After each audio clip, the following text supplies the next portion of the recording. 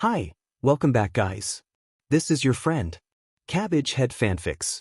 Back with amazing fanfiction. This is the series of What If Deku Escaped Black Market. Now before starting, please give this video a like and subscribe to the channel if you want more videos like this. Now let's get into the fanfic. Yuxu's determination pushed him onward, even as his body threatened to give in. I have to keep going. I can't pass out. The heroes will hear about us. Please, someone save us. I need to survive for the others.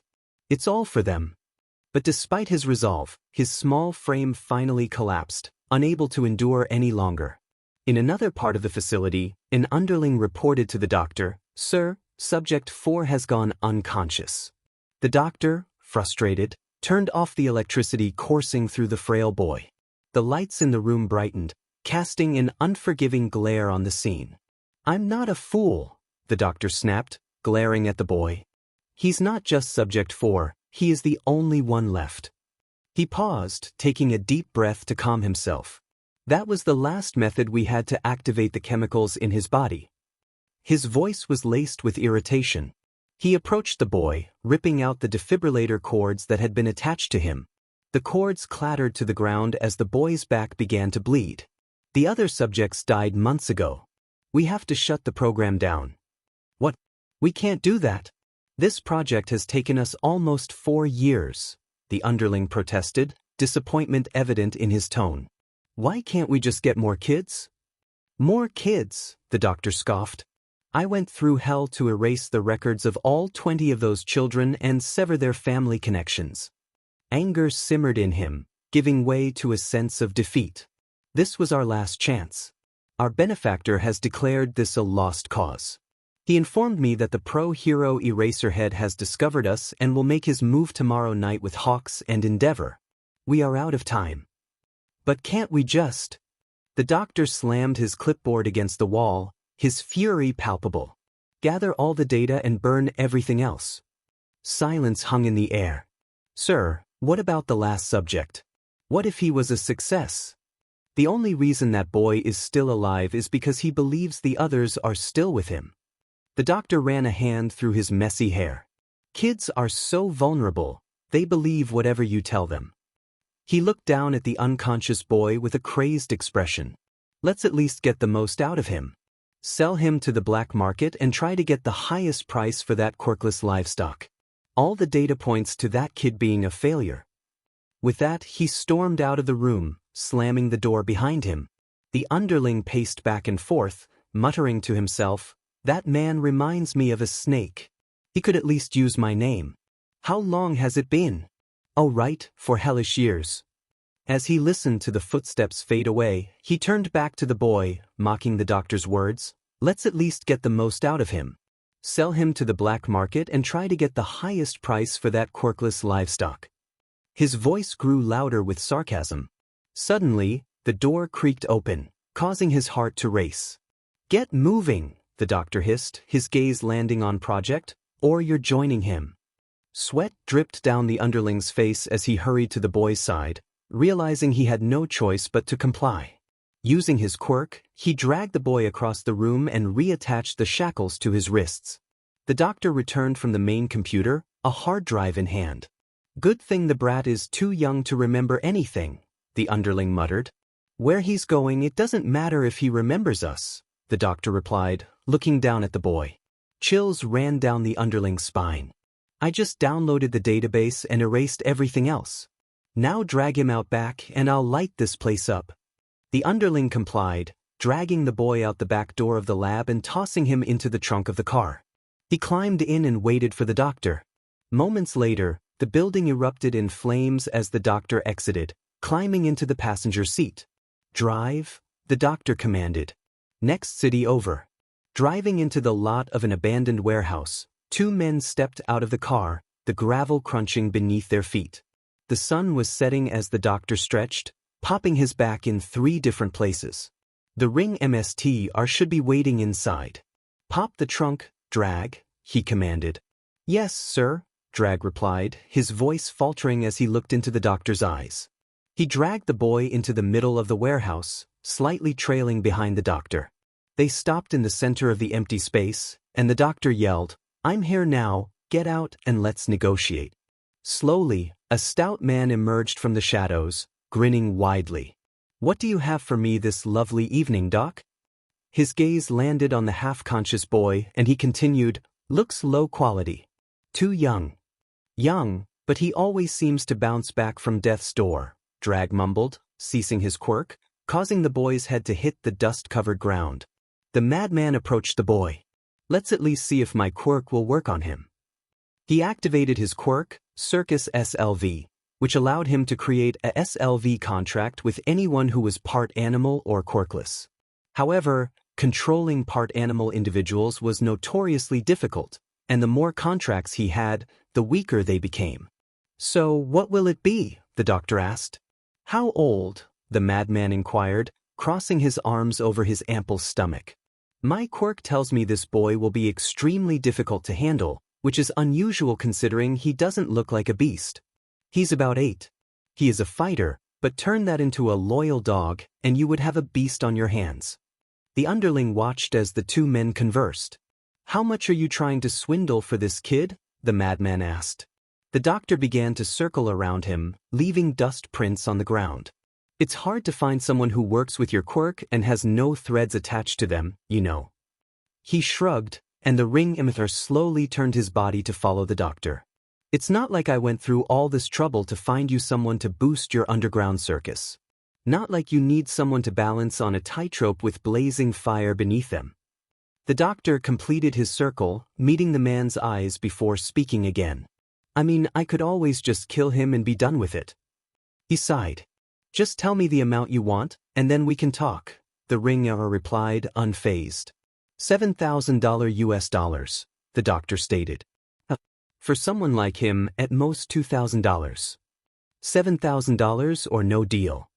"Okay, how about this, $5,100, and that's me being nice." "No deal. The kid looks dead. This is my final offer. If it's not good enough, then kill him all you want. I will pay $5,100 US for him, but if he starts to bring in money within 3 years, I will pay you an additional $6,000. He paused briefly. "But if he dies in that time, you will only get the $5,100. He stepped closer to the slightly taller doctor. "I have never broken a deal before, you know, and I know that." Both men wore wicked grins. "It was a pleasure doing business with you. Hope he proves to be useful," the doctor said. "To you as well." The ring MST handed the doctor a briefcase full of cash. All 3 men looked down as they heard the boy in pain. "Good timing, kid," the madman said, walking up to the boy and placing a hand on his throat. His eyes glossed over black as he declared, "Contact binding." A dark tattoo appeared on the boy's neck, resembling a carefully crafted chain collar. "Follow me." The boy sat there, unmoving, until the collar glowed a dark red. As he instinctively reached for the ink collar, he let out a muffled cry of pain, grabbing at his neck. "You better listen next time." The madman turned to the doctor. "What's his name?" He probably doesn't even remember, but his given name is Midoriya, Izuku. The madman grinned widely, revealing his yellowed teeth. "Welcome to the underground circus, Izuku Midoriya." Chapter End. Easier Heads POV. We had just taken down one of the biggest underground circles in Japan. Months of planning had led to this moment, ensuring that no one knew what we were up to. But it all paid off. I had the ringmaster pinned beneath me. Just as I was about to erase the man's quirk, chaos erupted. His associates went wild, desperately trying to protect him as if they sensed my intention. It was as if they were trained to defend their leader. But the moment I erased his quirk, something unexpected happened. All his men halted, offering no resistance as we subdued them. Hawks, Endeavor, Woods, M&T Lady, President Mike, and Midnight were present, each holding down a villain while Woods used his quirk to bind them.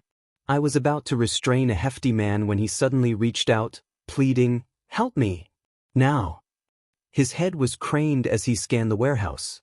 I quickly glanced up just as Hawks shouted, "Eraser! There's another one!"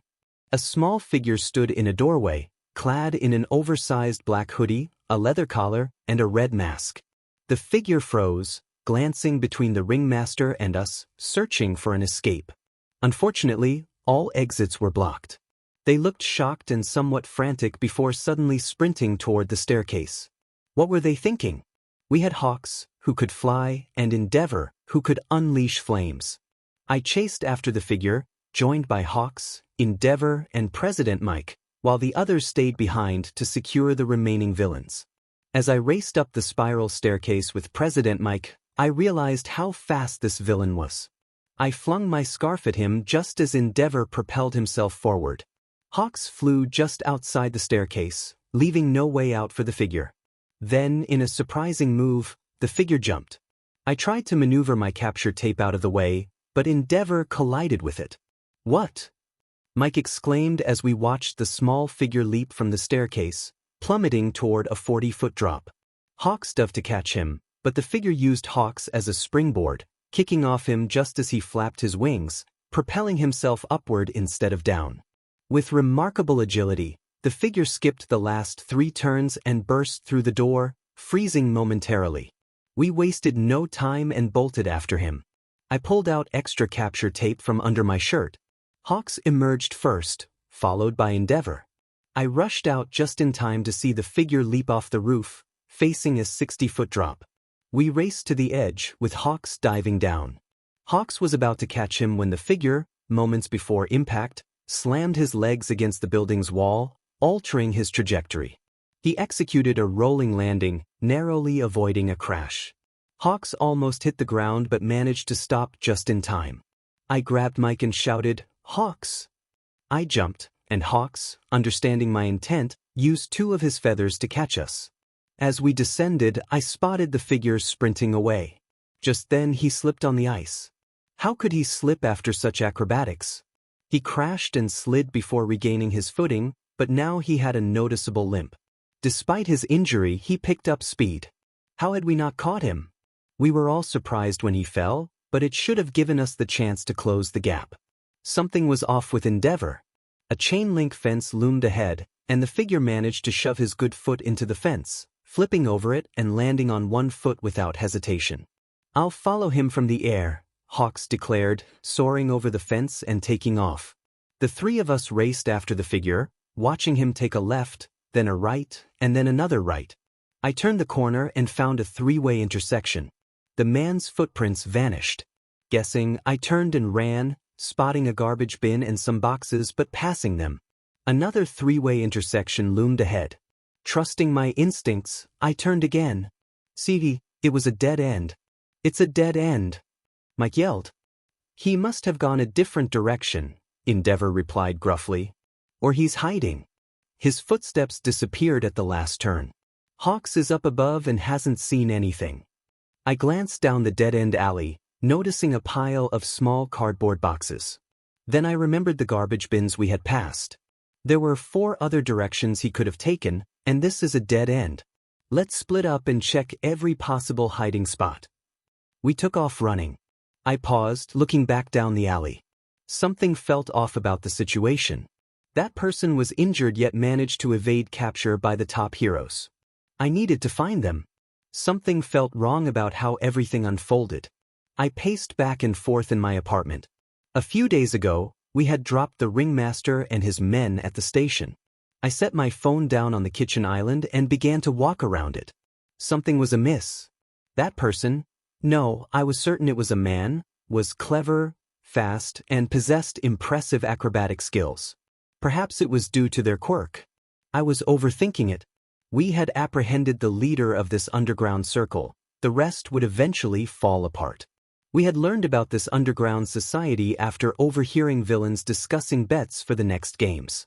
After that, we kept hearing about someone called the Ringmaster and Santa's dog.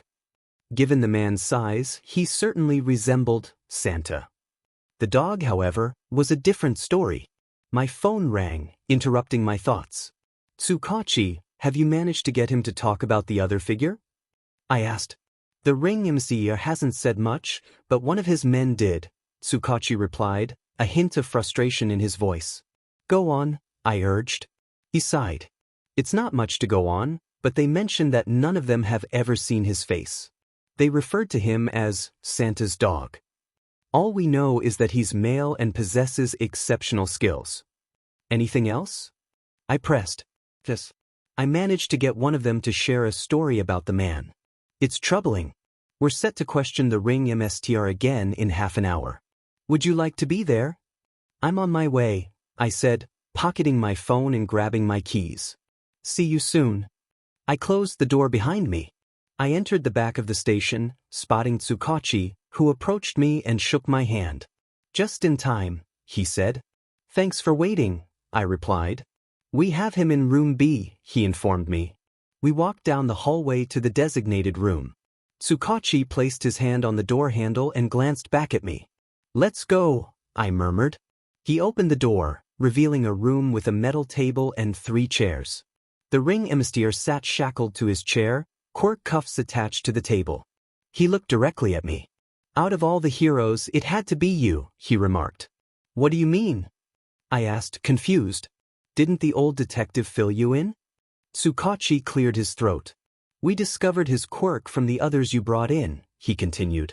I raised my eyebrows, intrigued. What is it? It's called Circus SLV. It allows him to create a SLV contract with 2 types of people, those with animal quirks and quirkless individuals. I turned my attention back to the ring emissary. So, those people we apprehended were slaves until I erased your quirk? Yes, he confirmed. I bet you're wondering about the one that got away. His tone was almost casual.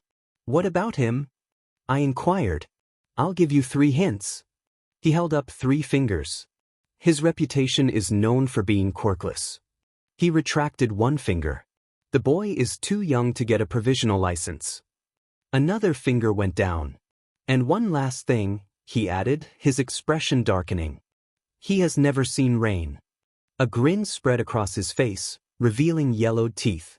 My stomach churned at his words. That's enough, I said, stepping out of the room as Tsukachi followed, closing the door behind us. This is serious, he said, his expression grave. We both understood the implications of what the ring MSTR had revealed. I began to piece together the clues. The boy had slipped on ice, something he had never encountered before. His small stature made sense now. He wasn't just short, he was a child. What are you thinking? Tsukachi asked, breaking my concentration. His height. If I had to guess, I'd say he's between 8 and 12 years old. If what that man said is true. Tsukachi's face turned pale. Yes, this boy has lived in captivity his entire life. He's been raised like an animal. I'll issue an APB and alert all the heroes to be on the lookout for A. I filled in the details for him. Green-haired kid with 2 different eye colors, 1 blue and 1 green. As we walked out of the building, Tsukachi grabbed my shoulder. Thanks again, he said. I nodded, determination surging within me. I had to find this kid. Izuku quickly learned 2 important things. First, he understood how his MSDR's quirk worked. Second, when his MSDR welcomed him to the underground circus, he realized it was exactly as it sounded. Being part of the circus meant strict rules. He could only speak when spoken to, had to follow his MSDR's commands, and could not lie to him. There were other details about his quirk that Izuku had yet to figure out, but the most significant aspect was that whenever he broke a rule, the black collar tattooed around his neck would burn painfully, turning a deep red. He learned to follow the rules quickly. The circus was everything one might expect, complete with animals and performers. It was disheartening how many people were aware of this underground spectacle. The stunts performed were so perilous that they would be illegal anywhere else. Spectators would place bets on the performers, wagering on their survival or how badly they would be injured. There was a disturbing thrill in watching the performers risk their lives. The quirkless performers were particularly popular, as they relied solely on their skills, but their numbers were dwindling. Izuku was soon put to work, either cleaning the animal cages or training his body to endure the stunts. He found himself at the bottom of the hierarchy, required to obey anyone who had been there longer than him. His emissary controlled 5 beastmen and him. There had been another quirkless performer a few months prior, but he had tragically died when a starving lion attacked him, which was a significant loss for the ringmaster, as that performer had drawn large crowds. Word spread through the underground society that the ringmaster had found a new quirkless performer, and excitement grew about his debut in a year. Izuku quickly became the talk of the town, with rumors circulating about him. One day, after a long session of training, Izuku went to clean the animal cages, a task that typically took him 3 to 6 hours. All the cages were in the same room, separated by stalls and ropes. As he cleaned one lion's cage, he was particularly cautious, remembering that this was the lion that had killed the previous quirkless performer. After finishing, as he turned to leave, he heard a voice say, "Thanks, kid." Startled, he turned around but only saw the lion staring back at him. Shaking off the encounter, he moved on to the cheetah cages. As he approached, he heard chattering that he had never heard before. Curious, he rounded the corner and was shocked to see the cheetahs talking to one another, and he understood them. "Looks like the kid is coming around," one of the cheetahs said. The 3 cheetahs gathered, discussing their thoughts about Izuku. "Let's scare him," one suggested. "I actually like him. He smells like he's one of us," said the second cheetah. "Of course he does. That's what every other animal here says. They all like him," the third cheetah chimed in. They turned their attention to Izuku, who stood silently, seemingly lost in thought. "He's only been here for a month, and he looks like he's already lost it. Just look at him, staring as if he's listening," the first cheetah mocked. Izuku's eyes widened and he stammered, "Rotten meat will do that to you," as the black collar around his neck turned red from speaking without permission. He clasped his neck, a tear rolling down his cheek. The cheetahs exchanged shocked glances. "What?" they exclaimed in unison. Izuku nodded, too afraid to speak, his shock evident. "But this makes no sense. How are you under a SLV contract if you have a quirk?" the first cheetah asked. "Honey, he's not talking for a reason. Look at his red collar," the second cheetah replied. "But this only means one thing," the third cheetah shouted. "He has to be part beast." Silence fell over the gathering animals, all listening intently. It was broken by the sound of a WHP cracking in the distance, causing everyone to flinch.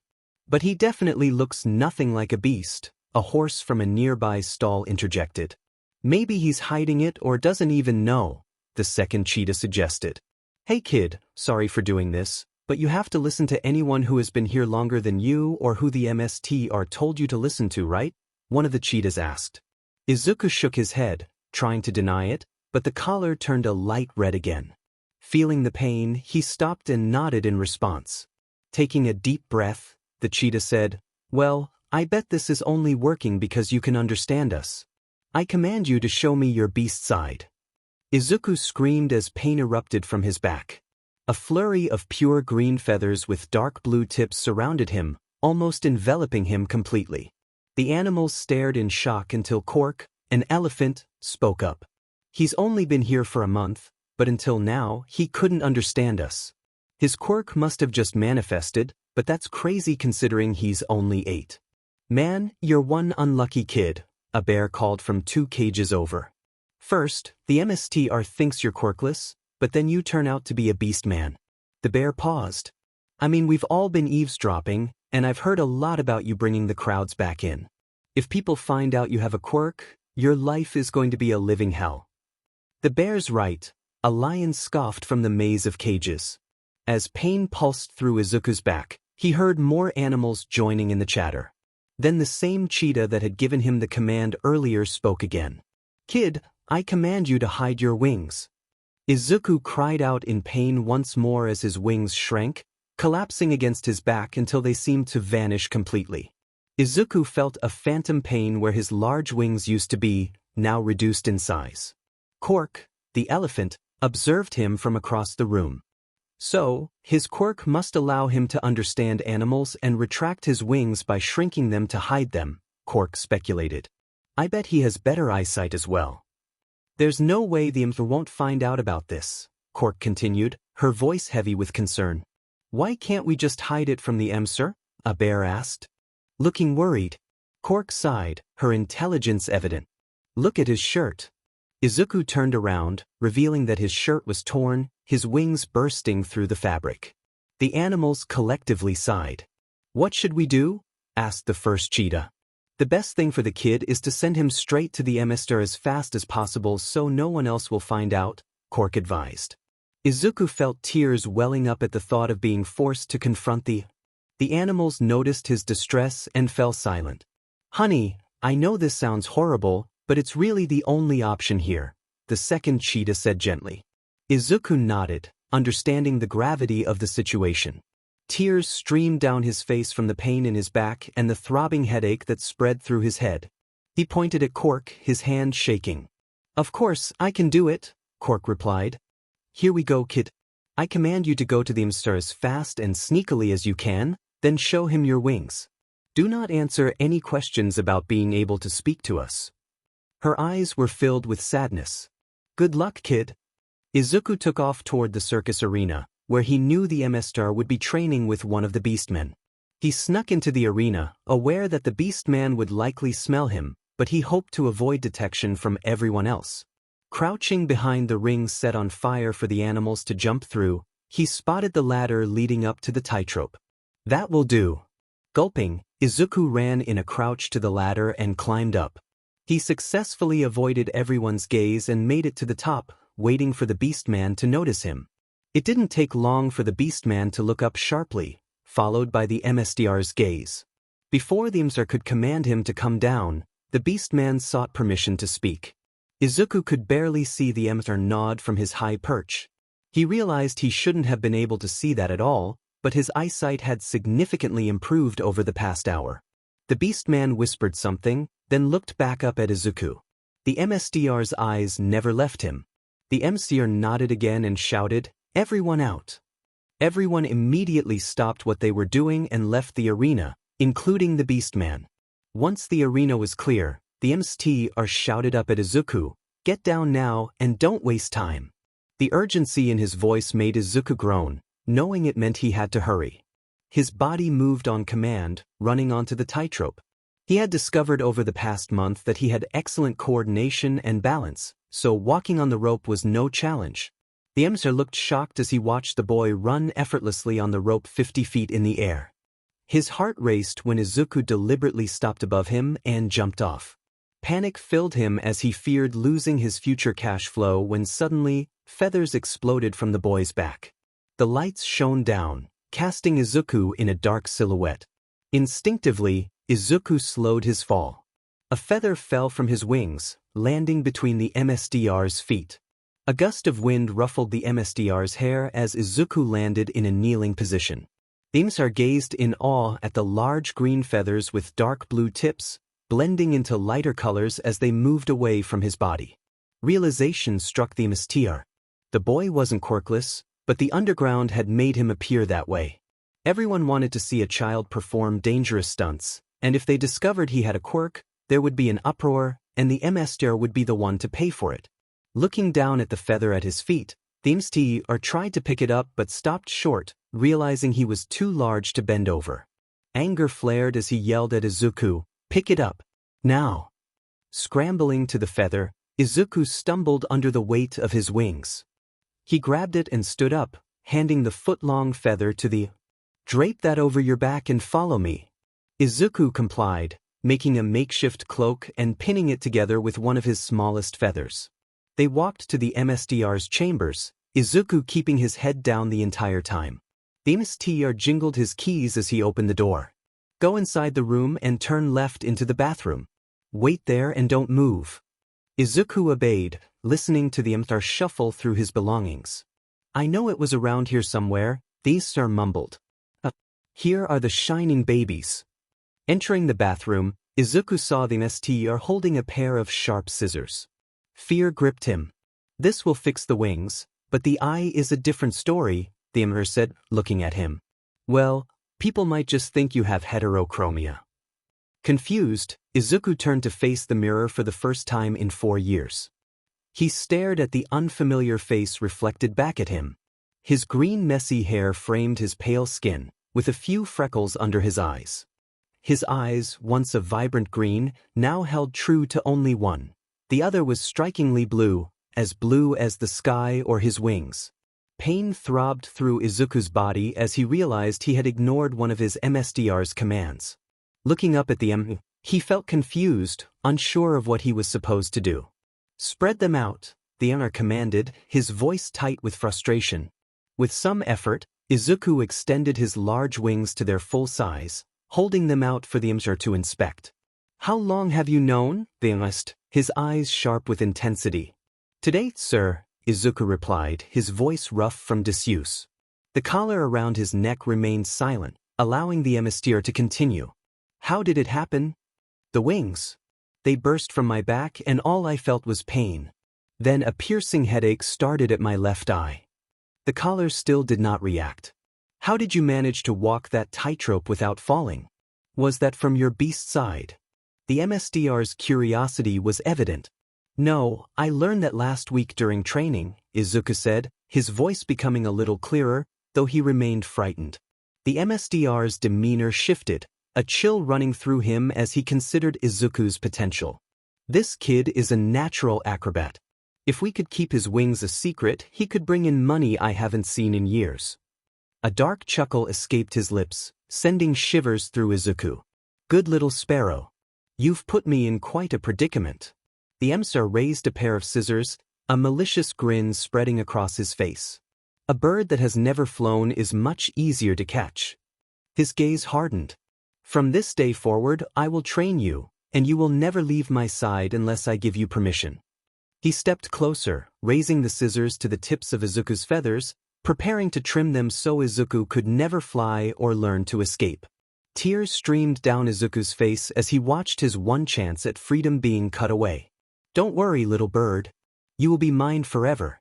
Trimming your wings is just a precaution. Your instinct to fly would be too strong otherwise." The MSTR turned Izuku to face the mirror, where he could see that the blue tips of his feathers were gone, replaced by green. The MSTR placed a hand on his shoulder.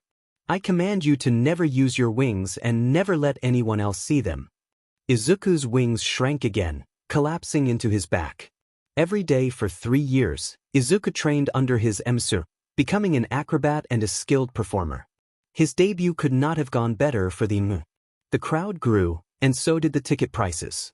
Each successful stunt led to a more challenging one, and the MSTR reveled in his 11-year-old prodigy. Izuku had become the MSDR's pet, sleeping chained to the wall, trapped and unable to escape.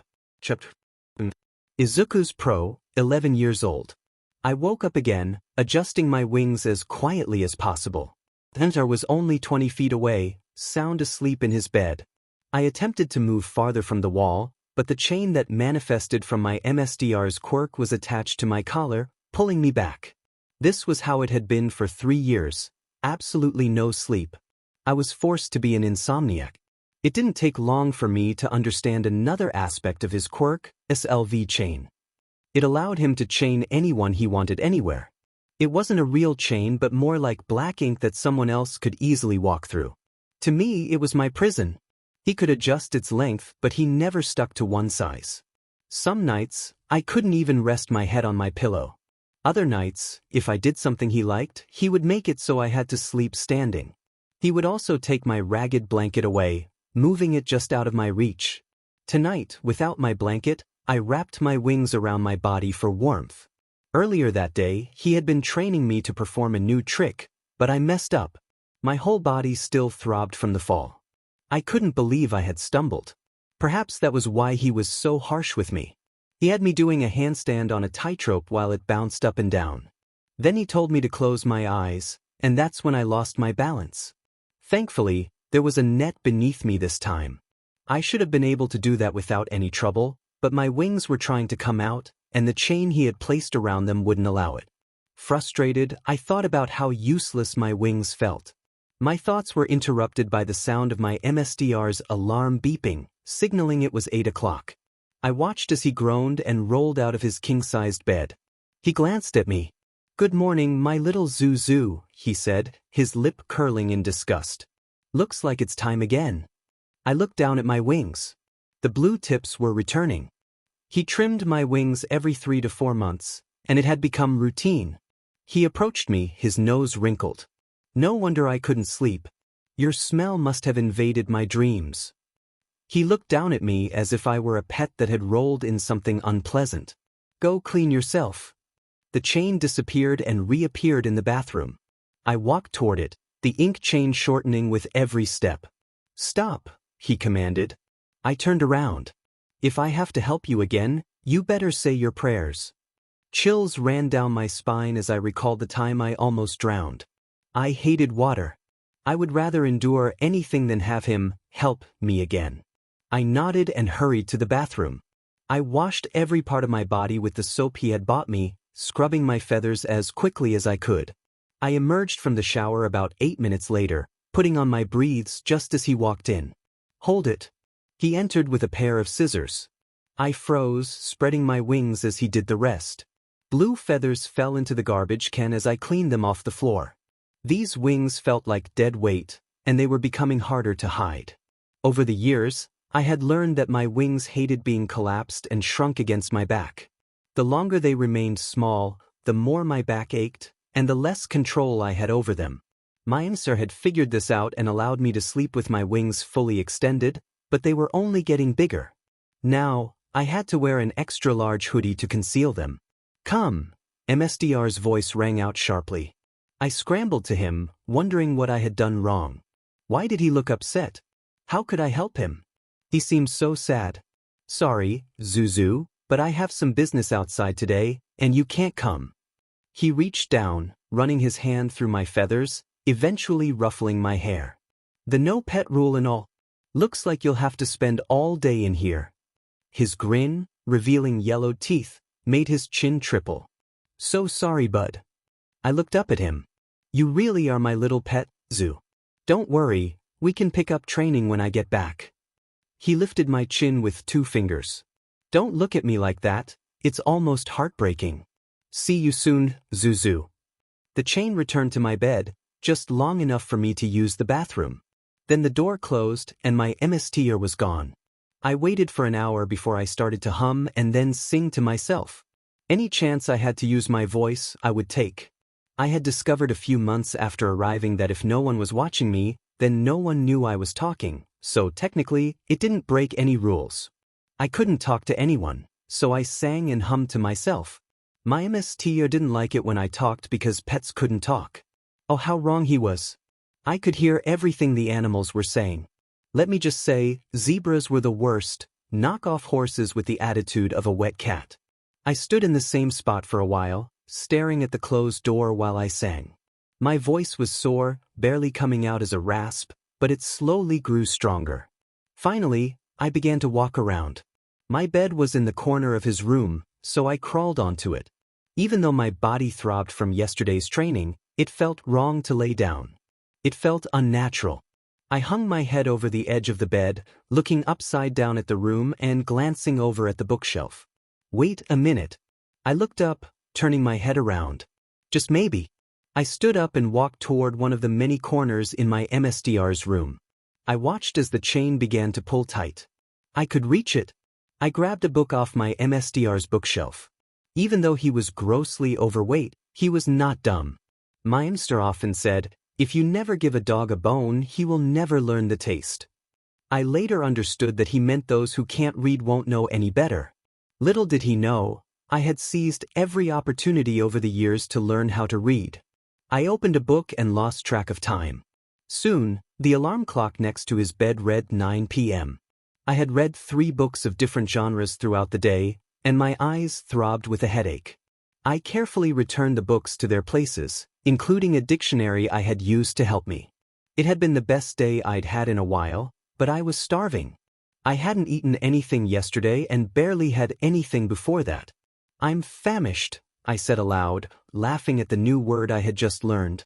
I hope I'm saying it correctly. When would my MSTR return? I felt restless and longed to play in the arena. I attempted a handstand with my wings extended but crashed to the ground. These wings always threw off my balance. I rolled onto my stomach and walked back to my bed. Above it hung 2 items, a red mask and a collar. That was how I got my name, or rather my show name, Santa's Dog. I had no idea what it meant, but it stuck.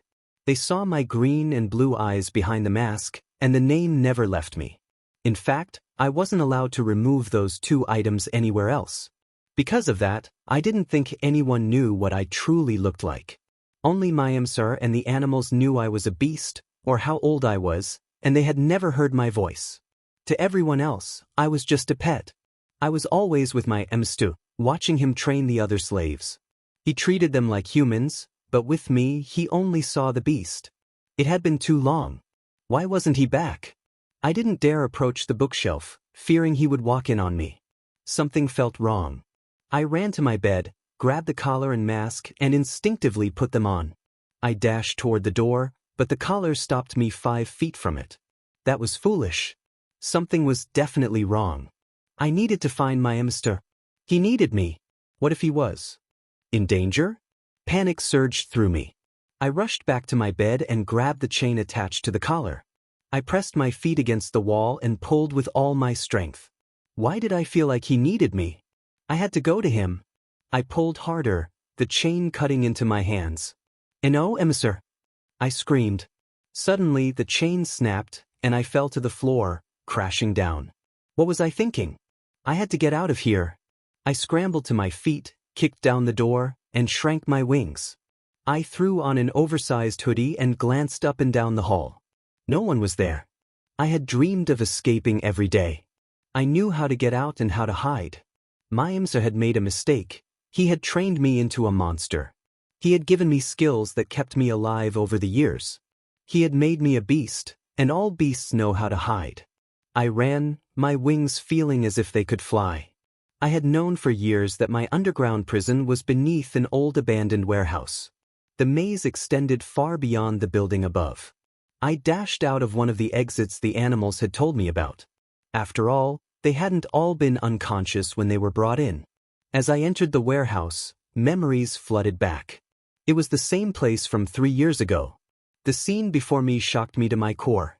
I saw 6 figures on the ground, tied up, and standing above them were 7 more figures.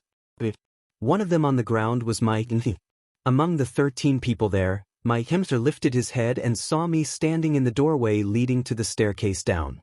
"Help me! Now!" he called, reaching out toward me. All eyes turned to me, and one of them shouted, "Eraser! There's another one!" The man pinning my answer down looked up, his red eyes glaring at me, hair flowing. Something was wrong. I stood frozen, and my collar didn't react. I took a step back, and still nothing happened. 5 of the 7 men stood up and looked at me. Panic surged through me. There was no way I could get past these figures. My MSTR must have angered another villain. I couldn't get caught by them. They were just more people who would use me.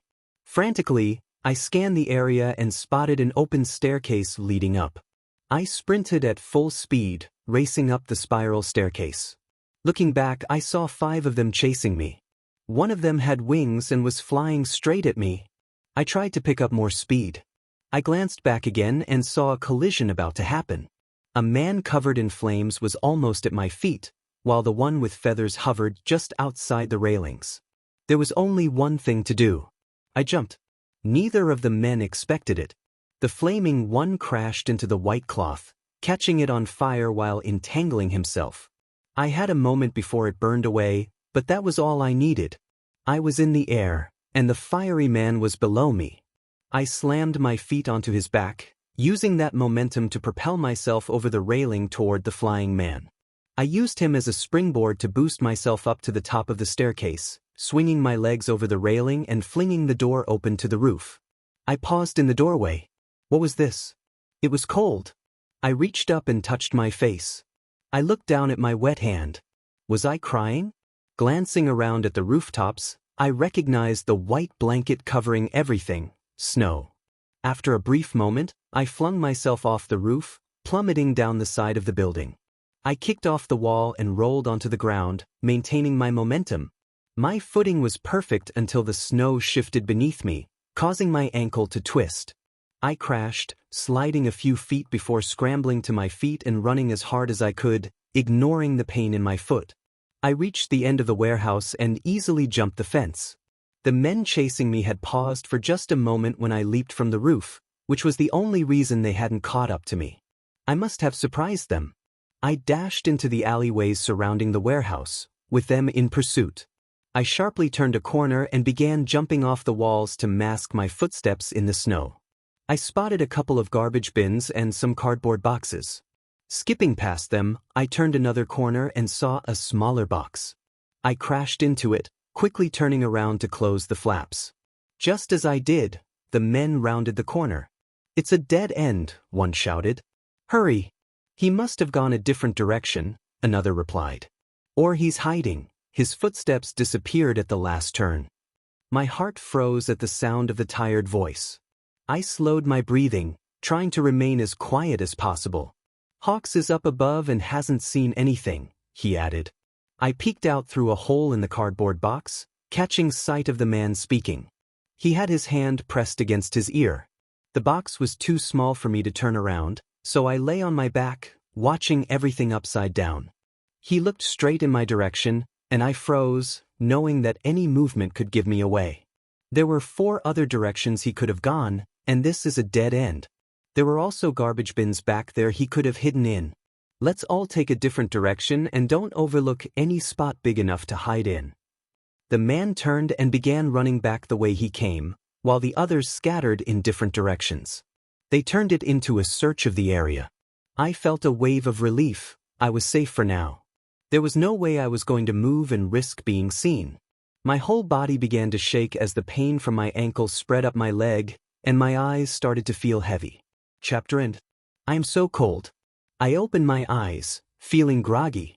I must have passed out. My whole body ached, especially my ankle. My wings burst out, forcing my hoodie up onto my shoulders and pushing me out of the box. Now I was really cold. I didn't have a shirt on and was lying in snow. I got up and brushed the snow off. I left my hoodie around my neck and wrapped my wings around my body for warmth. I looked down the alleyway. It was dark in all 3 directions. I could cross off one direction. I was probably still above the underground maze. Making up my mind, I turned and headed away from the warehouse. It was the only logical option. My legs shook from the pain of walking. I knew what a break felt like. Luckily, this was only a sprain, but it still hurt. As I walked, I took off my mask and stuffed it into my hoodie pocket. There was no way I would blend in with it. I looked down at my foot. It looked bad. But it didn't matter. I had to find somewhere to go. I took another step. I was definitely just wandering now. I started to see people, so I shrunk my wings back down and slid my hoodie over my back. It must not be that late, or I wouldn't be seeing so many people. I walked a little further and saw a park with a couple of kids in it. They looked around my height. An idea popped into my head.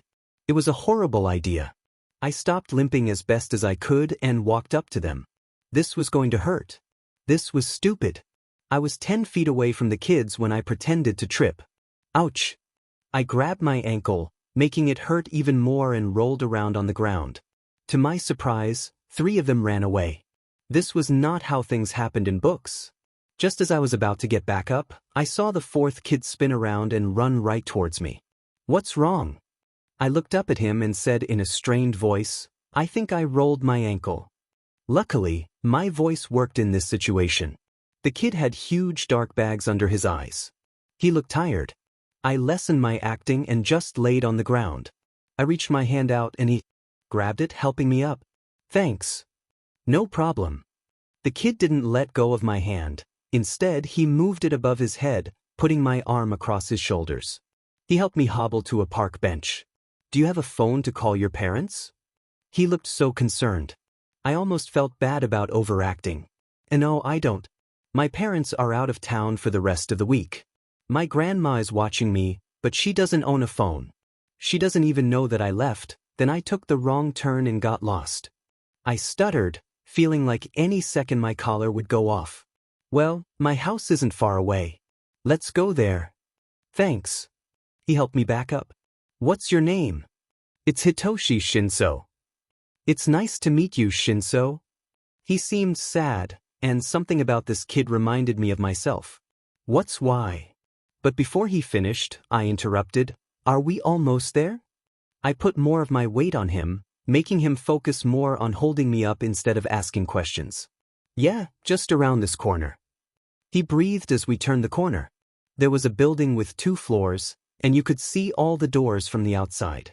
I live on the 2nd floor. He crouched down and motioned for me to get on his back. It's fine. I can crawl. If you fall, we will both be in trouble. Okay. He chuckled. I half crawled, half walked up the stairs. There was a number on his door. He reached into his pocket and pulled out a key. The door handle seemed broken. I was starting to freeze when he finally pulled the door open and motioned for me to come in. I closed the door behind me and looked around the apartment. It was a mess. Maybe this was how people lived, but if my corner looked like this, my master would be furious. The kid walked off and came back with a box in his hands. I recognized it as a first aid kit. Here, sit on that stool. He bent down and looked at my ankle. He breathed deeply, almost as if he could feel my pain. This is going to hurt. That's fine. I went into statue mode as he pulled my shoe off. It hurt, but I didn't move. I watched him wrap my foot. Thanks, you know what you're doing. He became stiff. Why did those kids run off? Where are your parents? He kept working and didn't answer. I didn't mind if we didn't talk. My throat hurt anyway. I just thought it was normal, but I guess I was wrong. I sat there for a while as he wrapped my ankle. I was glad I grabbed my shoes before I left. I had no clue it was winter.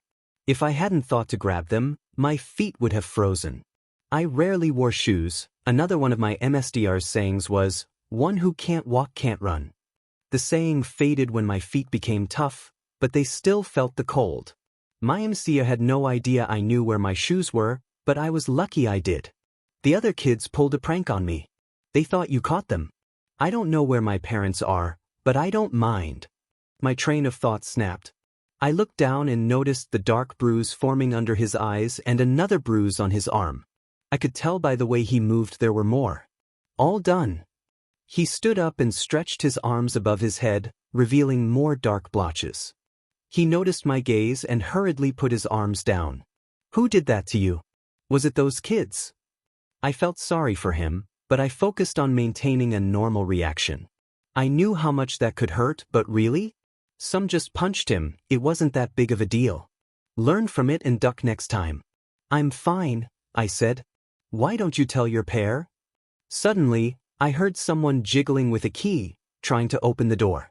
Then I heard them grumble as the key fell to the floor. Alarm filled me. They found me. I had to get out of here. I glanced over at the kid beside me. His face was pale. Clearly, it was someone he didn't want here. There was no way I was being taken again.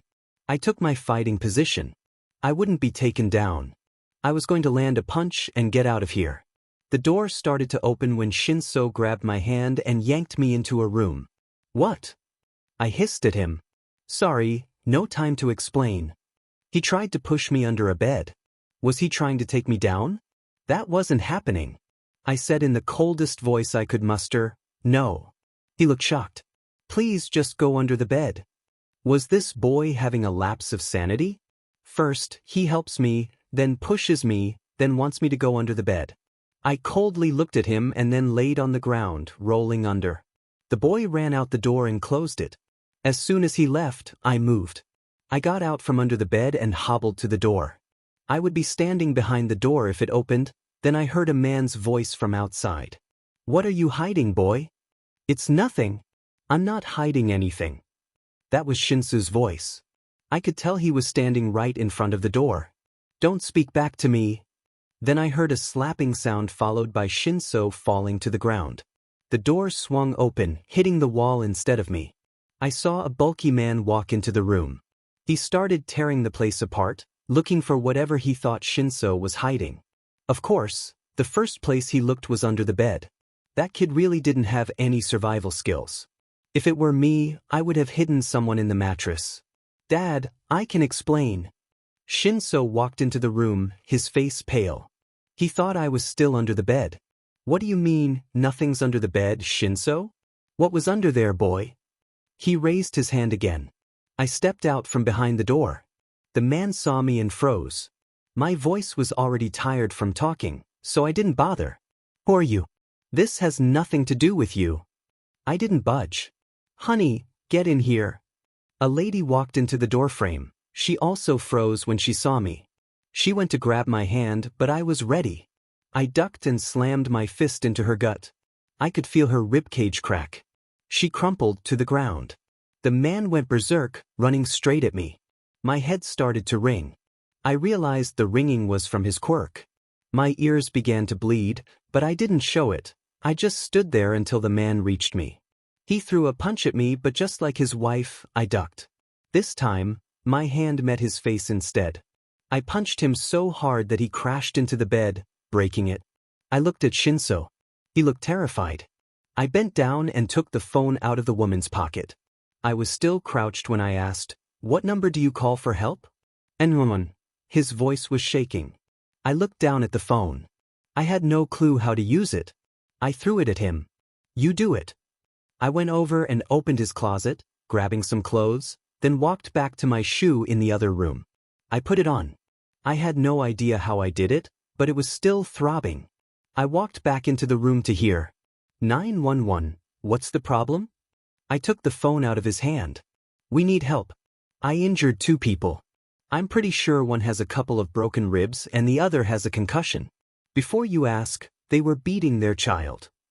I hung up the phone. I walked back over to the woman and took her purse. I opened it, but nothing was inside. I walked to the window and took out the screen protector. I opened it, climbing onto the edge. "Wait, what's your name?" I stopped and looked back. "My name doesn't matter." Jumped out. Well, I pretended to jump out. In all honesty, I really just pulled myself onto the roof. He ran to the window yelling. To him, it looked like I had disappeared. I watched as his head disappeared back into the window. Then I heard the boy start to cry as he whispered, thank you so much." It was cold on the snow-covered roof. I was impressed. It didn't take long for the people to show up. I watched as they took his parents out on stretchers. I then saw Shinso walk out of the building. He walked out with, "Oh no, those people were heroes? When did he even enter the building?" I watched as the man with the scarf bent down to Shinsu's height. "Let's go, kid." The man must have sensed something because he looked up at the roof. I knew that if I moved, he would see me, so I stayed still. The street lamps were below me. There was no way he could see me. When he looked back down, I ducked out of sight. This was bad. Both villains and heroes were after me. I jumped off the other side of the building, landed on the building behind it, and kept going. I was out of breath. I had been running along the rooftops for a while. My ankle was throbbing, but I ignored it. "Someone help me." I heard someone scream in the alley below me. I looked down and saw an older woman being mugged. I dropped the clothes I had and jumped off the roof, landing on the man. The impact knocked him out flat. I looked up at the old lady. "You okay?" "Thank you, dearie, thank you." "Do you have a phone?" Her face turned to concern when I asked about her phone. She nodded and walked over to her purse that the man had taken. "Call 911. When she looked down to pull her phone out, I disappeared into the shadows. I was moving away when I heard her say, "Thanks, dearie. He would have gotten me if you hadn't been there. I was just getting my." She looked up and saw that I was gone. I watched as she called when she was done. She put down the phone and looked up into the darkness, grateful for the moment. I found a gutter drain and climbed back onto the roof. I had to search around to find the clothes I dropped, but I did find them. Yes, I did, but they were soaked. I really disliked snow. Water was just a hassle. I waited on the rooftop for only a couple of minutes before I saw the flashing lights again. From above, I watched as the man was cuffed and led away. I could hear the policeman asking, "Ma'am, what happened here?" The elderly woman looked up into the man's eyes and said, "I was just saved by a hero." It took 7 weeks for my ankle to heal. It probably would have healed faster if I hadn't used it, but it still healed. I was able to ice it, which was one benefit of the snow. The snow had melted a long time ago. In fact, it was only there for a couple of days. Even though it was gone, the air remained cold. Recently, however, the weather had started to change, as if the earth was trying to warm up. Little plants were poking out in all the cracks of the city. I liked it, it felt new. For the first time, it didn't seem like the world had given up. Over the last couple of weeks, I had been memorizing the area. I found an abandoned building that overlooked a trash-filled beach. It was disgusting, with trash piled so high that you couldn't even see the sea, but that beach was a treasure trove. I was able to find a few things that I moved into the building. I figured out that this place was an old hotel, but the builders had done a poor job because the 3 bottom floors had collapsed. I found a way to the 5th floor and the roof. I picked one of the rooms on the top floor that overlooked the beach. If it collapsed again, I would be on top of the rubble, not trapped in it. In that room, you could barely see the sea, which was why I chose it over the others. That wasn't all I had been doing. Ever since that day when I helped those people, I had been wandering the streets at night. I had been able to help quite a few people and could even say that I had saved a couple. I ditched the red mask and made a makeshift one from black clothes I found at the beach. It covered half of my face and helped hide my youth. I learned from the kid and the old lady that they were uncomfortable when they saw my face, or more likely my age. I wondered what had happened to that kid. I had been able to outrun the professionals who were chasing me. The most persistent of them all was a man named Eraserhead. After some digging, I found out his real name was Shota Aizawa.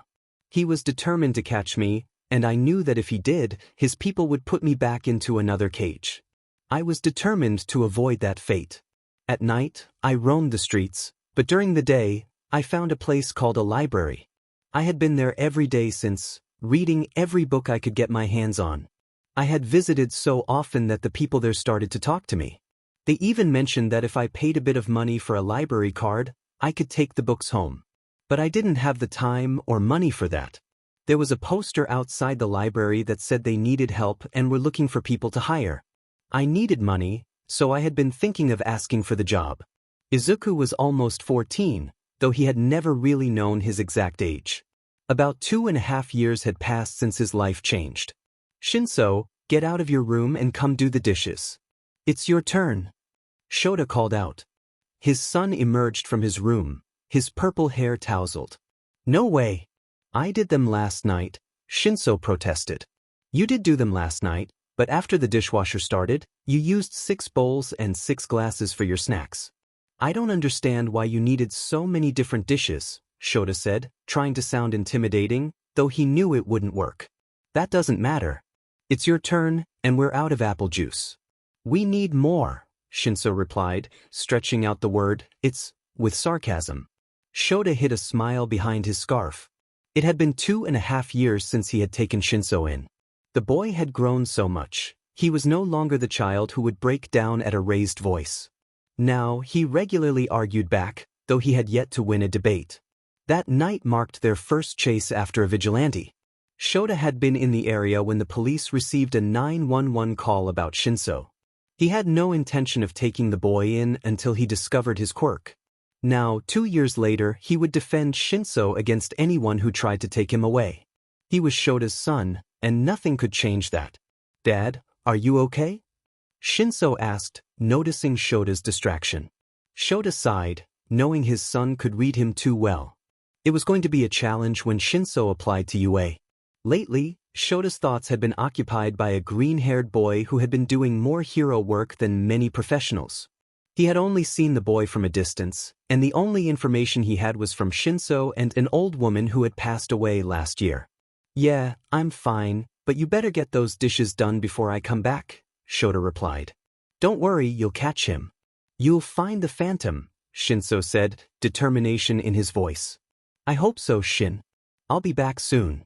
I'm going to grab a cup of coffee and then get your apple juice, Shota said. Wait, what? You're getting coffee? Shinso exclaimed. Shota cut him off. No, you're still grounded from last week when you drank 6 cups of coffee a day without me knowing. You ran us dry. But Shinso started, but Shota activated his quirk, his hair and scarf floating ominously. Shinso gulped and smiled nervously. Okay, I'll get the dishes done, he said, pausing with a mischievous grin. But only if you get me double the apple juice. Before Shota could respond, Shinso dashed away. Shota chuckled as he opened the door. See you later, kiddo. He walked down the hallway of their apartment building, opting for the stairs instead of the elevator. The grocery store was nearby, so he took his time. On his way, he passed 2 places that always caught his attention. a small coffee cafe and a large library. The cafe, named the world's best coffee, was popular despite its size, and the library, though he had never visited, was known for its vast collection. Both places had one thing in common: a worker who had become the subject of many rumors among Shinso's classmates.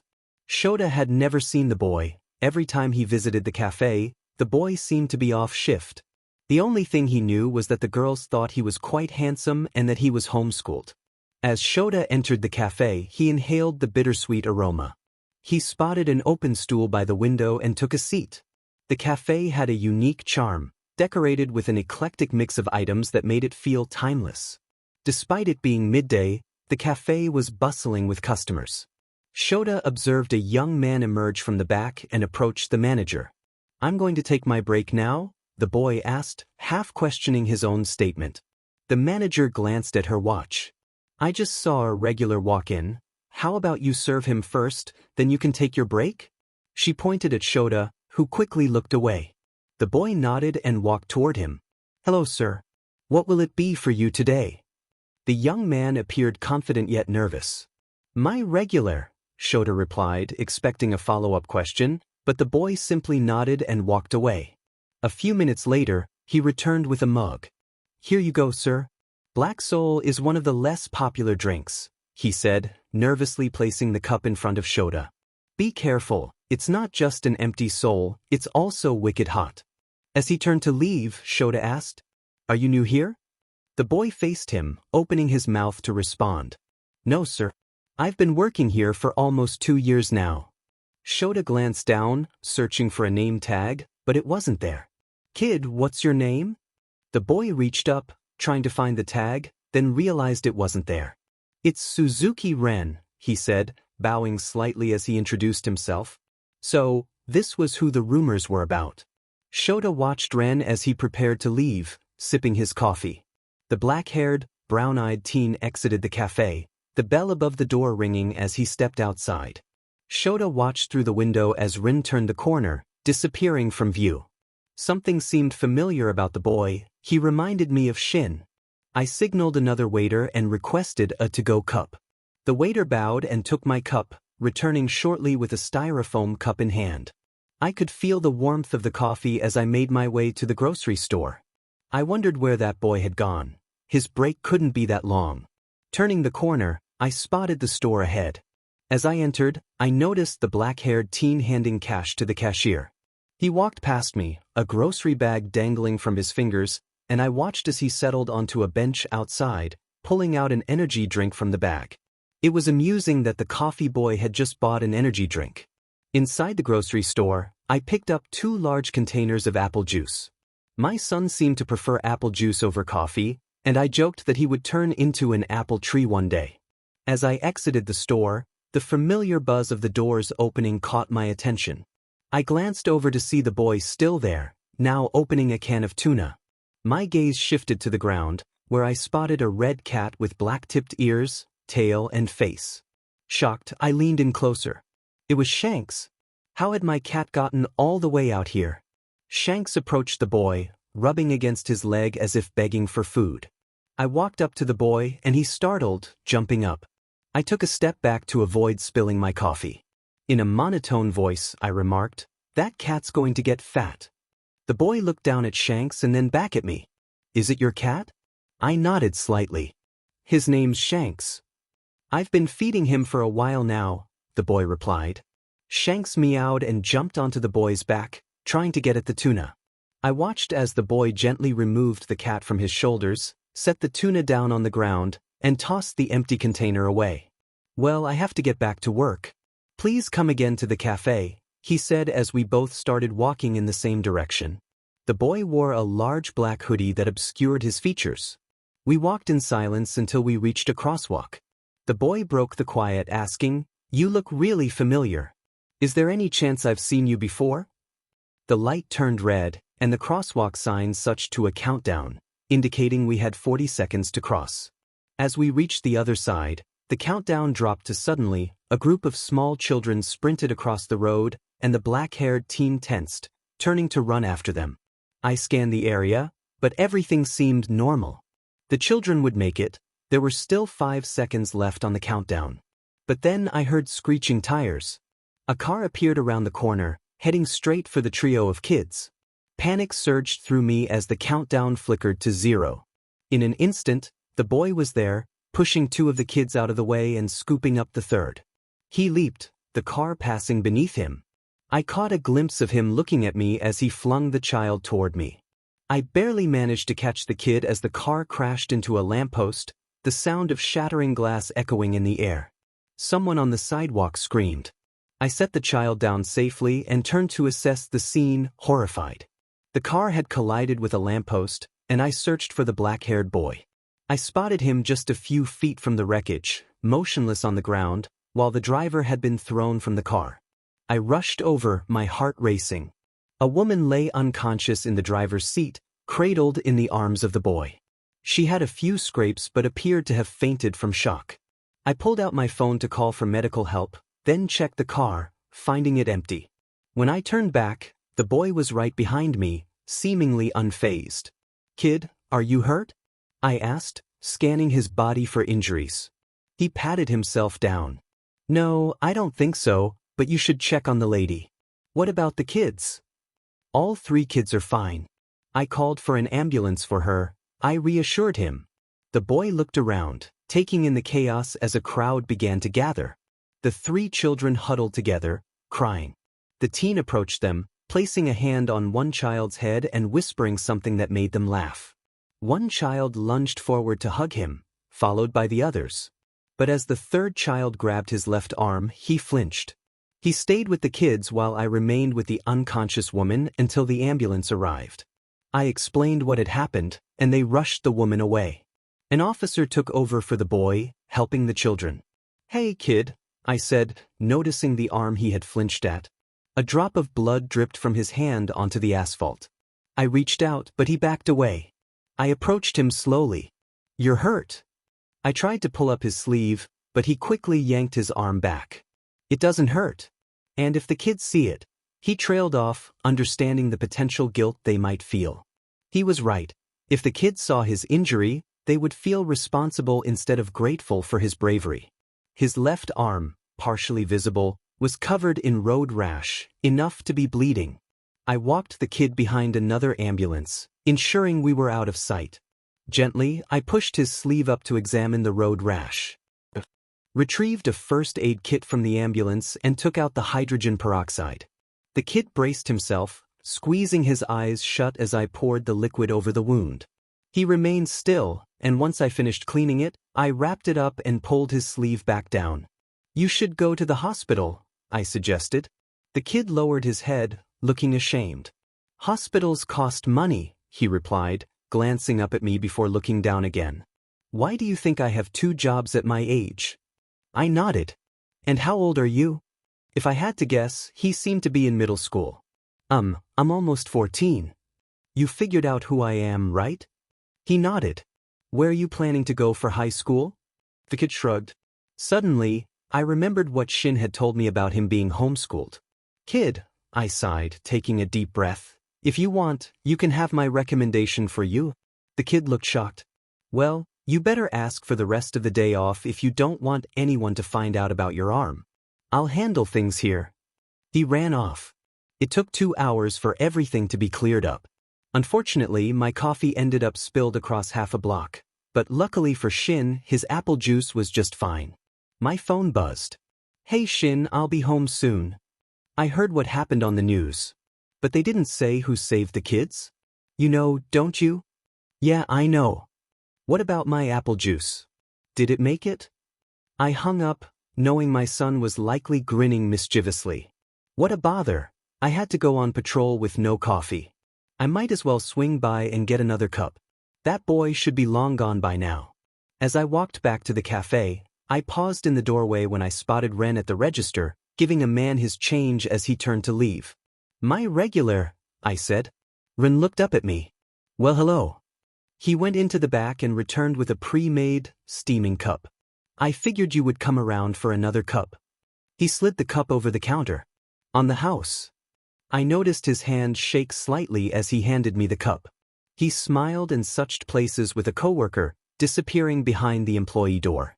Problem child. Hawks, 3 o'clock. I see him. We chased after the phantom, slowly gaining ground. Eraserhead. I know. Hawks and I were patrolling the area when we spotted Phantom in a scuffle with local thugs. It was 7 against 1, but by the time we arrived, 5 had already been knocked out. Phantom was about to take down the 6th when Hawks yelled his name. In that split second, the 7th thug saw Phantom's focus shift and took the opportunity to stab him with a rusted crowbar. Eraser, he's going to die. He's leaving a trail of blood. That kid's not dying on my watch. Hey kid! I shouted, seeing the kid's eyes swivel back toward us. We all froze. Hawks took a breath. The kid was covered in blood, the crowbar still embedded in him, but that wasn't what caught our attention. His eyes glowed with 2 stark colors, reminiscent of a cat's. We were captivated, staring. He radiated the aura of an injured predator, ready to defend himself. I hadn't been able to get this close to him for 2 years, and now he was standing just a rooftop away, bleeding. His eyes flickered, the cat-like glow fading as he began to sway. Hawks and I reached out, trying to catch him before he fell. Just as I was about to grab him, he regained his senses and pushed himself further off the edge, going into a free fall. Figures emerged from the shadows, slicing through the air. I heard a gentleman's voice from one of the larger figures. La Brava. Please lend me your strength. In response, a female voice rang out, I love you, gentle. Sparks filled the area as the 2 figures flashed out of sight, taking Phantom with them. Chapter end. His eye bags look horrible. I muttered, my head throbbing as I struggled to form words. It's as bad as mine, came the reply. I winced, feeling the burn in my throat. At least I'm authentic. I don't need I started, but a painful cough interrupted me, causing my stomach to churn. As I wheezed, I slowly opened my eyes and saw La Brava hovering over me. Hey you. Hey Brava. I glanced around, my vision still blurry, but I recognized the figure a few feet away. Hey gentle. Long time no see. Not long enough, Deku. Oh, come on, not that name again. I attempted to sit up but failed miserably. La Brava chimed in, too bad it's just facts now. You are absolutely useless at taking care of yourself. Gentle's voice rang out, not only that, but you caught one of the worst fevers I've ever seen. How long have I been out? What happened? My head spun, feeling as if I had been hit by a truck. Hold your horses. Gentle noticed the pain on my face as I shifted. You've been out for a couple of days. I could feel panic rising in me. Don't worry. Brava hacked into your job systems and made sure you had work off. His tone softened. Now, I have a question for you. I knew what he was going to ask. He asked me the same question every time. Have you tried out those wings yet? His eyes softened as he gestured to my exposed wings. Are you sure you're a criminal? I'm not convinced yet. Don't answer my question with a question. He laughed while Brava hid a smile behind her piggy tail. I chuckled, but even that hurt.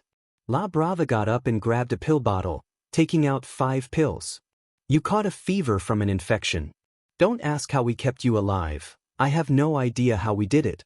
Anyway, you broke through it last night. How'd you get the crowbar out? I asked, curiosity getting the better of me. Both of their faces turned pale. Okay. I won't ask. I owe you 1. What? You owe us 20. Brava scoffed. Fine, creepy adult child. I paused, actually 21. Their eyebrows shot up. I need you to make me a fake ID. I already did that, La Brava said, holding out the pills. I need one with no holes. I don't just need an ID, I need a false background. One where no one would doubt.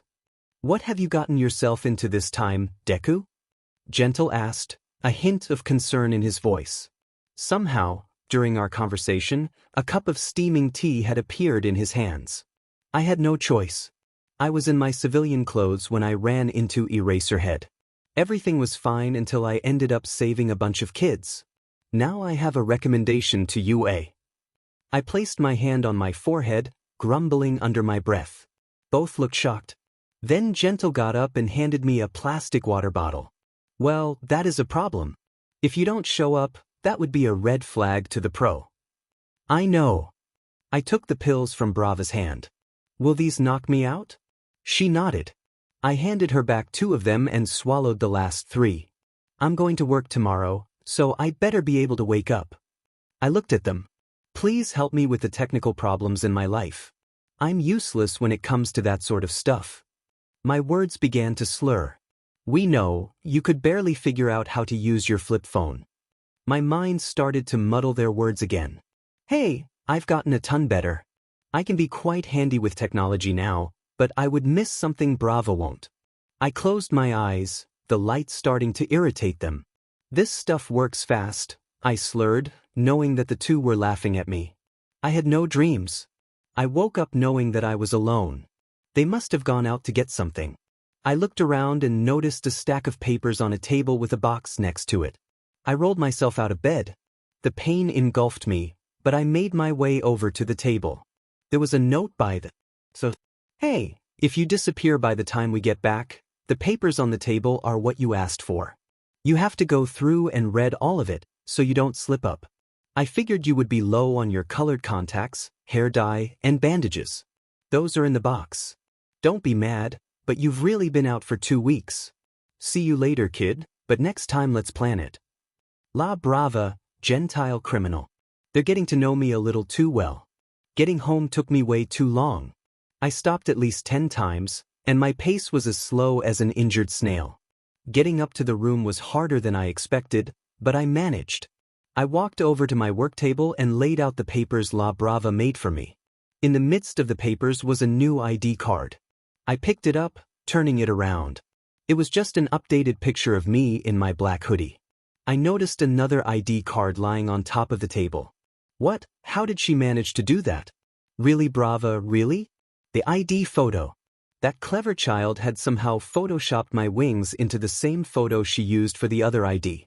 I picked it up and felt a sticky note on the back. P.S. This is just in case. Brava. You sneaky little devil. Ruffling through all the documents, I saw that she had 2 piles. One for my quirkless status and a new one that had documents with my quirk in it. Oh. Long time no see, Rin. My manager walked up to me and playfully hit me on the head. Don't go getting sick again. We both know you basically run this place. What? But you're the manager. Doesn't matter when a pro hero keeps coming and asking about you. Now get back to work. She turned around, flipping her hair into my face as she walked away. I practically received the same treatment at the library just a couple of hours ago. It took all my strength not to flinch. In the time I've had these jobs, I've learned that flinching is a telltale sign that something is wrong. I'm not always able to stop it, though. Jingle, jingle. We were closing early when a customer opened the door. Sorry, sir, but we are actually closing early today, I said, wiping down the last table as I turned around. Wow, you look like trash. The one person I dreaded seeing just completely blindsided me. Would it be okay if we talked after I get done with work? Sure, I'll wait right here. Eraser pulled out a chair and sat down. Are you the only one here? Yeah, I'm closing today. That was the only thing he said for the next 20 minutes. I handed him a cup of coffee as we walked out the door. Sipping from my own cup, I pulled out the key to the building and locked it up. Where do you want to talk? I can just talk to you while you walk home. So, about this whole UA thing? He didn't say anything, so I continued, well, I don't really know how it works. Like, I know you go there to become a hero, but can you just recommend me? What does that even mean? Do I have to take the entrance exams, or what about the cost, or... Slow down, kid. The entrance exams are 6 months away, and I'm assuming that you are just about to go into high school. I nodded. You won't have to take the entrance exams. A recommendation from me doesn't happen often, but let's just say the principal is already very interested. A chill ran down my spine. The principal was the last person I wanted to be interested in me. He had ways of looking through the cracks. Now if I didn't go, it would only make things more suspicious. I don't have the money to go to UA. It will all be taken care of. We reached an apartment building, and he motioned for me to follow him. My son is trying out this year too, but he has to do it the hard way. I chuckled, making his eyebrows rise. You're easier on a stranger than you are on your own son? If he doesn't push himself, he will never learn. We walked up to a door, and Eraser opened it. Shin, get out here and meet the kid I've been telling you about. A purple-haired kid walked up to me and held out his hand in a side wave. Yo! The kid's attention switched back to the sleep-deprived hero. Did you find anything new? No. This was going to be interesting. Who are you guys talking about? Just as I asked the question, Mike walked out from around the corner. The one and only Phantom, or those two obsessions? That Vigilante? All three of their eyes landed on me. I took a step back as their intense gazes bore down on me. His reputation continues to grow, Mike said. With interest, he asked, How do you know him? Oh, I've met him before. Their eyes widened. What? When? The purple-haired kid yelled. He saved me a couple of years ago. I've idolized him ever since. They had enough common sense not to ask how he saved me. So, about UA. Here, I printed these for you. Just have your parents fill these out. Just show up on the first day of school. He picked up a pile of papers and handed them to me. Thanks. Well, I'll be off then. I turned around to leave when I felt a hand land on my shoulder. Hold up, how about you have dinner here? Eraser's voice was flat-toned but not heartless. I almost flipped him over my shoulder. A few inches and he would have felt my wings. But he was going to find out anyway if I went to UA. Brava gave me the new ID. This was a perfect situation. I slumped my shoulders. I won't ever make it in UA. I shrugged off his hand, my instincts taking over. I'm pathetic. I don't deserve to go to UA. They looked at me expecting more. What I was about to do went against everything. Slowly, I took off my hoodie, letting my wings grow simultaneously, making them appear out of nowhere. I was wearing a loose long-sleeve shirt underneath. I had to rip slots into all my clothes so the shirts could go around my wings. Trust me, once I tried to poke holes in my shirt and thread them through. It failed. The only person who didn't show surprise was Eraser. What does this have to do with anything? He asked. The only way to make him doubt recommending me was to make myself look as pathetic as possible.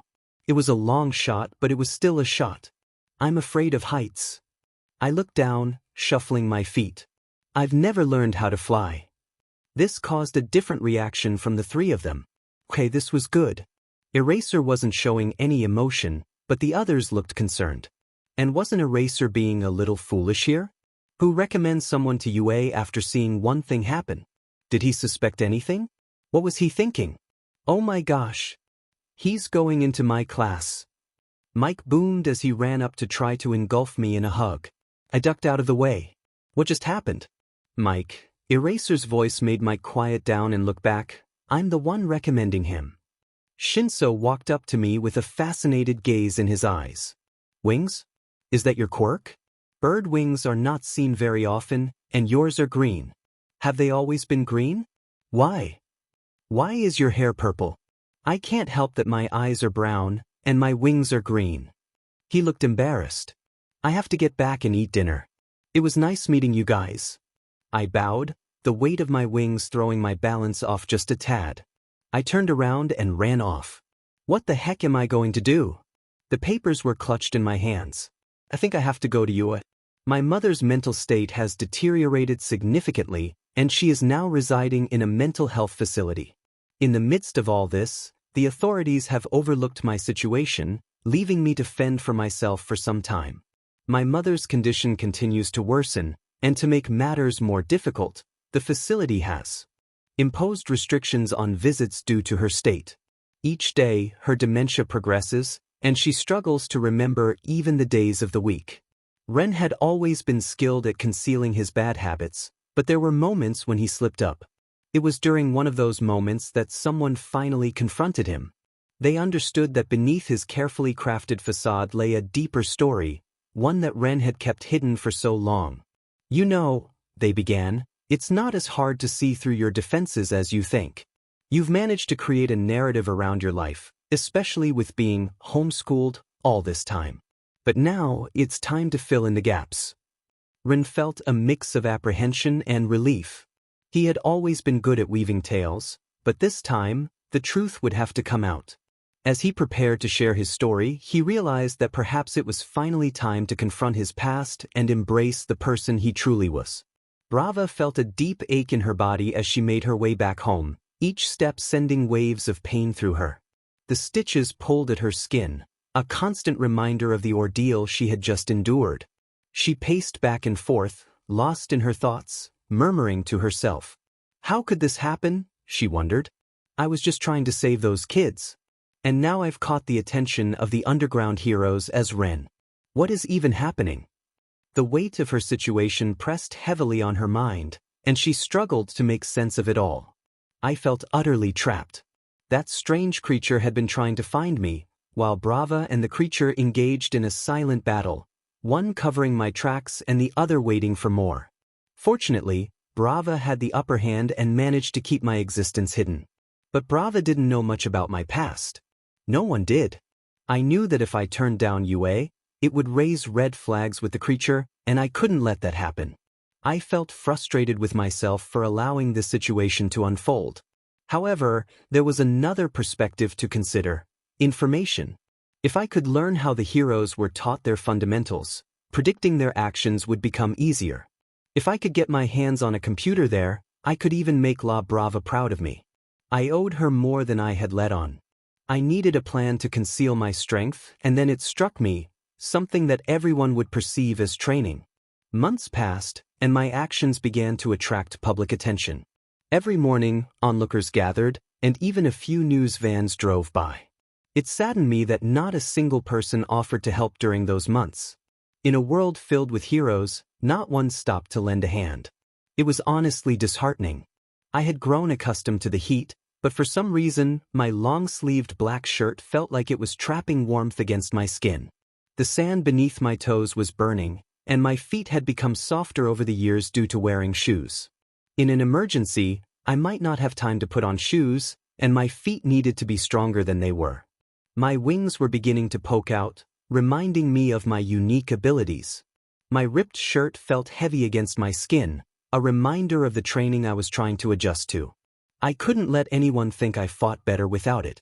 As long as no one touched my gear, I would be fine. Hey, a voice interrupted my thoughts. I turned to see him standing there, surprise evident on my face. He glanced around the beach before continuing, "You still have to go. I could train with you." "Well, I don't have to. It's just that my dad," well, he trailed off, letting the sound of the waves fill the silence. "What about Ezerhead?" I asked, curious. He looked a bit taken aback that I referred to him by his hero name. "He says if I don't find a way to work myself to the bone, he will do it for me." I could see a shiver run down his spine at the thought. "Anyway," he said, picking up a tire, "where does this go?" I pointed, watching as he walked over to the pile of tires. We worked in silence for a while. Eventually, he took off his shirt, sweat glistening on his back. "How in the world do you have a long-sleeved shirt on?" I asked, glancing back at him. I noticed the little scars that covered his body, which to an untrained eye could easily be mistaken for stretch marks. I wished mine looked like that.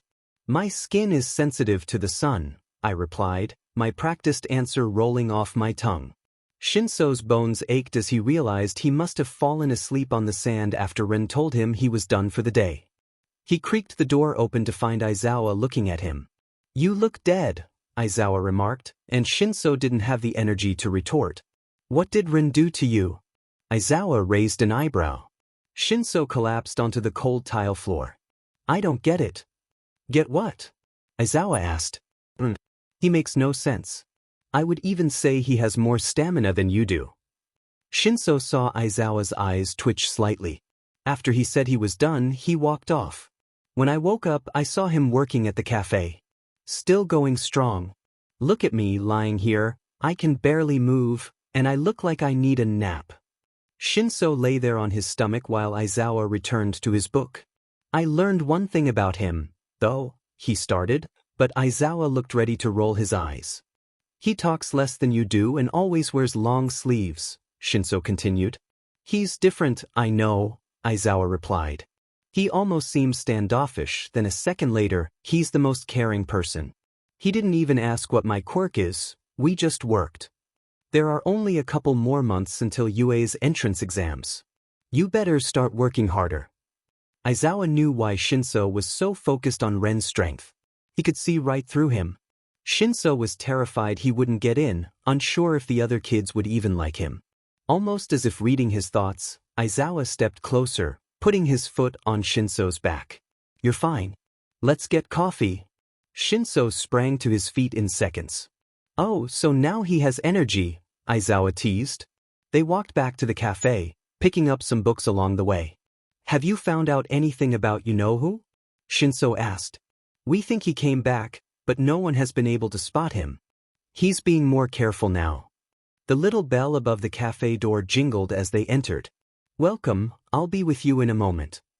Ren's back faced us as he finished wiping down a table. Oh hey. His reaction was a bit slow, as if he was trying to pretend he didn't know it was us. This kid was strange. Every little thing he did was a contrast. One moment he was stoic, the next he was a klutz. We got our drinks and sat there watching. Ren could feel our stares on the back of his neck. He slowly became more awkward and started to drop things. I noticed for the first time that his wigs poked out from under his black hoodie, almost reaching his ankles. It was odd how he looked like he didn't have wigs unless you looked for them. He walked back up to us, fidgeting. Do you guys need anything? 2 more, Eraserhead said. I watched as Ren walked into the back area, coming out with 2 steaming cups. We also watched as a little kid ran away from their parent and bumped straight into Ren. A small portion of the coffee slipped out of the cup, heading straight for the kid's face. In the blink of an eye, Ren caught the coffee with his sleeve, the hot liquid soaking into the fabric. There was no pain on his face, even though steam rose from the fabric. The parent apologized, and the 2 left. I will go get you a full cup. A few seconds later, he returned with a full cup in hand. After the steaming coffee burned our hands, Ren didn't move. Sir. The kid started to fumble with his fingers. About you, could I maybe? His voice was barely a whisper. If you work for it, Shota replied firmly. On our way home I asked about Ren. You like him, don't you? He has reactions like an animal. Shota took a breath and continued. He doesn't show the pain he's in for the sake of others. It reminds me of someone else. Maybe he's just faking and actually can't feel anything like me. I stretched, feeling the soreness setting in. Oh, never mind. Shota's perspective. I watched as a flash of green hair darted before my eyes. Wait, please. The kid seemed slower. Was he still hurt or just tired? I was alone out tonight. My phone died, and I couldn't call for backup. Maybe Phantom would talk to me this time. Phantom, I'm alone. We both dropped down into the alleyways. Dang it, I lost him. Fog rose from the ground, and a small light illuminated part of the alley. I yelled, What? You disappear for months after being injured, and now you won't even let me see if you're alive. A small figure appeared, like a ghost rising out of the fog. Now that I had his attention, I didn't know what to say. I saw that his costume had changed. He now had a voice modifier and a black mask around his eyes. You could only see a slim line of skin between both masks and, of course, his 2 eyes, one greener than grass, the other bluer than the ocean. Taking a deep breath, I said, Thank you. The figure backed up, only nodding. I continued, Thank you for saving my son. Then the figure did something I never expected. He stepped closer, revealing that he was a whole head shorter than me. This kid. I took a step forward, and he took a step back, shaking his head no. Kid, we can help you. That monster who had you is in prison forever. He won't tell anyone a single thing about you. He wants you back and is convinced he will get you. We can help you. Son. I didn't realize the word, son, had come out of my mouth. 1 second he was there, the next he was gone. I found a small piece of paper on the ground. Thanks. He didn't sign it or anything, but I knew it was from him. I needed to call Hawks and Tsukachi. Izuku's perspective. Son. A word I'd never heard before. I went to bed crying that night. Izuku's perspective. Brava took care of all the papers for UA. I'm okay, I can do this. My heart raced as I walked up to you. There were people everywhere, kids rushing in, others sitting around talking to each other. Suddenly I felt overwhelmed.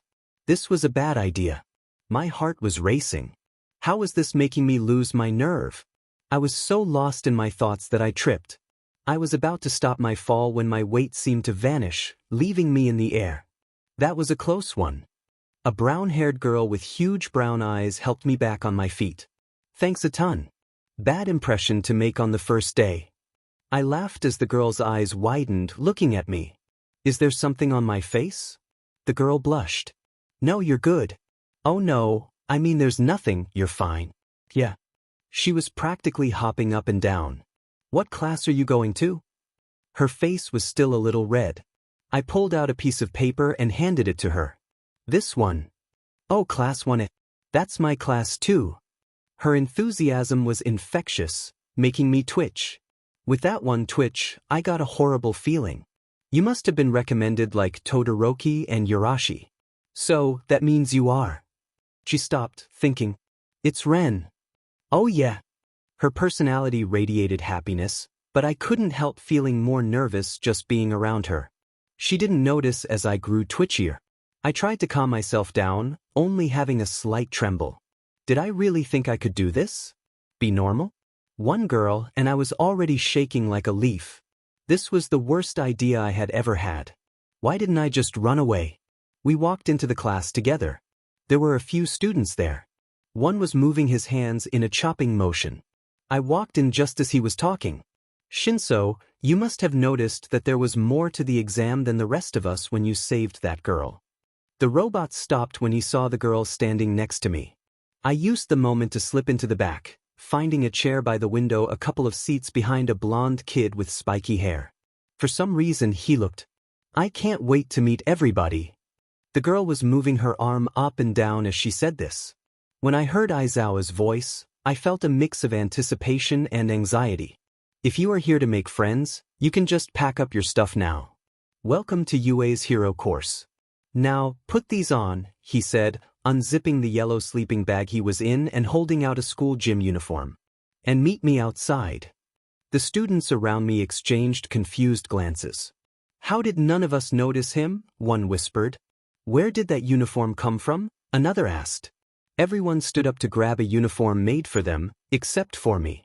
I approached Mr. Aizawa. Excuse me, sir, I said, feeling his sharp gaze on me. I requested a long-sleeve uniform. Yes, the hero support course made you 2 pieces. They thought you would like them with your wings, he replied, retrieving them for me. I took the uniforms and headed to the boys' locker room. As I walked, I inspected the options. One had slots for my wings, while the other was made of stretchy material with holes for them. The others had already gone ahead, except for Shin. Hey bro, he greeted me, his enthusiasm evident. Shin had been trying hard to befriend me. We had spent months cleaning the beach together, and despite my efforts to distance myself, we had become friends. I knew he probably thought I disliked talking, but he waited for me, which meant he understood. You didn't have to wait for me, I said, feeling a warmth inside at his gesture. I know. Your wings seem to be getting bigger every time I see you, he replied. My heart skipped a beat. I had been letting them grow a little more each time, not wanting him to know I could shrink them. Now they almost touched the ground at their full size. Yeah, it's been painful. They've grown too much too quickly. I need to use the bathroom. I'll meet you outside, I said, rushing to change. I chose the stretchy back uniform and poked my wings through. It felt strange to have them out, as if a cold hand might grasp my neck at any moment. I carefully opened the door and stepped outside. It was clear, no eyes on me.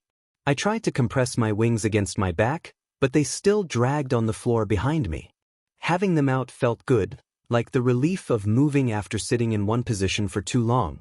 I had grown accustomed to having them out around Shin during our beach cleanups. I just had to act normal. I walked to the back of the class while Mr. Aizawa explained something about expulsion. I could hear the slight pause in his voice. He was clearly enjoying this. He called a blonde boy with spiky hair to throw a ball. I recognized him but couldn't place where I knew him from. The boy used an explosive power to launch the ball, creating a gust of air that disrupted the calm. The class gasped when Aizawa showed us the score. First is grip strength, then long jump. Aizawa's gaze made everyone in the class shudder. As the test began, I was reminded of how some of these kids struggled. My normal long jump was 3 times theirs. Instead of trying my hardest, I held back, and even then, I came in 4th place. During the grip strength test, I quickly learned I needed to hold back when I broke the machine. I claimed it must have been faulty, and they gave me a new one, which resulted in an average score. I used my wings to enhance my movements, making it seem like I needed them. It wasn't exactly flying, it was more like a controlled descent. Looks like Mineta came in last place, I observed as the boy with purple hair shrank into himself. What's a hero course if you don't even give him a chance? I asked, feeling a surge of defiance. Life's not fair, kid, and you'd be smart to learn it. Aizawa's dark glare silenced everyone. But if you would let me finish, that was a ruse. No one is going to be expelled. Now everyone go inside. The class buzzed with chatter about his statement. Suzuki, stay here. Everyone gave me sidelong glances as they headed back. Yes. My voice trembled slightly. I couldn't help it, he was clearly angry. Was it because I spoke up? Memories flashed in my mind, and I unconsciously rubbed my neck. You half-heartedly participated and you know it. My heart raced as I felt the weight of his words. He had caught me in my lie. There was no way out of this. He would make me do it again and again. We are doing it again. I started to shake, but he misinterpreted it as anger. Do it again or leave. Yes, sir. I hated that I said it so quickly.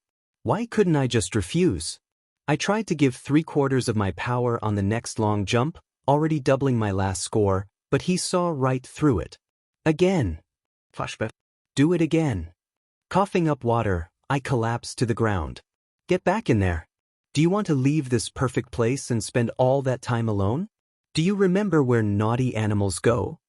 Please, though. He struck my gut, making it harder to breathe. We need to get over this fear of water. Guess you need to do it again. He connected a leash to my neck and threw me into a tank of water, dragging me under. The last thing I heard before the water engulfed me was, "You better pass out before those blasted wings come out." And a flashback. My eyes glazed over. I had done everything he told me to do, but my body forced me to hold back. My mind was under SBMson, but my subconscious fought against it. I will not let him find out who I am. Do it again. What? I had already done it. This score should have secured 1st place, but here I was, repeating the task without fail. Just doing it over and over again. Kid, he said, stopping me in the middle of one of the tests, what are you doing? What do you mean? I cursed myself for stuttering. You have wings. His voice was flat. I had forgotten to use them. How could I have made such a mistake? Now do it again. I repeated everything, knowing I had done worse this time. Great, here I was, the clumsy kid who couldn't even fly. I hoped Aizawa would just kick me out.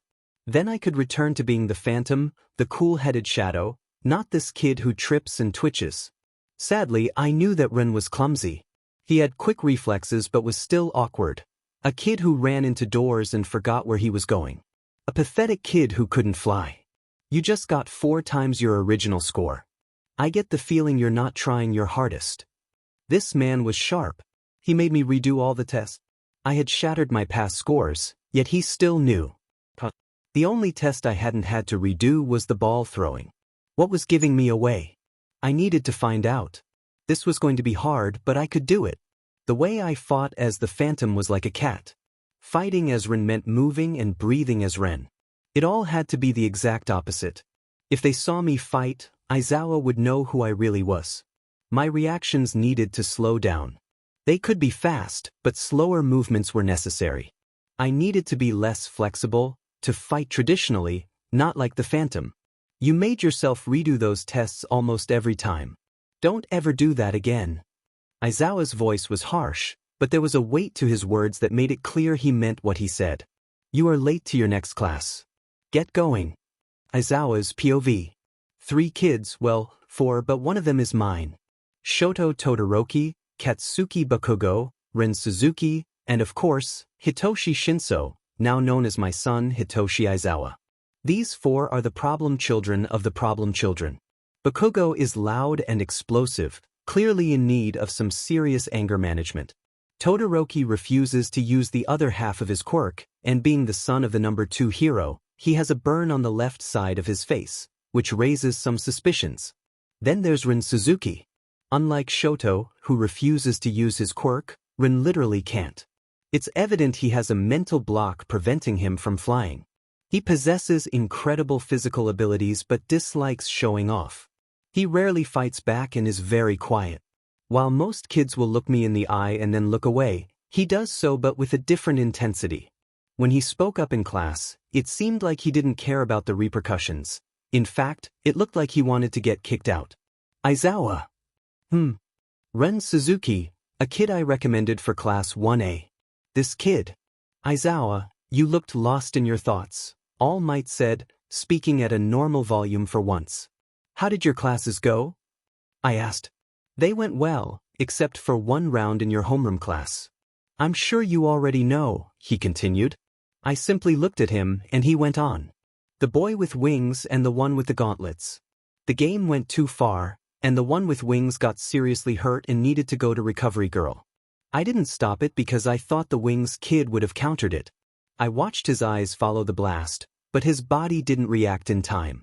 I clearly overestimated him, and it's my fault. I thought he could have blocked it, but I guess I was wrong. The kid's name is Ren. I got the same vibe when he was in my class. I already knew he had to see Recovery Girl, but I wasn't told why. Both of our heads turned when the door to the teacher's lounge slammed open, and Mike walked in with his lunch. Hello there, Mike. We were just talking about our classes. Anyone catch your attention? All Might boomed. Great, now I have 2 loud creatures in my life. In fact, yes. He's the kid with wings, a quiet one. He was late coming into class and mentioned seeing Recovery Girl. I grumbled a question that surprised Mike. How did he catch your attention? You know how I give out a couple of tests at the beginning of the year to see where all the students are at? I didn't answer, knowing that he knew that was a ridiculous question to ask. Well, it's not that he got the worst or the best, he paused for dramatic effect. He got the average score. Even when the scores changed, like one of the tests where the average was 76.777%, he got then on another, the average was something like 62%, and he got 62. Does it seem like he's trying not to stand out, even though he could? Both of them nodded, and silence filled the room. Hey, Suzuki, are you coming? Kirishima yelled as he headed over to the locker rooms. For a week and a half, I had been avoiding changing in front of the others. I had come up with a good excuse, but I hadn't needed to use it. I could feel the other boys looking at my back, wondering. It was fortunate that on the first day, I protected my body with my wings, so Recovery Girl healed them, not my body. Oh, how I wished I had a healing quirk I could use on myself. It would solve a lot of problems. Ren? Yo, Ren Suzuki? Hello. Kirishima approached me. I realized I had been staring off into. Breaking out of my trance, I looked up at him. Oh, actually, I hurt my shoulder, and I have to go to the bathroom. So I might be slower getting ready. The others perked up, listening in. How did you hurt your shoulder, man? Kirishima asked, looking down at the shoulder I gestured at. Denki walked up to me, sarcasm laced with curiosity. Hey there, would it hurt if I touched it? He asked, inching closer. I groaned inwardly. My entire shoulder was covered in a dark purple bruise with green starting to appear. It was completely numb. I knew it would raise a red flag with Aizawa, but downplaying it should indicate that it was serious, given our first experience with injuries. Man, you know that would hurt. I swatted Denki's hand away.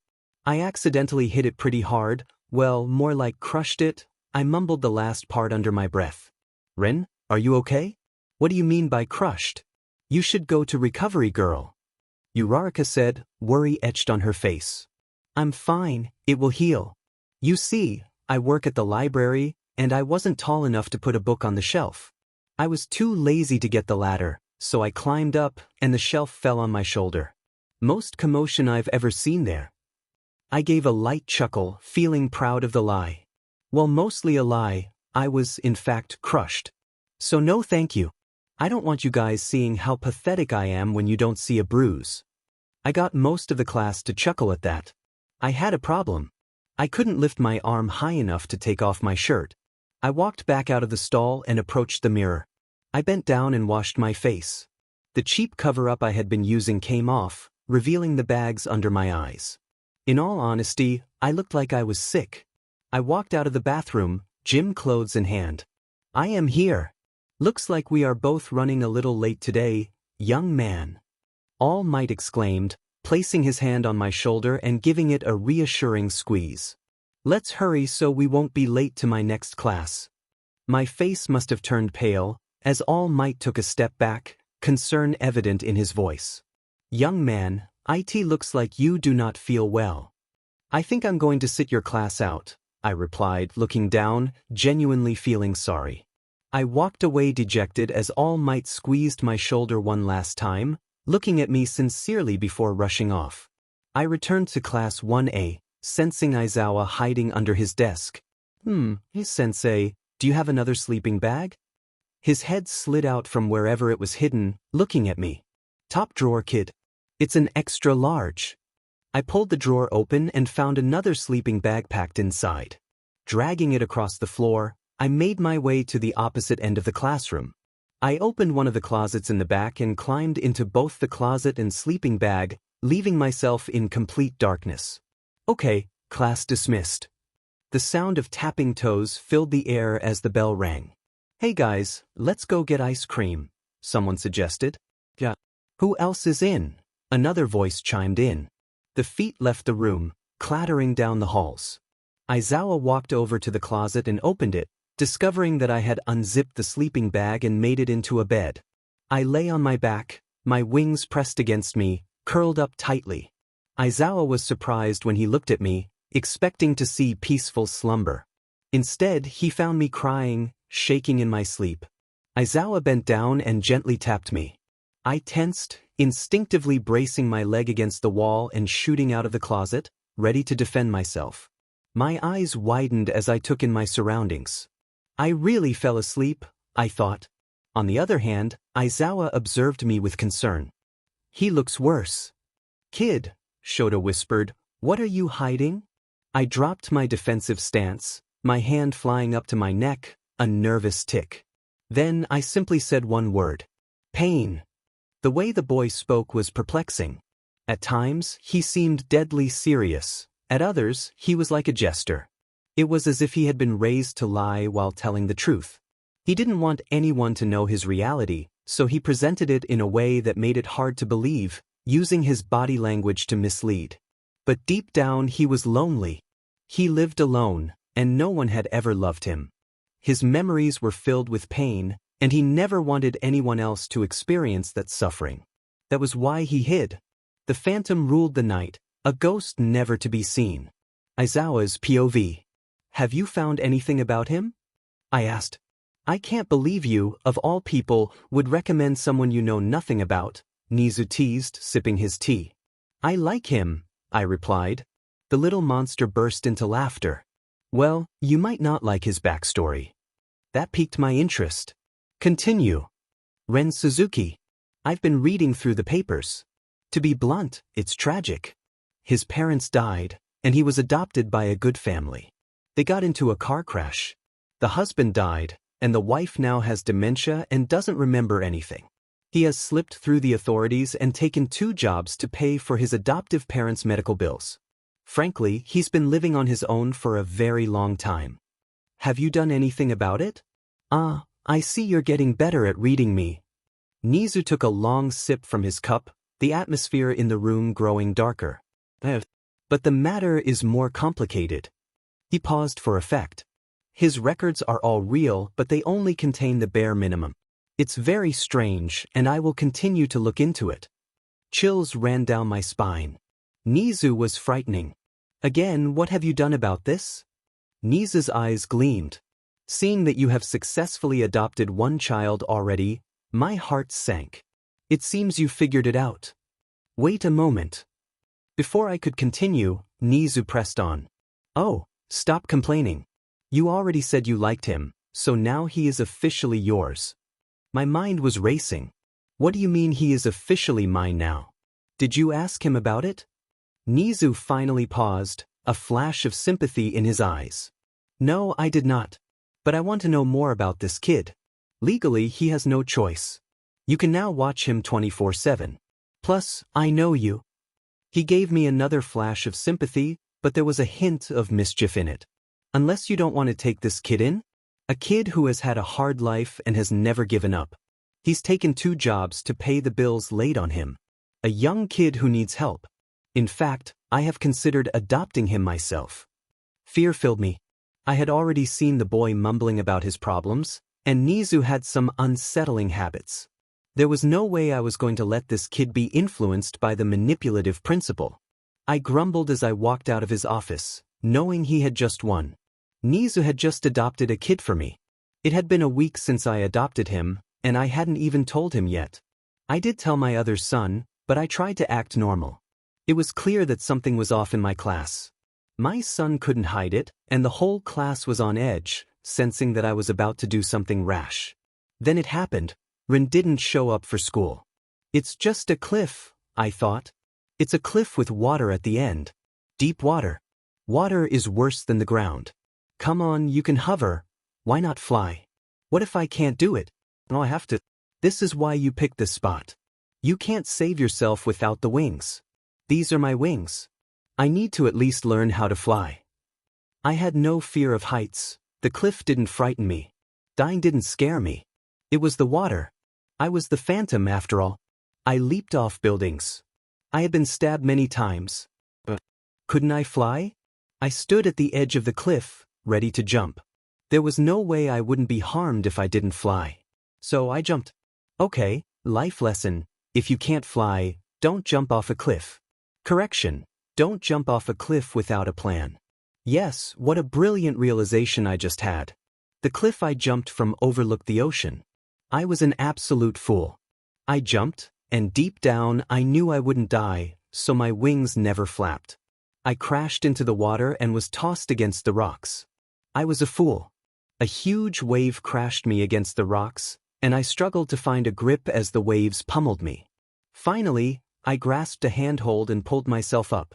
I must have no brain. Who in their right mind uses fear to force improvement? Crazy people, that's who. I grabbed a ledge and boosted myself up. To my surprise, I didn't reach the top. I had found a cavern. My broken, bruised body was outweighed by my curiosity, and I ventured into the cave. It took a sharp turn, opening up to a small space, just big enough for me to stand in. I laid down on the ground and fell asleep. It had been 2 days, and Rin still hadn't come back. I was going absolutely insane. No one had called. He hadn't informed us he wouldn't be here. My students noticed the craziness in my eyes. You can call me crazy, but I went to his 2 jobs to ask about him. He missed both shifts without calling in. The people at both jobs told me he occasionally did this but would repay them tenfold by taking all their shifts for a week. They both praised him as the best coworker. I got bored after 10 seconds and asked if they knew where he lived, but they didn't. No one knew. There was an address on his document, but the place had been sold about a month ago. This means this kid sold his home to go to school and pay the medical bills. No wonder why he said the money was tight. I'm getting worried about Ren, I said, glancing down to see Bakugo standing there, a look of concern etched on his face. Day 3. I watched as all the students walked into class. Last night, during my patrol, I searched high and low for him. Even Nizu was getting worried. His usual demeanor had shifted from his typical mischievousness to a more aggressive stance, growling at anyone who passed by. He was clearly in a foul mood. Then, there it was, a tuft of dark hair appeared at the door. I watched as he silently slid into the back of the class, finding his seat. Not one of the students noticed him. I could see his face reddening as he struggled to hold something back, and then a harsh cough escaped him. The class turned around, eyes wide as they took in their classmate, who was wearing an oversized hoodie that concealed his wings, along with a black face mask. His hood was up, and he clearly did not want attention.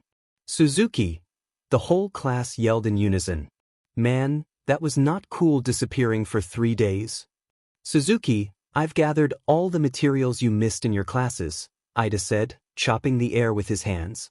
Bakugo shouted something under his breath, then turned around, grabbing his shirt. Don't do that again. The class fell silent, surprised by the Explosion King's words, and watched as he sat back down. What are all of you looking at? He yelled, then looked away.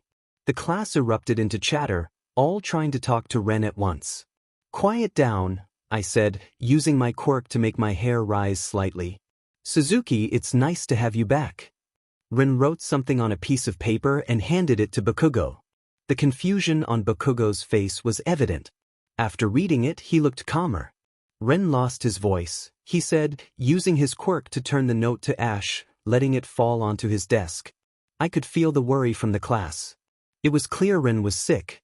He coughed occasionally, and each time, everyone winced in sympathy. He looked too ill to be here, but no one had the heart to tell him to go home. Throughout the day, the entire class kept an eye on him. During lunch, he stayed in his seat and fell asleep. One of the students brought him a lunch and then went outside to eat. I left the room to grab my lunch and a thermometer from RG. I wasn't gone long, but when I returned, Ren was gone. I noticed the food left for him. The water bottle was partially empty, and he had only taken a single bite of the sandwich. Where could he have gone? It hit me. I walked over to the bathroom. 2 girls exiting the restroom gave me strange looks as I entered the students' bathroom. Just as I opened the door, I heard a toilet flush, followed by the sound of someone sliding down a wall. I checked the stalls and found him in the last one, slumped against the wall in the handicapped stall. I crouched down beside him and placed the back of my hand on his forehead. It was hot, very hot. I pulled out the thermometer and placed it in his mouth without asking. He clenched his teeth. Kid, open your mouth. I need to check your temperature, I said, my voice laced with concern. He didn't comply. Frustrated, I did something that surprised even me. I pinched his nose. He held his breath for an agonizing moment before gasping, and I quickly inserted the thermometer back into his mouth. The thermometer beeped and I pulled it out. 102 degrees Fahrenheit. I looked at it and immediately put it back in his mouth. This time, he didn't resist. It beeped again and read 103 degrees Fahrenheit. Ren jumped back toward the toilet and threw up. Afterward, he stood up and straightened his hoodie, but only for a moment. He glanced down at the thermometer. How high? He rasped, his voice rough and strained. 103, I replied. His eyes hardened as he braced himself for the rest of the school day. Oh no, you don't. He swayed then fell. I caught him. He felt alarmingly light. I could feel his ribs through his hoodie. It was surprising given how much he trained. He was clearly muscular but felt as light as a feather. Maybe it was his quirk. He was hot to the touch and trembling, but what worried me most was how eerily quiet he was. What on earth have you done to this poor child? RG exclaimed as she approached. He came to school like this, I explained. You let him come to school like this? She scoffed. What's his temperature? 103. That's not good. RG placed her hand on Ren. I can't heal him. So he has no energy left? I asked, my concern deepening. Look at him, he's already passed out. The best thing to do is give him regular medication. He needs sleep and plenty of fluids. He might throw it up, but he needs to keep drinking what he can. Don't give me that look. I know he's yours. Nizu told me. She was on a roll. Smith. Her cane hit me. Go take him home. I'll inform Nizu about this. You need to go. Another swing came at me, but I dodged. She handed me the medicine and pushed me toward Ren. I picked him up and walked out. For the first time, I was taking this kid to his new home. My head hurt. I wasn't in my bed. This one was far fluffier and uncomfortable. A thin green blanket covered me, and the color made my spine tingle. I quickly grabbed my hair, realizing the cheap dye was still in it. I got out of bed and looked down at my body. My hoodie was gone, but my long-sleeve shirt remained. I must have been wearing it for a while, and I could smell myself. If someone across town took a deep breath, they would likely faint. Unfortunately, this wasn't the worst I had smelled. I could hear voices from the other room, arguing about who could drink the darkest coffee. There were 2 people, and the TV was on: Eraserhead, Mike, and Hitoshi. The realization that I was here meant they knew I had been living on my own. Should I play it cool or try to disappear? There was a mirror in the room, so I slowly moved over to it. I looked like a ragged doll. My black and brown hair was a mess, and my usual paleness was intensified. I leaned in closer to examine my eyes. They were bloodshot, and my contacts were struggling to hide my dual-colored eyes, green and blue shining through. It must have been days since I last took them out.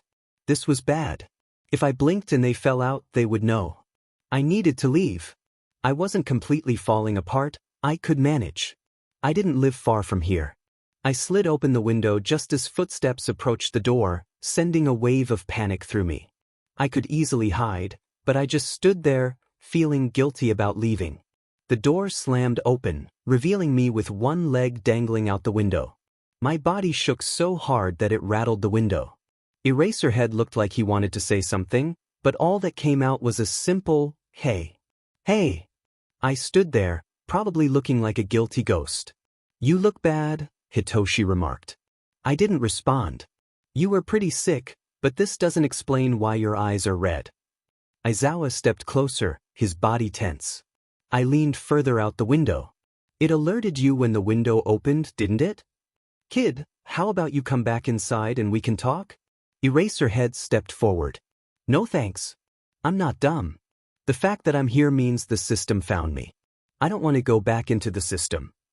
All 3 of them were at a loss for words. "I've seen you eyeing me the past 2 weeks. You're awful at hiding it. We aren't here to put you in the system." "Ren, listen to him," Hitoshi urged. My head whipped to look at Hitoshi, my eyes wide. I looked straight into Eraserhead's eyes. "I knew you were a sucker for strays," I said, glancing at Mike and Hitoshi. "But not this much.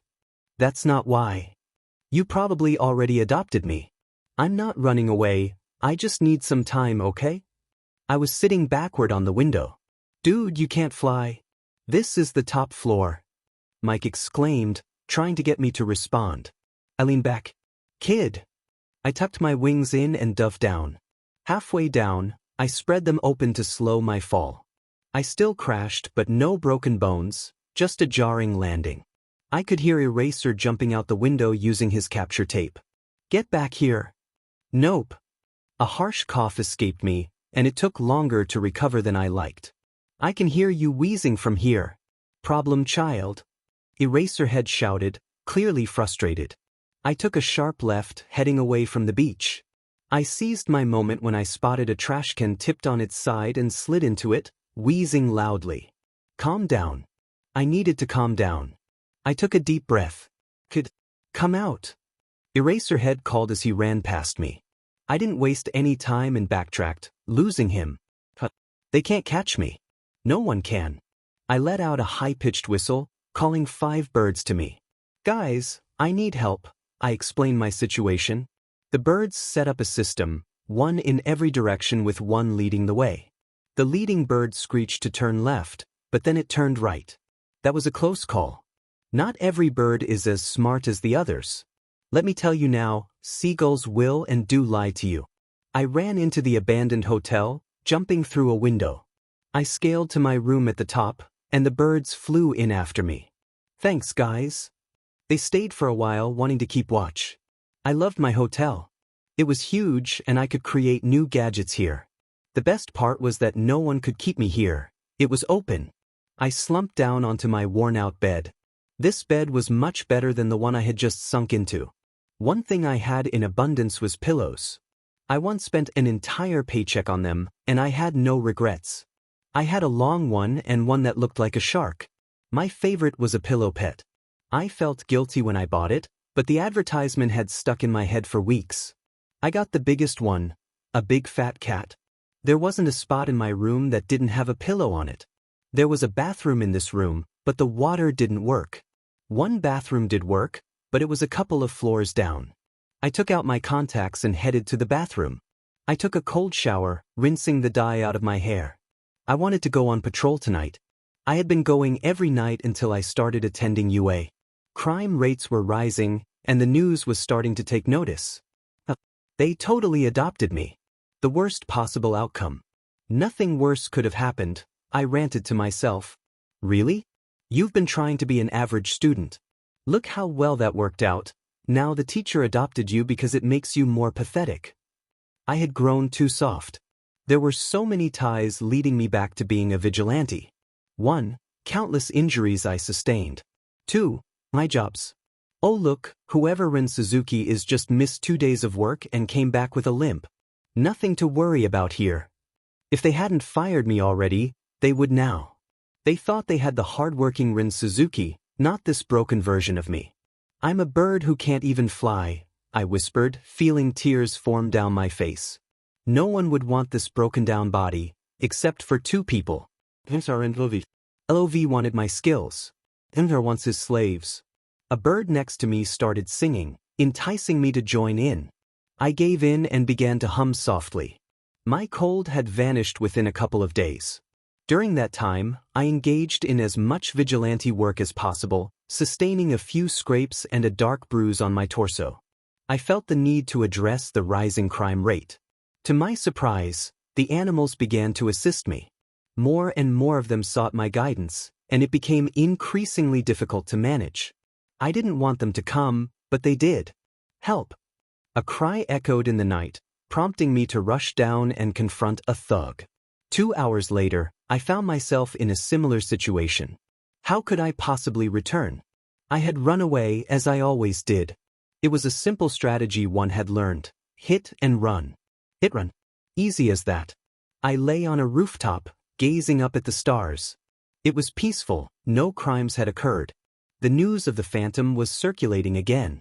You're not being very sneaky, I remarked, exhaling softly. We're not trying to be, Eraser said as he approached, Hawks beside him.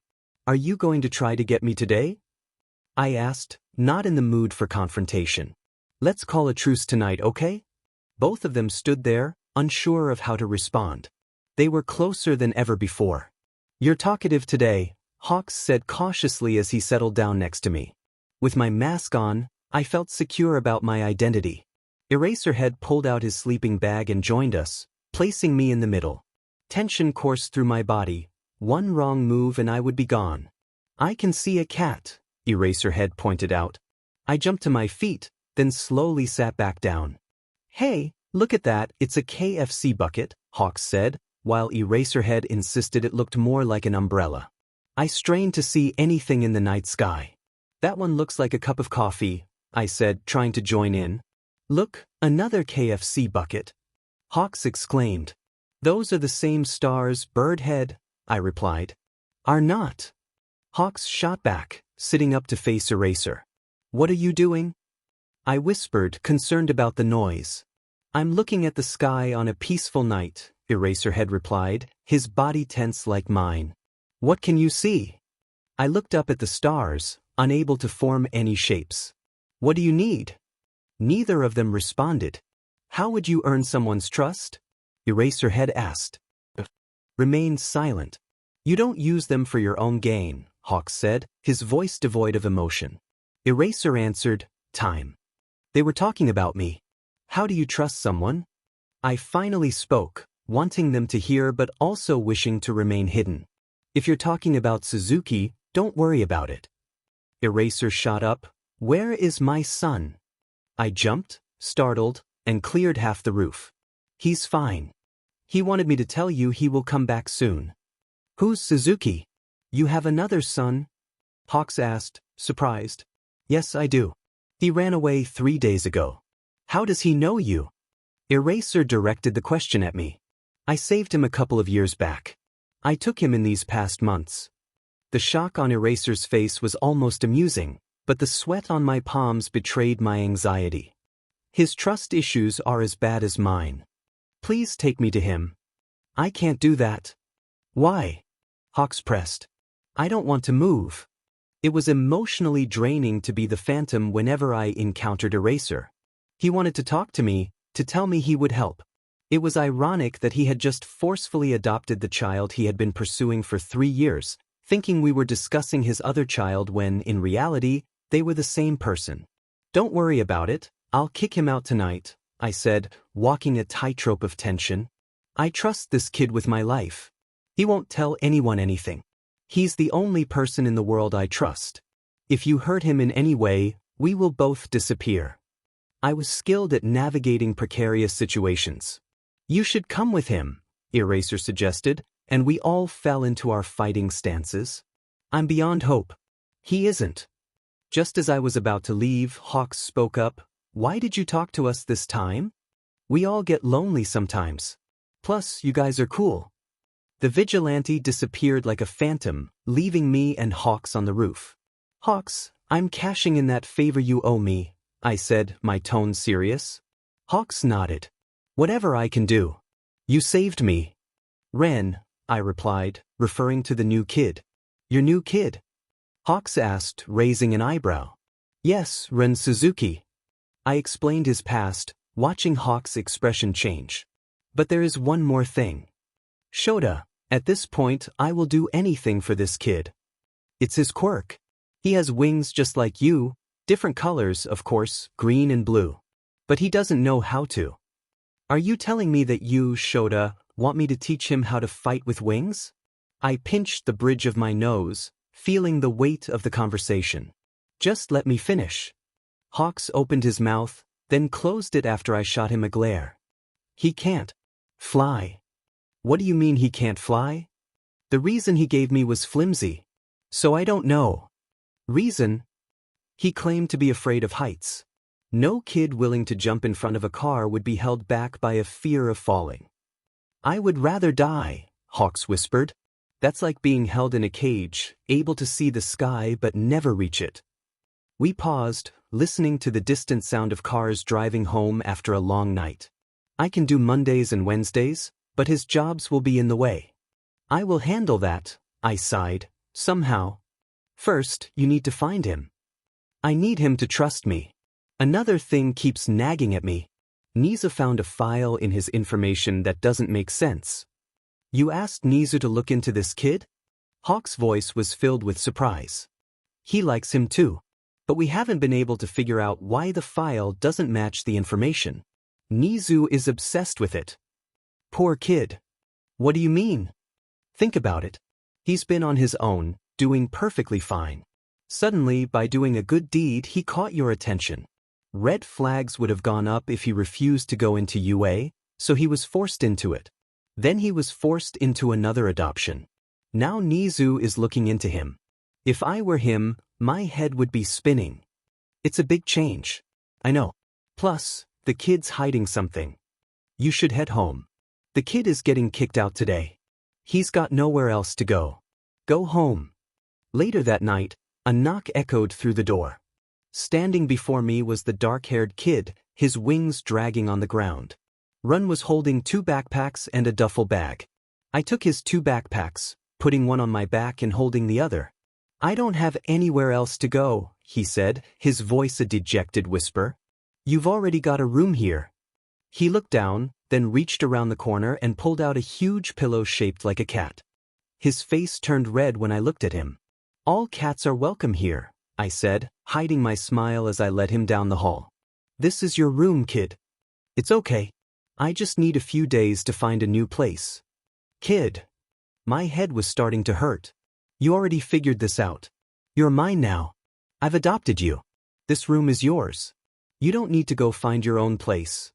Rin looked around the bare room. I guess we need to go shopping for some decorations. He looked lost.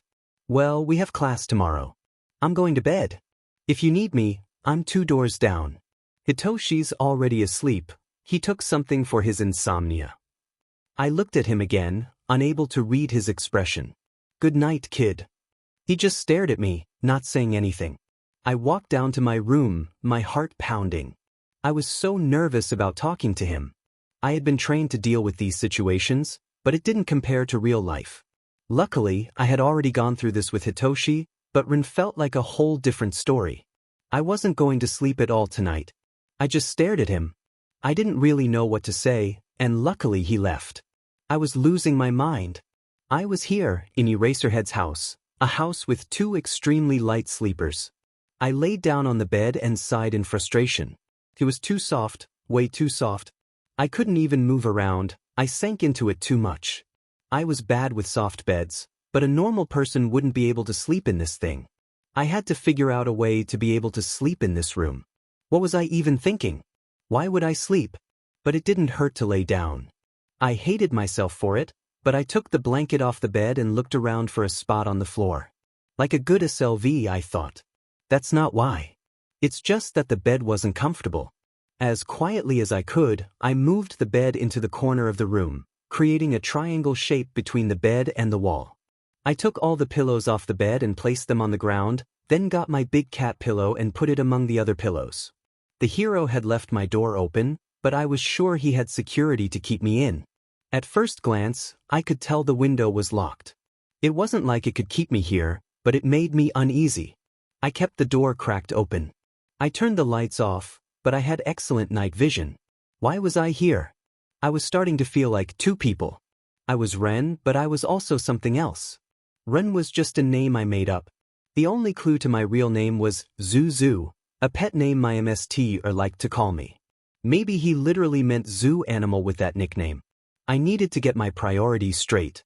I was here for information gathering, figuring out how the pro heroes operated, protecting the kids in 1A, and learning how to fly. To do that, I needed to live here. Even if I was out less on patrol, learning these things would help a lot of people. All I needed to do was be my best self, and hopefully, no one would suspect a thing. My nervousness had shown a couple of times, but I managed to mask it with anger. I had a habit of rubbing my neck when I was anxious, something I tried to control but often did. Unconsciously. I only realized it after I had already started. I didn't want to, but I had to pretend that I was okay with being adopted. Deep down, I knew they wouldn't use me for anything. Still, I felt a wave of nerves wash over me, making my skin feel like it was trembling. I had no idea how a normal family operated, the little things they would notice, their morning routines. I had seen it before, but experiencing it was different. What if the way I spoke made them worry? There were so many uncertainties. One thing was clear. The first step to fitting into this family was being able to sleep. No matter how long it took, I needed to get a few hours of rest so that Eraserhead would think I had insomnia, not that I was a vampire. I lay down on my makeshift bed, wedged between the wall and the Real bed, with my cat pillow resting on top of me while I lay on the thin blanket. I listened to the sounds around me, trying to drown out the voices in my head. I had to be able to do this. No matter how difficult it would be, I had to try. I couldn't sleep at all. All night I listened to the sounds in the house. I could hear the kid moving around, while Hitoshi was fast asleep, finally making those dark circles under his eyes less noticeable. Shanks had left my room a while ago. He usually slept, but he had sneaked out when Ren arrived. Shanks was the only cat I had, and while I wanted more, I didn't want him to think I was replacing him as he got older. It was 3:30 in the morning. I would rather stay up late than wake up early. It felt like a crime not being able to sleep. Maybe I could have my class write a 2-hour essay, and I could catch up on rest then. I sighed inwardly.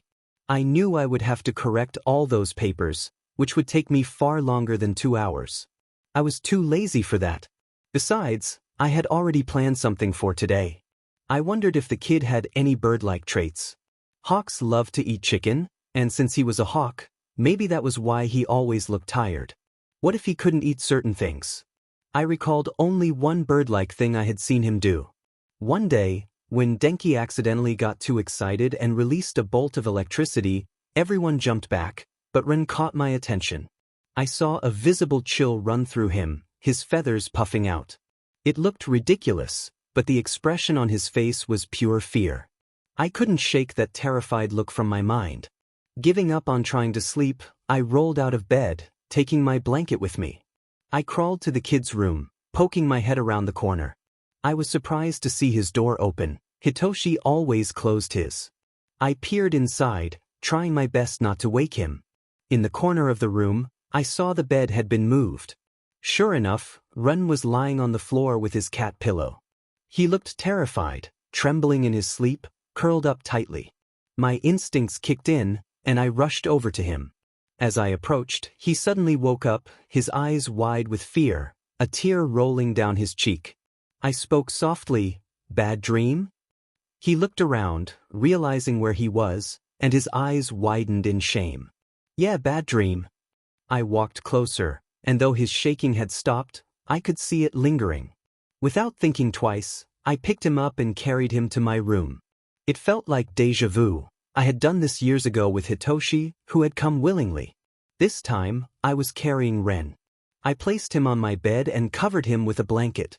"It's fine," he squeaked. "Sorry if I woke you." He lay on his side, facing away from me. "I was already awake," I replied, lying next to him on top of the blanket. "Do you want to talk about it?" He remained silent. "It was just a nightmare." Just then, we heard a loud groan and a thump from down the hall. I cursed inwardly at the bad timing. A purple worm crawled into my room. "Dad, my knockout meds wore off. I need more." I cursed out loud, causing Hitoshi to freeze and look up at me. "Come on, it's only 4 a.m. You are." He noticed Ren. Hey there." I watched as my son, still on the ground, inched around in a circle and began to worm his way out the door. I stepped over him, hearing him wheeze beneath my foot. "Since we are all awake, there's no point in going back to bed." Hitoshi shrank under my gaze. I felt a mix of pride and frustration with Hitoshi. He had taken seeing Ren in stride but still managed to mess up. "If you guys have the ingredients, I can make some coffee?" Ren asked, noticing the eager looks on our faces. Any trace of his nightmare seemed to vanish. "Dad? Can we keep him?" This time, I lightly hit Hitoshi on the head. I turned to Rin, unsure of what to say. "Rin." He looked at me until he realized I wanted a verbal response.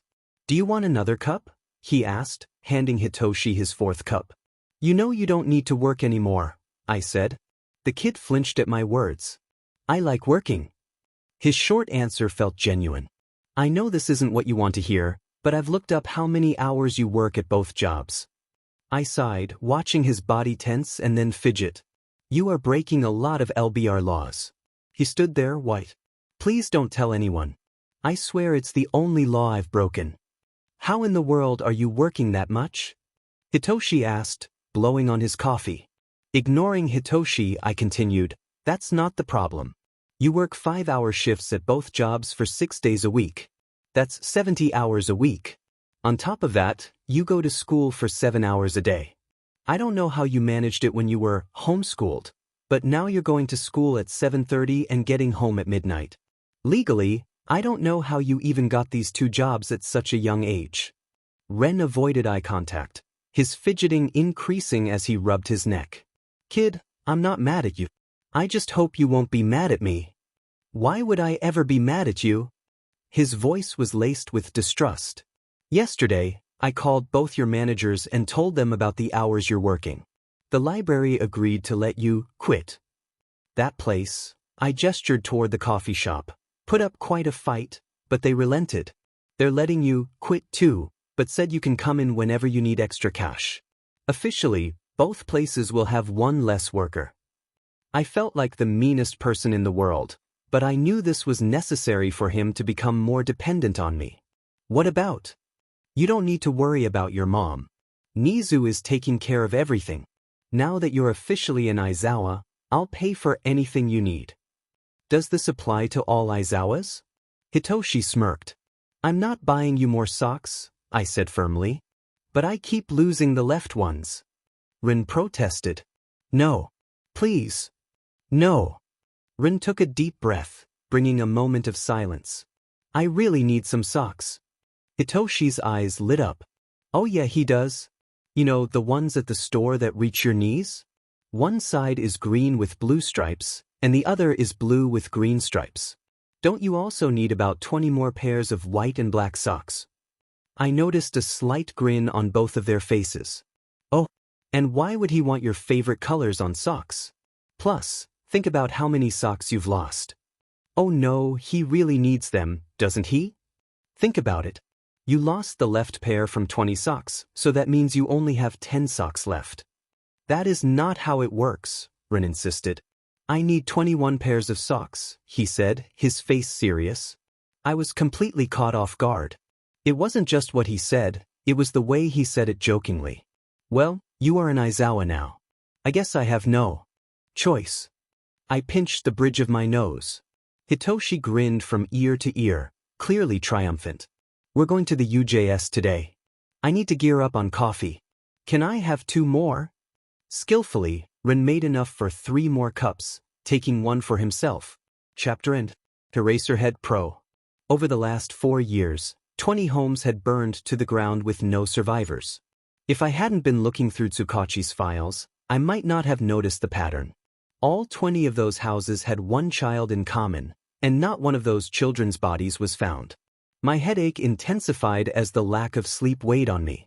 After some digging, I discovered another connection. All the children were quirkless. Dread settled in my stomach. It took me 4 years to find a lead, and just like that, the building we were planning to raid went up in flames a day before our operation. That was no coincidence. How did they find out? Who could have tipped them off? The phone rang, pulling me from my thoughts. I got up from the couch and walked over to the kitchen table where my phone was. The caller ID read Naomasa Tsukachi. Has your team found anything new? I asked, rubbing my temples. Yeah. There's a slim chance that a child survived, Tsukachi replied. Surprised, I pressed for details. Explain. Our forensic team found the remains of 19 bodies, but it's possible that there was never a 20th child, or that the fire that destroyed that house was an accident. I didn't believe it for a second. Being a hero has taught me that will never be the case. I know. If we find anything else, I'll call you. Right now, we're going through all the security cameras in the area, but nothing has come up. Thank you, detective. After hanging up, I returned to the couch and picked up Shanks, my cat. Where are you, problem child? The empty apartment didn't respond. Don't worry, kid. I'll find you. We were walking to school, having woken up early. I was concerned about how well Ren was handling everything. He had lost both jobs and didn't complain. Living with the Vigilante, who had trust issues, seemed to weigh on him. The fact that he was taking it all so well made me uneasy. I noticed his fidgeting, the twitching, and the nervous rubbing of his neck. He seemed too calm to be okay. I could tell Hitoshi felt the same way. Despite everything, Ren was growing on us. Maybe it was his fantastic coffee, but we both wanted to understand why he twitched, why he rubbed his neck, and why he was so quiet. Lost in our thoughts, my phone buzzed, and the caller ID read Nizu. The UJS was a pretty cool place, but I hoped I wouldn't have to go near the lake. A bad feeling settled in my gut as Aizawa answered his phone. Are you sure about this information? He asked, glancing at me. I see you've been keeping yourself updated. Yes, the kid knows him.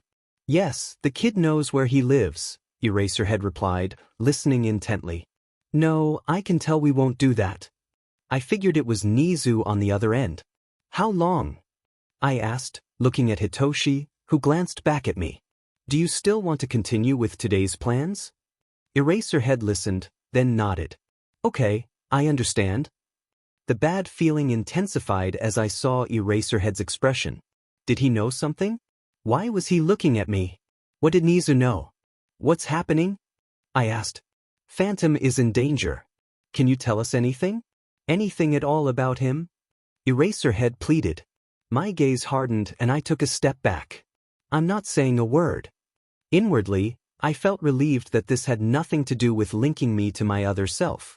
Please, Ren, Hitoshi begged, his voice tinged with desperation. I looked down, avoiding their eyes. No. We stood in silence. Are we the only ones who know you know Phantom? Eraserhead pressed. No, you're not. Who else? No one else knows. I still couldn't look at him. I will never tell you anything about him. My mind raced. What could be making him act this way? As we made our way to the bus for the USJ, Eraserhead had called several people to join the class for the day. I was told All Might was running late, but the others had all shown up. Best Jeanist, Orca, Fat Gum, Mount Lady, and Snipe. The class buzzed with excitement when they saw all the heroes. When they first spotted me, they cheered and talked about how much they missed me. I explained it was a family issue along with a bad cold I had. They accepted my excuse and moved on, their excitement for the USJ overtaking their thoughts. Was this the League of Villains? What was their goal in showing up here? What did they want? How did the heroes find out about it? The start of USJ. What did Izuku call about? Chapter end. All chaos erupted in a matter of seconds. It seemed that someone's quirk had concealed hundreds of villains. As soon as a purple mist appeared, it was the cue for the attack, and they emerged from nowhere. Everyone, you have permission to use your quirks, Eraserhead said without hesitation. Heroes, I've already assigned you groups of kids to guard. Go. I watched as each hero positioned themselves in front of 2 or 3 kids. I felt a sense of pride that the heroes were so prepared for this. We were holding our ground against the villains, each of us playing our part perfectly. As we pushed them back, the purple mist began to engulf our group, isolating us from the others. I could tell they had been teleported elsewhere in the dome, as the sounds of fighting echoed around us. Aizawa's group consisted of his 2 adopted sons and the explosive Bakugo. Hey, Aizawa's. What's that? Bakugo shouted, unleashing a series of explosions that took out the 2 villains in his grasp. I glanced over to see the purple mist forming again. 2 massive creatures emerged, accompanied by a man covered in hands. Bakugo yelled, filled with excitement. Bakugo, don't be reckless, Aizawa warned, grabbing his collar to pull him back. I'm going to take them down. Bakugo yelled defiantly. Calm down, Hitoshi retorted. Bakugo had no choice but to hold back his response. One of the beasts let out a deafening roar. Come out, wherever you are, the man with the monsters called out. Most of the villains attacking us were already incapacitated, with Bakugo shouting die every time he defeated one. We have a mutual friend who wants to catch up with you, the man continued, his gaze landing on our group. Well, hello. I quickly pulled Hitoshi, Bakugo, and Aizawa into a tight circle. Bakugo protested, what are you doing? Just follow my lead, I hissed back. Hitoshi, when I give you a signal, use your quirk. Eraser, focus on the man in the middle. Bakugo, go wild. Kid, what? Aizawa began, but he understood the urgency and fell silent. I'll handle the monsters, I said, trying to project confidence, though I could see concern in their eyes. Talking won't save you. These gnomes can take on All Might, the man shouted, pointing at me. Get the one with wings. I met his gaze, a grin spreading across my face despite my nerves. Bring it. One of the gnomes was built like a rock, clearly designed to take on All Might, with its exposed brain a glaring weakness. The other was lean and fast. All my reasoning for keeping my abilities hidden vanished as the slim one lunged, striking Hitoshi in the gut and sending him crashing into Bakugo against the wall. The larger Nomu advanced on me while the smaller one watched. I knew I couldn't win with sheer strength alone. Kid, Eraserhead called out. I've got this. I lied, though it was obvious I was in trouble. In the chaos, Eraser had somehow been separated and was now engaged with the man, just as we had planned. The smaller Nomu was on me, and I fought fiercely, not caring how I looked. I executed a backbend to avoid a sideways kick from the creature, using the momentum to kick it under the chin. It bit its tongue, blood spilling from its mouth. I followed up with a series of kicks to its jaw. Sensing the larger Nomu approaching, I used the smaller one as a springboard, launching myself over it. In midair, I saw the gigantic Nomu below me. Just as I was about to land, its punch connected with the smaller Nomu, sending it crashing into the wall beside Bakugo and Hitoshi. As soon as my feet hit the ground, I charged at the giant, kicking it in the neck. I felt a sharp pain shoot through my body as I heard a crack. The Nomu quickly retaliated, grabbing my injured leg and squeezing. I gasped in pain as it lifted me to eye level. Bakugo! Now! I shouted, spotting him sneaking up on us. He sprang into action, blasting both hands at the exposed brain of the Nomu. It was just enough force to make it drop me, and I landed hard on my injured leg. Bakugo was flung aside, skidding across the ground. The giant Nomu reeled back for another punch. I grasped for anything, my hands wrapping around a crowbar. I braced it against the ground just as the fist made contact, embedding the crowbar into its hand and up into its arm. The creature screamed, not in pain, but in rage. It tried to grab me with the hand that now held the crowbar, but the bar prevented it from opening its grip. The wound began to heal around the crowbar. Seizing the moment, I ran, gritting my teeth with each step. I desperately searched for Izawa. His elbow hung at his side, skin torn away, while Hitoshi helped him fight off another Nomu, his shoulder similarly injured. One Nomu was down, but the other was right behind me. "Bakugo! Pointy!" I shouted, breathless. He understood, scooping up a jagged spear from a fallen villain. With perfect accuracy, he threw it, enhancing it with his explosions. The spear flew straight into the Nomu's brain, piercing through its head and into its left eye. Just as before, the Nomu began to heal, but the crowbar and spear were now embedded within it, preventing it from removing them. I stood there, the Nomu before me preparing to strike. "I am here." A fist appeared in slow motion, crashing into its face. Relief washed over me. It was my fault for letting my guard down for that brief moment. Everyone in the room had defeated the villains, except for one. A hand gripped my neck. "So, you've been keeping your skills in check," he whispered in my ear as my vision blurred. "Look around," I gasped. "You lost." The heroes had returned, having defeated all the villains. Powerhouses surrounded us, ready to protect. All Might sent the Nomo flying through the roof, joining the circle. Every single one of them had their quirk activated. I felt the disintegration stop and glanced at Eraserhead, giving him a small smile. "Cheat." "It doesn't matter, you are coming with me," he screeched. I sensed the teleportation man nearby. I glanced at Hitoshi, blinking slowly and glaring at him as hard as I could. "Let him go," Hitoshi yelled. "If you're trying to distract me, it won't work." His eyes glazed over. I pushed him down, prying his fingers away from my neck. "Game, set, and match," I whispered into his ear. "You lost." I managed to push myself away from the man just as a purple mist engulfed him. The mist disappeared along with him. Everyone was staring at me. My injured leg was barely keeping me standing. "Please, stop staring at me," I rasped out. Someone grabbed my arm and put it over their shoulder. "Kid, you've got a lot of explaining to do." Izawa stood next to me. "I have no idea what you mean," I replied, giving him my best innocent look. "Don't talk." Grateful, I leaned more of my weight on him. True heroes exist after all. "Heroes. I've made medical care packs." Momo yelled, causing everyone to jump into action. "I've called multiple ambulances," Sue added with a ribbit. I was determined not to pass out. "Yes, I heard." "Yes, I wanted to welcome the darkness creeping into my vision. No, I wasn't letting it take over." "Hey, can someone come help? Sensei is about to pass out," I called out, feeling more of his weight on me instead of the other way around. Just as I spoke, he passed out right when Fat Gum wrapped his arms around him, placing him on a stretcher that Uraraka was floating toward the exit. Without asking my permission, Fat Gum picked me up and placed me on an identical stretcher. I looked over and saw Hitoshi and Bakugo right next to me. Bakugo was resisting getting on a stretcher. They were both trying to talk to me. I raised my hand and looked at them. "Hitoshi," I rasped, "your quirk is amazing." I turned to Bakugo. "Nice aim."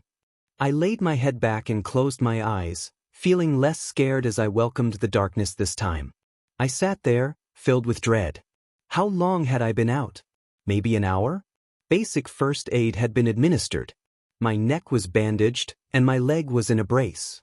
They probably thought I would be unconscious for a while. And 4 dripped slowly into my arm.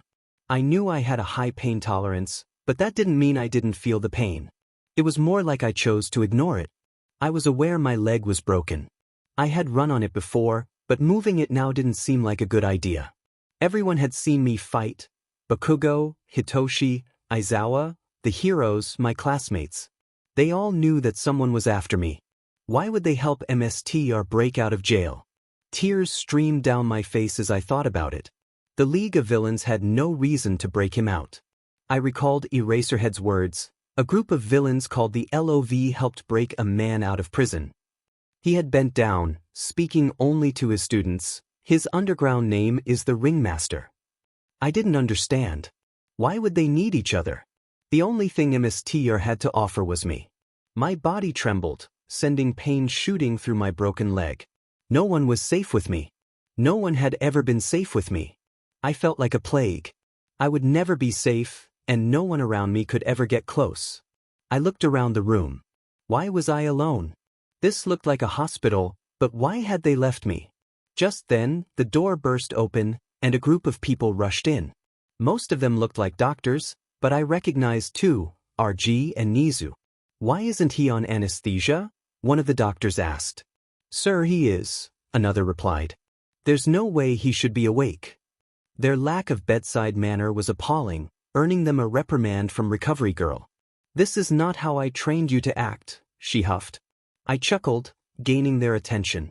Oh, sorry about that. I raised my hand to rub my neck. Just before I could touch it, RG's cane caught my hand, pulling it away. Everyone stared at me in silence.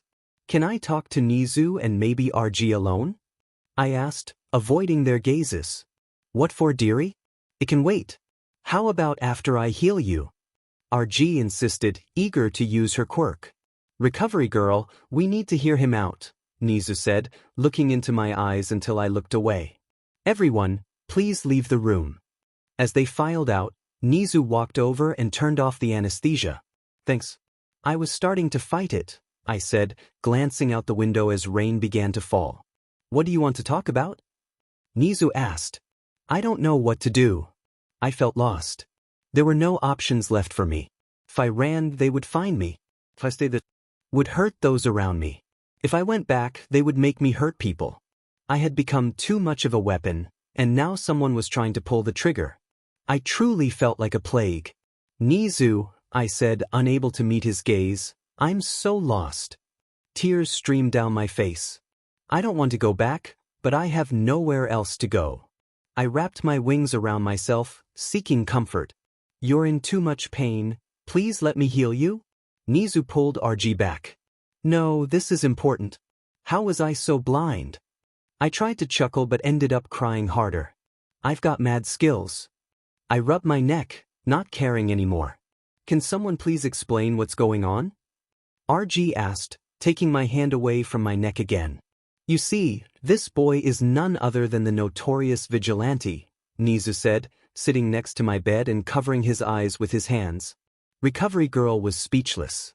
She stood there until she finally asked, Why? Why tell us? You're just a kid. Either this or run away. Nizu would have figured it out anyway. Plus, I don't feel like running. I moved my leg to see if it still hurt. Don't do that. RG yelled. Your pain tolerance is incredible. Don't get me wrong, I still feel it. I just prefer to ignore it. I moved my leg again, trying to push the pain down. Yeah, it hurts. I don't care what you two say, I'm healing you right now. RG approached me, intent on checking for more injuries. I grabbed her hand firmly. RG, this is why I let you stay in the room. But, I took a breath before releasing her hand. Sometimes scars bring back old memories. I trembled as another tear fell. Both of them leaned forward as RG slowly lifted my shirt. Their eyes widened. My scars were terrible, each one a reminder of painful memories. This time, it wasn't just the scars. I was covered in bruises and cuts from the fight, and the hospital's bright lights illuminated them all. With those injuries on top of my scars, I must have looked like a broken toy, worn down and abandoned. I pulled my shirt down quickly, embarrassed. Sorry. You didn't need to see that. Recovery Girl, I clearly forgot my place. This is an injured kid who needs to be healed immediately, Nizu said, looking at me with sadness. About time you noticed, RG said, moving closer and suching the anesthesia back on. I noticed she turned the volume up higher. Please no. It's okay, you don't need to worry. RG came closer to me. My consciousness began to slip away. RG, please call a staff meeting, Nizu said, determination in his voice. No, please. I tried to gather my thoughts as they faded. Please don't tell anyone. Please say you won't. Ren. I heard RG's voice in the distance. I just want to be normal, please. I took a sharp breath, trying to get my point across. If they know, I can never be normal again. The last thing I felt was a tear rolling down my face. Who was the wise guy who put me and my sons in different rooms? Putting us in different ambulances, different rooms. I began to notice a troubling pattern. RG had healed my arm and wrapped it up tightly, explaining that while she had done all she couldn't regenerate skin. Only time could accomplish that. She was in and out of my room so quickly that I barely had a chance to ask her anything. It worried me. Her behavior was unusual, and I sensed something was off. Once the dizziness faded, I got up and started to explore the hospital. A nurse tried to stop me, but I gave her a stern look, and she hurried away. This place was enormous. I found Bakugo first. The nurse in his room informed me that he had suffered a bad concussion and needed quiet. He was staring out the window, lost in thought. I left without saying a word, and as I opened the door to leave, the door across from me swung open, revealing my son. "Dad," he said, his disheveled purple hair a mess. In an instant he was in my arms. "You did a great job, kid," I said, hugging him tightly. "I barely did anything," he replied, his voice trembling as he fought back tears. "Then let's go thank that rascal for taking all the glory." I ruffled his hair. "Do you know where he is?" "Yeah, he's at the end of the hall." He broke the hug and pointed to an identical door at the end of the corridor.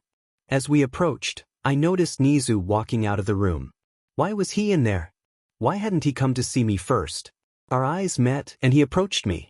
"You certainly know how to pick out the problem children," he joked, though there was an underlying seriousness in his tone. "We all need to talk, but before I get to that," he turned to Hitoshi, "I've heard that without you today, someone in need of saving would have been in serious danger. Thank you for being a hero."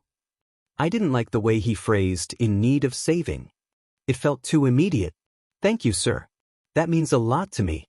But the one we should really be thanking is in the room you just came from."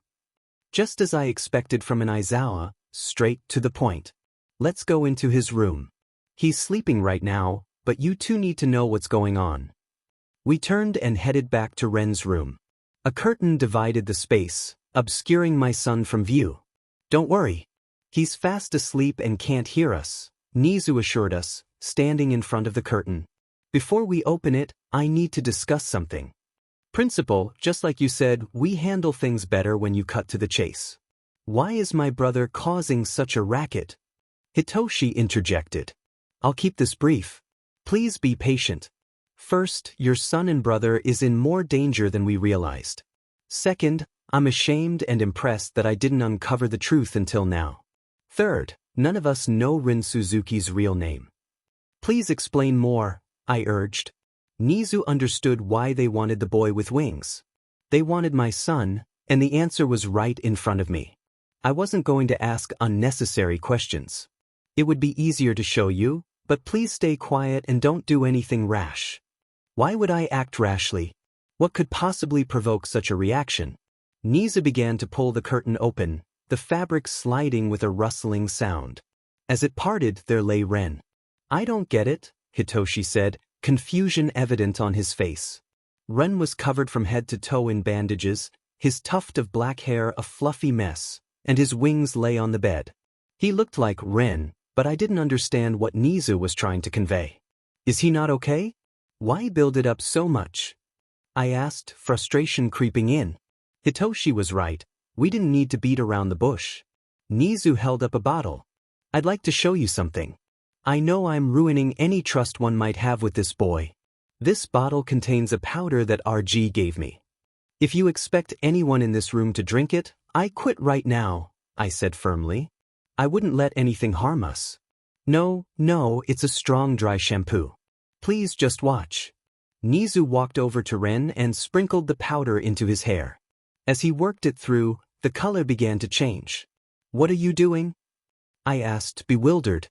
This boy may have many names, but the one we know best is Phantom, or to a select few, Santa's SLV. Nizu finished applying the powder, and as it transformed from white to black, A cloud of color filled the air. It became clear that Ren's hair was a dark green. It was obvious now, but I had been blind to it. Hitoshi mumbled something I didn't catch, and Nizu responded softly. How could I have been so blind? I was shocked. No, beyond shocked. I would have never figured it out on my own. Don't blame yourself, Shota. He's a phenomenal actor. I only found out because he told me. I might have figured it out eventually, but the fact that I didn't, he trailed off. Why did he tell you? I asked, struggling to understand why he would reveal this now. It's simple, he feels lost. He has no options left, so I forced him into one. Nizu paused, looking paler than usual. There's also the matter of the scars on his body. RG would have seen them regardless. I only caught a glimpse of his front, and I'm ashamed to say I looked away. But Arn must have seen them all, I reasoned. I wanted to say more, but Nizu continued. She kicked me out of the room, but yes, she saw them. How bad was it? Hitoshi asked, his gaze never leaving Ren. She came out of the room crying. I looked at my son, trying to see the scars beneath the bandages. Nizu, is he still my son? Nizu sighed. Technically, no, he isn't. You adopted a ghost. There's no record of the kid's name anywhere. The child I had been searching for since adopting Hitoshi was already in front of me. I had already met him.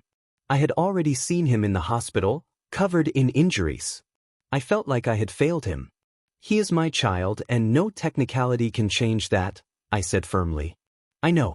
No one will take him away from his family over a technicality. He deserves to be loved more than anyone I have ever met, Nizu replied. He paused before continuing, but there is also the issue of his safety.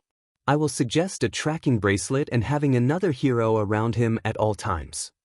Are you already on it? I asked. Yes, I'm setting up a UA staff meeting. But please remember, I have lost all trust with the boy. He begged me not to tell anyone. I'm not the type to listen to that kind of request. He may not trust you, and he may have never trusted anyone in his entire life. I glanced at Ren, my heart aching. Why couldn't he confide in me? How could I help him? I felt so blind to his struggles. What would he do when he woke up? I'm proud of you, I heard him say for the first time. It was a moment that filled me with a sense of pride. I bowed my head, waiting for MSTR to give me instructions. He approached and ruffled my hair. What appealing eyes you have, he said, lifting my chin. I had learned to avoid looking him in the eyes, so I turned my gaze to the side. He gently ran his thumb across my cheek, holding my face. Suddenly, the chain in his hand vanished, reappearing on the ground by my bed. As my head remained in his hand, I felt myself being pulled toward my corner. I instinctively moved back to ease the tension, and his hand fell away as I was dragged into my space. A new smell filled the room, driving me wild. It was definitely food. I tried to hide my excitement but couldn't help but sniff the air. The aroma was intoxicating. I see you noticed. I got you a treat for your good behavior, Gunnar said, pulling out a red-yellow fruit from his pocket. This is called a mango. He tossed it to me and I caught it. I would have given you meat, but I thought better of it. You are a bird after all. The mention of meat filled my thoughts, but the sweet scent of the mango was irresistible. I looked at him with pleading eyes and he nodded, allowing me to eat.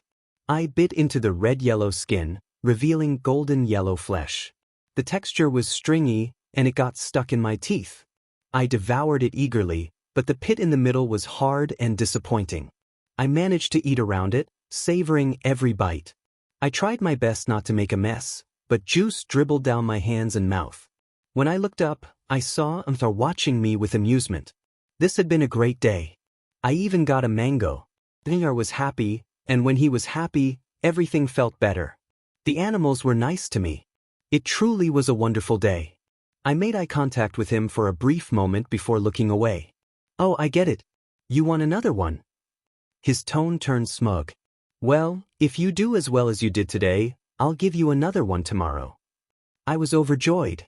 For the first time, I had a mango today, and I might have another tomorrow. The next day, I focused on the mango. I thought about it while fighting against the beastmen and watched them eat in front of me. I even thought about it when one of the beastmen tripped me, causing me to fall. My mask skidded off, and the beastman looked away quickly.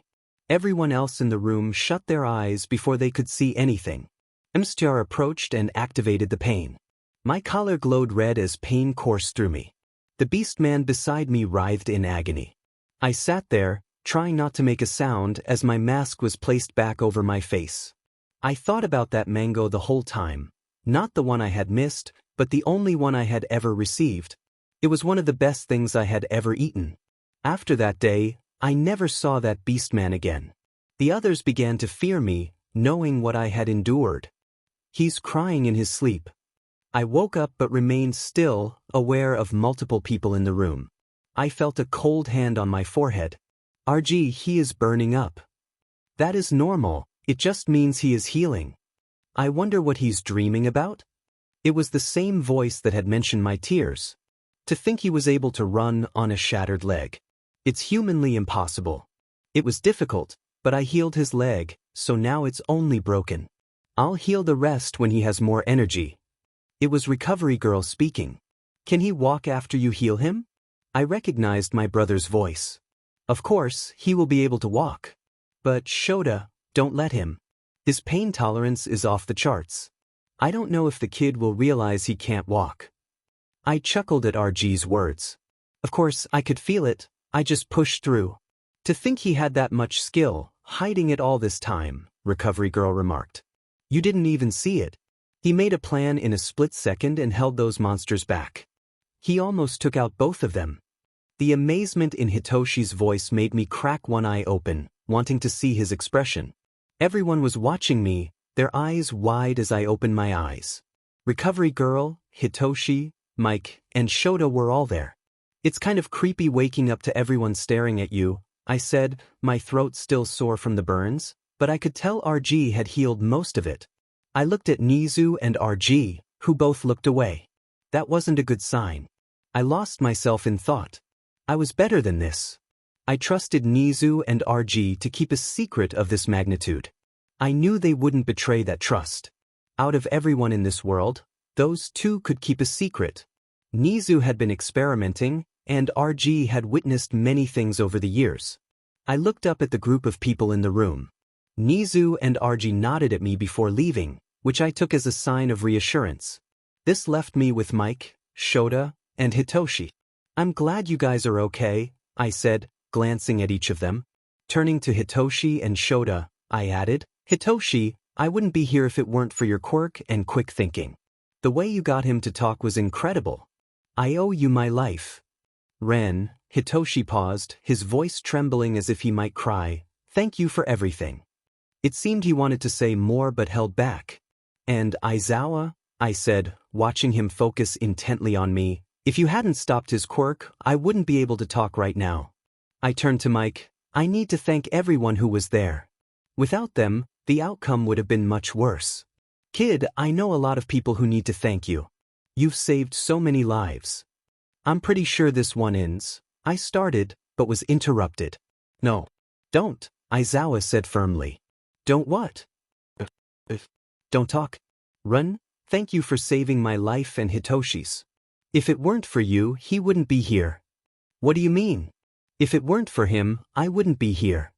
No, that's not what Dad is talking about, Hitoshi interjected, taking a deep breath. I wouldn't be with my dad. His voice broke slightly, I wouldn't. I forced a smile. Hitoshi, you don't have to get all emotional about this. We are going to be heroes after all. Saving people will be our job. Eraserhead seemed to take my words as an opening. Not all heroes get paid. I didn't like where this conversation was heading. Was I wrong to trust Nizu? My calm demeanor shifted. I started to twitch, sitting up and throwing off the covers.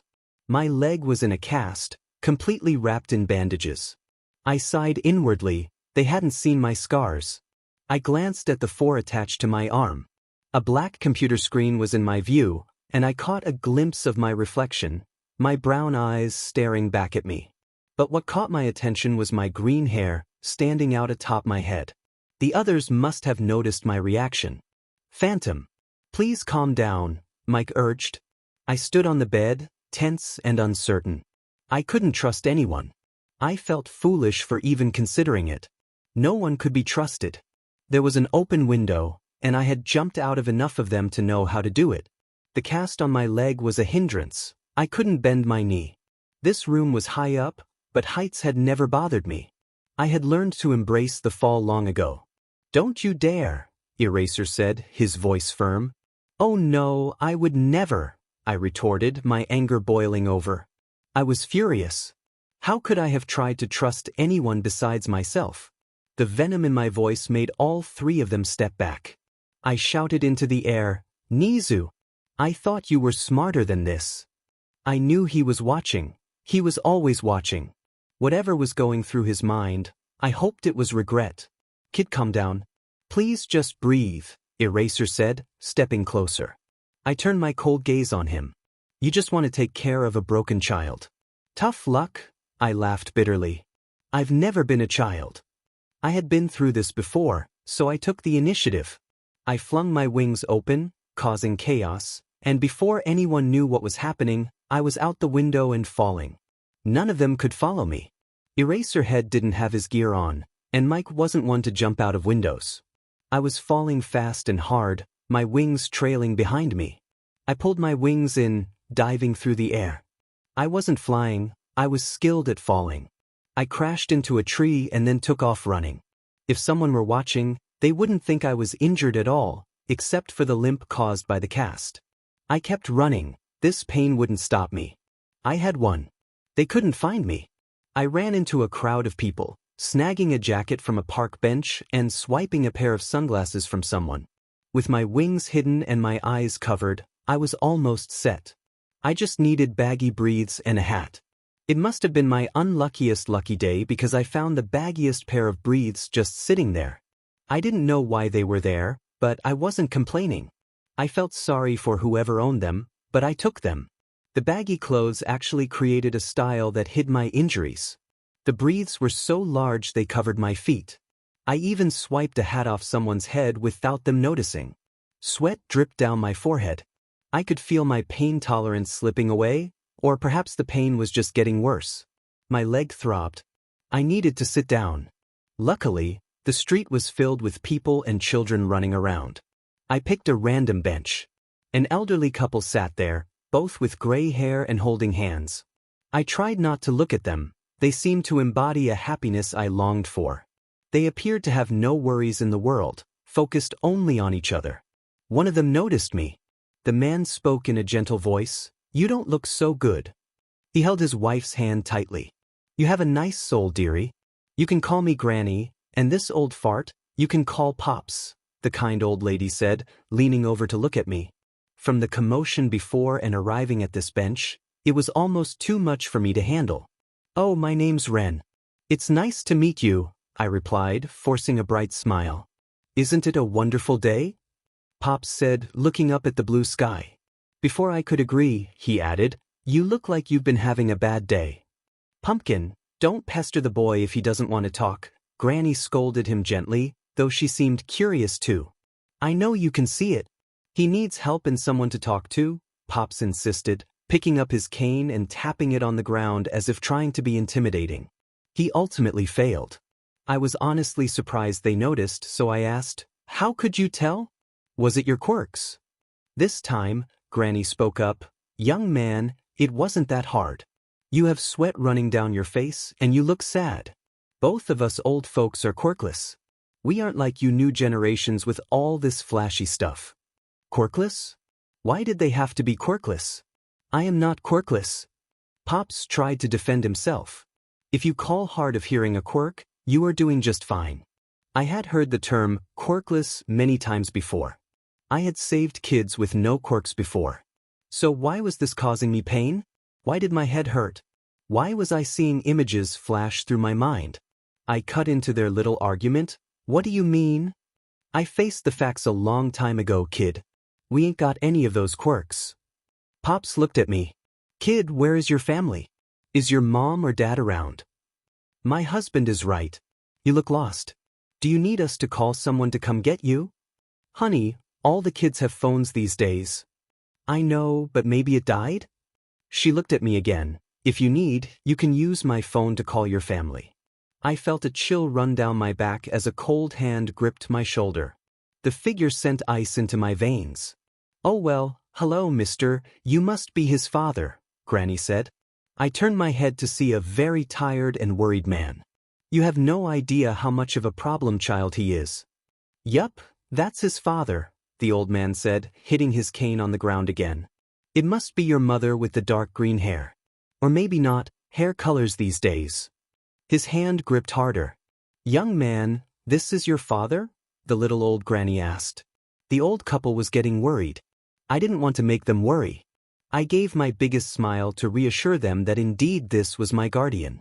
But, well, honey, it looks like these two have a lot to talk about, Pops said. He then mumbled as they stood up, looks like this young man is in a lot of trouble. It felt as if the bracelet around my wrist had melded into my skin. There were no marks on it, just a smooth silver surface that didn't resemble a tracking device at all. I slid my shirt down to cover it. I was in Eraserhead's apartment, in the main bathroom. School had been cancelled for a week after the USJ attack, leaving Nizu and all the teachers buried in media coverage. Even Class 1A had new reporters following them around.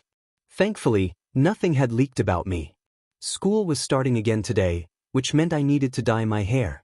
I really didn't like how Eraserhead and Hitoshi looked at it. Everyone in my class had been trying to contact me, some even wanting to visit, but none had any idea where I lived. Given that I resided in a rundown hotel, I wasn't inviting anyone over. That space was mine and mine alone. As I stepped out of the bathroom, I made sure my long sleeves covered my wrists. I walked into the kitchen to find the two Aizawas drinking coffee. Shota was still covered in bandages, while Hitoshi looked mostly healed, with just a scratch here and there. Without moving his head, Eraserhead met my eyes. No walking, he said as I entered the room. I had just spent the last 2 hours on my feet in the bathroom, completely forgetting the crutches I had left behind. I gave him the biggest smile I could muster and went back to retrieve them. I really didn't need them, but arguing with Shota was not something I wanted to do right now. I returned and hopped to the counter with my backpack and crutches in hand, feeling their stares on my mass of black hair. I looked at them, smiled again, and asked, "No one else knows, right?" "No. It's just me, Rat God, RG, and Hitoshi." "Run, you shouldn't hide this," Hitoshi said. I wouldn't expect anything less from him. This past week, I had seen nothing but admiration in his eyes. He was the only one who didn't look at me as if I were breaking. I smiled at him again and nodded, but both of them looked disheartened. "Ren, please just talk to us." Hitoshi was persistent. "Sure. What do you want to talk about?" I made my voice as normal and upbeat as possible. I knew I was being cruel, they just wanted to help, but I didn't want that kind of help. The first time I trusted someone, they turned around and betrayed me. I thought Nizu, of all people, would know how to keep a secret. But now I couldn't forget that he was part rat. "Ren, stop it." Eraser looked at me, and the expressions on both their faces doubled my guilt. Why was I feeling guilty? I swallowed and spoke up, "I'm going to head out a bit early. I'll catch you two in class." "No, you are not. You need to have a trained hero with you at all times. If you want to go early, I can call Mike to take you." Eraserhead was getting on my nerves. I had been on my own long enough. I didn't need a hero to help me get to school. I could beat half of them in a head-on battle anyway. "You can track me, can't you?" I asked sweetly, tilting my head. "Kid. See? It'll be fine.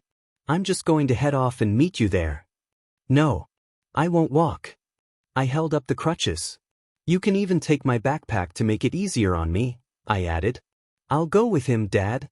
Don't worry about little old me. I can go by myself. And remember to call me Ren at school. Both of you aren't leaving here without me." I simply nodded and went back to the guest room. 3 knocks hit the door. "You need to start talking to me." I opened the door. "Of course. What do you want to talk about?" I looked at Aizawa, his expression always blank. "Can I have 5 questions?" "No, I don't need to answer anything." "Is there anything I can bribe you with?" "You can let me go home." "Kid, I can't do that." "You can let me go early to school alone." Kid, what can you do for me? Can you let me go back to my life? I promise you won't see me again. He didn't respond, so I thought of something he might agree to. I want to spar with you. What? He asked, taken off guard by the sudden change in subject. I'll answer one question if you spar with me. Deal. What is it? When is your birthday? Now that's a silly question. Why would you think I would know? I could be 14 for all I know. Given my size, I wouldn't say I'm over who knows. You are small. Don't rub it in. Have you ever celebrated any holiday? Oh no, you asked your one question. This is just conversation, kid. I didn't see any harm in answering. Yeah, I celebrated them. I got the most money on those days. They are the best days. Crime is practically non-existent, and I worked 24 hours. Sometimes I got a lot of tips. You celebrated by working more? Yeah. I didn't see anything wrong with that. Holidays are for family, so I took everyone's shifts so they could be with theirs. Why that question? I asked. I don't know anything about you. You seem to know everything about everyone, but no one knows anything about you. Huh. I wonder why? Don't worry, I'm really simple, I said with a flat expression. He scoffed. Simple with a sense of humor. No, really. I'm as simple as they come. Oh, do tell. Well, I'm just so simple it doesn't need explaining. It's as simple as that, huh? Oh, look who has the humor now. The atmosphere between us lightened. We both looked over when Hitoshi yelled from the kitchen, "You know what? If you guys are good with being late, I ain't stopping you." Shota chuckled. He yelled again, "Actually, I want to see Bakugo explode and Idia go chop chop. It is unbecoming of a hero to be late." He was perfectly imitating them. Dude, that's not manly. Guys, be quiet. Koda is saying something. Wait, never mind, he just yawned. False alarm, everyone. At that, I let out a laugh. I had often thought he was going to talk, but he was just yawning and walking away. I liked him. We could both talk to animals. He understood my pain with seagulls. They exaggerate everything. I once heard him complaining about them, and that made my day. No one knows that I can talk to animals. I walked past Shota, chuckling as I said, I'm glad I'm not the only one he does that to. You have no idea how many times I've waited for him to say something, I thought, feeling a dark presence behind me. Ren, you awoke the demon, run. Hitoshi shouted, panic evident in his voice. What did I do? I asked, stepping out of the room. The dark aura drew closer. Don't you dare run. Eraserhead yelled. Run. Why aren't you running? Hitoshi was frantic. I opened my mouth to respond, but my mind went blank.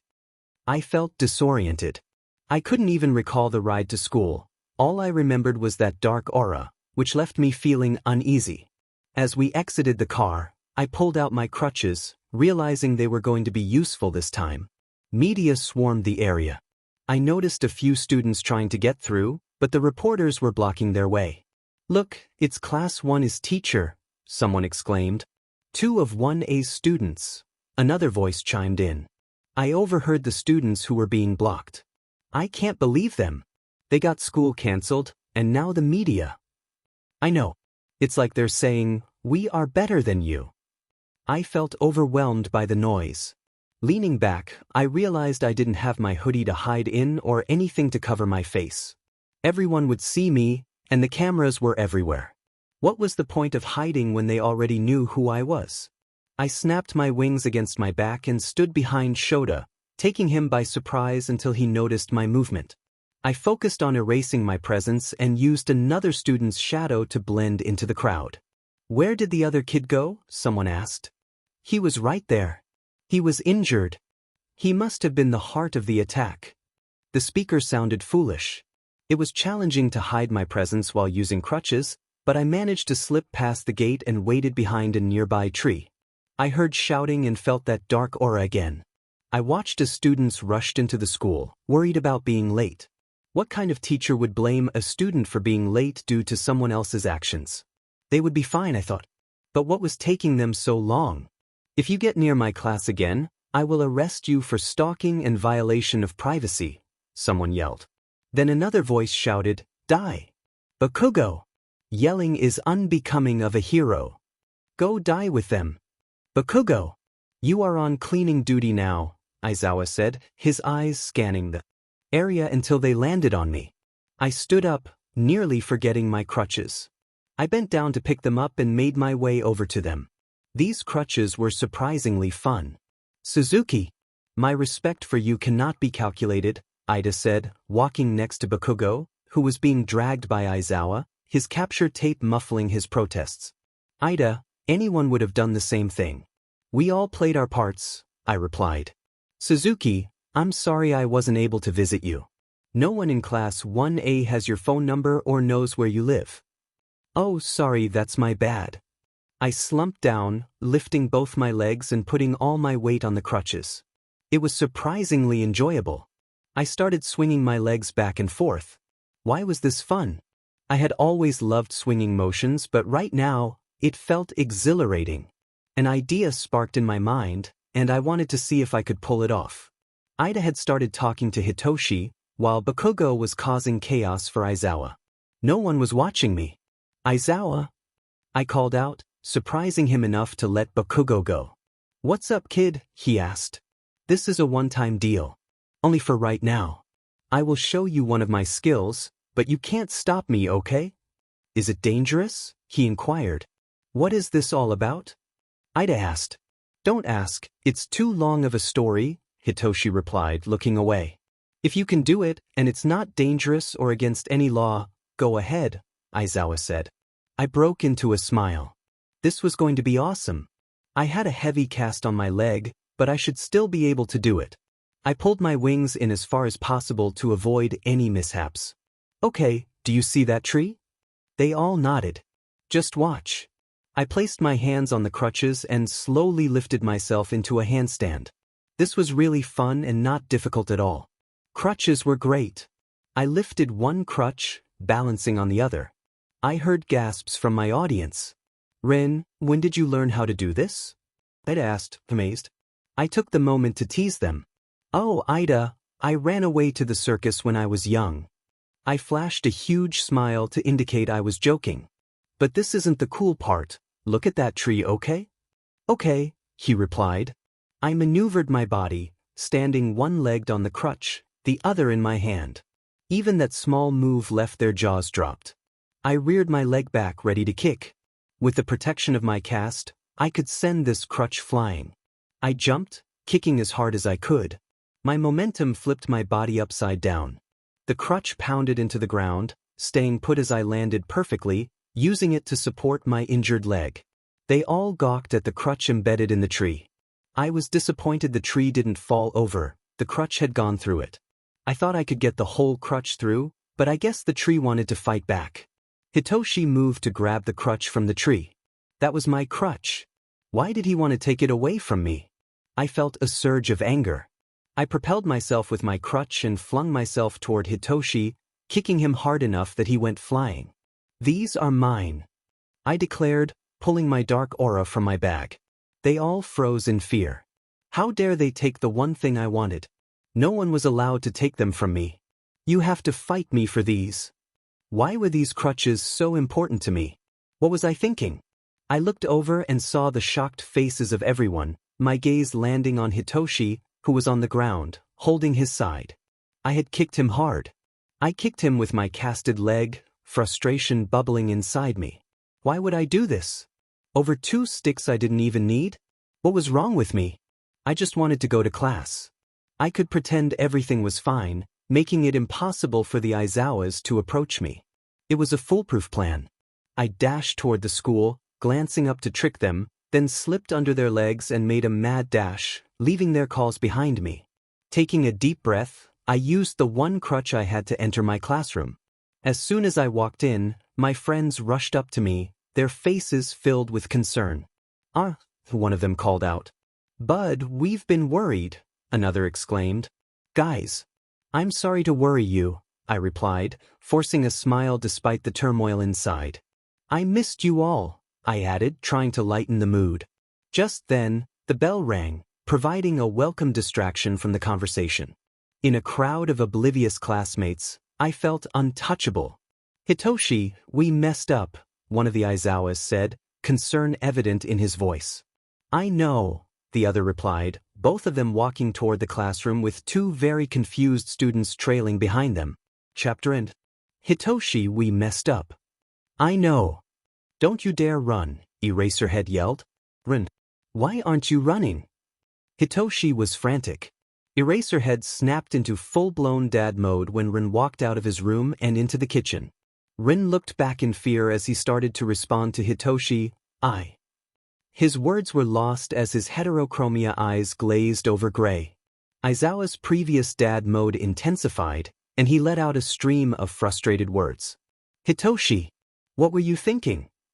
His voice was cold, harsh, and worried. I thought we could help him. Hitoshi felt a wave of guilt wash over him. He had misused his powers.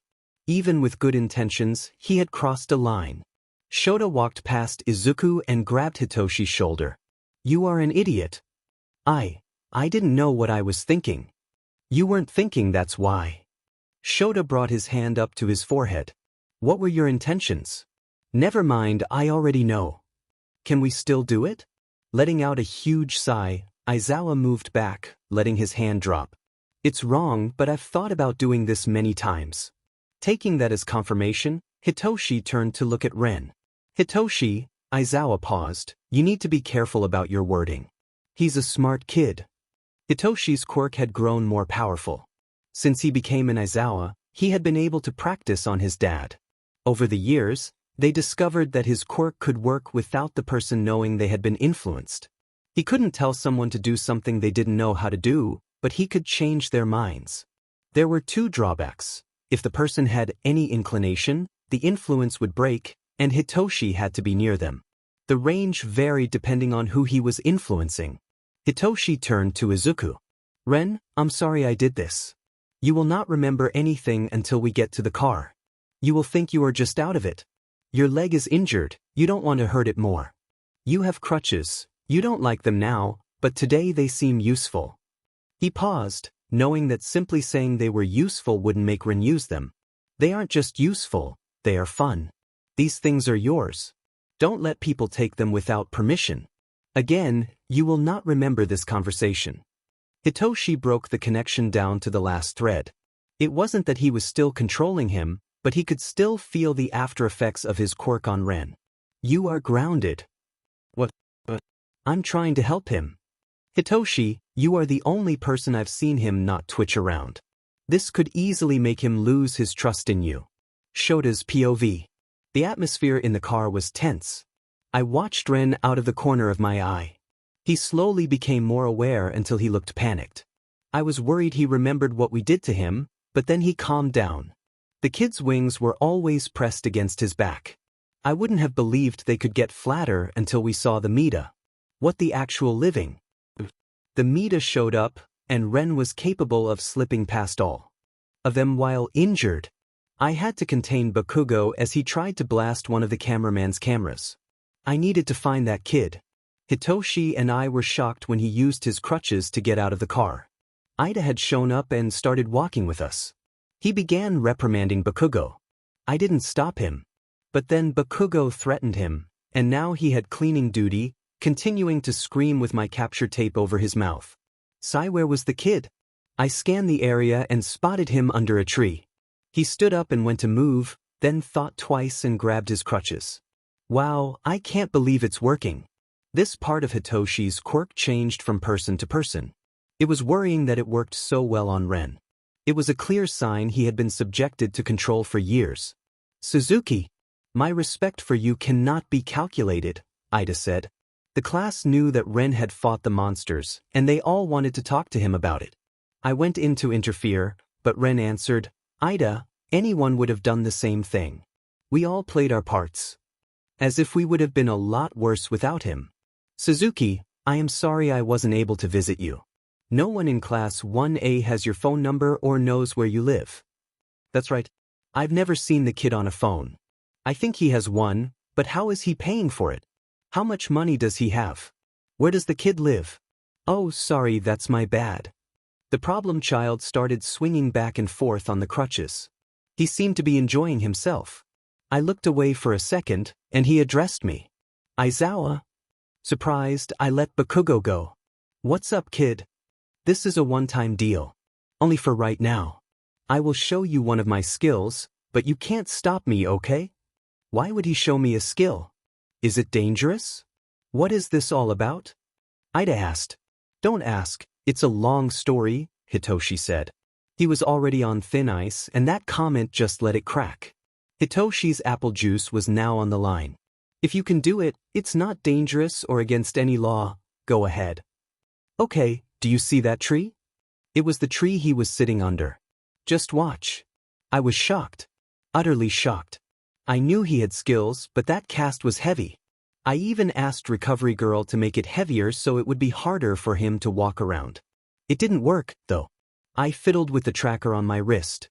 What could I do? Who could get this off of me? La Brava could. But reaching out to her seemed needy. She's keeping tabs on me anyway, so I bet she knows what happens. If I need help, those two will show up. I could cut off my hand.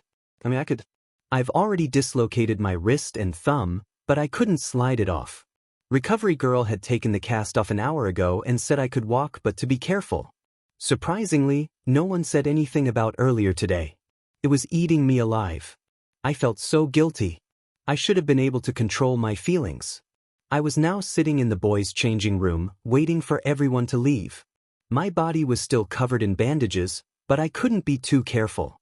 Hitoshi waited around and would not leave. Every time I looked at him, he looked away. He thinks I'm a monster. Hey, Hitoshi. I looked at him as he stood across the changing room, fiddling with his hair. Phantom. Rin stood there, a mix of emotions swirling in his eyes. I recalled the last time he had thought of me as Santa's helper.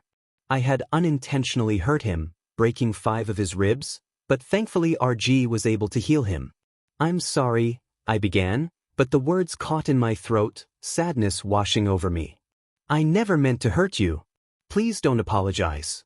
It's my fault. No, it's not, I interrupted, feeling the weight of guilt settle on my shoulders. I kicked him away in a moment of panic, and now I was ashamed.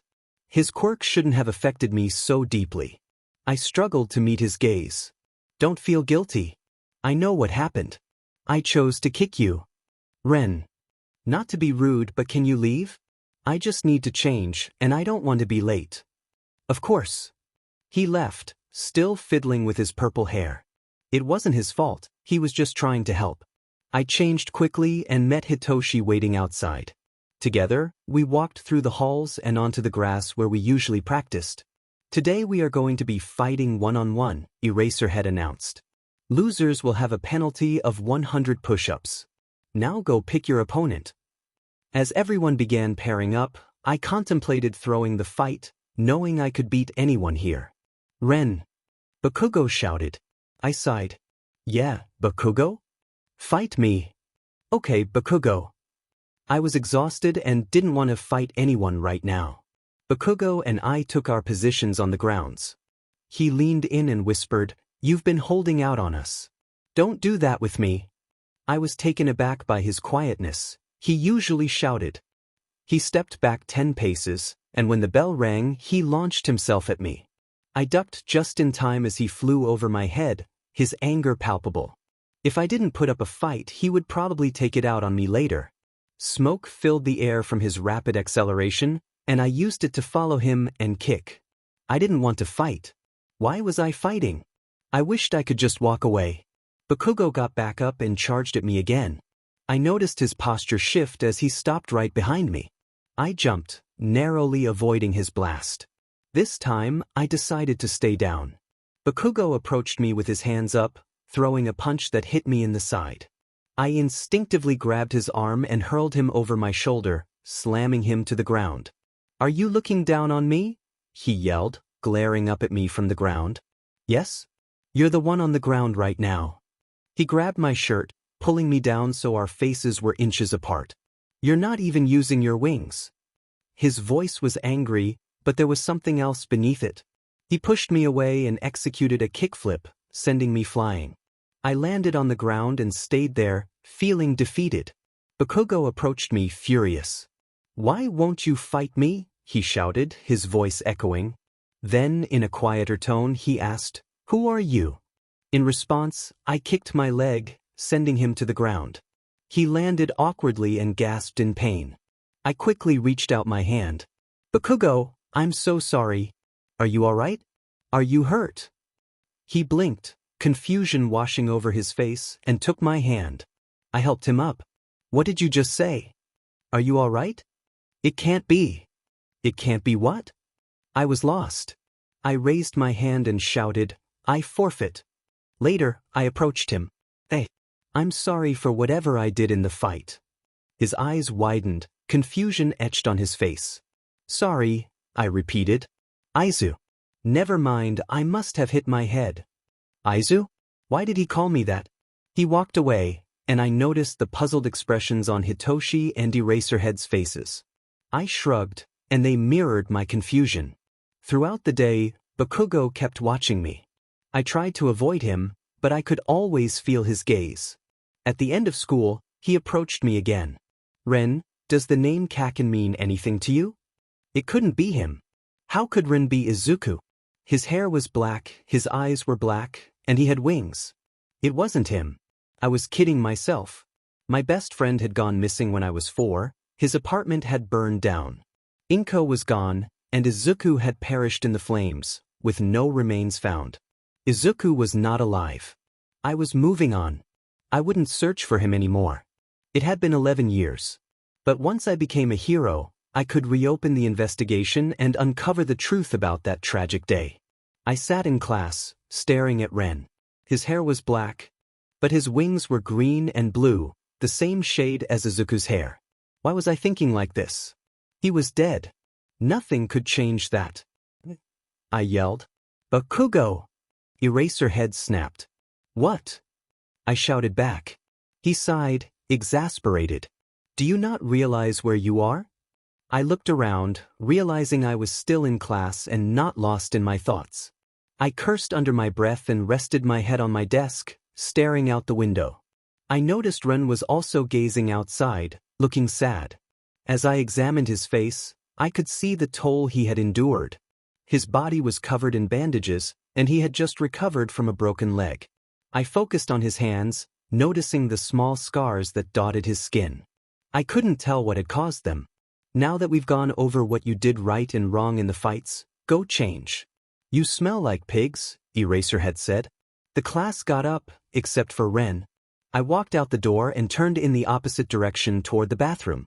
"Bro, where are you going?" Red asked. "Bathroom." "Okay, bro." I hid around the corner until Ren exited the classroom, Hitoshi following him as usual. Why was it that the only person who had gotten closer to Ren was Hitoshi? I followed them into the changing room, waiting for the right moment to ask Ren a question, hoping no one else would overhear. This was the only time I knew he would be alone, as he preferred not to change in front of others. I knew he was strong. It was evident even through his clothes. For some reason, I found myself sneaking into the changing room, questioning why I was doing this. As I turned the corner, I saw him struggling to take off his shirt. I caught a glimpse of his toned back, but that wasn't what caught my attention. He turned slightly, and I noticed a scar on his side that made my stomach churn. My initial question shifted to a more pressing one. "What happened to you?" I quickly left, but I thought I heard him call out, "Hitoshi?" I didn't respond and bolted out of the entrance, colliding right into Hitoshi. "Bakugo? What's wrong? You look like you just saw a ghost," he said, poking me lightly in the face. My mind flashed back to what I had seen, and I leaned over, throwing up in the trash can in the hallway. "Wow, Bakugo!" Hitoshi exclaimed. "Shut up!"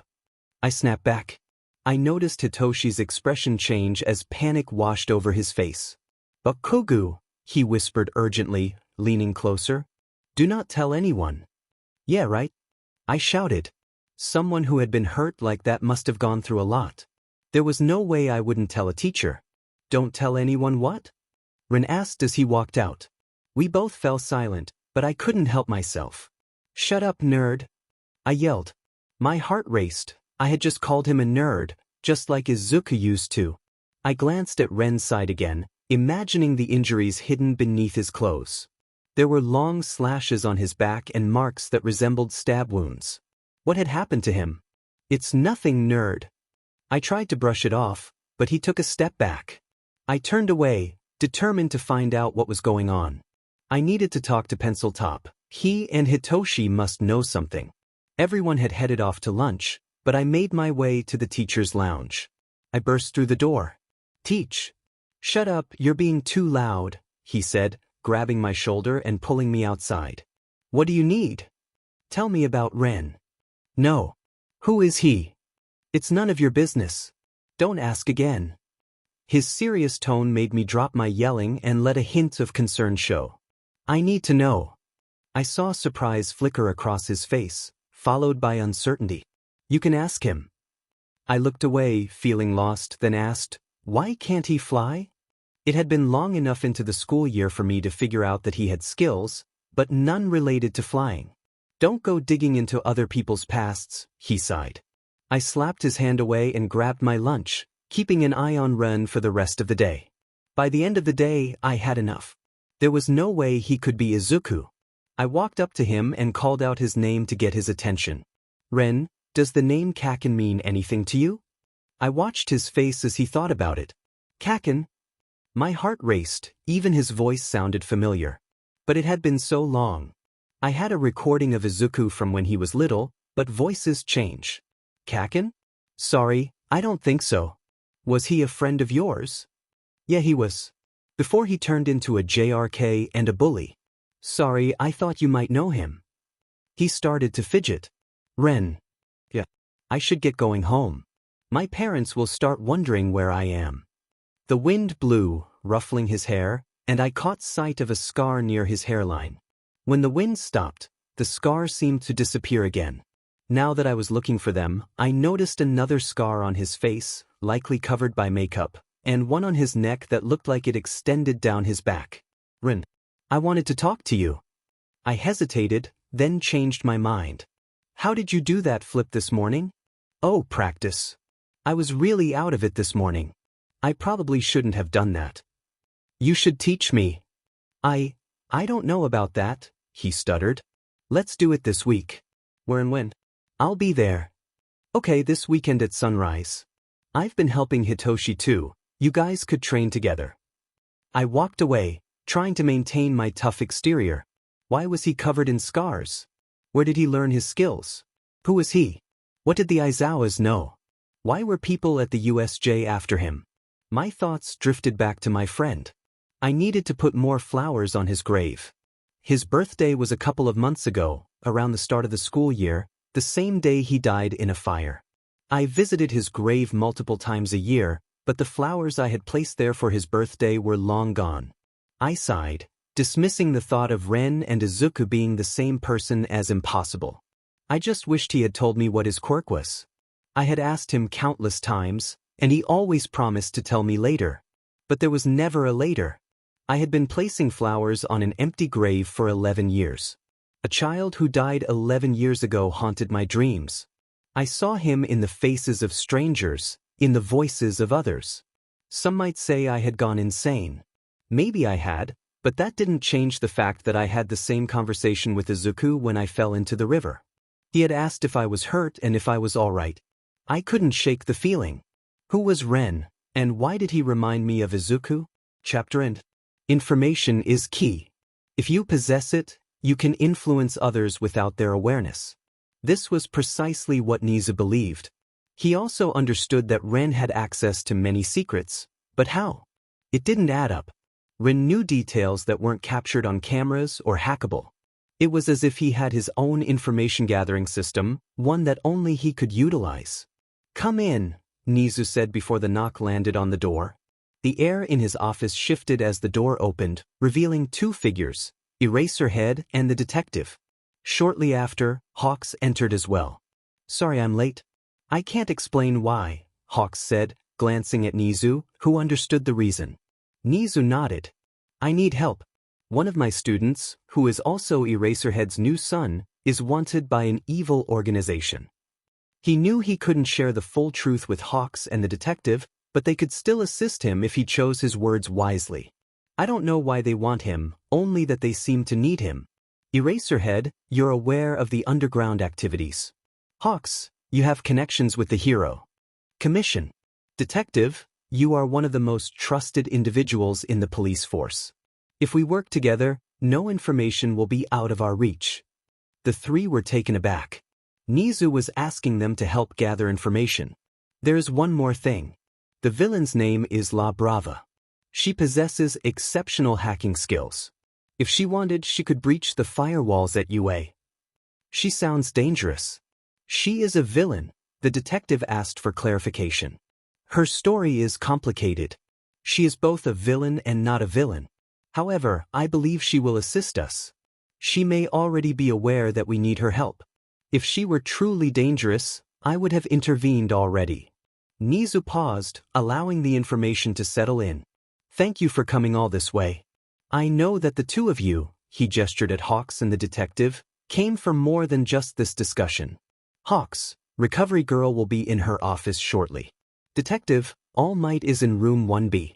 Please keep our conversation confidential. They were surprised that this was all he wanted to discuss. However, both Hawks and the detective sensed that they weren't being told the entire truth. Eraserhead, on the other hand, remained unaware.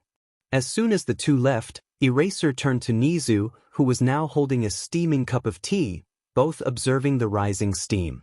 Something's bothering you, Nizu said, sipping his tea and dissipating the steam. Shota pinched the bridge of his nose. As perceptive as ever. It's Bakugo. He's picking up clues about Ren. However, he paused, there's something else. He hesitated. Please explain. I can't, Eraser shrugged, feeling unable to articulate it. How intriguing. They both sat in silence, contemplating the possibilities of what Bakugo might be hiding. Nizu's perspective was almost unbelievable. Shota's was too realistic. Shota, regarding Rin being the Phantom, we need to inform Hawks and later Tsukachi. The reason is that Hawks is going to teach him how to fly. He's been searching for the Phantom just as long as we have. Another pause followed. I would also like you to ask Ren about his past. He won't tell me anything. We won't know unless you try. This isn't as far-fetched, but I would also like to conduct a physical examination on him. We need to ensure his bones have healed correctly. It might also provide us with clues about his past. You told me you saw his scars? Isn't that proof enough? We don't want to dig into this kid's life only to unearth painful memories. He would never agree to a physical. Do you believe he doesn't think about them every day? Eraserhead's thoughts drifted to Ren's face as he slept. He had never seen the boy relaxed. A few times he had broken character, fear evident on his face. I think it's wrong to pry into his life. Eraser spoke through clenched teeth, suppressing his anger. He didn't know how Nizu managed it, but he was one of the few who could provoke Shota's emotions. Mainly because Nizu instilled a cold rage within him. Then may I ask you something? Nizu continued without waiting for permission. Where was he before the underground circus? What do you mean? Shota felt a surge of confusion. The warmth from the glass window began to reach them, battling against the cool air. How old was he when he was taken? Is his family gone? Was he lost and captured, or was he sold? The air grew warmer, along with Eraserhead's rising frustration. Yes, he wanted to know. Yes, he wanted to help him, but the way Nizu approached it felt cold and ruthless. It was as if the boy was merely an intriguing subject. Eraserhead shook his head, trying to clear his thoughts. Of course, Nizu cared for the boy. If he didn't, mere curiosity wouldn't have been enough motivation. Otherwise, the kid would have been all over the news, known for what he was. Some would be fighting to be imprisoned for becoming a vigilante, while others would want him to obtain his hero license. But most people would simply follow the loudest voice, regardless of their opinions. Even if Nizu seemed harsh, he meant well. Shota had learned this firsthand many times. I do not know. Eraser didn't know. Part of him didn't want to. If he found out, what would happen? Could he have prevented it? It was aimless thinking. We haven't been asking the right questions, Nizu said, holding his cup and tilting it slightly, forming a small puddle on his oak desk.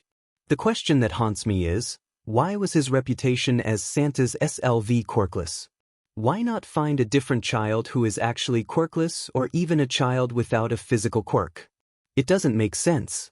As he spoke, he pressed his paw into the puddle, leaving imprints on the desk. I've thought about that. Nizu paused, observing the drying paw prints. You see here, he pointed to the first print. This, he fell silent. This what? Shota's mind struggled to connect the drying paw prints to Izuku. This is how the boy evaded us for so long. Now Shota was completely bewildered, so he waited for Nizu to elaborate. Shota, may I ask, how does this water relate to the boy? Nizu was trying to guide Eraser's thoughts. It doesn't. There was no other answer. Eraserhead was surprised when Nizu began to speak.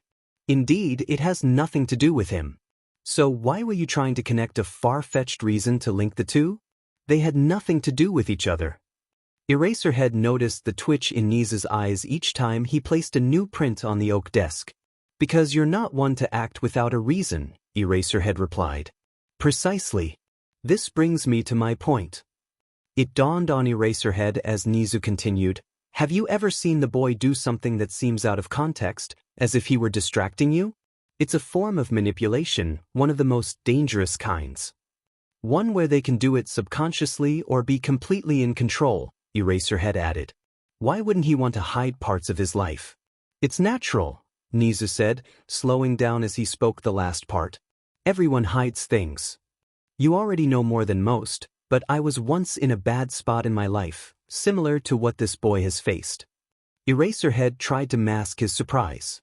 Nizu rarely spoke of his past. You see, I had someone to talk to. They helped me stay sane. Nizu, you don't have to talk about this. Eraserhead knew bits of Nizu's history, enough to understand the weight behind his words. No, this is important.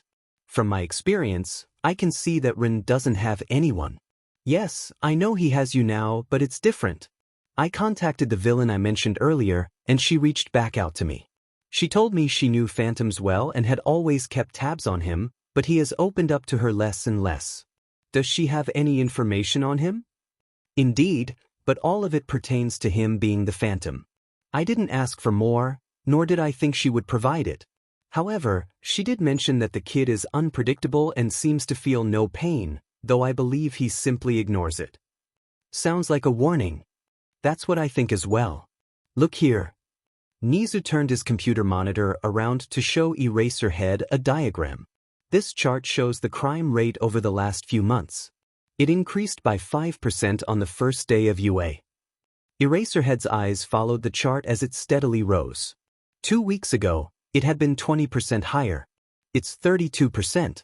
Nizu, why is the crime growing at such a rate? Eraserhead was shocked. Even with Phantom's absence, the rate should have only increased by 10%, not this. A 32%. Higher crime rate was unheard of. Though you may not believe it, our boy was doing much more than we thought. You're right, this is unheard of. One person making such a difference. No, this isn't unheard of, it's impossible. He fights quirkless. How could he have such an impact? It's the rumors. Eraserhead, not having done hero work for the last week, was unaware of them. What rumors? Of the Phantom's death, of course. It's been more than a week since anyone has seen him. The fear he instilled in our city has lifted. I didn't expect such a drastic change. We can also assume that this new villain group trying to reach our Ren is part of this rise, along with the spread of the rumors. Ren, no, this kid has become entangled in something I could never have predicted. Whether it's due to his actions as Phantom or because this group wants him badly enough that they broke that man out of jail. Wouldn't you think it would be the other way around? They needed that man, and that man needed Ren. Both of them spoke with fierce disdain when mentioning that man, as he didn't deserve a name, just as he never gave one to Ren. That would be the most logical reason. But you think otherwise? I do, but I have no proof to show for it. It's best not to rule anything out. Why was this man not given the death sentence? I tried to push for that, but ultimately the other beastmen he controls wanted him to live the rest of his life as a prisoner. The death sentence has become more speculative lately, even if it can be one of the only options. The victims will always win, even if it's not the best choice. That's just how the world works. Even victims sometimes lose. We need to cut this conversation short. I'm needed with all might and the detective. Hawks is also going to need help moving things to one of UA's larger warehouses on campus. Why does Hawks need one of UA's warehouses? He's going to teach the kid to fly, am I right? He was correct, and it made sense that Hawks would need to teach him on UA's grounds. The hero's agency could not be trusted, and Hawks was under careful watch. But on UA grounds, Hawks could do as he pleased. Nizu also suspected that Hawks wanted some things for himself. He liked Hawks, so he let it slide. Little listener, Mike called out, his voice echoing in the classroom. Izuku wandered around, aware that Eraserhead and Nizu were discussing him. Despite his keen hearing, he had missed Mick's earlier calls. Hey, look at this wonderful piece of mango I have, Mike exclaimed, waving the fruit in front of him. Izuku's attention was drawn to the mango, but his mind was elsewhere. He was more curious about the conversation between Eraserhead and Nizu than the fruit in Mick's hand. Want some? Mike asked, offering it to him. Oh, no thank you, Izuku replied, trying to dismiss the distraction. Are you sure? You look like you really want it, Mike pressed, a playful grin on his face. Izuku glanced at the mango again, its sweet aroma tempting him, but he shook his head. No thanks. Mike, undeterred, tossed another mango his way. Izuku caught it effortlessly but remained still, feeling frustrated. He had already declined twice. Did Mike not understand? Thanks, Izuku said, switching to English. Trying to win my favor now? Mike teased, responding in English as well. Nope, Izuku replied, popping the P for emphasis. If you don't mind me asking, how did you learn to speak fluent English? Mike inquired, genuinely curious. Izuku felt the pressure of the question. He had to respond, especially after receiving the mango. He approached Mike and placed the fruit on his desk. Thank you, but no thank you, he said in Japanese. He turned to the window, staring out as time seemed to stretch endlessly. The heat of the day mirrored the tension in his heart. He felt trapped, caught between the longing to escape and the fear of endangering others. The metal tracker on his wrist was a constant reminder of his situation. He had tried to remove it but had only managed to scratch himself. It felt like he was subconsciously trying to hurt himself, though he told himself they were just scratches. In this impossible situation, he had no outlet. His only escape was as the Phantom, helping others as best he could. But here he felt confined, with everyone around him trying to figure out what was wrong, trying to fix him. Time passed, and Izuku remained lost in thought, oblivious to the world around him. Eraserhead, he finally said, breaking the silence. Yeah, let's do that. I've asked someone to help you out with your wings, Eraserhead replied. I'm a lost cause with these things. I was thinking about cutting them off, Izuku said, his tone ambiguous. No kid. I'm serious. I've asked Hawks to help you with flying lessons. Izuku's breath caught in his throat. No, I did not tell him and he does not know. But I would highly suggest you tell him. Oh. Izuku had always admired Hawks, but involving him could put him at risk. Flying lessons? It seemed like a distant fantasy. He had dreamed of it his whole life, but now it felt impossible. I don't need flying lessons, he insisted. Can you fly? Eraserhead pressed, pushing against Izuku's boundaries. No. Eraserhead raised an eyebrow, mocking the uncertainty. That's not what I asked. Can you fly? Izuku felt a mix of annoyance and fear bubbling inside him. No. I can't fly. Can you? Eraserhead was taken aback, his patience wearing thin. You need to learn how to fly. I do not need to learn how to fly. You don't fly, and I can bet you in any fight. You still owe me one, by the way. No, I can't fly, but I've made up for it. I use my capture weapon and my quirk. You don't have those advantages. I can still beat you any day. Ren, you cannot become your best self without using everything you have. You cannot rely on just half of your power. I assume you want to become an underground hero? There are jumpers out there who will need your help. You know this. You've been out there working in the dark. Catching them with my gear always hurts them. You could save them without causing harm. Would you let them get hurt because you didn't learn how to fly? The weight of his words hung in the air, heavy with emotion. That's not what I meant. If I have. What if you have to use your wings? Do you think one day you'll just magically know how to fly? It doesn't work that way. You can't ignore your strengths while trying to strengthen your weaknesses. You have to work on both at the same time. Izuku had always thought that one day he would simply be able to fly. One day, everything would be different. He was just fooling himself, he could never change. Instead of responding, he stood there, looking down at Eraser's feet. His life had taught him that pretending to agree could get him out of anything.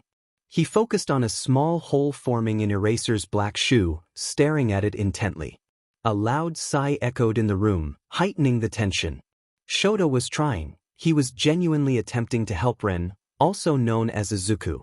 Yet, everything he did seemed to backfire. It was so much simpler with Hitoshi. Hitoshi knew how to blend into the crowd, to avoid standing out, and how to navigate conversations. He didn't know how to act in a way that felt false. He had never worn two faces, didn't know how to manipulate, and he trusted others. Izuku remained silent as Eraser looked over him, realizing that the boy had resorted to one of his most practiced skills, patience. He would wait as long as necessary, and both Izuku and Shota understood this. Since you told Bakugo and Hitoshi that you would help them train at the beach, I have to come, Eraser had said to me. He only found out because Hitoshi told him. Okay, I replied. Ren. Hitoshi yelled from his room. Bakugo just texted me and said he was there. The only reason I wasn't already there was Eraserhead. I looked up at him, but his expression was unreadable. I owe you a fight anyway, Eraserhead said. I glanced at him, surprised. I didn't want to fight him anymore. I wasn't sure what had made me say that. You don't have to do that. I'm just going to show them how to do a flip, I said. A flip? He asked, curious. Yeah, a flip. He decided to stick with us, which I expected. It was a 20-minute walk to the beach if you walked fast. Eraserhead suggested we run as a warm-up, and we arrived much sooner than expected. This will be great training for the sports festival, Hitoshi puffed. Sports festival? I asked, realizing I hadn't been keeping up with things. My mind had been preoccupied with other issues, the rising crime rate, being tracked, and the return of the MSTR of the circus, who was now working for someone else. But who? Bakugo approached from behind as I spoke. Oi, did you grow up in a hole? You must have if you don't know what that is. Both Eraserhead and I tensed up. At least I had a home. I shot back. Clearly, you weren't taught any manners. Bakugo threw a punch at me, but I stepped back, enjoying the moment. Their expressions were priceless. Bakugo, face flushed from missing, said, Pencil Top, I know Hitoshi is your son. Why are you here? Watch your nicknames, kid, I replied. He wanted to see what kind of training I've been putting Hitoshi through, even though I haven't done it that many times. I mumbled the last part. He's just making sure it won't backfire on muscle building or give us tips on anything. The lies slipped easily from my tongue. Anyways, Bakugo, I didn't grow up in a hole. I just didn't realize how close it was. I was going to give the class 2 weeks heads up, but it is in fact in 3 weeks, Eraserhead continued. But it's pretty public when it is happening. Okay, so that can be our end goal. I mean, Ren can teach us every day after school for the festival. Hitoshi exclaimed. Why would he want to do that? And why do you think he can teach us more than Pencil Top? Bakugo challenged. Eraserhead, you should totally teach all 3 of us. That would be way better than if I tried to teach, Hitoshi added. No, kid, I would like to see how you are going to go about this, Eraserhead replied.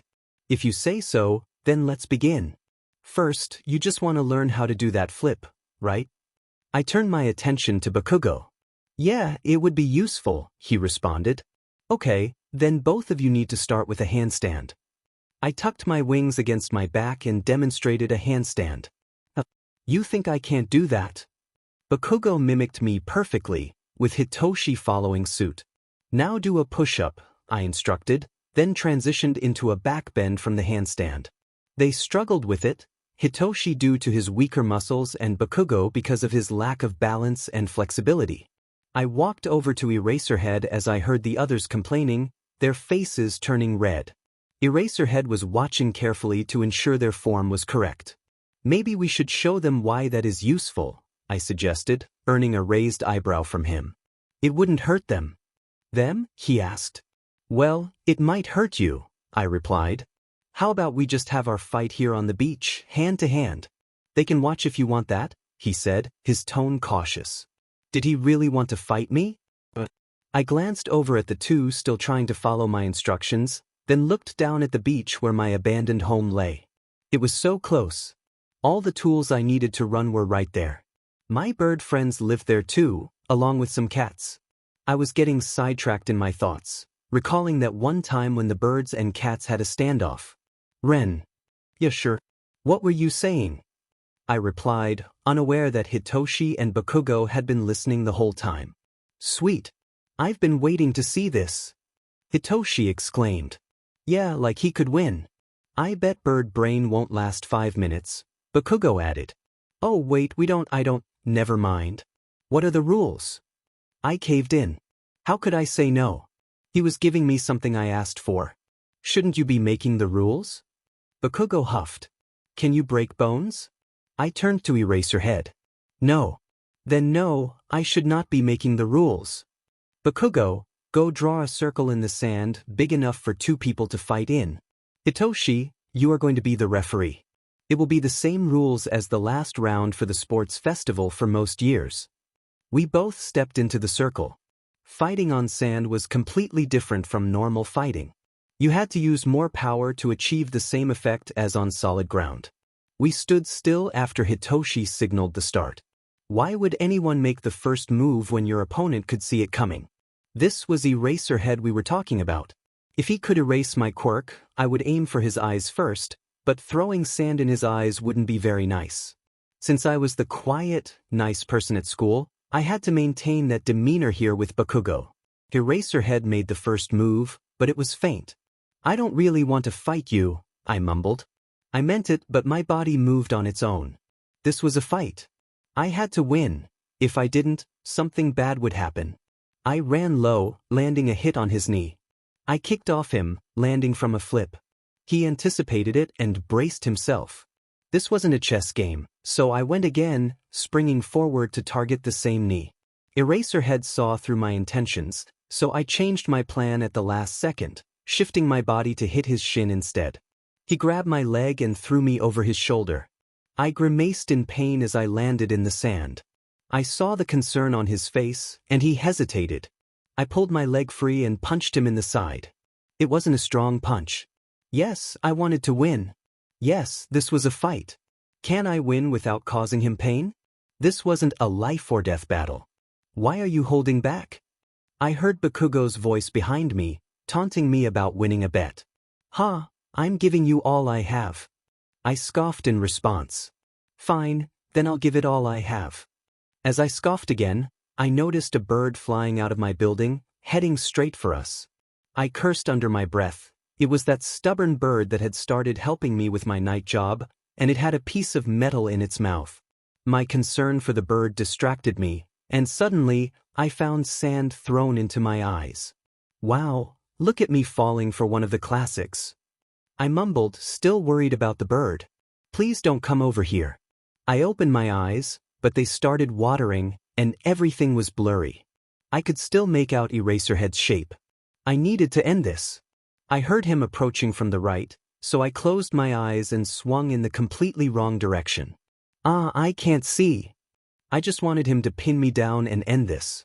I could feel him nearby. This would be over in seconds. You owe me some money. Bakugo laughed, but as soon as Eraserhead's force could defeat me, he stopped running. I opened my eyes and rubbed the sand away. Why did you stop? I spotted the bird in a tree and sighed in relief. At least it was smart enough not to come down here. If you aren't going to fight me, then this is pointless. My classmates looked confused, and I cursed under my breath again. So a draw. I wouldn't even count that as a match. I rubbed my eye, and the sand became extremely painful before it faded away. I looked down at my hand and saw one of my contacts resting on my finger. Oh no. A wave of panic washed over me. I closed one eye to hide what had happened. Well, that was boring, Bakugo remarked. Sorry about that, I was just going to teach you that trick, I wasn't planning on fighting. I rubbed my eye more, giving a solid reason for keeping it closed. If you want to keep training, I will meet you here every day until the sports festival. Sorry, he can't do that. What do you mean I can't do that? I was getting tired of not having a choice. It felt just like back then. He can do it 3 times a week, the other 3 days I have special training for him. He was talking about hawks. I can do it every day but not at the same time. And that is only 6. No, you can't. The last day is called a rest day. I'm going to come back here tomorrow anyway and train with Hitoshi. See ya. Bakugo turned and left. I dropped my hand from rubbing my eye and shot a glare at Eraserhead. I didn't say anything, but my green eye was filled with anger. Hitoshi took a step back from me. What? Scared of my face now? I thought you liked my eye. Don't you want to see them? I didn't care anymore that Bakugo was gone. I rubbed my other eye, and the sand helped the other contact come out. I glared at Eraserhead. Is this who you want to fight? Well, go right ahead. I stood there ready, but I knew he wouldn't do anything. Why am I getting so mad? I don't understand. I just want to go back to my life. No school, just being me, saving people who need help. I turned and walked down the beach but stayed in Eraserhead's view. I made a high-pitched whistle, and the bird flew down, landing a little bit from me. Wow, I knew you had problems, but being dramatic hadn't made the list yet. I glanced at Eraserhead watching me from a distance. I wanted to talk to you. Has anyone seen my stuff? I still felt mad, but also something else. The cats claimed your pillows, but that's it. Thanks for watching over. They don't know I can talk to you guys, so please stay away from me when I'm with them. Thanks for being worried. I saw Eraserhead starting to walk toward me. Fly away when he comes. Wait. The bird hopped a few feet and dropped the metal object. I brought this for you. Also, do you need anything? Information as always. Don't stop gathering it. You guys are my network of knowledge after all. Look into new groups of villains, and also don't get hurt. The bird flapped away as Eraserhead came too close. Kid, I am just trying to help you. I know. My mind was elsewhere as I palmed the object the bird dropped into the sand. Eraserhead, I need to get back out there. People need the Phantom. You know we can't let you do that. Not with a target on your back. Crime rate is up 30%. Eraser, I have to go back out there. I could be doing so much. We both know this. Kid. Stop kidding me. I've done a lot more than you or Nizu know about. I knew he wasn't going to stop me from talking. He wanted to know anyway. I've blackmailed so many people. I've kept all the villain organizations from working with each other. Place a lie here and there, and they don't team up. They are teaming up now that I'm gone. How do you know all of this? You've been with me or in the school the whole time. I just looked at him, knowing he was trying to figure out how I knew what I did. Information. Information is the key. I palmed the earpiece into my pocket. The person who sent this knows that information is how you win. I felt my wings grow heavy as my determination set in. I stood up and looked out at the sea, the earpiece hidden. A man grabbed a cup in anger, and it turned to dust. Why? He asked the screen on the wall. Why is he so important? A man whom Izuku knew quite well was unrecognizable as he sat at a bar. His educated voice spoke up, "You clearly can't recognize a masterpiece when you see one." The screen showed static as a voice came out of it. He's one of a kind, and he will soon bring the downfall of All Might. Okay, spread your wings, Hawks told me as he stood behind me. I need to see if your back is weak from never using them. This was the first flying lesson that Eraserhead had dropped me off at. It's not like I don't know how to fly. It's just that I can't. Okay, your wings look fine, but they might start to get sore with these lessons. I interjected. I don't need to fly. The hawk paused, surprised and unsure of how to respond. After a moment, he gathered his thoughts and asked, "Well, do you want to?" I hesitated, unsure of how to answer. Maybe? What did he want to hear? I remained silent. Your wings look fast, but let's try just pushing yourself off the ground. Here like this. He stepped back and flapped his wings, lifting off the ground for a few seconds before landing back on his toes. Okay, now try that. My wings ached, their full length stinging with pain just from watching hawks fly. I don't think I can. I mean, I can glide, but actually. I trailed off, letting hawks piece together my thoughts. Actually pushing yourself off the ground? Yeah, that. We were on the UA campus grounds, in the warehouse building behind the main building. This space had been remodeled for my flying lessons. I could see the confusion on Hawks's face, as if he were wondering why a school would dedicate an entire building to a kid who could learn to fly outside. It made no sense to either of us. If I learned to fly, I would just take off. I could escape somewhere no one could find me. I could fly overseas and do vigilante work in America. I speak English. But I can't just leave the people here. Hawks demonstrated another technique. I want you to jump as hard as you can and then flap your wings as hard as you can. Okay. I grounded my feet, bending my legs. I pushed my energy into my legs and jumped, but my wings did nothing. Haha, it's okay, kid. Just do it again, but remember to flap your wings. I cursed under my breath. It wasn't that simple. But it is that simple. The same result happened the second time, and now I saw the worry in Hawks's eyes. One time forgetting or not knowing how was okay, but the same result twice for a UA student recommended by Eraserhead was not normal. Ashamed, I looked away. Rin, are you there? A small voice called over an earpiece. I could barely hear it from the kitchen as I poured coffee for Eraserhead and Hitoshi. Ren, how was your first lesson with Hawks? Hitoshi asked. Sorry, it took me so long to reach out. Ren, are you there? I glanced down the hall, imagining the earpiece vibrating, carefully hidden. Luckily, Hitoshi was sitting in the same direction, and when I looked up at him, I replied, it was fine. I could feel their curiosity. I smiled at them, putting on the facade of the shy, happy, clumsy kid who somehow got into you, not the broken child that others walked on tiptoes around. I preferred being the coffee boy anyway. It didn't matter if it wasn't completely me. I was still acting, so by default, it was still me. Fine.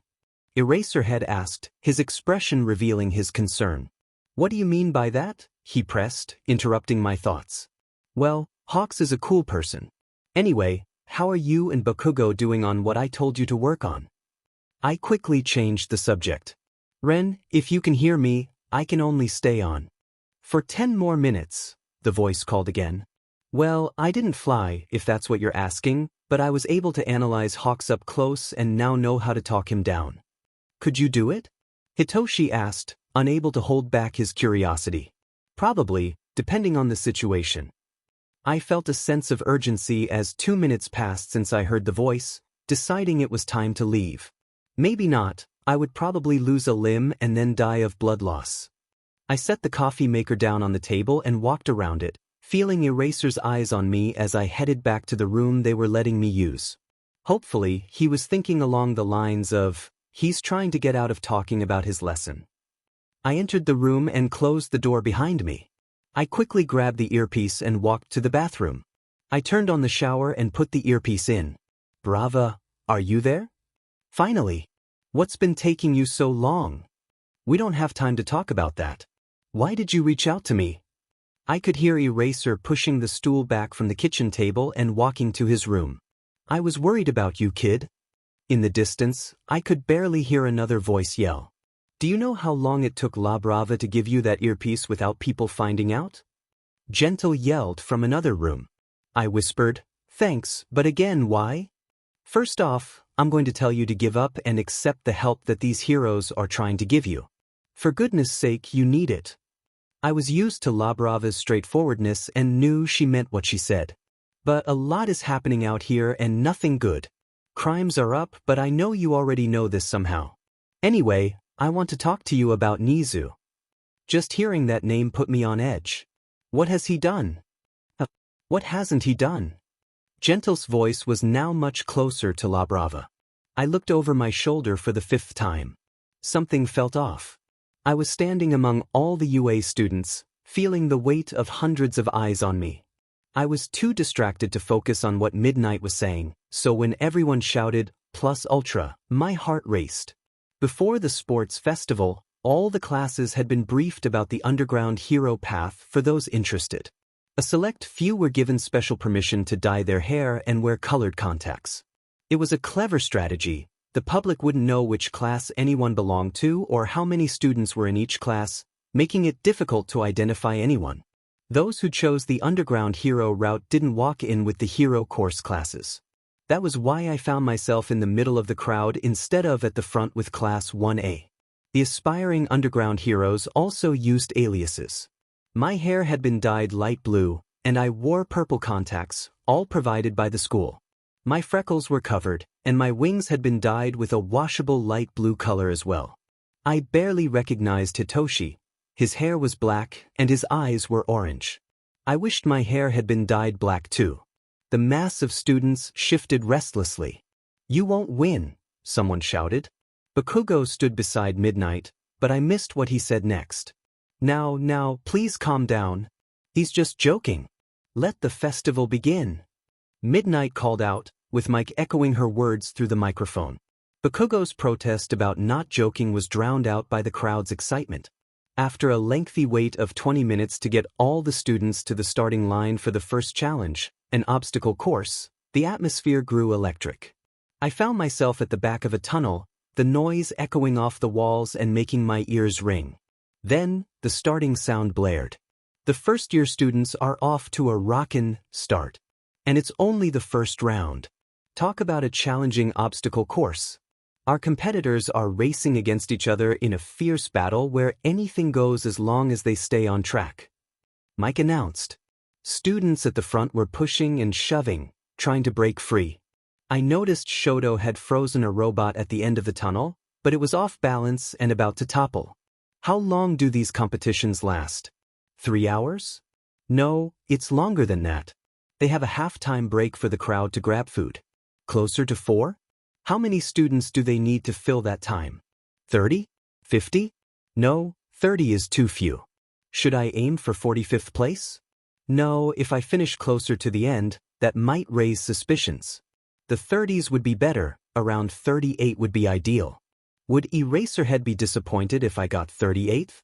I didn't think he expected me to come in first when he told me to do my best. Maybe he just wanted to see my skills? Lost in thought, I realized I needed to start running or it would look suspicious if I gained ground and still finished in the 30s. The crowd was thinning as everyone rushed out of the tunnel. It didn't matter anymore. Still at the back, I took a few steps and leaped into the crowd. With a simple jump, I began running across people's shoulders. 2 people I stepped on stumbled, but before I fell with them, I was already moving on to my next target. I had chosen everyone I landed on carefully. None of them could stop me with their quirks, and none would be too injured by my landing. "Stop him," someone shouted. "He just used us as springboards," another yelled. I ignored them. "You have wings. Just fly," someone called out. I continued to ignore them. I was out of the tunnel in seconds.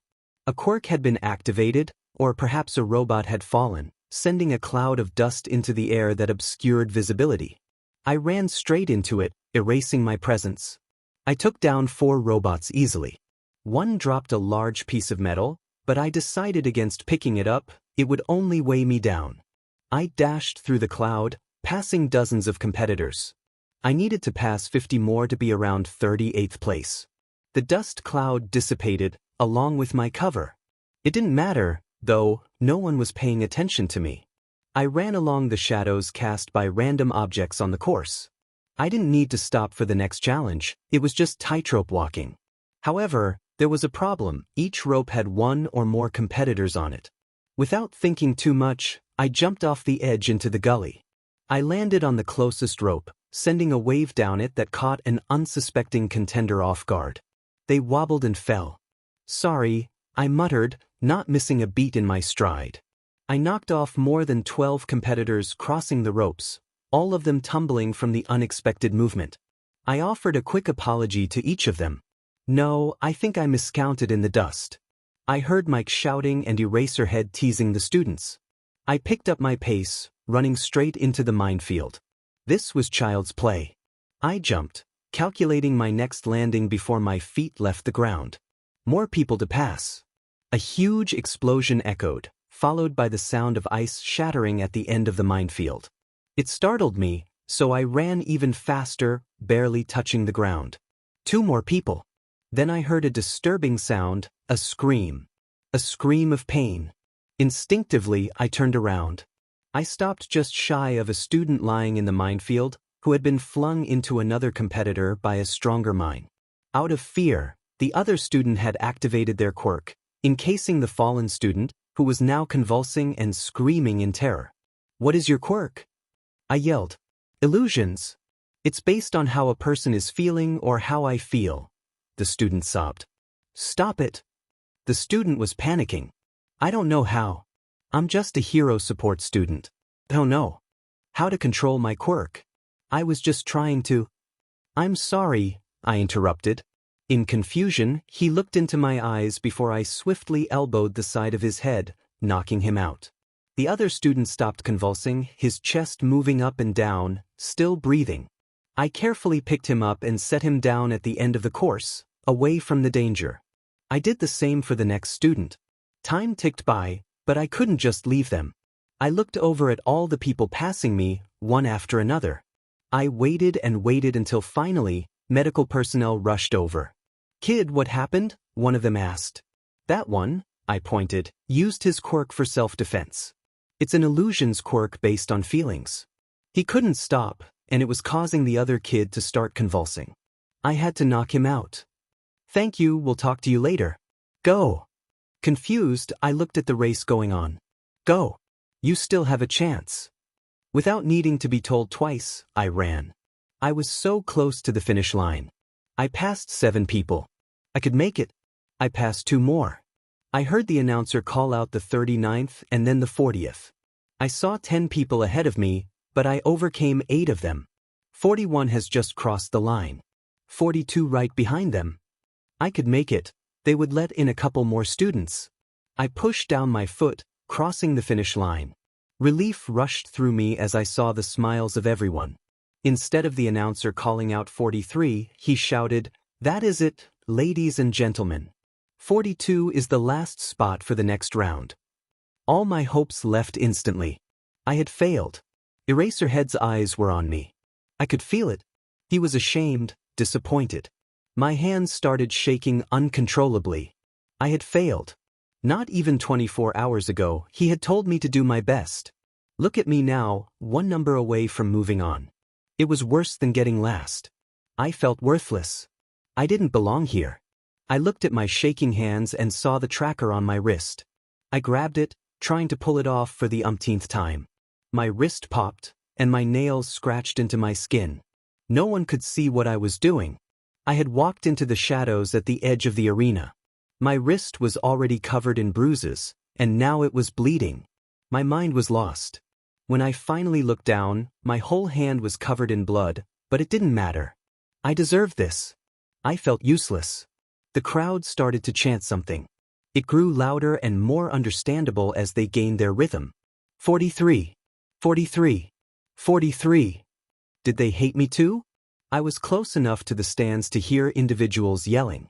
"Let him continue." My heart stopped but still hurt. But he has the right.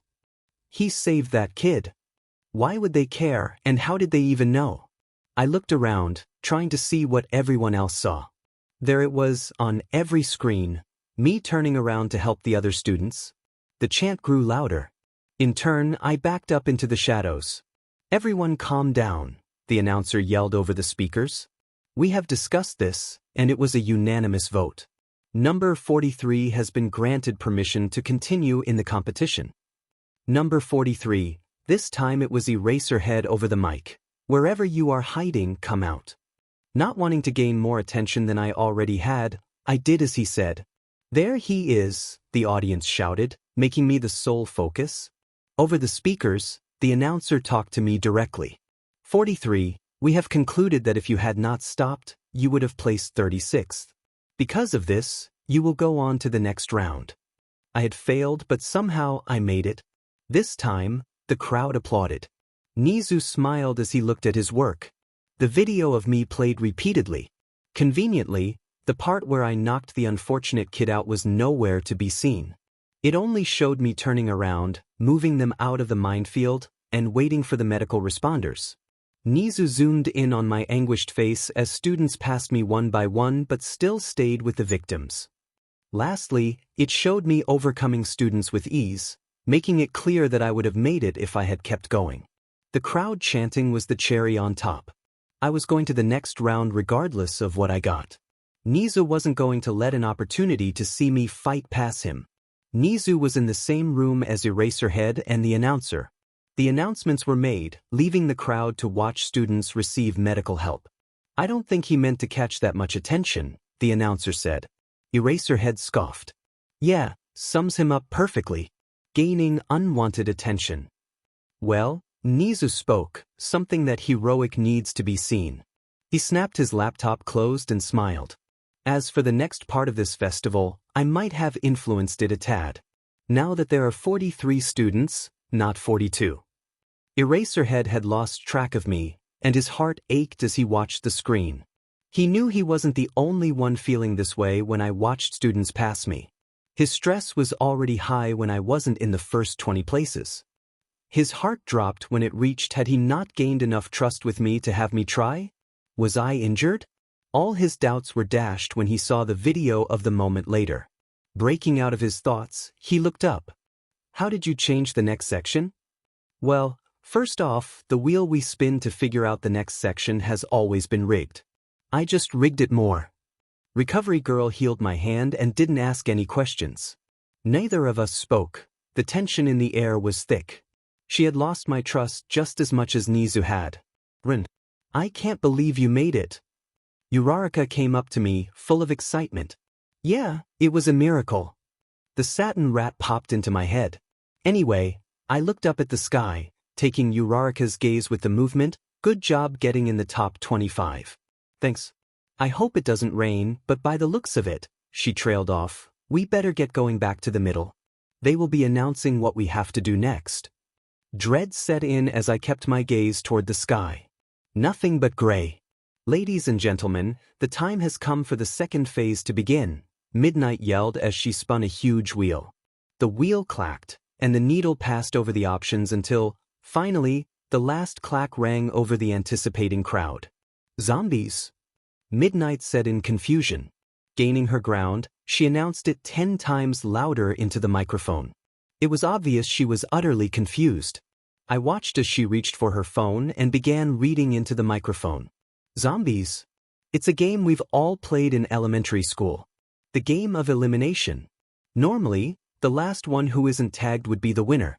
But there is a twist. She paused for dramatic effect, glancing at her phone before looking up at the announcement block where Nizu was standing. It was clear he was guiding her through the announcement. This will be a timed competition. The last 15 who are not tagged will move on to the next round. To keep the zombies motivated, there is another rule. If 33 or more people are tagged, the game will restart, giving every zombie another chance to move on. This is a game of endurance, planning, alliances, and betrayals. What will these students do? She exclaimed, capturing the essence of the game. And you might be wondering who will be the first zombie, and how can they get the chance to win and move on? The stage crew and teachers began setting up obstacles and other props. Mike spoke over the microphone. Some more information. As you might have guessed, this is not an easy task. One touch from another student will turn you into a zombie, but how will we tell who is who? Each student will be given a pair of gloves that will leave green marks on whatever they touch. But how is that fair, only being able to use your hands? We have a solution to this. He paused, looking toward Nizu for confirmation. Okay, Mike continued, as the students prepare, let me explain the game in more detail. It's called Zombies. One person will start as the zombie, trying to tag the other students. There are 42 participants, making a total of this is a competition of time and elimination. If more than 33 people are tagged, the game will restart, giving everyone another chance. When it gets down to the last 15, a timer will be set for 5 minutes. During that time, the last 15 must work together because if 6 of them get tagged, the game will restart. There must be fewer than 10 survivors for the game to restart. Once those 5 minutes are up and 10 students have survived, the round will end and the finals will begin. Even though I was in a room under the stadium, I could still hear every word. "Guys, can you make out what he just said?" one voice asked. "No, it's way too muffled," another replied. "Midnight will tell us, don't worry," came a third voice. Everyone had been given gloves that left a green residue. Those who didn't have hands, or had hands that didn't work with the gloves, were given alternatives. You could only be turned into a zombie if you got green on you. Even a drop would do the trick. "Listen up, kids," Midnight announced as she entered the room. "There is another rule. If you can find other ways to get this type of green on others, it's fair game. As soon as you are tagged, the gloves you are wearing will activate and start producing the green substance. Until then, you are still human." It sounded complicated. Once it got down to 15, it would be 15 against 28, 28 zombies, all with quirks. She continued explaining the rules while I slipped away into the halls. I had already heard Mick's explanation, so there was no reason for me to stay. I found myself wandering, partly looking for a drinking fountain but also trying to calm my nerves. It felt like I was heading back into the arena. It felt like a circus. "I will defeat you." The voice was Shoto's. For some reason, I started walking toward it. "Try it, flower boy," Bakugo shot back. "I will show my father that I don't need my fire to beat you. Everyone knows you are at the top of the class. Even he knows. He thinks I need to use my fire against you to win. Fire against fire." "Shut up, I am going to win." I tuned out, hearing Shoto mention something from 10 years ago. I already knew his story. I had a lot of files on Endeavor. It was a sad story, but Shoto had support from his older siblings, so it wasn't all bad. I also knew he spent his father's money without a care. If you had to cope with how you were raised, spending your father's money wasn't a bad way to do it. I found out he owned 3 cars and already had a speeding ticket, but I didn't know how he had a license. He probably bought that too. "And that's why," he concluded. "Like I care. Have you seen Ren? He's got it a lot harder than you." The feathers on my wings twitched. "What did he say?" "What do you mean by that?" Shoto asked. "I didn't say anything," Bakugo replied with a TSK. Our attention shifted when the bell rang, signaling the 5-minute mark for the beginning of the round. "I see you as my enemy, not Ren. He is strong, but you are stronger. My father won't acknowledge my true strength if I choose him as my enemy. I don't know what is going on in your head, but that's messed up." The conversation ended, and Shoto walked away. I stood there, waiting for Bakugo to leave, but he didn't move. If I couldn't hear him breathe, I wouldn't have known he was still there, but I could. His breathing was ragged and angry. That was a strange conversation. What did Bakugo mean? How much did he know? "Come out. I know you're there." It's not polite to listen in on conversations. I held my breath. There was no way he sensed me. Another figure emerged from the opposite end of the hall.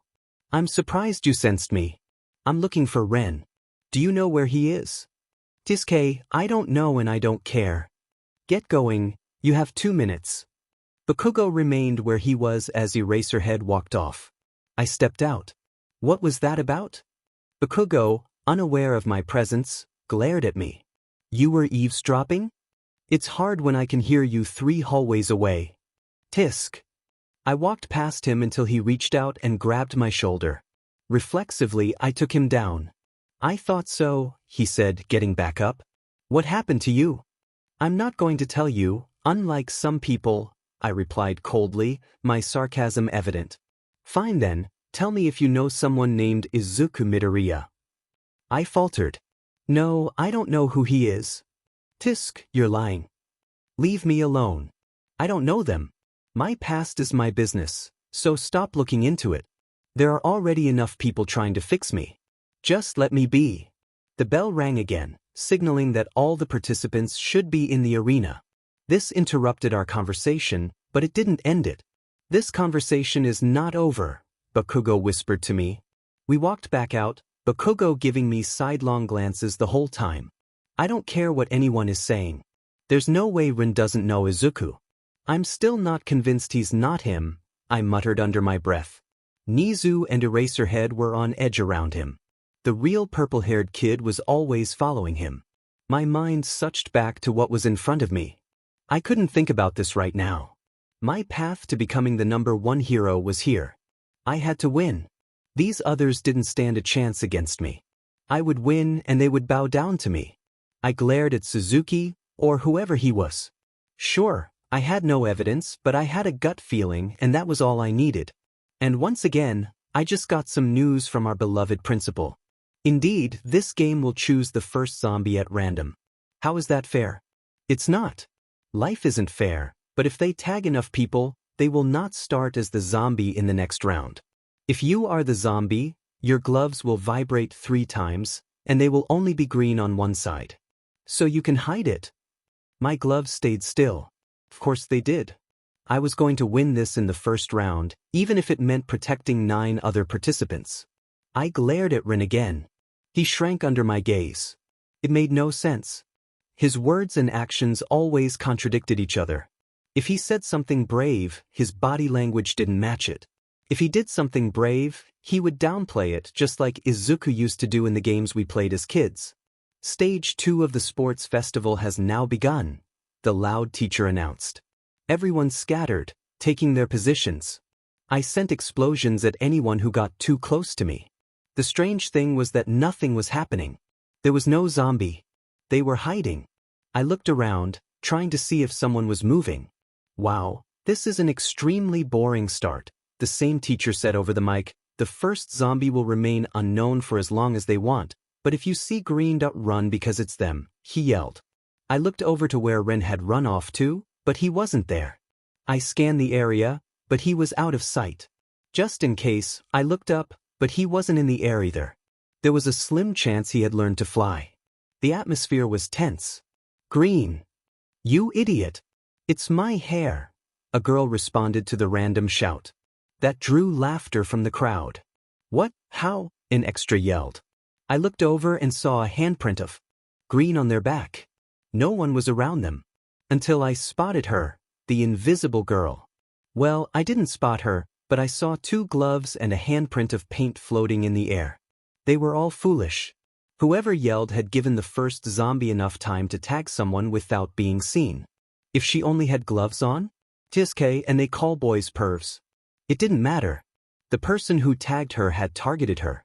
How could your team lose when they couldn't see you coming? Smart, Eraserhead said over the speakers.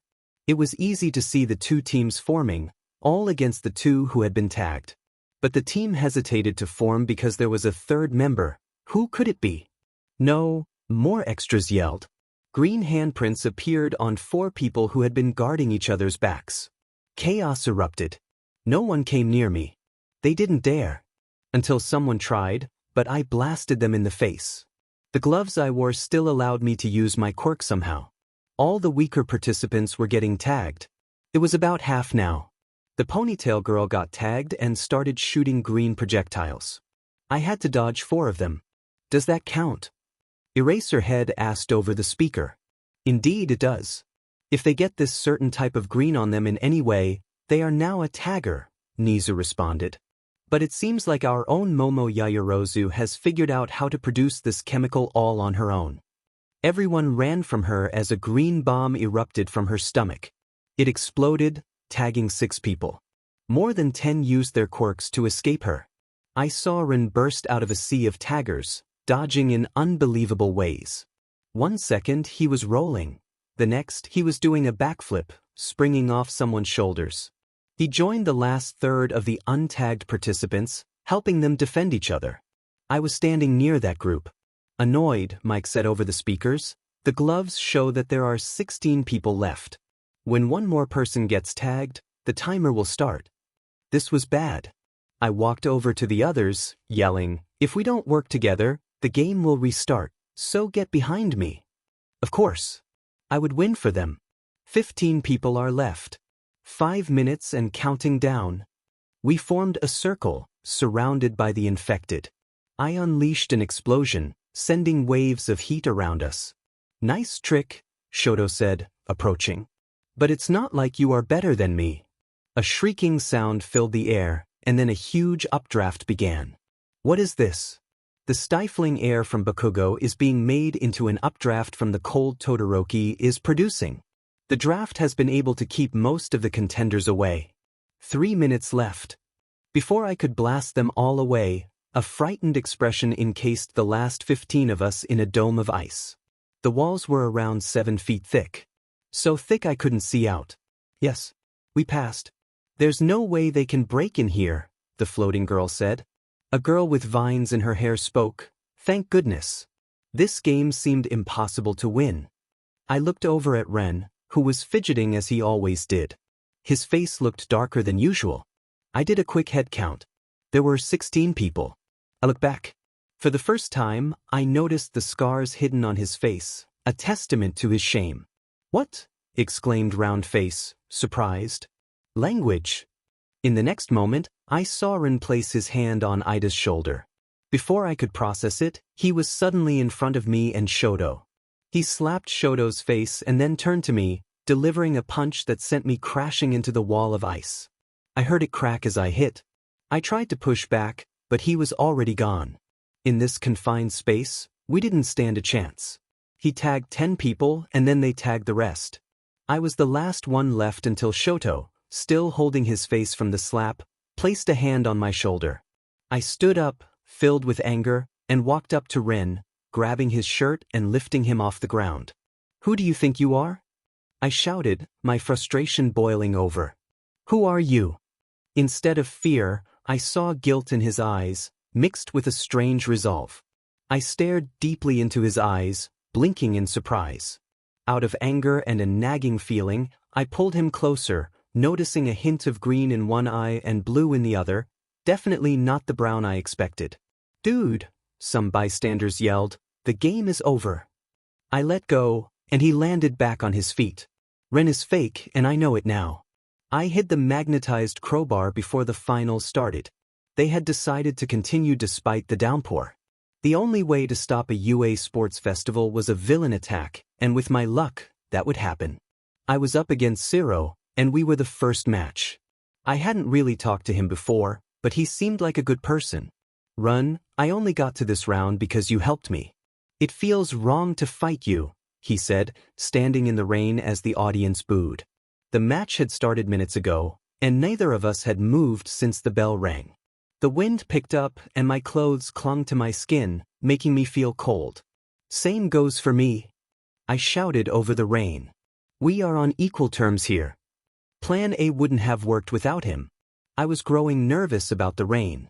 I didn't know if it would wash the blue dye out of my hair, but it seemed to be holding up. Zero took a step forward. I needed to survive this round and then lose. It would be less suspicious that way. But if Zero put up a good fight and I lost, that would be okay too. He shot a piece of tape at me, and I stepped to the side. 7 more shots followed, making 8 total. The way he moved reminded me of a spider. The more tape he shot, the less footing I had. He was weaving his web for his prey.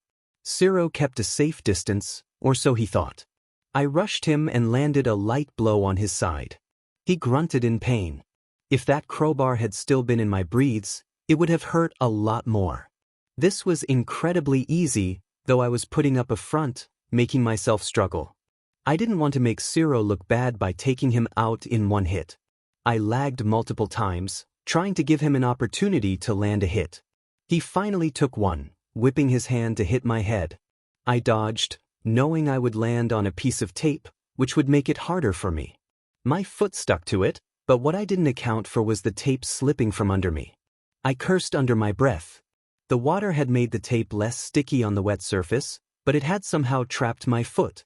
Zero seized the opportunity to yank the tape. It wouldn't have been a problem, but my other foot betrayed me and slipped. With one foot being pulled and the other falling, I quickly turned my body to catch myself. I heard the sound of Zero's quirk, and suddenly my right arm was encased in tape, the arm I was about to use to catch myself. My head hit the ground hard. I cursed, yanking both limbs back and jumping up. My vision was slightly blurred, but it soon cleared. Something felt different. My heart rate had picked up, and my wings were locked against my back. I looked around. Zero was still there, looking disappointed for not taking me down. The crowd was the same. The rain was the same. Everything was the same, so what was wrong? Dang, I thought I had you there, Zero said, stepping closer. Are you okay? I didn't mean for you to fall. He didn't come any closer, waiting for a response. My head throbbed, but the rain was finally letting up. Dude, you don't look so good. You don't either, I thought. He still stood there, waiting for a response that I had just given him. I looked around again. I must have misjudged because the crowd was more riled up than I previously thought. Dude, should we stop? He asked. I looked back, confused. Why was he worried? I had just told him he looked just as messy as I did. My ears started to ring, picking up voices in the crowd. If he wins, you owe me the girl. The quirkless freak should have been eliminated rounds ago. This round doesn't even count. What was going on? Yeah. You got this, Zero? No way. Did you see that move? Do you know how much a fighter of his caliber would cost? As long as you can control him, you would be famous.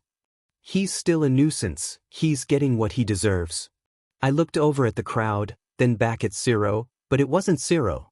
It was Stain. Kill him, echoed everywhere. You definitely got the short end of the stick. Stain threw a knife at my face. I tried to dodge, but the knife sliced my forehead open, blood pooling into my eyes. My vision remained clear regardless. Stain had been promised information. The one condition was to fight me, in turn gaining more money for the ring. There was an outburst of cheering as Stain came closer. He threw another knife. This time I moved, but that was what he wanted. He knew. He knew where I would go. He swept my feet. At the same time, I punched him. My head hurt, my vision flickering. Stain, who shouldn't have moved, was halfway across the arena. He shouldn't have moved. He hadn't moved when that happened. He had sliced my mask, and the match had been stopped to prevent people from seeing my face, my age, but Stain had seen it. He had stopped in shock. But Stain was staggering back to his feet. I rushed him in fear. If this match wasn't going to stop, he would kill me. The cut on my head made my headache worse, but the blood flowing down my face wasn't affecting my vision. I kicked the back of Stain's knees, sending him back to the ground. I landed on his back, pinning him. It was me or him, and I was choosing me. My vision flickered. Sweat and blood dripped down my face onto the back of Stain's head. I watched as my blood stained his hair, but there was too much blood. It wasn't right, it almost seemed like rain. I glared down at Stain, who was struggling to breathe. If I didn't win here, pain shivered down my spine. It didn't matter, I was going to win. He gasped for air, his face distorting from the pain, turning blue. My dripping blood began to change, turning clear, like water. Stain's face was distorting, and my vision started to change. Then rain was everywhere, pouring harder than before, my blood gone. I jumped off in horror. It was Zero. Zero was under me. I was hurting Zero. His fearful eyes were relieved as he gasped for rain-filled air into his lungs. The crowd was roaring. I was being announced as the winner. They used a name I had never heard before, Caro. I helped Zero get up. I was trying to hide the shame on my face. My voice came out as a rasp. Zero, I am so sorry. I went too far. It's okay. He was holding his stomach where I had sent him flying. That's why we are here, but dude, it was like you couldn't see me. It was freaky. Also, you broke every bone in my body. He extended his hand while holding his side. I took it, gaining applause from the ever-present crowd. My heart wouldn't calm down as it was drenched in shame. I almost hurt Zero. Yeah, I have no hope of winning against you. I made it to the second round, and that's completely okay with me, so I'm just going to step out of the ring. I already showed off my inventions. I will help you show them off more. Kamame, take the bait. I can't win another round. I would have to fight Hitoshi. I can't do that. Not him. No, if they run any longer, there is a chance they will blow up. I swore as she stepped out of the ring, holding up her inventions and yelling their names. She ran when smoke started appearing. I clenched my fists, my head still throbbing. I needed to get out of this area. She had just done exactly what I wanted to do, lose. Mei had won against Ida, then forfeited with me. Ida only lost because he was called out for family reasons. The girl with horns lost to Hitoshi. It was actually brilliant. He brainwashed her at the very beginning but still fought her to make a show. Shoto won in his round, freezing a general kid in ice. Ibra won against Uraraka. I didn't watch their match, so I don't know how it went, but Uraraka was covered in injuries. Ibra didn't look much better. Next was Momo, who also won. Class 1A was dominating, and it was ridiculous. It was decided that Bakugo would join the third round because of his first placement in the obstacle course, and his overall scores placed him first. It didn't go well when he heard this. They had him locked in a room somewhere. It was also because there were 13 people. It didn't make much sense, but I wasn't the one running the place. We have a change to the plans if the crowd wishes it. Mike yelled. Since this round was a forfeit that had no fighting, unlike the previous round with Mei and Ida, we can replace Mei with Bakugo. Only if the two contestants agree to the terms, of course. The crowd roared. Midnight looked at me and I nodded. It wouldn't be weird if I lost to him. I heard an explosion, and a door blew off its hinges. Bakugo stepped out. Let's get this over with. He stepped into the arena, the crowd laughing at him when Mike announced, well, that was weird. Let's go to the next round. Sato versus Todoroki. Bakugo stepped out of the arena, not a bit fazed. Sato was Hitoshi, he was using an alias. I knew what was happening. Why would anyone want to waste the opportunity to see the Phantom fight? It was Nizu. Only he could bend the rules like this. That little rat just helped me lose. Bakugo walked towards me. There was a ton of yelling in their match. This was a blow to Todoroki because Sato could have brainwashed him anytime, but he was blinded by his rage. But Sato didn't brainwash him. Shut up. Todoroki yelled. You are acting like a pitiful child. Wow, that was a low blow. Maybe he had been spending too much time around me, though I barely talked to him. Shut it. Now you are sounding like Bakugo. I snorted, gaining a couple of eyes in my direction. One of those eyes was the blonde head next to me, which made me let out another snort. Momo, who wasn't standing too far, asked, Can you hear them? I can barely hear a thing with this crowd and the rain. Oh no, I'm reading their lips. Oh cool, where did you learn that? Don't know, I just can. It wasn't a complete lie. I could read lips. The not hearing them was a total lie. I snorted again when Hitoshi sent more vocal jabs at him, claiming that Shoto didn't do what he said. If anyone was a hypocrite here, it was me, which made it funnier. Liar! Shoto screamed. Then prove me wrong. At those words, Todoroki burst into flames. Were you there? How many people were in that hallway? And out of everyone, Bakugo noticed Eraserhead. I almost laughed out loud. The old man was rusty, but it was a good thing he was there because he heard everything Shoto had said. And Eraser looked livid when he left. You're acting different again, Bakugo spoke. You seem cocky. I don't know what you mean. I leaned forward on my toes, rocking back and forth. Inwardly, hatred filled my chest. My vigilante persona was creeping in. Being so close to freedom was affecting me. Yes, you do. You just don't know how to keep your nose out of my business, do you? I glared at him, putting all the pent-up frustration of being tied down into one gaze. I didn't care what was going through his head. Right now, I wanted to lose this next round, ask Eraser to go out on patrol, and whatever he said, I was running. If he said no, I would go out the window. If he said yes, which he most likely wouldn't, I would lose him on patrol and leave. Guilt was eating at me, but it was what I had to do. No goodbyes. No nothing. I just had to leave. I almost hurt Zero. Me being here wasn't helping anyone. I know you aren't who you say you are. If you are trying to get on my good side, you're failing. Then tell me, how did you get that scar on your forehead? It's convenient your hair covers most of it. The story might stain the perfect image you have of me. It's a heartthrob, I said sarcastically. You're not lying. So tell me. I was caught off guard. My face must have shown it because he looked worried. I laughed. Fine, I'll tell you the story. I was caught in a bad villain attack when I was little.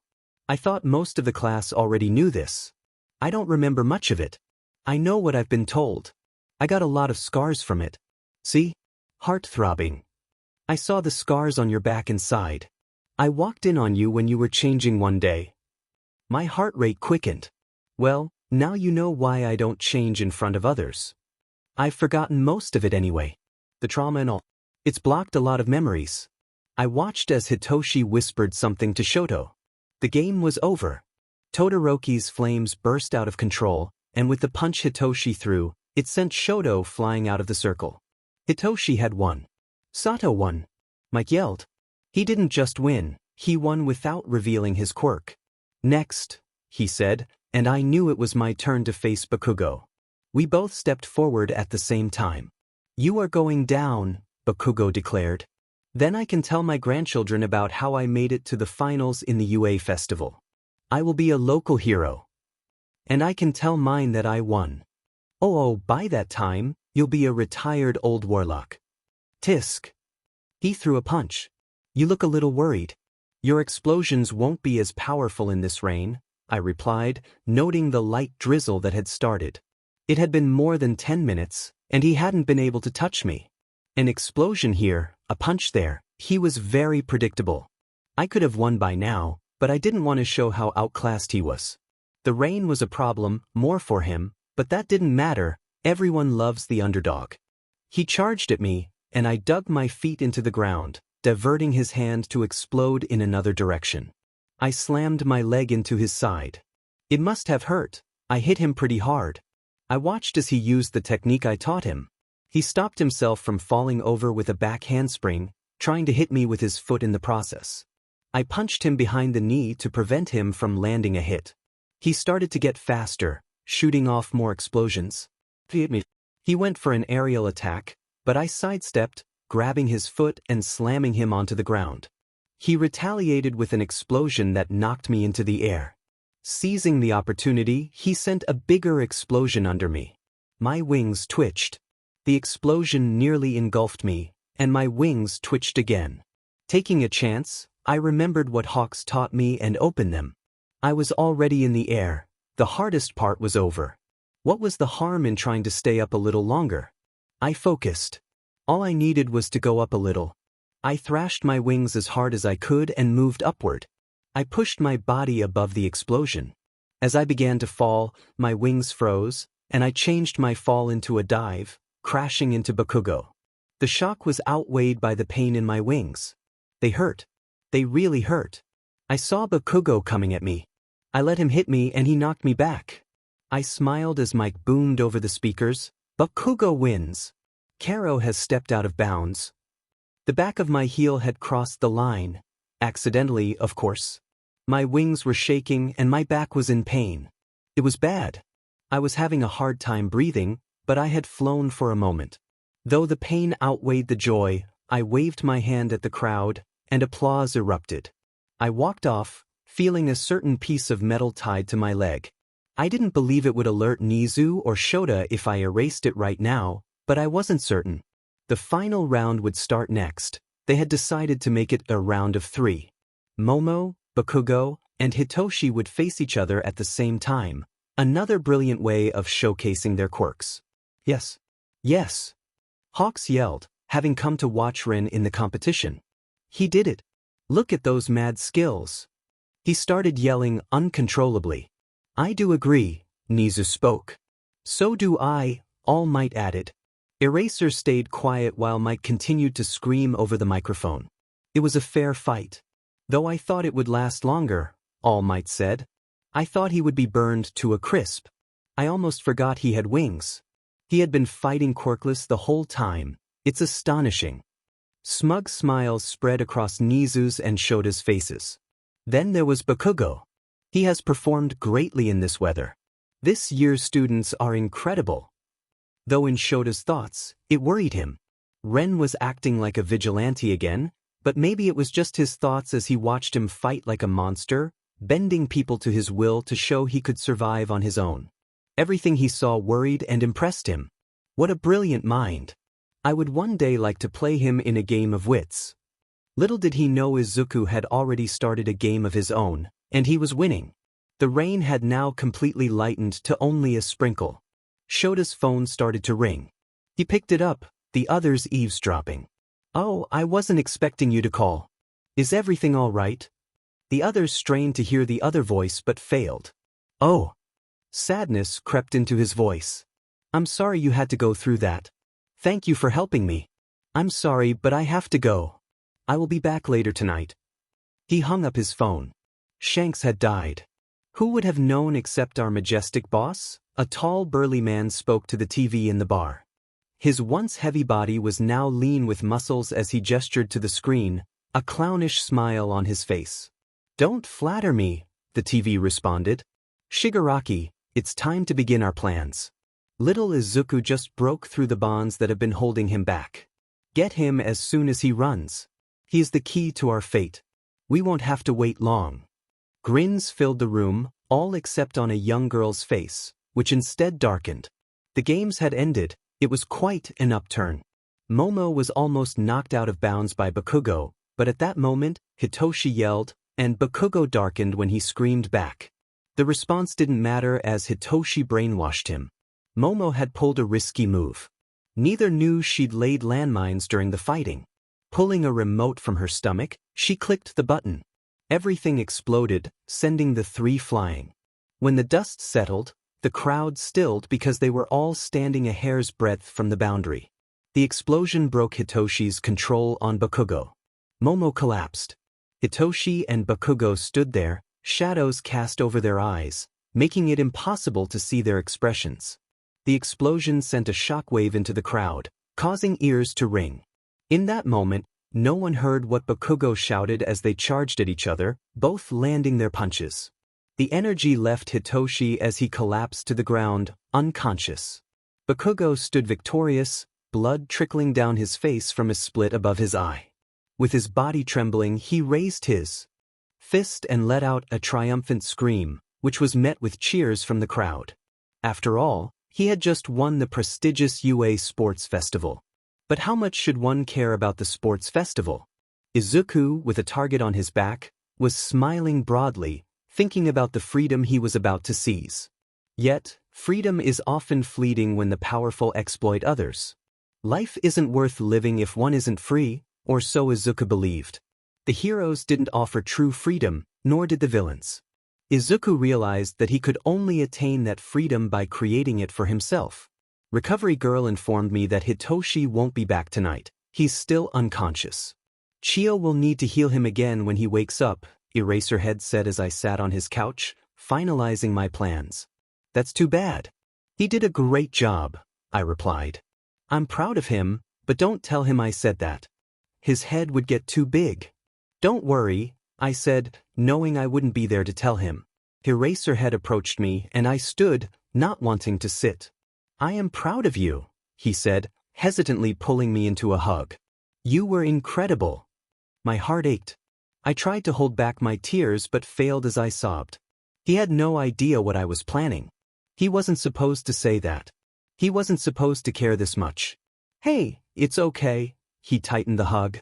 I watched your brilliant plans and fighting. This world needs us. Don't you think? It's been a while since we've been out there. It's time I start trusting you. This time, my heart broke. If only he hadn't said that. He could have chosen any other words. You know, I asked Power Louder to help me without questions. I paid him off, don't worry. He walked behind the couch and produced an outfit. It was black, with metal boots and long sleeves, complete with fingerless gloves. He turned it around, revealing spaces for my wings. Upon closer inspection, I noticed a way to cover them too. It's waterproof. The chest is bullet and fireproof, but it will melt with acid. It's the lightest material out there. Moving in it won't be a problem. There are many other features. I can show you them tonight. I felt overwhelmed. It's too much. I can't take this. He placed it in my hands. Don't worry. It's for the birthdays I missed. I wanted to throw you a party, but this seems more appropriate. Let's go get changed. The costume must have taken a week to make. It felt weightless, Yet the burden of my guilt made it feel infinitely heavier. He had no intention of letting me skip patrol. I rushed to the bathroom, transferring the metal bar and inserting the earpiece into my ear, knowing my hair would cover it. The costume had a hood and a green mask that concealed my eyes, along with a gas mask that hung around my neck. The mirror reflected a hero. I looked clean. I removed my colored contacts and bent over, applying the solution Recovery Girl had given me to my hair. The blue dye slowly washed away in the sink. I lifted my head. The mirror showed a hero. This was who I was. The person in the mirror was the one casting the image. I was the phantom. Another pang hit my chest. Perhaps there was more to me. Perhaps I could find my name, my family, and a home. I had searched before. There were no families in Japan with green wings. There was hawks, but from what I knew, we weren't related. If I could find them, maybe I could remember. I could learn my age. I could have a real family. My first memory was pain, the electric pulses coursing through my body. Sometimes I still felt them shoot down my spine. I could hear the voices of screaming children, haunting me.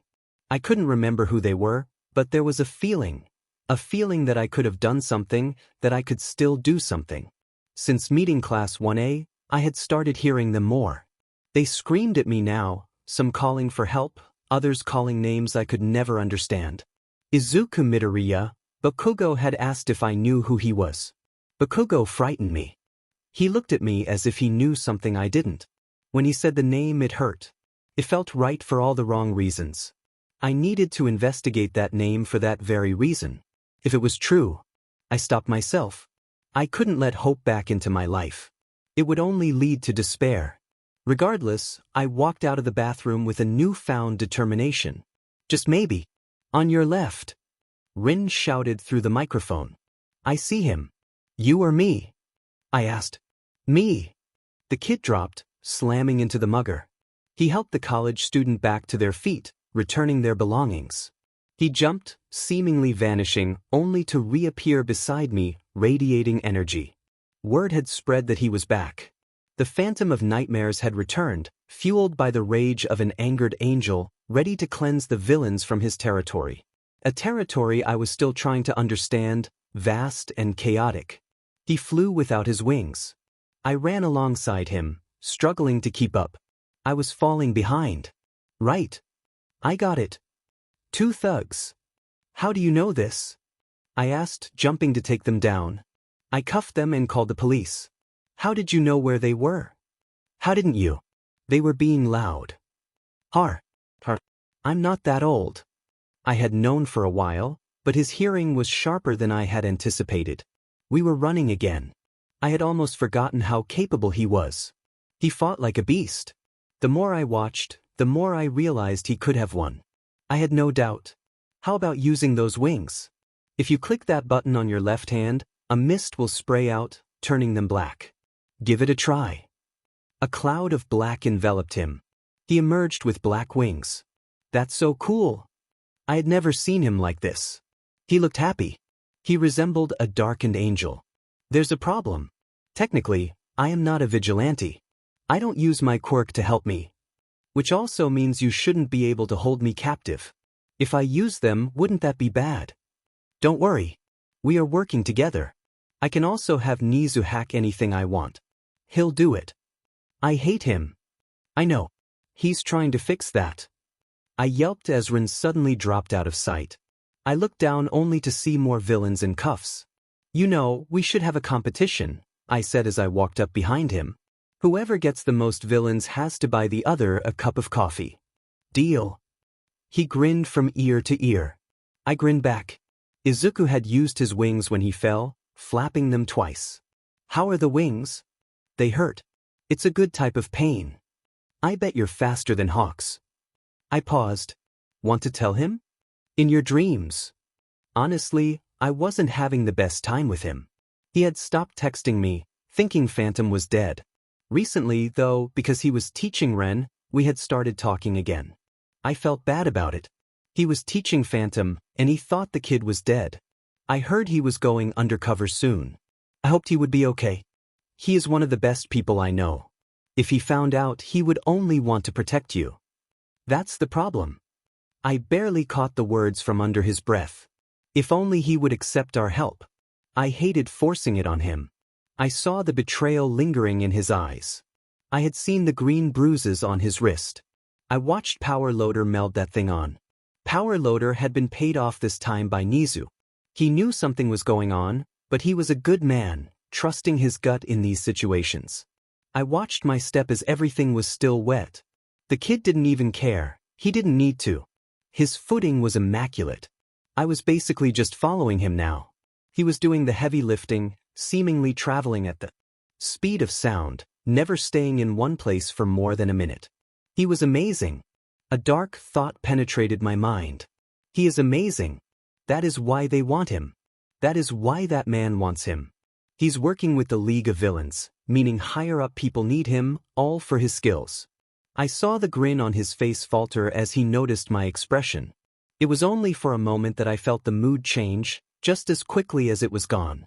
A pang of worry hit me. Phantom. 2 more. Right, the other is left. I got the left one. I heard a scream. We had no choice but to split up. I spoke through my earpiece. How many are there? I took down 2 more. They didn't stand a chance when I took their quirks away. Don't worry about me. Just guns, quirks, plus drags. 6, no 7. Hold on, I'm coming. I heard him yell to the drag dealers, "You guys are getting jibed." I was running to get to him. Did he really have to say that? Of course he did. Seriously, why pay that much for drags? And you guys, why would you sell to these people who would rat you out at any moment? I was close enough to hear them without his mic. Oh, look at his pathetic new hero trying to do his job, the main macho spoke. I had stopped on the roof above them. I should be worried, but for some reason I wasn't. I was more relieved that the kid was in my sight. You are ripping us off. You have been for years. That's what I am telling you. Rin said. Stop listening to that hero. He is lying. Hero? Who said I was a hero? A silence fell over them, followed by a collective curse. I didn't sign up for this. You are supposed to be dead. Well, you heard wrong. He spat those words with so much force they took a step back. Now, I truly understood why they feared him. His will was drenched in power. He did what was right regardless of his own well-being. Now, I could tell you everything you have done wrong. Should I start? He pointed. You, my friend, are cheating on your wife. Just 2 days ago, you broke her arm. He faced another person. Dude, why are you here? Me. The boy must have been in his 20s. Rin held his hand out. I know why you need the drags. It's not worth it. Tears spilled from the young man's eyes as he fell to his knees, crying. Don't listen to him, another yelled. Why should they listen to you?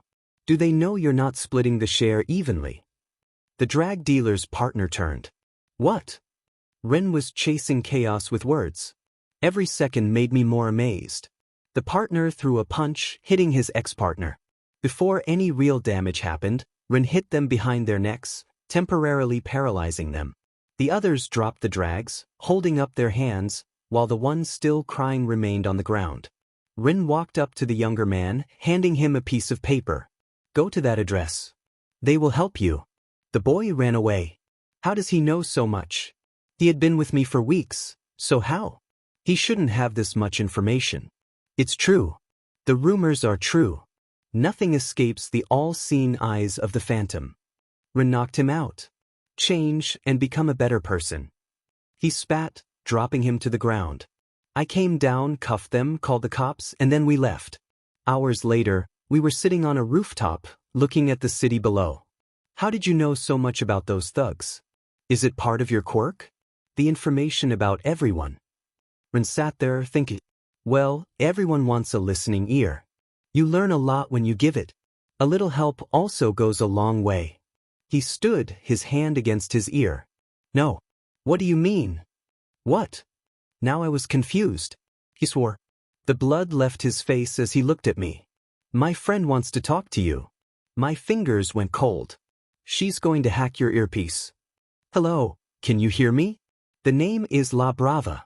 I wanted to tell Nizu, but for some reason, I can't reach him. The League of Villains is going to launch an attack in 4 days at Hosu. They have strong allies on their side. Why are you telling me this? Because you are Deku's dad. Brava! Rin screamed. What? You witch! What is this? Are you both children? I'm not, but Deku is. You look like a child. Same thing. I am 21. Stop fighting, the both of you. That's not all, they're trying to recruit Stain. At these words, Rin stiffened. What do you mean? Deku, he killed Ida's brother. The air was quiet. I'll find him, Brava. I owe you that much. I know you will, Death. Be safe. Please, find out why Stain did what he did and take him down. I'll send you the info. Hold on. Ren is not hunting Stain. On a separate link, one Ren couldn't hear, a voice urged, be grateful I told you. Shota, he's a good kid. Then the connection was cut. Ren nodded, thanks, Brava. I'll be there. Also, I need you to do something for me. He turned to me, and I felt a pang of hurt for not knowing about his earpiece earlier. It seemed he would have come out here regardless of the tracker. I was suddenly relieved to still be with him. A sharp pop echoed, and my ears started ringing. Of course, Brava could do that. I couldn't hear what Ren was saying, and my attempts at lip reading failed. Brava, please find out who Izuku Midoriya is and his relationship with Bakugo Katsuki. Do you think? I don't know. You're a JRK, you know. Shota is standing right there and can't hear a thing. You also ruined my plan. Your plan to run. You don't sound that upset. Izuku remained silent. Don't tell me you are still going to run away. If you can go on patrol, there is no point in running. There is no point in staying. Stop being stubborn, let yourself be loved. Never. The conversation had a light-hearted tone. His hearing will come back soon. I know. Sorry about all of this. You've made a mess for me. Nah, I helped you. You are smart, but sometimes you are the most stubborn person I know. I found a better solution for the tracker, but we can talk later. Love you, Deku. Bye, Brav. In the distance, a young girl watched the boy and the hero. Tears streamed down her face as her knife dripped with blood. Could she ever return to a normal life? No, this was her only path, so she continued to follow them, barely close enough to hear the hero demanding Izuku to explain what had happened. Let me clarify a few things. If you didn't catch on, Izuku lost his memories of his younger years. He remembers nothing of his childhood due to the trauma he experienced. For those who guessed, no, he does not remember Kaken. No. What do you mean, no? That's exactly what I mean. No. You're being controlling. You're being self-destructive. My final answer is no. Eraserhead was being unreasonable. You can't just say no to me. Just did. Then I say no to your no. That's not how this works. Too bad. I just did it. So no. No. I threw my hands up in frustration. No. I shouted. He had the audacity to refuse my request. He should have been grateful that I even asked, regardless of his answer. We had already gone through this conversation several times. At first, he explained his reasons, something about me being too young and the slight possibility of being captured. But as time went on, his explanations had boiled down to just a flat no. Hitoshi watched us, his head swiveling back and forth like he was watching a tennis match. He mouthed the word no, anticipating the next round of drama. A sigh escaped Eraserhead's lips. I can't keep doing this. You're not going out as a hero or a vigilante. You're being irrational. I could feel my face heating up. I was exhausted. People had been ignoring me for the past 2 days. They would keep me locked up here or at UA, always under watch. This was ridiculous. Unethical. What frustrated me more was that I felt compelled to listen to him. It felt like a circus all over again. I hated that I made that connection. Eraserhead was nothing like Mster. No, that man was different. Fine, I gritted my teeth. I stormed to my so-called room and slammed the door. I leaned my head against it as tears threatened to spill. I couldn't tell if I was angry or sad. I dug my nails into my leg, focusing on the pain until the tears dried. That man, no Eraserhead, had taken my earpiece and costume. I still had the bar. It was right there, just a couple of feet away. My belongings were at the hotel. Deep down, I knew he would never let me go. I understood that, but why? Why was I listening to him? Did he own me? Did he let me do what I wanted? He manipulated me with affection, making me think that staying was better. A hug here, a joke there. He was playing with my emotions. I had waited long enough. Then I heard a tap at the window. There were wires to alert Eraser if I opened it. If he forgot about that one time I jumped out while sick, let me remind you that Eraserhead did not. It was the same bird that had given me the earpiece, perched on a black cat while tapping its beak against the glass. You guys used to hate each other. What happened? I said, though they couldn't hear me. I waved for them to go away, but they remained. Go away. The cat looked up at me, its eyes wide. Stop it, I hissed. I had no idea what they wanted. I couldn't open the window. The cat was dangerously close to the edge, but it was a cat. Let cats be cats. I looked beyond them and saw more animals, as if they were guarding me. I counted 6 cats and 20 birds, almost all of them familiar from my hotel. I noticed a few I didn't recognize, along with some rats. A dog looked up at me from below. The memory of the war between the cats and birds flashed in my mind. The birds had the numbers, but the cats had the claws. That was why it had gone on for so long. I felt uneasy. All the animals were just staring, and it was unsettling. The last time this happened, something bad had occurred. I stepped out of my room. The surprise on both their faces at my quick exit was evident. I didn't say anything as I moved to another window that offered a better view of the city. More animals. A lot more. Both Eraserheads grew curious and joined me at the window. What the heck? That's a lot of cats. Do you think it's a quirk? Has to be. Or an animal gang war. They exchanged theories, getting excited to the point where they wanted to go outside and pet them. The birds were flying around outside, happy and free. A hiccup caught in my throat, making it hard to breathe for a moment. I wanted that. I wanted to be free. I wasn't free here. It felt like a trap of affection and love. They were just trying to stop me from becoming a villain. That was their priority, not love, not helping a broken child heal. It was about preventing a broken child from breaking others. I looked at the two of them, my gaze hardening. They had been deceiving me. I had started to feel affection for them, and it was all a lie. Eraserhead met my eyes, but I couldn't read the emotion in his gaze. All I saw were lies. Ren, he asked.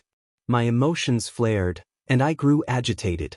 Whether the animals could sense my feelings or not, they began to act a little erratically outside. What was wrong with me? Why couldn't I just feel nothing? Why couldn't I be ignorant again? I'm fine. His eyes remained on me. The animals quieted down as I steeled myself. I'm fine. I'm fine.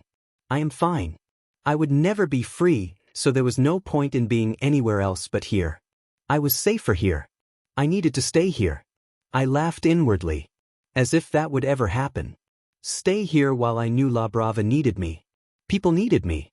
Did it matter that people wanted me? Did it matter that he was out there? Maybe I was stronger. I had gotten good at running. I could just keep running. I grabbed an apple after standing there lost in thought. I returned to my room. I knocked on his door but received no response. More animals had gathered around the apartment building. It reminded me of Shanks. I hadn't had time to do anything, so I asked a friend to take him to a crematory. It hurt not being able to do it myself. It felt like a betrayal. I felt like a failure. Not just with my old friend, but with Rin, Lov, my class, Hitoshi, the world, Nizu. Mostly Rin. I thought things would start to get better. We went out together, we stopped crime. It felt real. There was a moment when I sensed a change, but perhaps it was all in my head. I stood there while he ignored me. Where had the progress started to regress? I didn't want to admit it, but I didn't know. I should have seen it. The kid didn't take no very well. That's all he had been hearing lately. A part of me, a jealous part of me wished that Brava hadn't said anything. If the attack had just happened without warning, at least we could have stopped it. My relationship with Run would be better than a door in my face. You can't go. You need to understand that. I know you are capable, but you are only one person, I told him. He remained silent. Hitoshi and I are going to make dinner. If you want to come out and help, you can, but it will be ready within an hour. I walked away, feeling dejected. When I said Hitoshi would help me cook, I meant he would sit and watch.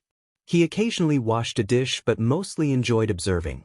As I cut an onion, I tried to resist the tears. Thanks for being you. Huh, he replied. You heard me. I think the onion is starting to give you brain damage. Did you just say you love me? Read it and weep. I love you too. After a brief pause, he added, Dad? I wasn't one to show open affection, but I felt the need to express it. No, really. Thank you for being patient and kind. You've been a great sport. You're weirding me out. I thought you couldn't get weirded out by me anymore, I teased, referring to a past conversation we had a couple of months ago, before Rin lived here. Hitoshi quieted down. Is he okay? I don't know, he didn't respond. I sucked the onion into a pan with vegetables and garlic.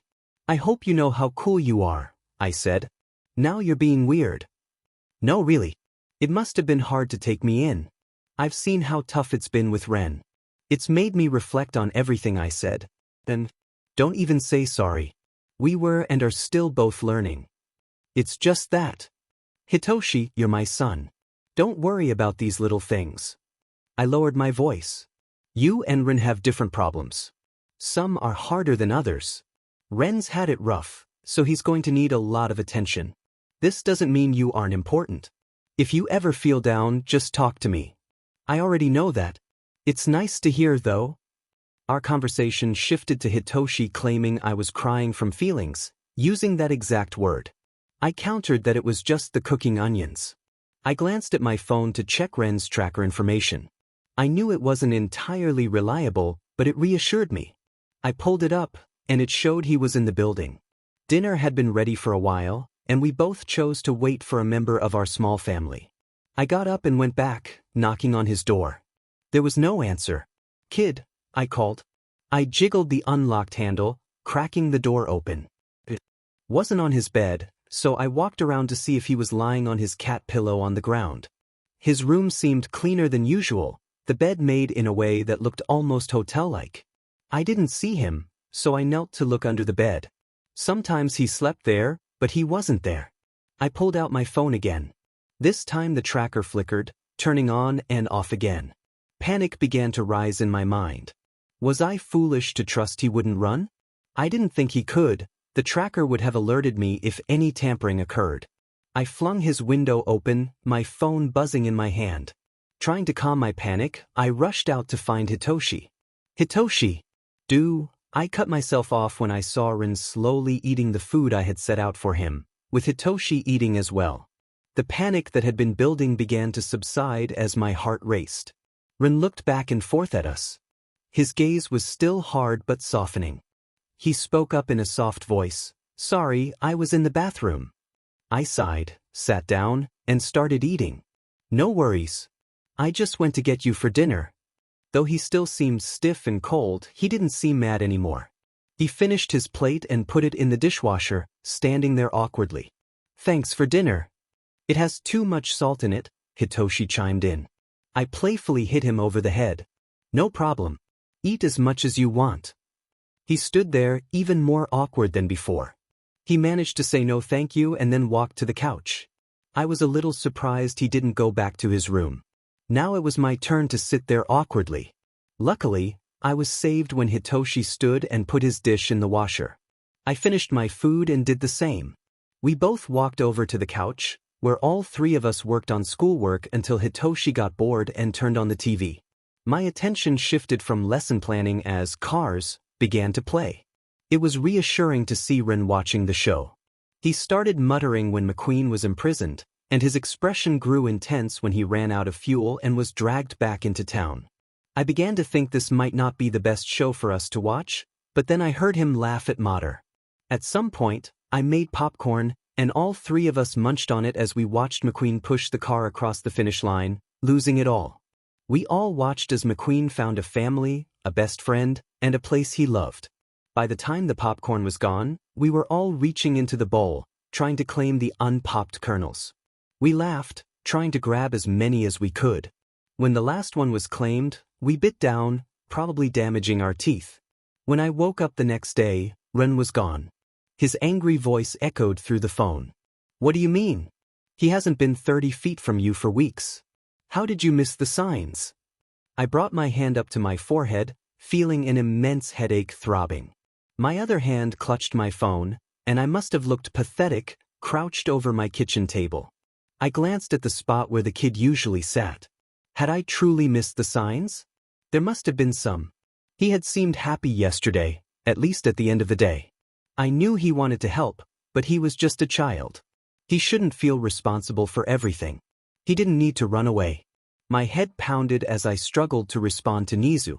"I don't know." "You don't know. You should have seen the signs. You could have stopped him." I couldn't deny it, I was accountable for him. He ran away because of my actions. What do we do now? Frustration hung heavily in the air, directed at Ren and ourselves. Nothing.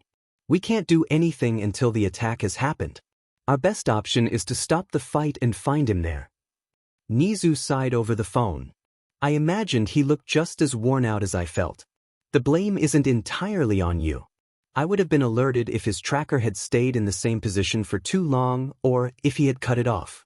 I hadn't foreseen him erasing the data. I know the tracker is still on him, it's just useless to us now. How did he do it? The morning of his disappearance, the tracker had shown him jumping all over Japan, appearing in one place only to vanish to another. I have no idea. There are no materials he would have had access to that could accomplish it. But it doesn't matter right now.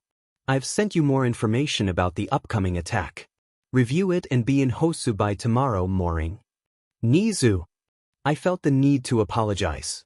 It's not just on us. It's on the kid too. Some people just don't know how to accept help. The call ended, leaving me alone with my thoughts. Dad. I looked up to see my son standing there. Yeah, kiddo. Was it my fault? The surprise I felt shocked me. No, why would you ever think that? I should have done more. I just feel it. I can do more. You did nothing wrong. If anything, it's all on me. Don't worry about it, we'll get him back. I want to come. I sighed. You can't, and that's final. There will be a lot of heroes there. There's no way we won't catch him again. That's not what I'm worried about. The same thought had circled in my own mind endlessly. I know. As I said, we are going to get him back. What if he didn't run? What if? One thing at a time. He had to run. That is what he did.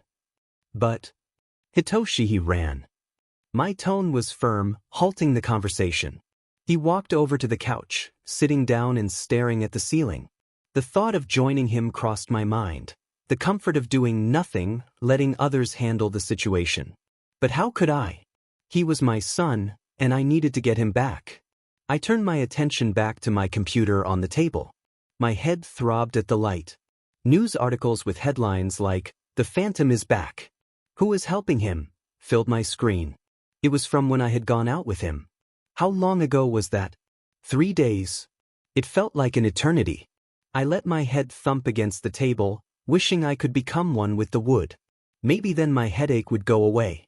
He had gone away. I recalled walking through the underground circus. Besides a feather here and there were no signs of the kid. No one there had ever seen his face. The ones who did had perished. I knew enough to understand he had become a weapon of entertainment. My heart ached. Did he truly understand what it meant to be captured again? Was he too blind to see he was jumping into a burning building, one that had already been evacuated? The only person getting hurt would be him. If they captured him, how would they make him do their bidding? He wouldn't comply. What would they do to him? What would they do to him? I knew my thoughts were spiraling.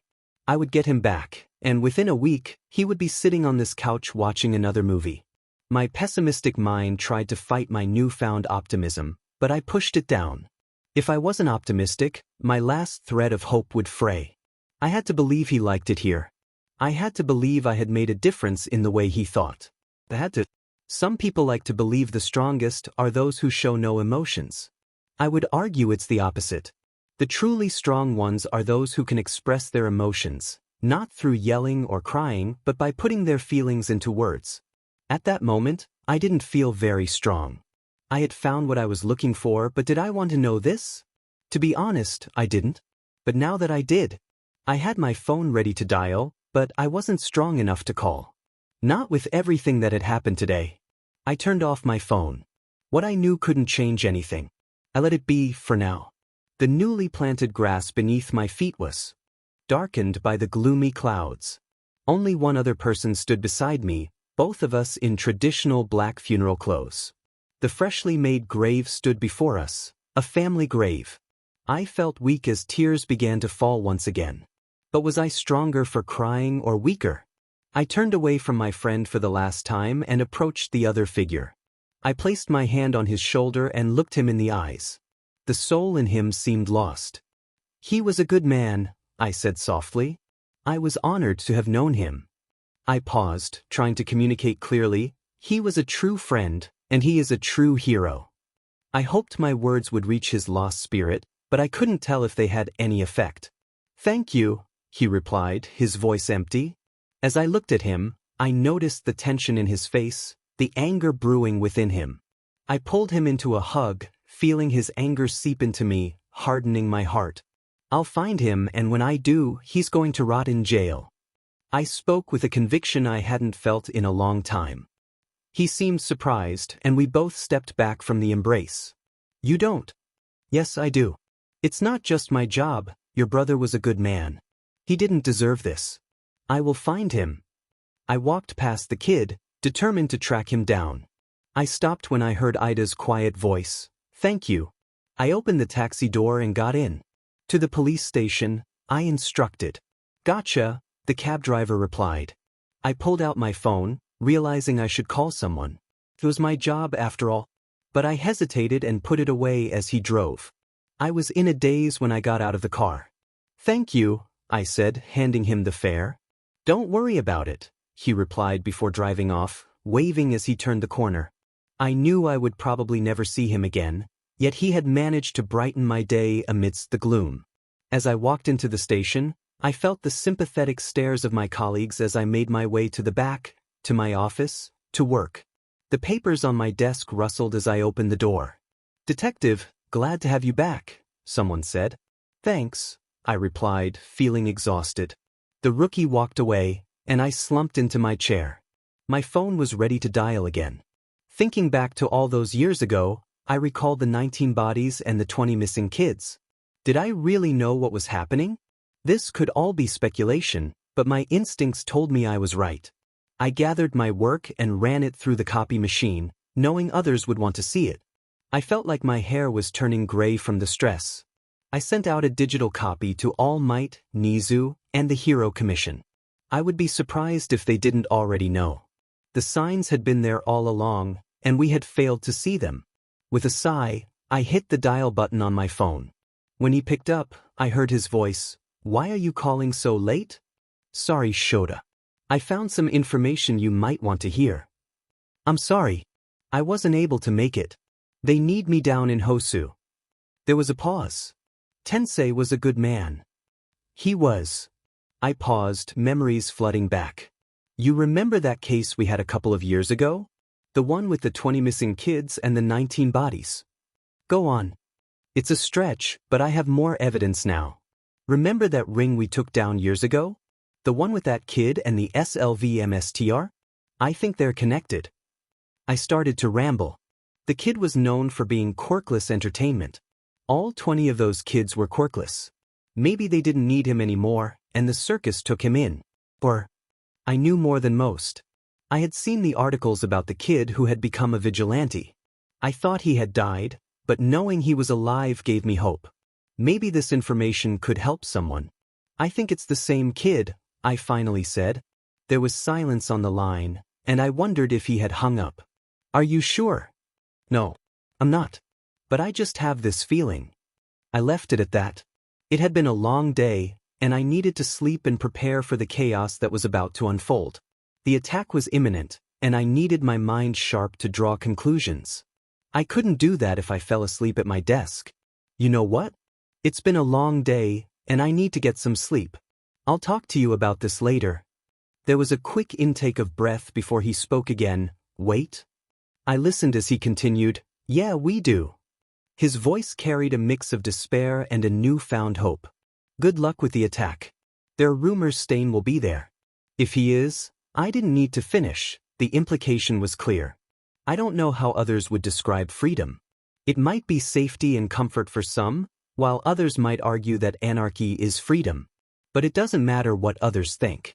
I have my own freedom, the best kind of freedom. I will never give it away again, not for safety or comfort. I sat on the roof of my building, my legs dangling off the edge. I had taken my belongings with me, though I had to leave my pillow pet behind. I couldn't get it through the window, and I didn't try very hard. I needed to be long gone before Eraser noticed. The first step wasn't the hardest. That was the one I took toward the window. It was the second step that weighed heavily on me, the step that meant I wouldn't be coming back. It led me away from a life that felt like a lie. It wasn't real. There was a pang in my chest at the thought of no school, no pro-hero teachers, and no more pretending to be normal. But the chance to be normal was taken from me at the USJ when Nizu broke my trust. Another pang hit me, but it was hard to tell if it was greater than the bliss of my old freedom returning. It was early, and I imagined Hitoshi was trying to stay asleep, tossing and turning, which would wake Eraser. Shota would sometimes flip his mattress in frustration, the kind of anger that comes from being unable to sleep. 20 minutes later, they would both be on their second cup of coffee. Shota would be on his way to Hosu, if he wasn't there already. I needed to do the same. The train was coming and I had to catch it. I imagined flying there, my wings soaring as if they had been dormant, forgetting their purpose until the fight with Bakugo reminded them of freedom. Now they craved it. I jumped down from the roof, using my wings to guide my descent safely. I made it to my room, my space, my sanctuary. The countless pillows were starting to smell musty, but I couldn't help it. At least the animals had been considerate enough not to use my area as a bathroom. Besides the mold, dust, and my old mess, it was just how I liked it. Suddenly, my phone rang. I picked up a new one I had found in the apartment. Brava, not that I'm not grateful, but how did you find out where I lived? I asked. In a mock spooky voice, she replied, The law of concluding. You're unbelievable in more ways than one. Understanding I was changing the subject, she eagerly continued, Oh, you mean when I told you to go hunt the hero killer yourself? I couldn't risk it. The hero could have read your lips. I know. Who are you sending to help me? I paused, knowing this was a sensitive topic for her. Brava, I just want to say I'm sorry. Hey, it's okay. It was a couple of years ago and it all worked out. Stain is either going to die or be in prison for the rest of his life. I could hear the pain in her voice. The hero killer had taken her parents from her, though it was still unclear if he acted alone or if his mentor was involved. It had been years since anyone had seen him, and there were rumors that he had killed his mentor. Brava would never have sent me out alone. I learned that she had been thrown into a harsh world. No job, no money. Her eyes bore the marks of her struggles, and she had to work through her grief alone, having faced bullying in high school. It was Gentle who had pulled her out, saving her. Now, they both tried to save others in similar situations. They were heroes, even if they preferred to call themselves criminals. I found myself lost in thought again, realizing how early it was. So, who are you sending? I asked. Right now, I'm trying to figure out how you climbed up there. I sent my drone to drop off that phone. Wait, never mind. Gentle is here. See you in a sec. A wave of anxiety washed over me. My home, my mess, was starting to look chaotic. Pillows were everywhere, and I couldn't let them see this. This was my sanctuary. A small voice in my head reminded me that they already knew where I had been living for a long time. They had helped me before, and they were going to help me hunt the hero killer. What was the harm in letting them see my space? The thrill of working with them pulsed through my veins. Together, we could be unstoppable. With Gentle's quirk and my reflexes, it would look as if I was teleporting. I waited, my heart racing. A head of black and pink popped out by the balcony. It had been a long time since they saved me from danger, and the same shameful feeling crept in as they looked around, as if they knew I wasn't living by the rules. I managed to speak in my usual, slightly jittery voice. "Welcome to my humble abode." Brava huffed. "Humble indeed." She quickly discarded her look of disdain and sprinted toward me, reaching for a hug. I dodged. "Hey, let me hug you." "What? No. What about all those favors you owe us?" "I have no idea what you're talking about." Crowbar, earpiece, phone. Those were recent. If it lasts longer than a second, I'm going to take you down. I saw disbelief in her eyes, which was well-founded, because when she hugged me, she didn't let go. "Hey," I said, "1 second. It didn't help that Gentle walked over and placed his hand on my head. "I am a vigilante, for goodness sake." Gentle replied quietly, "So are we." "Which means," Brava added, "the rules you try to keep people away from don't apply to us. None of us follow the laws. Including the law of privacy," I chimed in. "Okay, I knew you wouldn't like it when you found out we know where you live. But hey, if you ever need more help, we can find your stuff faster." "That makes no sense." "It does too." "It does not." I finally reached down and hugged her back. "Brava, thank you for always being on my side," I said, feeling grateful for her support, unlike most people in my life. Brava, who was shorter than me, looked up through the hug. "I'm not the only one," she replied, her expression shifting as she remembered our end goal. She let go and continued, "Also, the name you asked me to find, Izuku Midoriya. He is a ghost, declared dead at the age of 4. A body was never found. It was suspected that he burned along with the house, but something about it just doesn't fit. I investigated the deaths of the child and his parents. It had happened to 20 more families." She paused to catch her breath. Knowing that, it was impossible to be a coincidence. I hacked into the hero base and looked it up. It took me half a day to find the information. "You're welcome." There wasn't much. By the time the heroes arrived at the building suspected to have the kids, it was burned to the ground. She paused again, and I sensed the bad news coming. They found the bodies of the kids. My heart sank. I knew it was foolish to hope that maybe I was Izuku Midoriya. Brava continued, "All but one." My head snapped up. "What?" "They only found 19 bodies. Ren, it could have been Izuku Midoriya." My thoughts began to spiral. What if? Is there any more information? It took me a while to find, but all of them didn't have quirks. And just like that, the hope of discovering my origins slipped away. I had a quirk. My memory was hazy, but how could it be me? The term, quirkless, had always held significant weight for me. Nothing was making sense. It felt like a hole was in my brain, and everything I needed was falling out. I was known for being quirkless, even though I wasn't. Mstia would have never taken me in if he'd known I had a quirk. He was paying for a quirkless child. The pain must have shown on my face. "Rin, are you okay? Is it you? Are you Izuku?" I brought my hand up to my head, hoping to stop my memories from spilling out of the growing hole. "I don't know. It could be. It fits somehow, but it makes no sense." "There is more," she said, and I looked up at her. The kid, the blonde one, he was a neighbor of the Midoriya family. A wave of envy coursed through me. Bakugo thought I was Izuku, which meant he could clearly remember when he was 4, something I had only dreamed about. His memory must be better than most. I still wanted to believe that true memories began when you were older, around 9 or 10. "Brava? How old would Izuku be?" I asked. 14. His birthday is July 15th. Thanks for finding the information. Clearly, it wasn't me. I was 15, or at least I should be. I felt like a bomb had dropped in front of me, taunting me instead of exploding. The dots lined up, but I wasn't ready to accept that I could have a real name. Did it matter? Did it matter if I was Izuku? Like Brava said, his family was killed in a fire. I would rather not know who I was if it meant I was alone. No family, no real home, just more memories filled with pain. I couldn't help but ask, were the parents of the kid okay? Yeah, they were. Brava held still, almost as if any movement would break me. The mom worked, and there are records of her working at multiple service jobs. The dad worked overseas.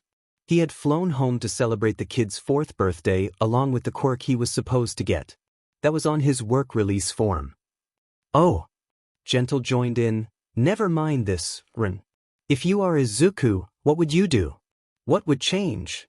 Nothing. Nothing would change. I hardened my heart. He was right, nothing would change, so it didn't matter. It didn't matter that I might be nearly a year younger than I thought. It didn't matter if I didn't have a family. I had never had one.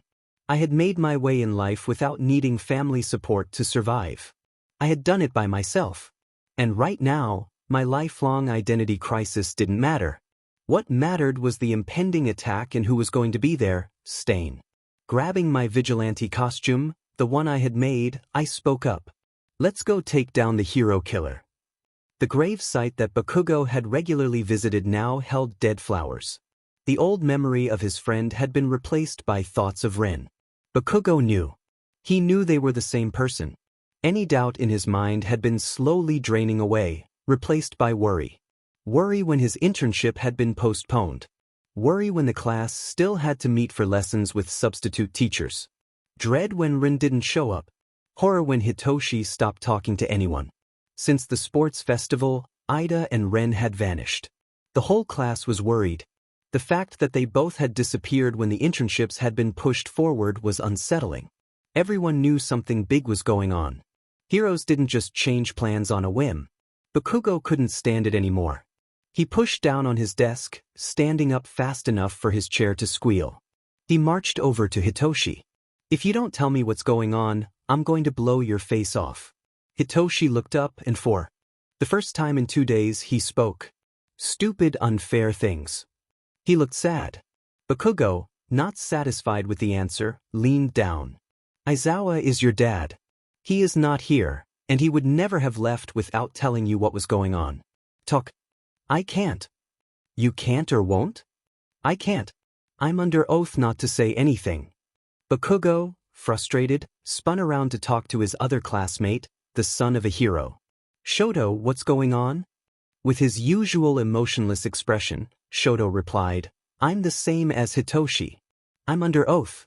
If I say anything, I'll be suspended. Bakugo wasn't dumb. That was enough information for him to figure out that a large group of heroes had been called out, including the number 2 and number 1. Something big was happening. His restlessness began to spread to his already uneasy classmates. The noise built as people voiced their worries. The substitute teacher lost control as the anxiety spread. Bakugo seized the opportunity to walk back to Hitoshi, and to his surprise, Shoto followed him.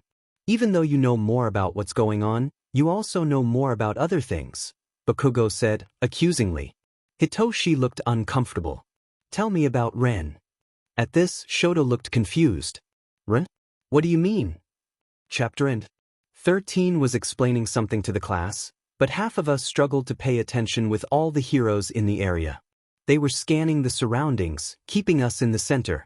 Hey, Eraser, I whispered as I approached him. He was focused, staring intently at something. I don't like how close we are together. There was an unsettling feeling in the air, and everyone sensed it. Without saying a word, Eraserhead gestured for everyone to spread out. No one was paying attention to 13 anymore, not even her. Okay kids, 13's eyes seemed distant. Now that I've explained. Sorry to interrupt, heroes, Momo said, her expression anxious. But what is happening?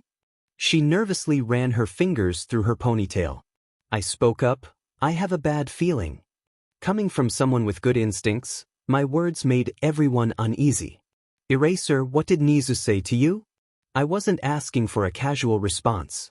His answer was short and quiet, just enough for Hitoshi and me to hear, which only deepened my concern. Chapter end. It had been a while. I was reviewing the information that Brava had sent. With the new details, Shota had his work cut out for him. He had been stuck in meetings, sharing what he knew.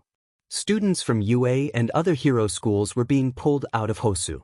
I could only imagine the hassle of rescheduling hero internships. I could also picture Nizu, exasperated, thanking Brava for informing the heroes. I held a grudge about the internships. Nizu and Eraserhead had vetoed them immediately. With everything happening, they hadn't even considered my offers. I had the most offers out of everyone at this school. I may or may not have gotten the list, which included All Might, Endeavor, and Hawks. I was still a bit surprised about Endeavor, but it stung nonetheless. Since Shoto was occupied with meetings, I was confined to a room at UA. To his credit, he left the files for me, albeit reluctantly. I clicked through the decrypted files Brava had sent. They required a password. After 10 attempts, I finally got it. Gentle Criminal is my one and only. My success was due to skill, not luck. A drop of sweat slid down my face. I had only one guess left before the files would be deleted. Files upon files about Stain appeared on the screen. They detailed everyone he had killed and everyone he had saved. A quick glance revealed that the numbers were almost even. I wondered what my numbers were. I closed my eyes and listened. There were too many voices in Nizu's soundproof office. I didn't feel guilty about their privacy, especially since they had locked me in this room. The top heroes were present, and it felt strange to be near so many of them. I could barely hear their conversation upstairs. The words were muffled. I glanced at the vents, wondering if I could see the words like subtitles. I understood why they wouldn't let me join the conversation. I knew more than Eraser. I considered crawling through the vents, but small spaces weren't my thing. I could hear them well enough. Where did this information come from? Endeavor's voice complained incessantly. A source I cannot disclose, came the reply. Let's move past this. That was All Might. Both of you quiet down. The Hero Commission is preparing heroes. You two need to be there. He has. I zoned out as they repeated the same information from an hour ago. I had no idea how they were getting anything done. From what I had heard, it was a miracle they had gotten this far. 3 days. In 3 days, the attack would happen. By that time, I needed to know exactly where the hero killer would be while avoiding any heroes, Nomus, and the League of Villains. Maybe I was a little reckless, but that had never stopped me before. I was determined to be there. Over the radio, a young girl with ash-blonde hair and sharp teeth spoke. The bird left the nest. Himiko Toga, who had been trailing Izuku for the last 2 weeks, frowned as she followed him. She felt conflicted, but a mission was a mission. It was either her head or his. With powerful allies backing her, she chose to protect herself. Chapter end. The next chapter will feature Izuku, Brava, and Gentle confronting Stain, but they will encounter an unexpected problem. I hope you are excited for what comes next. I can't believe we almost missed the train, I said, taking a deep breath. Stupid laughter echoed back at me, mixed with the taste of bugs. I sank onto the roof of the moving train, coughing up the gnats. You would think sneaking inside would be easy, but there were 4 pro heroes on board. The first step had been the last one. All 3 of us had backed up, probably looking like fish out of water, but we managed to escape. Now, we were on top of the train, blasted by the wind. Brava and Gentle laughed again, pointing out the bug that had splattered on my forehead. I grumbled at them, but their happiness brought me a sense of calm.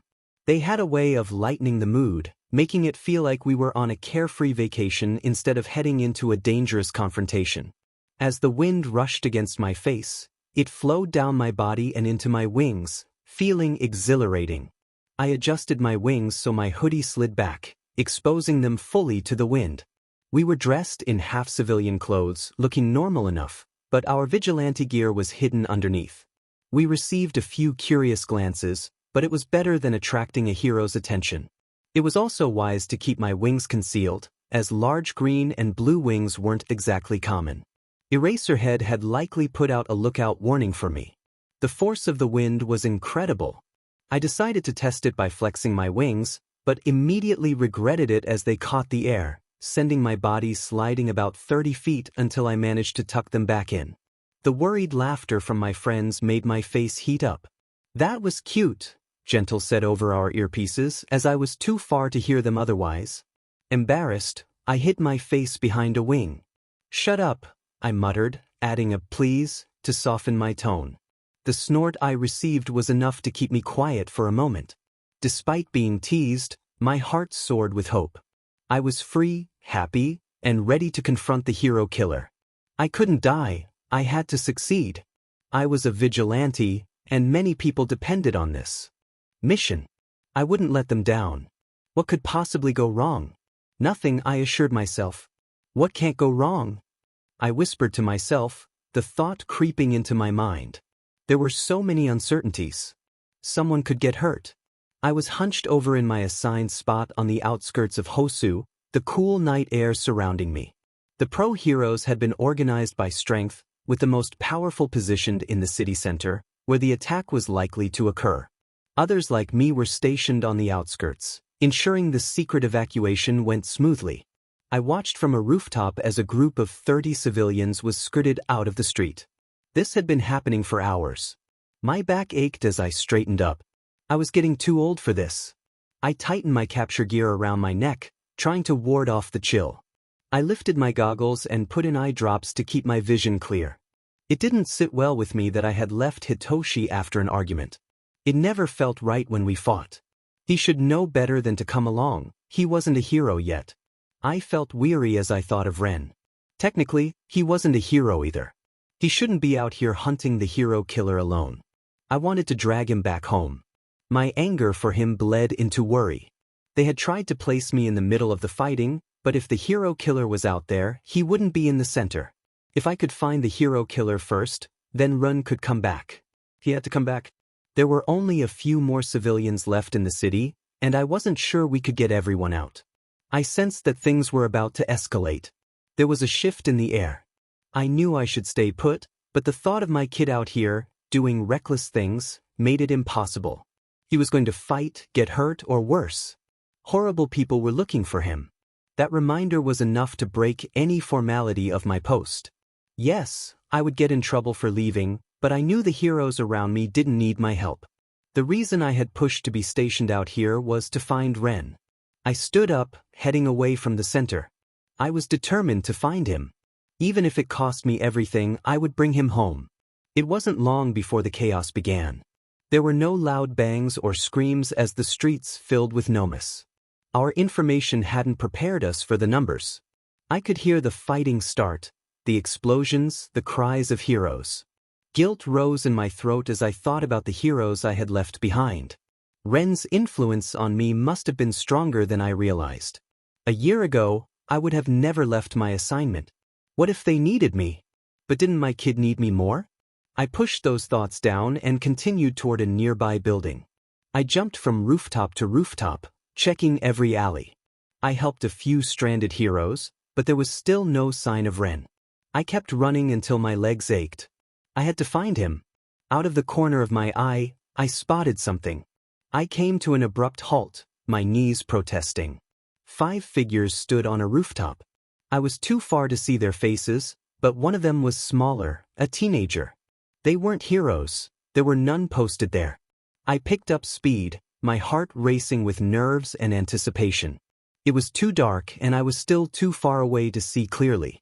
I took a sharp breath as the figures began to fight.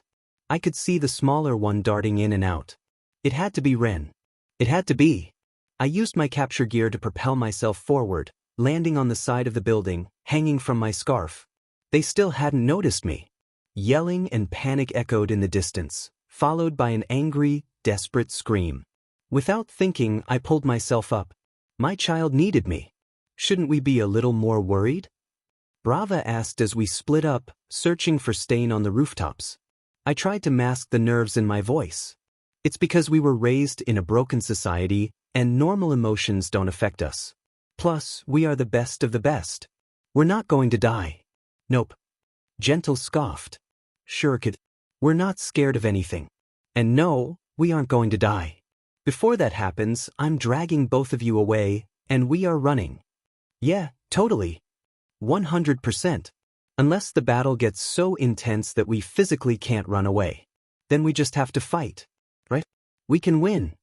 We laughed, but it ended in a nervous chuckle. The fear we felt earlier had faded, and now it was creeping back in. I let out a high-pitched laugh. We got this, you guys. A small "yeah" came in response. Yeah, we got this. My grinding teeth agreed with me. I was now in my full outfit, having cut out spots in my phantom gear for my wings. It felt a little uncomfortable to have them visible, but it didn't matter. I had grown used to it. Hiding them would mess up my balance, and anyone I tried to hide from already knew who I was. It seemed like a lot of things didn't matter these days. But one thing I was sure about was the hero killer. He mattered because he affected lives. He was hurting families, friends, and heroes. He needed to be stopped. My mind raced back to the time I fought him. I reached down to my belt and smiled as my hand rested on my trusty crowbar, a weapon that had once been my enemy but had become my ally. I could hear fighting in the distance from the Nomus. It had started not long ago, and it sounded terrible. "There are more than I thought," Brava said. My heart dropped as Gentle spoke in a hushed tone. "Found him. I'm on the tallest building to your left. It's a bit higher than the others. You should be able to see me. He's below in the alley. There seems to be a hero as well. He's not moving. Gentle, please don't go without us." The desperation in Brava's voice pained me. She wasn't a fighter, but she had come anyway. "We're coming." It took about 5 minutes to reach him, painful minutes that felt both eternal and fleeting. When we arrived, all three of us were positioned like birds of prey, looking down at Stain. It was a grim scene. He stood over a figure, a blade in his hand, with only the light from a street lamp illuminating the area. Even if he looked up, he wouldn't see us. The figure was still breathing but clearly injured. I whispered the plan to the others, and they nodded. Brava took out her drones while Gentle and I moved to different spots. The buzzing of the machines caught Stain's attention. He looked up, squinting, still unable to see anything. In a smooth motion, the light above him was snuffed out. The tension was palpable. Stain knew we were there. There was a wild look in his eye as he scanned the area, lingering on where I was, where Gentle was, and the end of the alley. He liked his lips, holding his sword at an angle. His gaze shifted back to the hero beneath him. Without warning, he brought the sword down, impaling the hero. The figure didn't even move. I was consumed by the sight, my senses dulled. I hadn't realized my body had moved until I was falling off the ledge, heading straight for the killer. He saw me, but instead of counterattacking, he dodged. My momentum crashed into the ground, jarring my bones. I aimed to hit his neck with my leg, but Stain went into a backbend, my foot missing him. He stepped back, now out of reach. "Well, hello." His casual tone made me pause. His cold gaze seemed to freeze time. I was out of reach, but he wasn't. Breaking the spell, I stepped back to stay out of stabbing distance.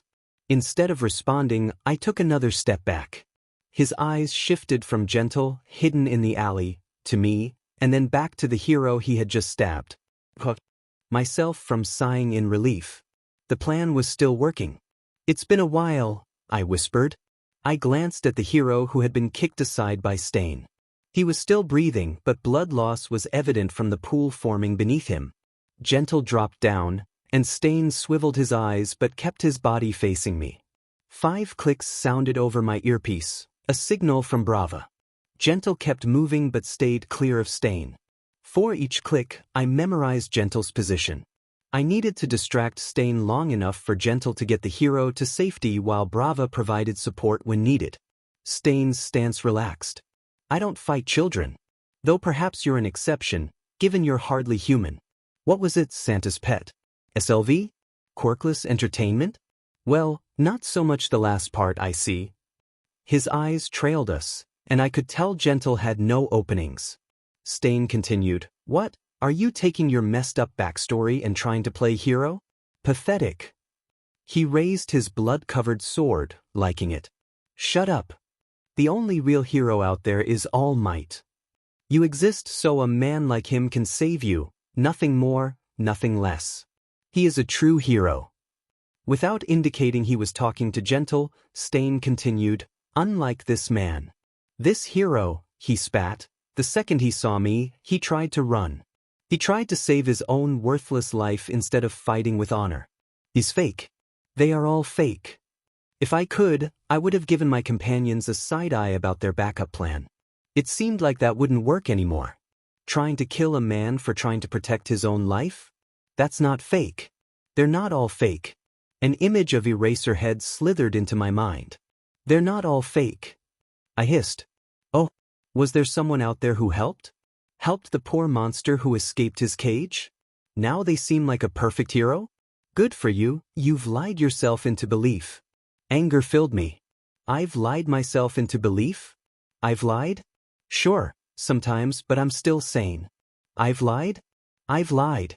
Look at yourself. Heroes are human. All Might is human. Was he there to save me all those years? Were you there? You saw me. You saw me and did nothing. It would have been fine if I hadn't found out about your philosophies, but I did. You saw a kid that was being hurt by corruption and did nothing. Your values mean nothing. As I put my rage into words, I knew I was speaking the truth. He was insane. He only proved it to me when a smile stretched across his face. Nothing? Look what I'm doing now. I'm ridding the world of monsters. When I've done that, the last will be left for All Might, and I will gladly die then. He will save us all. I charged at him. The sword brushed against my hair as I ducked under his arm. I needed to get close, to take him down. I came closer, within reach. He moved his knee into my stomach, then a moment later crashed the hilt of his blade into my back, striking a weak spot between my wings. I held back a pained sound. I ducked again, narrowly missing a knife. 8 more clicks sounded in my ear, and I glanced at Gentle. I gave a small nod, and Gentle rushed toward the hero on the ground. Seeing Stain's sinister smile drop sent chills down my spine. A moment later, an open gash of blood fell from my arm. The knife had been too fast to dodge. Stain had turned toward Gentle. In panic, Gentle used his quirk, turning the air in front of him into an elastic substance. The charging Stain hit it hard, flinging back. Seeing his chance, Gentle pushed past his fear, picked up the hero, and used his quirk to gain access back to the roof. Each time he used it, a click sounded.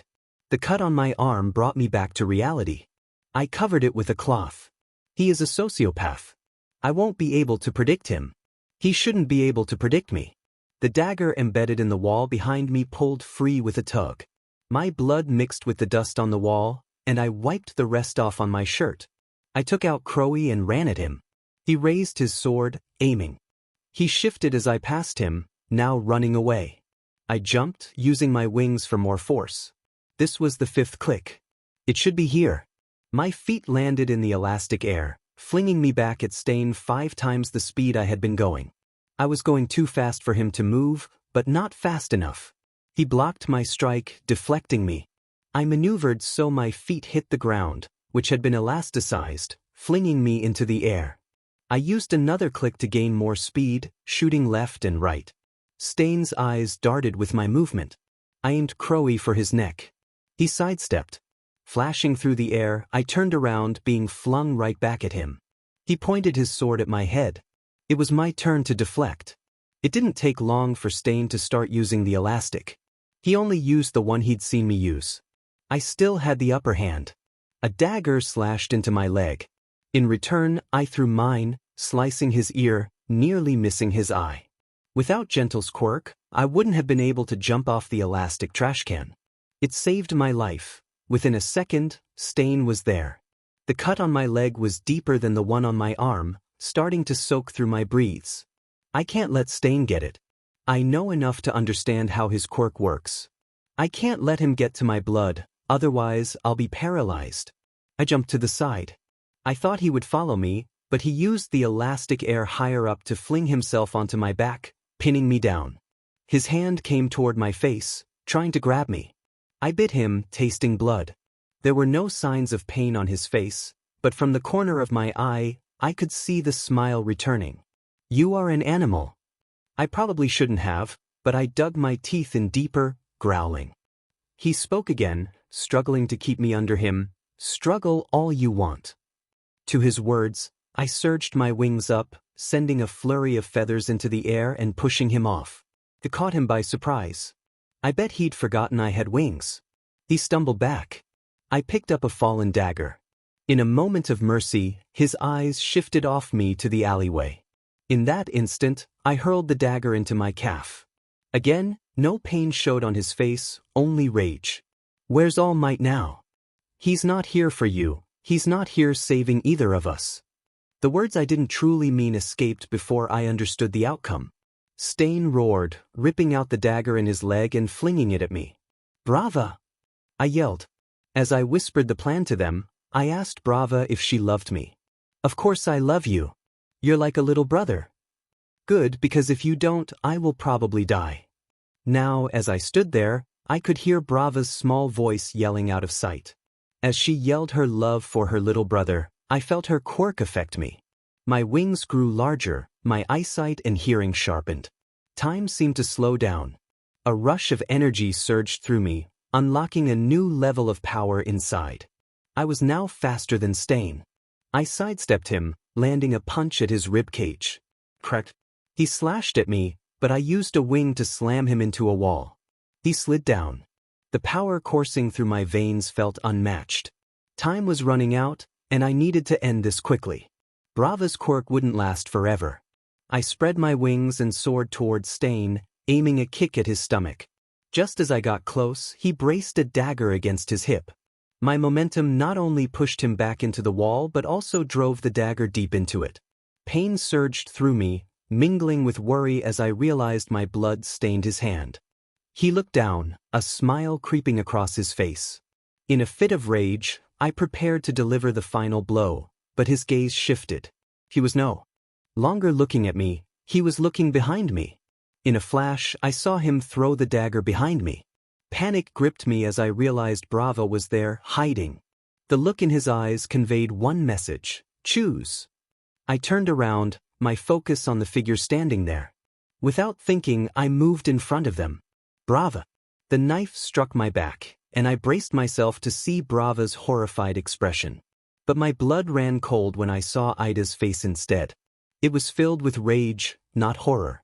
In an instant, my body went stiff, and I collapsed to the ground, pain radiating through my wounds. Brava's quirk was still active, and I knew I had to break free. Stain! Ida yelled, his eyes still fixed on the enemy. You're going to die. In a panic, I could only watch as he rushed past me, my body frozen in place. No. This couldn't be happening. I heard his scream, a pained cry, followed by a body hitting the ground. It all happened so fast, Ida hadn't even gotten close. No! Gentle shouted as he dropped down from the roof. It wasn't long before he too was paralyzed. Only Brava remained. Stain laughed as he approached me, lifting me effortlessly with one hand. He turned me around.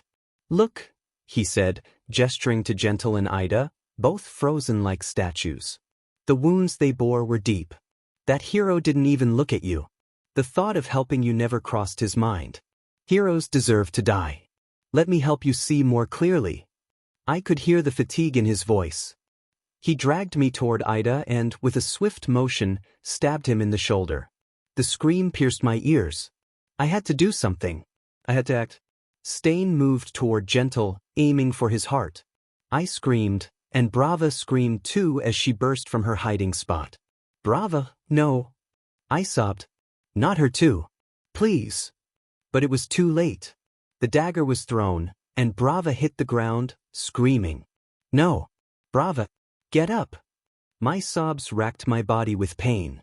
Then something snapped within me. My emotions took over, and all I could see was darkness. I twitched my hand, then my wing. I had only moments before Brava's quirk faded. I had to use it. Another snap echoed in my mind, and suddenly my hand was around Stain's neck, my nails digging into his throat. Surprise flickered across his face. You should be able to move, he gasped. No matter what type of blood you have, you are a monster. So what? I shouted. At least I feel pain. Do you? His words were lost in our struggle. I was stronger now, but for how long? He surged beneath my grip, using a knife to slash my side. Brava screamed as she watched. I roared in fury. I wasn't going to die here, not yet. I glanced at my leg, the one that had been stabbed, and slammed it into his ribs, temporarily releasing his neck. With the shock of the hit, I tightened my grip, ensuring my nails drew blood. He gasped, the blow knocking the air from his lungs. Moments later, he collapsed to the ground. My wings returned to normal, and for good measure, I landed a blow to his head. He wasn't waking up. As the reality of my actions settled in, I turned to my friends. Both were beginning to move, freed from the effects of the knocked-out villain. Gentle sat up, a small laugh escaping him. "Guess you did it." Too panicked to respond, I nodded. Gathering all my strength, I spoke. "We did it. We did it." I repeated the words, relief washing over me. Brava used some choice words to celebrate, and we all sighed in relief. My attention shifted back to Ida. I had to restrain myself from expressing my anger as I approached him. "Are you okay?" He looked away, his gaze fixed on Stain, still in shock and unable to form coherent words. I extended my hand and pulled him up. He was bleeding, but he would have to survive until help arrived. As I helped him up, I felt tightness in my back and leg. Blood left a trail as I walked. I picked up Crowy, securing her back to my belt. I wasn't leaving her behind. "Brava, where's the rope?" "You brought one, right?" "Yeah. It's on the roof with my bag and drones." "Okay, let's go up there. The other hero is there, right?" Gentle nodded. "Then we need to get him medical help." "Phantom," Brava said gently, "you're the most injured. Let us help you." I sighed. "Not yet. Let's get to the roof." They followed my lead. Gentle picked up Ida, and I took Stain. Brava gathered everything left from the fight, mostly knives. It took some time, but we made it to the top. Brava quickly restrained Stain while retrieving the medical supplies. She went to the hero first. His delirious thanks convinced me he had been on the brink of death. She came to me next, and I accepted her help gratefully. It wasn't professional, but it would hold me off for a while. Then she turned to Ida. "Stop. I don't deserve it," he protested, trying to move away but unable to. Brava got closer, but Ida quickly slapped her hand away. My earlier loss of energy faded as I found myself throwing a punch at him. "Shut up and expect the help," I hissed, and his head hit the ground. Laughter echoed in the darkness as Stain spoke. "No wonder they want you, Izuku." He drew out my name, emphasizing each syllable. My blood ran cold. "You should be grateful. I won't work for pigs, but they told me all about you." He had been disarmed, save for one dagger, and he used his voice like a weapon. "Your emissary wants you back." He told me directly. Silence fell, leaving everyone unsure of what to do. "No wonder they want you. A monster. A trained killer and a—" "Shut up," I yelled, determined to prevent him from finishing whatever he was about to say. "Oh, okay then. Well, before you dismiss me as a hopeless villain, let me ask you a question." He paused, then continued, "You said I did nothing to help you? Who do you think told the heroes the whereabouts of the ring? Who do you think gave them details on who was there?" My world tilted. "You can think I'm evil, but—" He never got to finish as Gentle crashed his fist into his head. Ida scoffed, "That worthless scum." In that moment I felt my mind snap. I threw another punch, fueled by anguish, my mind not fully realizing what I had done. The scream I heard transformed into laughter. The fighting I had thought I witnessed had ceased. As I pulled myself onto the roof, I saw a small figure, a young girl with blonde hair and an expression of anger. The surprise on their faces mirrored my own as they turned to me. Shock filled my eyes as I recognized the 5 figures before me. Tamura Shigaraki stood with his followers, and behind him was the ring emissary, no longer fat or helpless. The other 3 figures, including the girl, stood beside them. "Eraserhead," Shigaraki smiled, "you really are a cool hero." When the adrenaline wore off, the pain became somewhat tolerable. I felt guilty for having punched Ida twice, especially since he lay unconscious on the ground. I glanced down at my aching fist and whispered an apology, bending down to check that he was merely unconscious. What a great friend I am, I thought, feeling like I had given him more reason to dislike vigilantes. "You should have passed out from pain when you drove that knife through your leg," Gentle said, placing a hand on my shoulder. My usual flinch at the contact was absent. I was too exhausted. Despite my injuries, I felt an odd mix of fatigue and alertness. I should have been more tired, but I was just tired enough that I couldn't fully grasp it. Gentle shook my shoulder gently. Mate.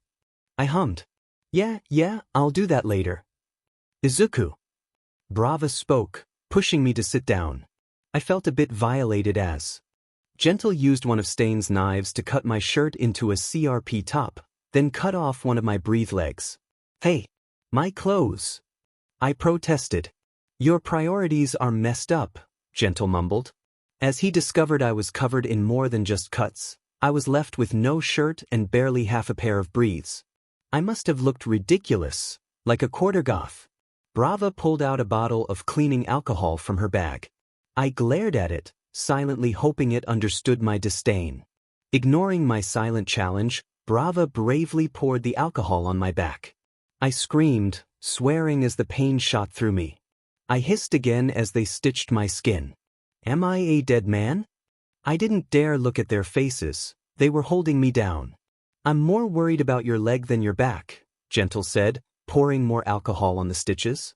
I gasped in surprise, grateful that Ida was unconscious and not feeling this pain. I wasn't sure if they were trying to talk to me or not, but I had lost the battle with the alcohol. I eyed the empty bottle, reaching for it, but my hand was swatted away. I glared at the offender. I only wanted to read the label to see if it was poisonous. I attempted to stand, but pain shot through my leg, and Brava held me back. My vision blurred momentarily before returning to normal as I took a deep breath. Why am I so tired? My head felt fuzzy. It couldn't just be from blood loss, could it? Suddenly, something was stuffed in my mouth, and I was rolled onto my side. I screamed as pain surged up my leg. I couldn't tell if I passed out or simply stopped functioning. My mind cleared when the last wrap tightened around me. Sorry, Izuku. The pain should settle down. The tiredness comes from my quirk. It boosted your quirk and physical strength but also drained a lot of your energy. You probably feel a fog in your head. I feel it too, but it's not as bad for me. Sorry about that. I took a moment to gather myself before focusing my gaze. I saw the tattered looks on my friends and noticed Stain, who remained untreated. It's okay, Brava, I said, the fog lifting a bit more. What about you guys? You need to get help. I could see their makeshift bandages, but not much else. I glanced at the empty alcohol bottle. Dang, it's empty. Ida was still unconscious, but I could see him stirring. The hero lay there, bandaged by Gentle, but I knew he needed a hospital or he wouldn't make it. The others noticed my expression and understood. You're right, we have to get them to the hospital.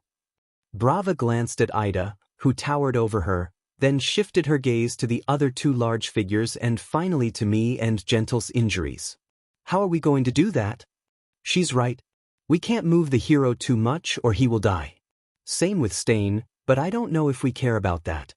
They both looked at me and honestly, I didn't know either. Can't we call someone? I can carry Ida. No, you can't. Okay, you can. I'm too small. Gentle? Injured. I sighed in frustration. Out of options. I can walk, Ida muttered. We turned to him, and it was clear he was in no condition to do so. I was tempted to punch him again. Great, now he's awake. Ida glanced at me, then quickly looked away. I was confused. Sure, I was covered in blood and pain, but that was rude. His face looked sickened, and then I realized that everyone on this rooftop was fully aware of my scars. Shame burned through me. Brava must have sensed it and tossed me my hoodie from her bag. I quickly put it on, wincing as I pulled it over my head. My twitching started to act up, and it hurt. Can you walk? I asked, and Ida struggled to stand but managed. Can you? He replied. I had been sitting, and the thought of moving hadn't crossed my mind. Probably. Anger flared within me, and I pushed myself off the ground, balancing on one leg. Occasionally, I had to put weight on the other, but I was standing. I grumbled as fatigue washed over me. I needed coffee. A shot of espresso would do, maybe 7. Ida's face flashed with regret as I took a step forward, the makeshift stitches letting some blood through. I was fine. Just fine. Phantom though. Please don't move. Ida started to come toward me but halted at my glare. Your brother was a good man, and you have nothing to show for it. My words cut through the chaos around us. If you want to do better, get us some help. Call the heroes you have on speed dial and save this man's life. I pointed to the fallen hero. Anger flickered in his eyes, mingled with regret and confusion. I could also see sorrow. Ida took out his phone and dialed. As he explained the situation, I turned to Stain. Gentle had punched him hard in the face. His nose was cracked and swollen, and there was a chance Gentle had damaged his eyesight. But looking at Stain, it was clear there was much worse than that. Did I feel bad? Not really. He was a horrible man, yet he had done good. I shook my head. Where do I draw the line? Is there even a line? If there is, what have I become? I heard the phone click as Ida hung up. His face was pale. He needed medical attention. As for him, I had already gotten mine. How long until they get here? 2 minutes. They're already in the area. I swore under my breath. The panicked expressions of my teammates were evident. With the plan still in motion, I spoke quickly. You two know the drill. Go closer to the center of the city and pretend to have gotten caught in the attack. With any luck, you'll get into a good hospital. I'll be at the rendezvous point as soon as I can. I saw the worry in their eyes. I'm not going to die. Wait! Ida exclaimed in surprise. What about you? I scoffed. What about me? As the clock ticked down, we stood there, hesitant to make the first move. That was until Brava began putting everything back into her bag. Brava, I want the video the drones took. I know. Gentle, take care. Just as I felt myself about to collapse, my senses heightened. My ears rang with every slight movement. My doubts vanished, and the pain faded. I launched forward, surprising everyone as I aimed for Stain. In one smooth motion, I kicked him in the head with my stronger leg. His body went limp again. I bent down, took the knife from his hand, and pocketed it. I felt the fear he had instilled in me, but it only lasted a moment. If I hadn't moved, if I hadn't been paying attention.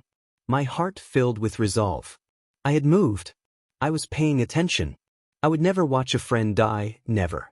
With the shock and fear still lingering, it took a few seconds for anyone to react again.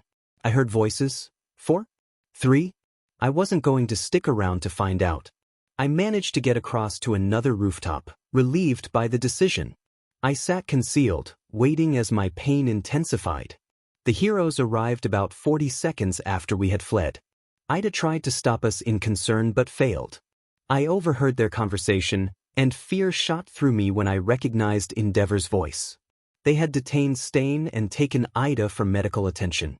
The ridiculous part was when they began searching the area for a well-known vigilante. My hiding spot was secure. The fighting had ceased. The heroes had won. That was why the number 2 hero made his way over to me. I didn't mind waiting, though I was in more pain than I cared to admit. A month ago, this would have affected me more. So what if I have a few stab wounds? I could imagine my old self saying that. If only he could see me now. I felt weak. Tired. Cold. I started to regret not going to a hospital. My old self would have scoffed at the idea. But now, a hospital didn't sound so bad. He might be there, a voice whispered in my head. Don't you want to go back home? If you don't want that, you can just wait. Wait until they find you, wait until they break you. I'm already broken. Are you? My thoughts faded, leaving me in a void. I sat there, cold and miserable. I should be happy. I just took down Stain, the hero killer. Yet I was alone. I sat here with nothing but a few more scars. I was going back to an empty home with no food, no water, and mold. I guess that's just how things are. That is what my life has always pointed me to. I'm not meant to have a family. I'm not meant to feel this way. I'm not supposed to be loved. Shaking my spiraling thoughts, I stood up as best I could. I was determined to ignore the pain. I had to get back home. Somehow, I managed to convince Brava and Gentle to leave me alone. Perhaps it was my survival against Crowy that gave them faith in me. I took her out and used her as a makeshift cane. The few steps I took were filled with pain, but I pressed on. Toga was a mix of emotions. To say she wasn't mentally stable was an understatement. Could she have ever been normal? It just wasn't in her nature. Normally, she would have been ecstatic at the thought of taking down the pro-hero Eraserhead, but her mind was elsewhere. The boy she had been following, Izuku, occupied her thoughts. Where could he be? Stain should have brought him in already. It was his mission after all. She felt frustrated that she had been told to stay with the main group. She wanted to go with Stain. In her twisted mind, she believed that seeing Izuku again would make her happy. He had escaped, and while she thought it wouldn't last, he had still done it. But how could he run away from a loving family? Sure, he was still a hostage, but that also came with a semblance of love. Toga didn't understand him, and that confusion gnawed at her. Just 2 weeks ago, she wouldn't have been thinking this way. Perhaps it would have been better if she had never heard of Izuku. She glanced at Eraserhead, who was on the ground, bleeding. Guilt washed over her, and she looked away. If he died, he would have nowhere else to go. Maybe he hadn't escaped after all. As Eraserhead stood up, clearly exhausted, she could hear Shigaraki disintegrating his flesh. She didn't want to watch. Eventually, the chaos subsided. How dare they? They are cheating. There aren't supposed to be this many heroes. Shigaraki scratched his face in frustration. A man Toga had grown to dislike approached. Don't worry. This was just a beta test, wasn't it? As long as I can get my hands on Izuku, I'll break him. It shouldn't be hard. Then, the glare Shigaraki shot him silenced him. You are no longer in charge of your organization. You follow me. You do what I say. Toga zoned out. This was a typical exchange between the two, though the tension was palpable. Lately, she hadn't wanted to be involved with them. When she joined, it had never been this serious. Things had changed, and so had she. The Nomu that had helped in the fight against Eraserhead stood silently, awaiting orders that were not given. He seemed to be the last Nomu standing. Kurogyari noticed. We should leave. I can teleport us to the base. Not yet, Shigaraki hissed. Stain still isn't here with Izuku. Toga spoke up. Will he ever? He never actually said he would join us. He said he would think about it, and then you went ahead and gave him a job. She saw the anger flash across Shigaraki's face. I'm just saying. Toga regretted her words, knowing she was on thin ice. The smile that appeared on Shigaraki's face annoyed her. You're just saying? If that's the case, then go find him. Shigaraki. Kurogyari tried to intervene, but Toga knew he wouldn't be able to stop him. Shigaraki was set in his ways. Toga huffed and walked over to the ledge. Fine. Kurogyari took charge. I will teleport everyone but Toga back.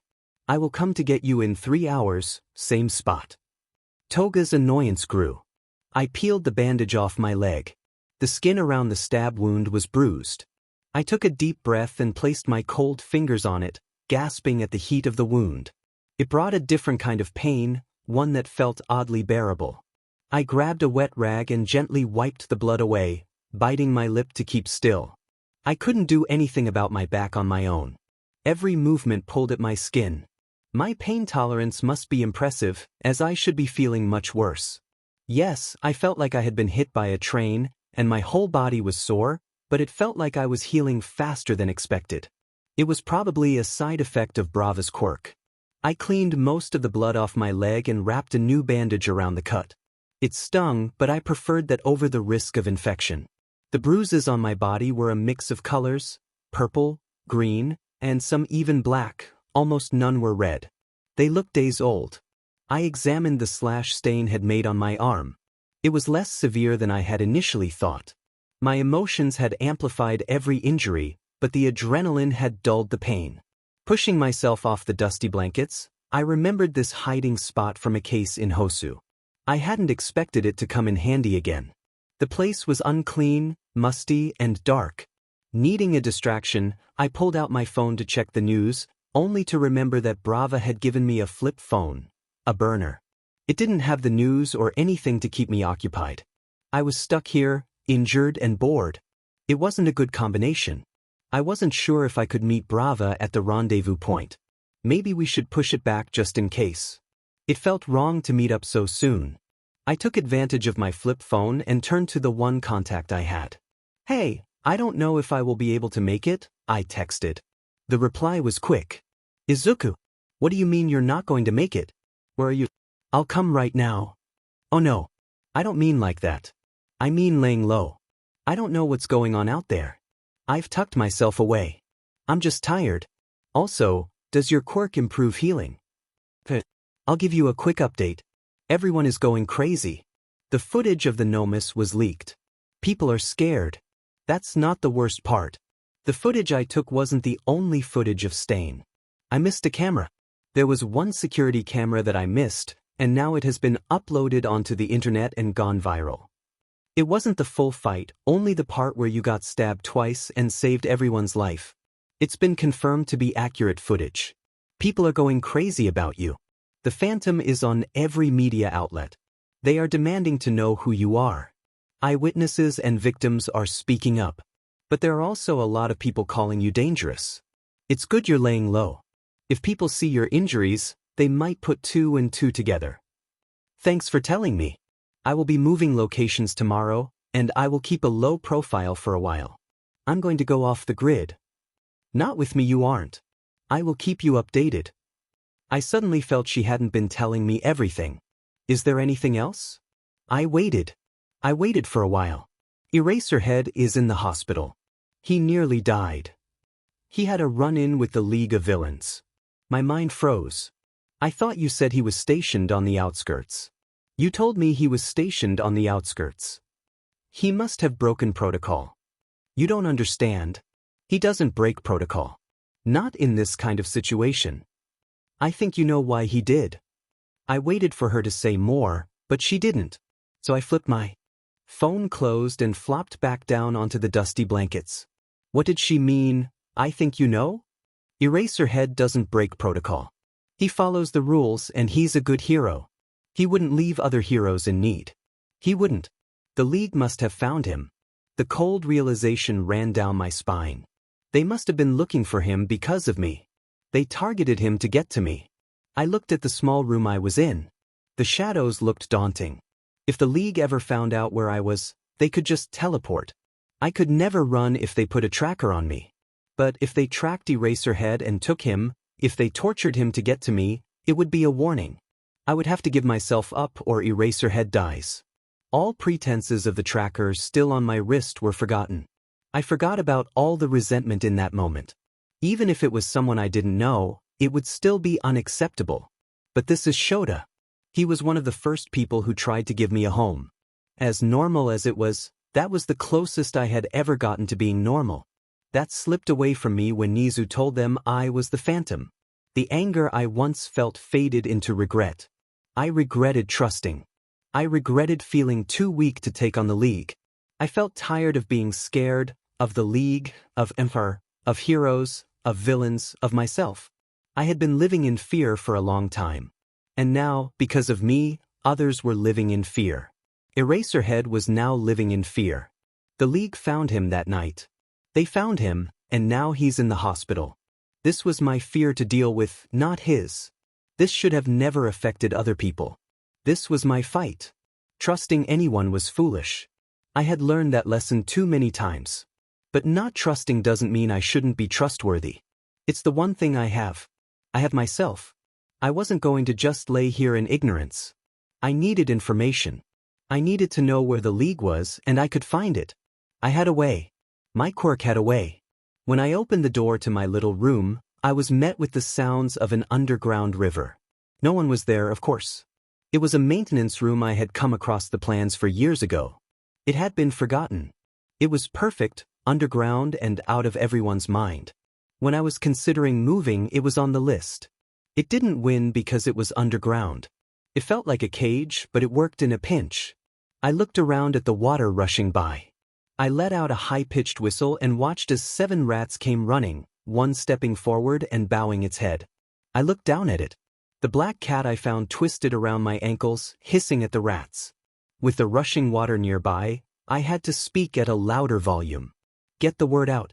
I need information. The rats clacked their teeth and ran off to do my bidding. One stayed.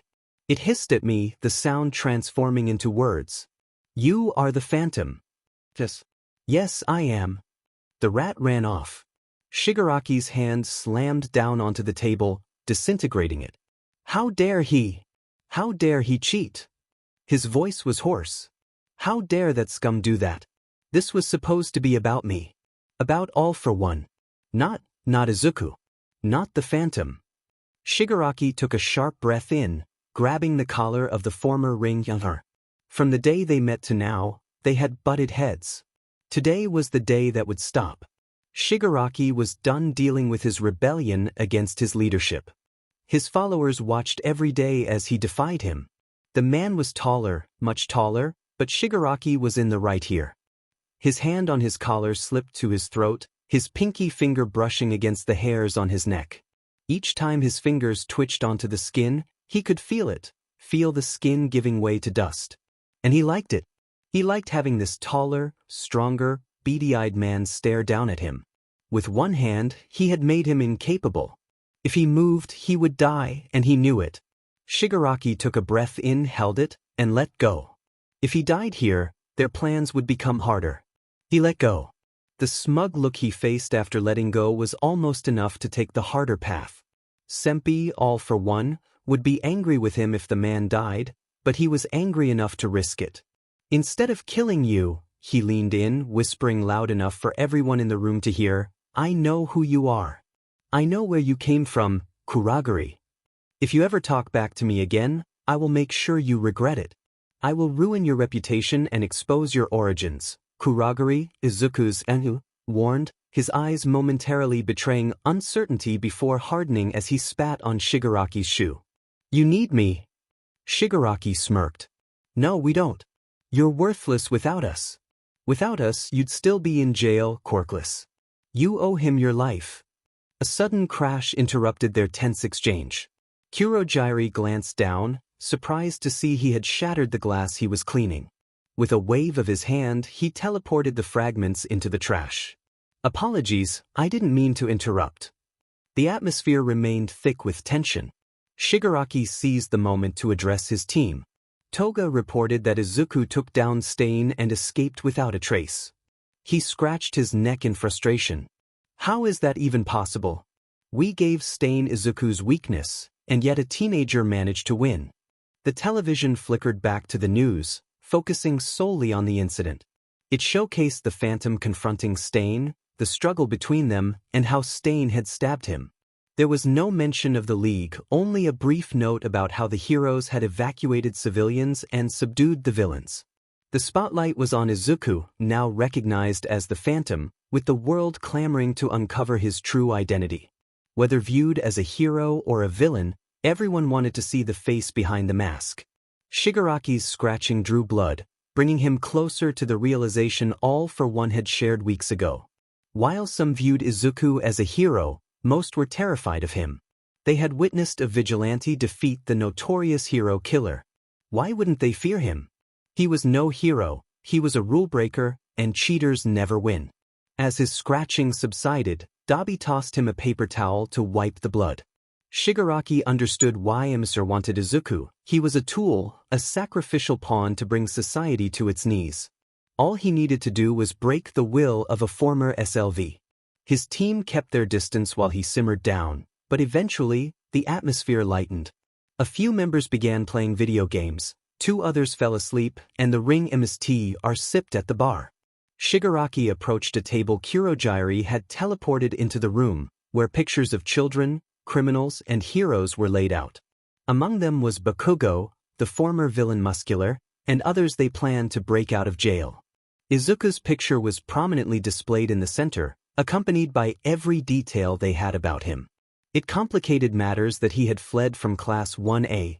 Capturing them all at once would have been easier, but all for one had instructed them to try to capture Izuku, without guaranteeing success. Shigaraki recalled all for one's words, "Don't worry. He'll be there, just as we planned from the beginning. Everything is going according to plan." His attention was caught by a squeak in the corner of the room. A rat watched him, and Shigaraki felt a surge of joy as he hurled a bottle at it. He relished the sound of the rat scurrying away in fear, laughing at the thrill of destruction. He reveled in the power he held over it. Nizu had never felt such anger. Not only had Rin abandoned a life of heroism, but he had also. defeated stain. His frustration was not directed at the misguided teenager but at those who labeled Ren as the next stain. The Phantom was already a better hero than most, but they failed to see it. They feared him for standing up to fear itself. In their limited view, Ren had become the one to fear. They misinterpreted his longing to save others as villainy. It was infuriating. Nizu's anger also turned inward. He replayed the footage he had accessed. He watched as Ida fell after a punch landed, only for Ren to save him and his companions. Now, people were terrified of Ren. Nizu had backed the kid into a corner, and he had fled. This was his fault. The #1 hero's time was running out. His best teacher was in the hospital, and one student had attempted to confront the hero killer, only to be saved by another. Nizu realized he had made a grave mistake. The chaos in Hosu stemmed from Ren's connections. Brava had saved everyone, yet he had no lead on her identity. She could be one of his students for all he knew, and that thought terrified him. He couldn't afford to be fooled again. As he pondered, recovery arrived at his office door. "May I come in?" Nizu quickly poured a cup of tea and gestured for her to enter. "Everyone at the hospital will survive." "That's wonderful news. We owe our success to a girl whose identity I do not know." Chio Shizenji appeared weary. The toll of the year had aged her. Nizu suspected he had aged as well. They discussed various topics, but by the end of their conversation, it felt as though nothing had been resolved. Eventually, she left, and Nizu returned to the video he had obtained from Brava. He realized she had allowed him access. She was too skilled to have been hacked. The Phantom had permitted him to see it, but for what reason, he did not know. It was time to uncover the truth. Nizu took out his phone and dialed his old friend, Detective Naomasa Tsukachi. It was time for him to contribute his share of the work. With determination in his beady eyes, he sent the full video to Tsukachi.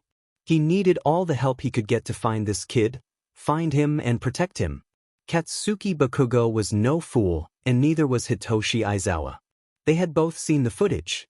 Instead of Hitoshi being at the hospital, he now stood on a beach, facing Bakugo. "I know who Ren really is. I know his name, and I know he's the Phantom." At those words, Hitoshi's world became even more complicated than it already was. Hitoshi knew one thing. He was done with doing nothing, and so was Bakugo. The sun hung low in the sky, casting a warm glow over UA High School. Hitoshi stood at the edge of the training grounds, watching as students practiced their quirks. He felt a surge of determination. It was time to take action. Bakugo, with his fiery personality, was nearby, launching explosions into the air as part of his training. Hitoshi approached him, feeling a mix of excitement and apprehension. "Hey, Bakugo," Hitoshi called out, trying to catch his attention. Bakugo turned, his expression a mix of annoyance and curiosity. "What do you want, Shinso?" he replied, crossing his arms. "I think we should team up for the next training session. We can't just sit around waiting for the next big challenge," Hitoshi suggested, his voice steady. Bakugo raised an eyebrow, considering the proposal. "You think you can keep up with me?" he challenged, a smirk forming on his lips. "I know I can," Hitoshi replied confidently. "We both have our strengths. If we combine them, we could really push ourselves." Bakugo's smirk widened. "Fine. But don't slow me down." With a nod, Hitoshi felt a rush of excitement. They began to train together, pushing each other to their limits. Hitoshi used his quirk to manipulate the minds of their training dummies, while Bakugo unleashed powerful explosions, showcasing his raw strength. As the days passed, their teamwork improved. They learned to anticipate each other's moves, creating a rhythm that made their training sessions more effective. Hitoshi admired Bakugo's determination and drive, while Bakugo respected Hitoshi's strategic thinking. One afternoon, as they took a break, Hitoshi glanced at Bakugo. "You know, I never thought we would make a good team," he admitted. Bakugo shrugged, looking away. "Yeah, well, don't get used to it. I still prefer working alone." Hitoshi chuckled, understanding Bakugo's stubborn nature. "I get it. But maybe we can find a balance. We can learn from each other." Bakugo considered this, his expression softening slightly. "Whatever. Just don't think this means we're friends or anything. Of course not, Hitoshi replied, a smile on his face. As their training continued, they faced various challenges together, growing stronger with each encounter. Hitoshi felt a sense of camaraderie forming, even if Bakugo would never admit it. One day, during a particularly intense training session, they were faced with a difficult obstacle.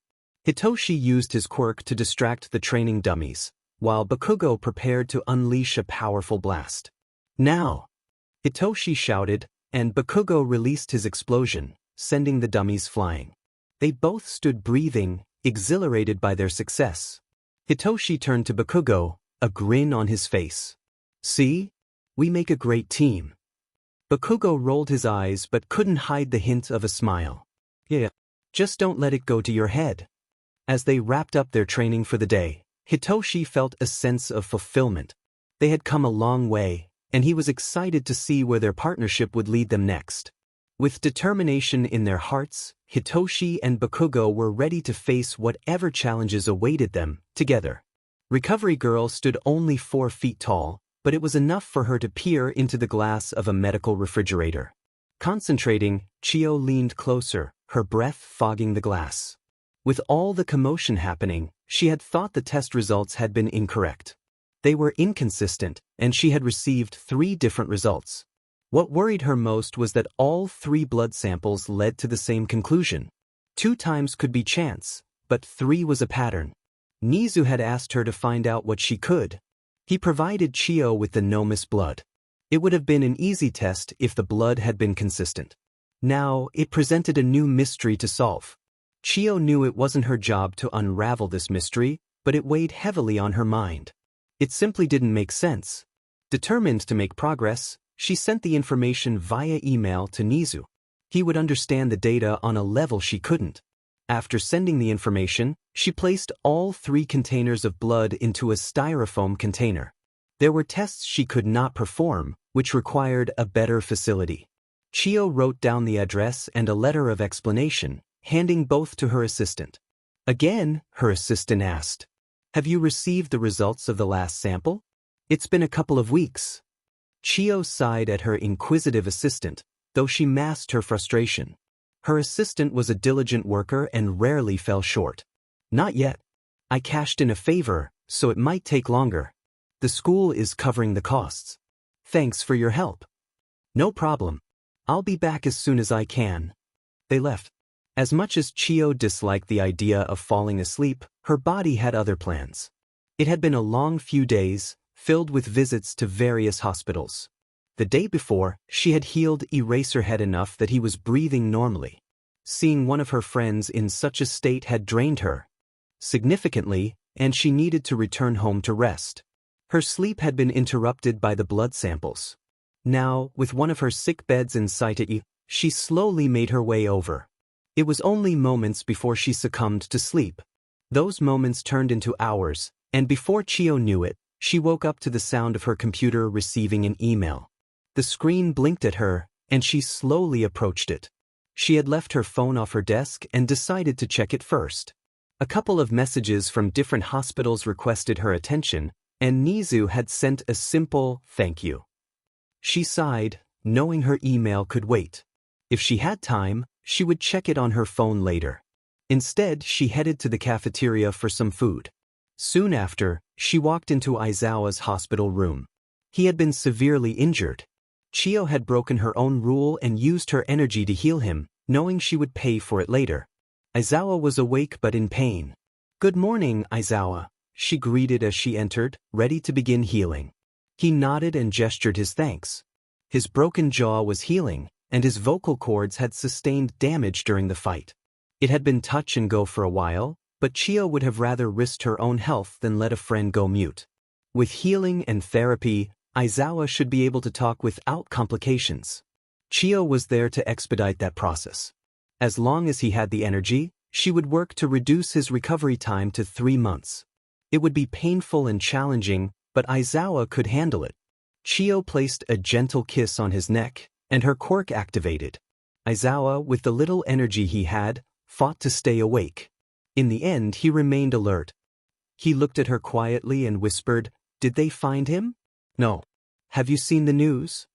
Aizawa's expression grew grim, and Chio took that as a yes. I see. He is a strong kid. He got himself some help in the fight. Chio had seen how injured Suzuki was. In her professional opinion, he didn't have much time before infection or blood loss took its toll. The stab wound he suffered should have punctured an organ. There was no doubt in her mind that the kid was suffering from internal bleeding. There was nothing anyone could do about it. Ren was in danger, and no one knew where he was. Given his injuries, anyone on the street would have recognized him, so he had to be hiding, slowly succumbing to his wounds without revealing who the hero he was. It sickened Chio. She had already broken his trust. Because of her, the little trust he had was gone. She knew it, she blamed herself. Yet she also understood there had been no other option. He was a minor in need, and she was a doctor. No matter how much her conscience wanted to tell her she had messed up, logic supported her decisions. Chio knew there were others who needed her help. In 2 hours she could heal Aizawa again, but in the meantime, she had other patients to attend to. One of them was Ida, Aizawa's student. They were in the same hospital, so it was only a matter of paperwork for her to enter the teen's room. Ida was sitting up, looking out the window.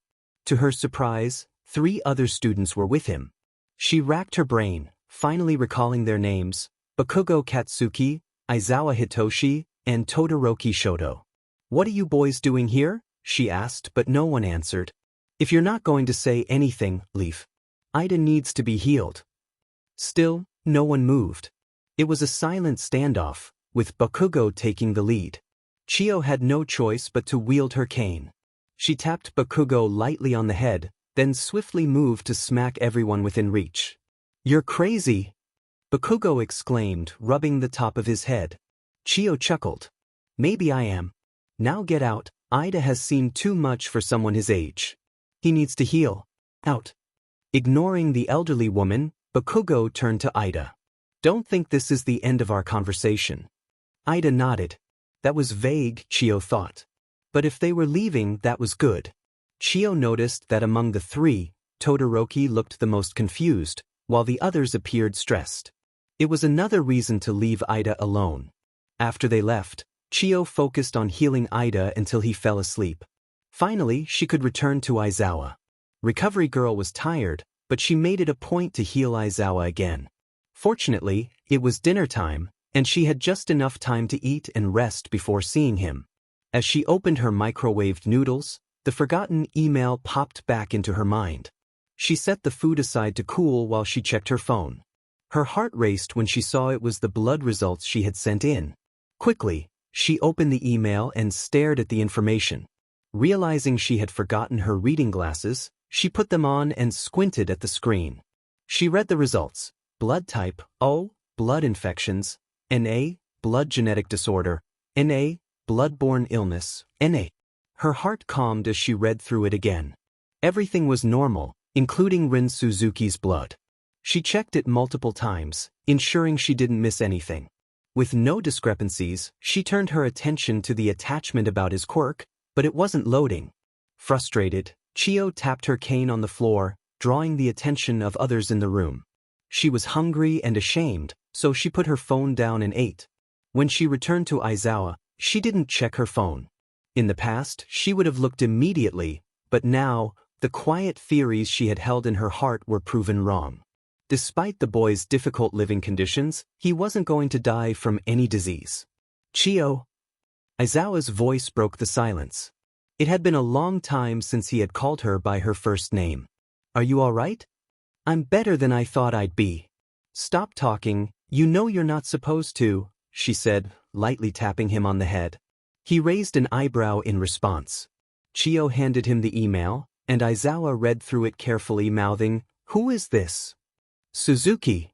"Oh," he mouthed again, taking his time to ensure he didn't miss any details. His shoulders visibly relaxed. "Thank you for telling me this." His whisper was rough and broken. Chio frowned at him. "I took his blood after the USJ. I did my tests, but I thought I would send it in regardless. Neither of us found anything to worry about. There's also more information about his quirk in the attachment. I haven't opened it yet, But I thought it would help you train him when we find him. If we find him, she thought. He's in a bad situation right now. Aizawa's expression shifted from hope to confusion as he turned the phone around. There was no attachment. Chio took the phone back, puzzled. She had requested a blood quirk assessment, but no matter how she tried, the attachment wouldn't load.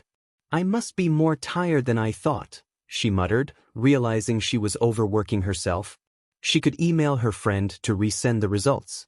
There was no need to worry unnecessarily. When she healed Aizawa again, he fell asleep, comforted by the knowledge that at least Suzuki had no diseases. In a burst of energy, La Brava, known as Manami Aiba in the hospital, grabbed her phone and pressed the power button. The phone turned off and fell onto the bed, her trembling hands dropping it. That was close, she murmured. She had narrowly avoided having her file taken back by Nizu. After locking it behind a firewall, she had almost been tracked down. The rat was getting better, and it frightened her. Her heart monitor spiked in the commotion, prompting a nurse to rush in. After lying about having a nightmare, she was given water and left alone. It was easy to pretend. Sometimes, when Brava was out in public, she liked to imagine she was Ren, Izuku, though she would never admit it. At 22, she felt too old to look up to someone still in their teens, but Izuku had always been good at pretending. It was more than luck that La Brava's hospital was the same as Eraserhead's. She had a feeling she should check her phone, and her skills had allowed her to take the file off Recovery Girl's phone. Brava sighed, looking down at her turned-off phone. No computer, no way to contact anyone. She knew the rat would monitor his computer for hours. Until then, she couldn't text Izuku or Gentle. Gentle would worry, but she could always walk down to see him, though that might be too conspicuous. Leaning forward, she felt the pain in her body. Though she had been healed by quirk doctors, she was still in discomfort. It would take weeks before she could return to her vigilante work. Brava chuckled at the thought. Just a few weeks. Quirks were amazing in how quickly they could aid recovery. At least she had a TV in her room. Until Niza backed off, she could watch the news. It took her 10 minutes to turn it on, and then she quickly turned it off. It was hard to watch someone she cared about, a brother, being labeled a villain. Izuku had taken down Stain, giving Brava her revenge. It had been a long time since her parents died. Knowing their killer was gone was a conflicting feeling. She was happy, yet it felt wrong to be happy for herself rather than for the lives that could be saved. She pulled her knees to her chest, tears threatening to spill. I am no better than Ida. Her vision blurred as the tears fell. I sent a kid to kill the hero killer. For revenge. Pathetic. Yet she didn't feel guilty. The tears flowed because it had felt good. Why so sad? Startled, Brava looked up to see her nurse entering with dinner. Embarrassed, she quickly wiped her tears away. It's been a long couple of days, she replied. The nurse handed her some tissues. Yeah, it has. She smiled down at Brava, making her feel small, almost like a child. Maybe turning on the TV will help. It's a good distraction, Brava said, trying to focus on anything but the chaos unfolding on the screen. I already tried. It's too upsetting watching those people fight the hero killer. There's too much blood in the video, she replied, her discomfort evident. Ignoring Brava's unease, the nurse flicked the power button, revealing a scene where Izuku was in danger. Isn't he just appealing? She remarked, her tone unsettling. Confusion filled Brava as she asked, What do you mean? Everything about him is appealing, the nurse said, her gaze fixed on the screen. Stain? Brava questioned, her heart racing. No, dearie, Izuku, the nurse clarified. Brava's heart pounded as fear gripped her. Have they discovered Stain's real name? Is it Izuku? She stammered. The realization hit her. This was Toga from the League of Villains. How did she find her? Did she know about her? No, she can't know about me. Brava forced herself to remain calm. Is that the name of one of the others? She asked, trying to deflect. Her heart monitor quickened, and she cursed under her breath. The information she had on Toga rushed through her mind. Transform quirk. Toga could transform into anyone if she took their blood. That was all Brava had to work with. Your heart is quite fast for sitting there, the nurse observed, a grin spreading across her face. Brava remained silent, fear evident on her features. Izuku. He's the realest hero I've ever seen. I can't even find him. They sent me back, Sent me back to look through all the hospitals. Boss knows, but he won't tell us. Something about hard things building character. I was so glad to be sent out. The more I learn about Izuku, the more he fills my mind. He made it. He escaped the role life had for him. For how long I don't know, but he did it. He's better than me. I'm crazy, but Izuku wouldn't think that. He would tell me how normal I am. He would understand what I've gone through. What I've done. He knows. The nurse's grin widened unnaturally. You know where he is. You know him. You love him, don't you? She paused. I love him. I love Izuku. Tears slipped down Brava's cheeks as she cried, Who are you? Her voice trembled. I don't know who you are talking about. The nurse tilted her head, doubt flickering across her face. She stepped closer, pulling out a needle. How did she find her? We'll see. In a swift motion, she plunged the needle into Brava's arm, drawing blood into a vial. Brava screamed, the sound echoing in the room. Toga's hand quickly covered her mouth, but Brava bit it in panic. In an instant, a slap rang out as Toga's hand struck her face. Brava watched in horror as Toga's face began to change, melting into someone else. I love him? I love him. I love him, Toga repeated. Lying on the bed, Brava cried, I don't know who you are talking about. Suddenly, the door burst open. I heard a scream, Is everything all right? All Might exclaimed, confusion etched on his face. Please help me. Brava pleaded. All Might hesitated, his expression shifting. Toga laughed, a hint of fear in her voice. How's our dear friend Eraserhead? All Might took a step forward. Back away, young lady. In a flash, both moved. Toga crashed into the window, and All Might managed to grasp a piece of her hair, causing the vial of blood to fall and spill. Toga cut the piece of hair and jumped out, disappearing through a purple portal. A troubled look crossed All Might's face as he turned to Brava. You're safe now. Don't be afraid. Yet all she felt was fear. Eraserhead woke up confused, having only been asleep for less than an hour. Chio was gone, and his throat ached, likely from waking up in pain. He laid back down, trying to calm his nerves. He needed to heal quickly so he could find his sons. His phone buzzed with a message from Hitoshi. I'm buying you some apple juice. I'll be up as soon as I can. A smile crept onto Shota's face. His son was the best. He hoped he hadn't scarred him too much. Maybe he would hug him instead of hitting him over the head. After about 10 minutes, the door opened. Man, I had to convince the receptionist to let me bring you apple juice, Hitoshi said, a smile on his face, until he got close enough for Shota to playfully hit him on the head. Brat. Tears brimmed in Hitoshi's eyes, and Shota pulled him into a hug. Don't you ever die on me, Hitoshi hiccuped. Your voice. In a whisper, Shota reassured him, Don't worry, kiddo, it will heal. Their moment was interrupted as Hawks burst through the door. Sorry for I can leave. Wait, no, I can't. Shota raised an eyebrow, silently asking what was wrong. I think it would be best if your son left. Hitoshi stepped out at Shota's look. Hawks let out a string of curses. Did you know? A sinking feeling crept into Shota. I know almost every type of quirked wing in Japan. That's beside the point. The video of Phantom fighting Stain. Phantom has wings. Shota, they are the same wings as Ren. It's him, I know it. Shota, I found him. He's hurt. We need to find him. Shota sat there, a new headache forming. He nodded, and Hawks deflated. You knew. How could you not tell me? We were both assigned to his case. I've talked to him. We went stargazing together.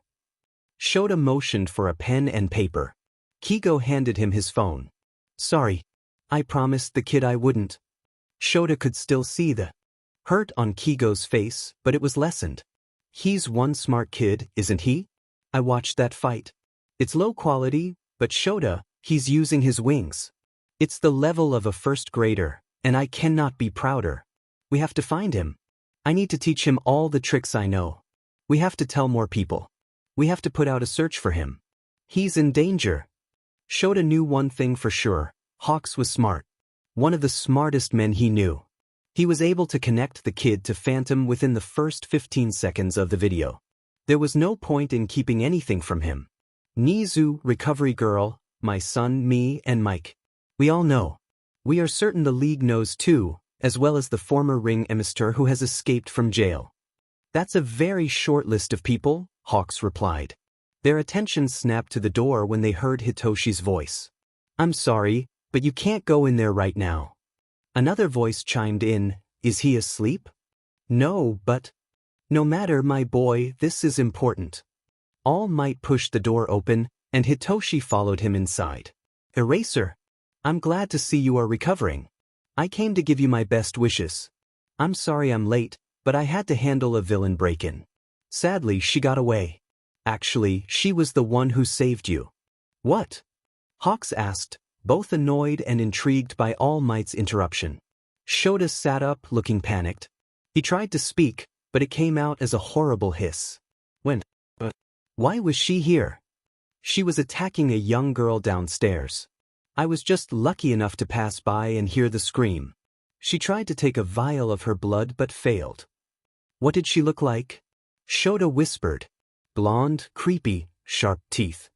No. The girl she attacked, Hawks said, understanding Shota's thought process. Oh.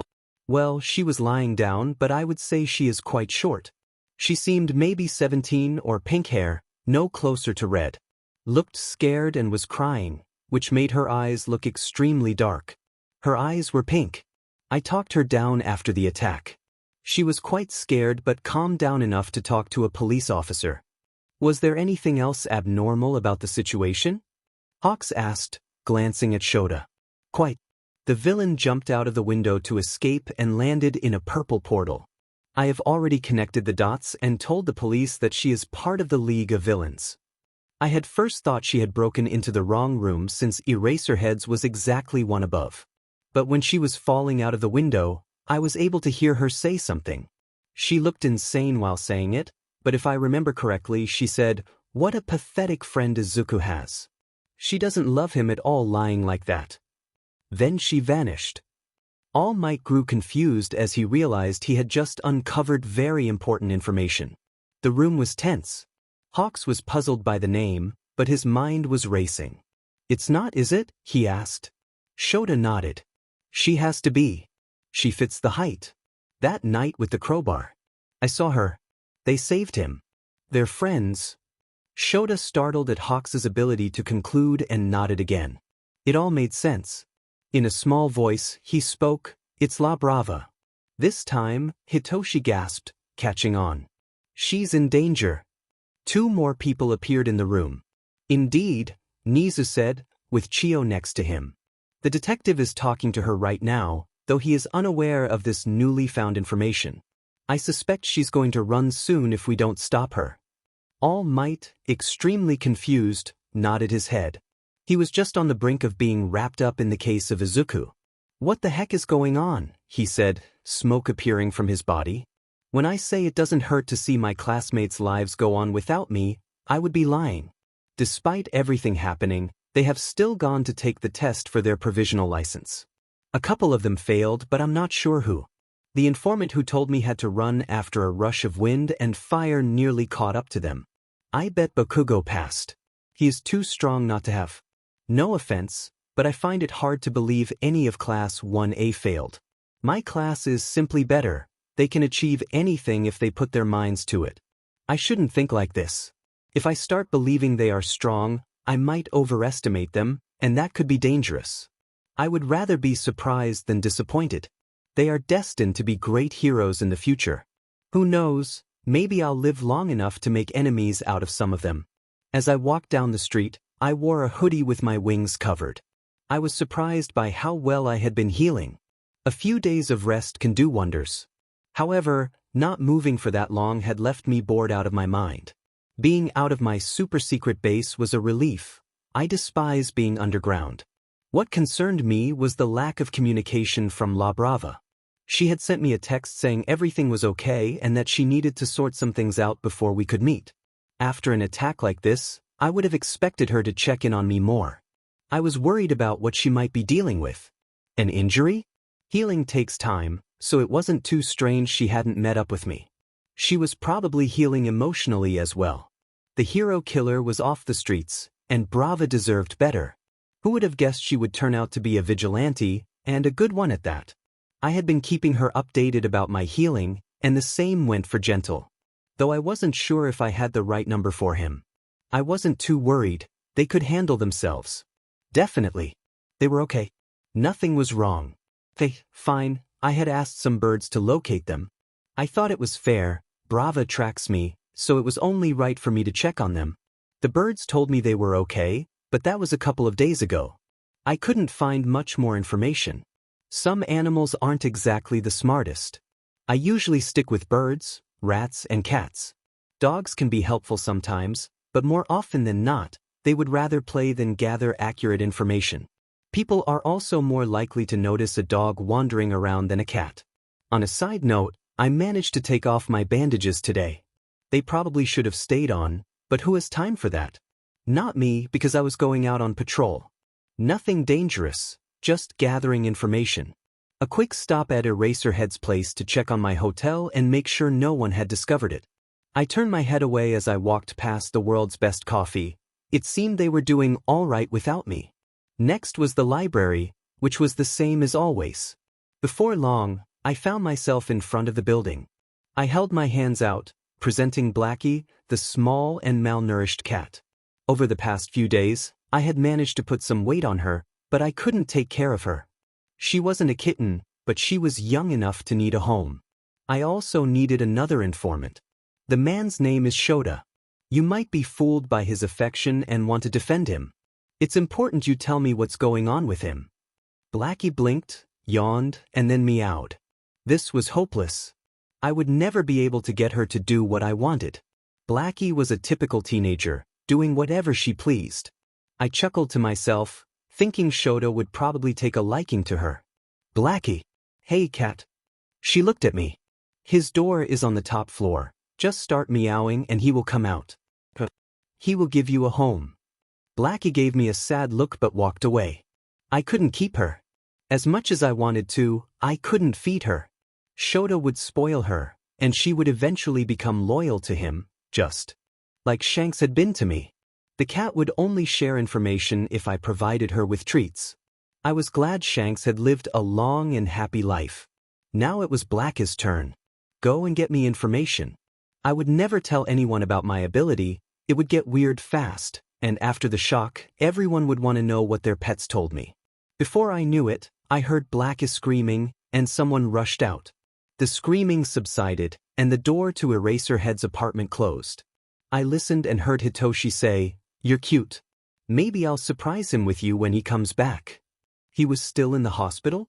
I thought he would have returned by now. He had been released that morning. I wasn't about to stick around just for him to sneak up on me. Plus, it was only a short run back to my hotel. I dashed away. It had been a while since I ran without someone chasing me. With practiced ease, I made it to my room. This was my hotel. I burst through the door. The brief visit I had with Brava hadn't been enough. This place had never trapped me. It was never an obligation to stay. It had always felt safe. It was mine. I startled a flock of birds and some cats, but they all settled down when they saw me. Like magic, the cats moved off my mound of pillows, leaving a perfect spot for me. I collapsed onto it, the smell of mold wafting up. There was no washing machine, so I would have to wait until it rained to do my laundry. I would set out a bucket on the balcony for that. I also needed to make improvements to my costume. The world now knew about Phantom's wings. Why not use them a bit more? Suddenly an idea struck me. I sat up from my bed, scanning my room until I found what I needed. Just the tools to remove the useless band of metal around my wrist. It was a struggle. I could only use one hand, and it wasn't working very well. I heard a cracking sound, but the metal remained intact. What on earth is this stuff made of? If I had liquid nitrogen, I would pour it on and slam my hand down to break it. It would be so easy. They had melded the thing around my wrist. How inhuman. After another hour, I managed to rig up a makeshift device that should be able to melt an opening so I could pry it apart. I found the only working power outlet and plugged it in. It was painful and took a while, but I finally melted it enough to break a portion free. I pried it off, leaving scratches and burn marks on my wrist. A weight was lifted off my shoulders. I was finally free. I walked onto the balcony, intending to throw the metal band as far as I could.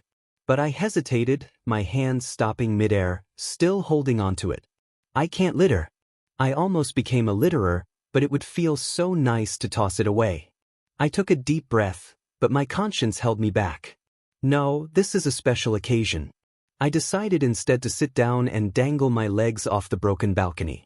The sky was orange, and the blue water reflected the sun. It was appealing. It didn't take long for the sun to disappear. A wave of tiredness washed over me. It wouldn't hurt to take a short nap before I went out on patrol. I was still healing after all. I sauntered over to my pillows. When I crashed down, my wings spread out, and all the cats jumped at the feathers. It turned into a huge snuggle fest. In minutes, I was fast asleep. The next thing I knew, my eyes were open. I sighed. It didn't feel like I had slept at all.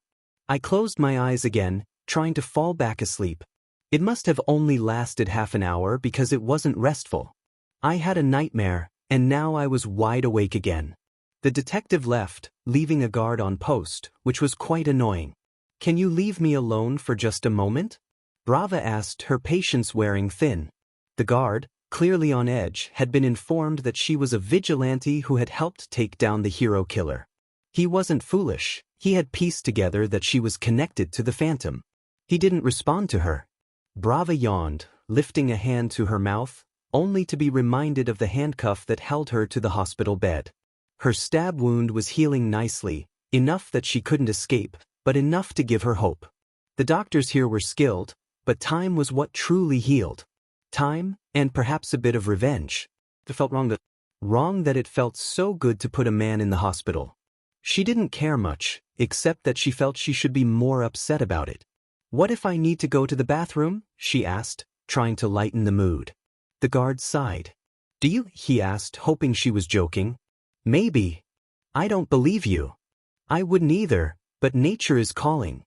Just then, there was a knock on the door. Thoughts raced through Brava's mind. It must be another guard posted outside.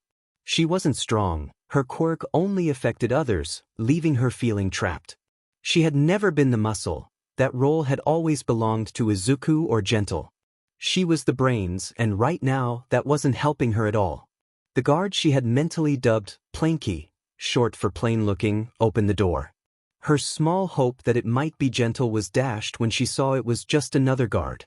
Before Planky allowed the other man to speak, he gave him a password. "Did you dye your hair?" Planky asked. The officer replied, "Yesterday I dyed it blue." Brava noted that the hair on his head was anything but blue. It must be some sort of code, she thought. Both men relaxed. The one with hair that was definitely not blue said, "Man, you're a stickler for the rules. We've known each other for how long?" "Too long," Planky replied. The other officer laughed. "Well, too bad for you, I got bored. Want to talk or something?" They continued chatting, and Brava listened half-heartedly. What imbeciles, she thought.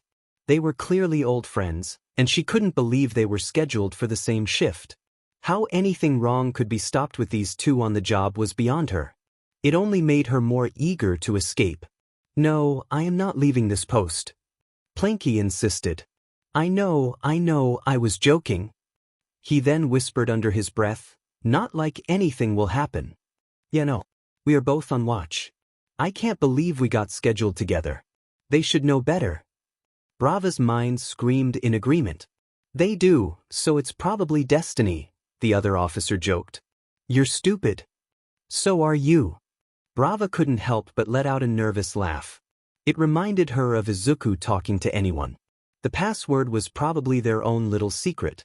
How was it possible she felt the oldest in the room? She cleared her throat, gaining the attention of the two friends. "Bathroom, please." They exchanged a look that clearly said, "I have no idea what to do." Did Brava really need to go to the bathroom? She wasn't sure, It would just be nice to walk around instead of being confined to a government-watched hospital. She sighed, realizing that these two were not the brightest. Fine, then can you at least turn on the TV? I'm bored. Seeing a better alternative than the awkward situation, one of the guards grabbed the remote and turned on the news. Thanks. Yeah, the man said slowly, suspicion creeping into his voice. No problem. Brava knew that the bathroom was a long shot. Nurses were scheduled to check on her every half hour, and she had decided she didn't really need to go. Brava was weary. If she didn't know Izuku personally, she would be in a criminal hospital just one step away from jail. They wanted her to find him. 2 days ago, Brava had watched the news coverage of the aftermath of the fire. Had laughed, gasped, and cried. Through the live footage, she could feel Izuku's passion. She just hoped everyone else saw it and stopped their ridiculous accusations of villainy. It was Izuku. Tonight, the news such to the actions of the Vigilante, showcasing the pro-heroes chasing him in a good light, while all the shots of the Phantom were hidden in shadows. Brava felt a swell of pride. Seeing him do what he loved was enough to ease her worries. In her mind, he would always have trouble following him, but he would always find a way to handle it. Then the news shifted to a conspiracy theory, one claiming that the heroes had captured one of the Vigilante's team members. Brava bolted upright in bed. Turn that up, she urged, and the guards, intrigued, complied. It was only for about 3 minutes, but it was enough to frighten her. What if more people came after her? The news didn't know her name or who had caught her, but something had leaked.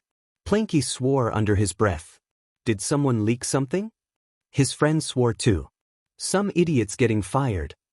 They were both fuming. Brava had to get out. She wasn't safe with heroes when there were leaks. What could she do? Panic set in. Gentle would find her. There was hope. The heroes weren't going to take her away. She trusted him, and that was all that mattered. He would pull through. Another day passed, and Brava was getting more anxious. She had been watching the news the entire time, and it wasn't good for her health. The more she saw, the more it looked like the heroes were about to catch the Phantom, and it had only been 1 day. She had to keep reminding herself that the news would always exaggerate. People wanted views, and to do that, they would embellish. She had seen it a million times. People lie, but that didn't stop her mind from tricking her, especially La Bravas. How could she help him if she was stuck in here? What was Izuku thinking about her? What if he went after the heroes to save her? She had to get out before that happened. Izuku couldn't go after the heroes. Brava knew the detective would be back any moment. When he arrived, he would want answers, or she would end up in jail. Jail. She laughed to herself. If it came down to it, she couldn't stop Izuku from breaking her out. Brava felt a surge of pride knowing she had earned Izuku's trust. She had no doubt he would go to great lengths for her. Intruder! Shouted the guard outside the door. Brava's heart raced. He ran past. Going for the upper floor. Brava thought, surprised. I'm going to pursue, the guard, Planky, called back. This was her chance. The guard was focused on the threat, not expecting an attack from her. Brava took a deep breath. If Izuku can do it, so can I. She glanced at her thumb, recalling the videos she had watched on how to escape HNDCFFS. It still made her queasy. She yanked on her thumb, stifling a yell.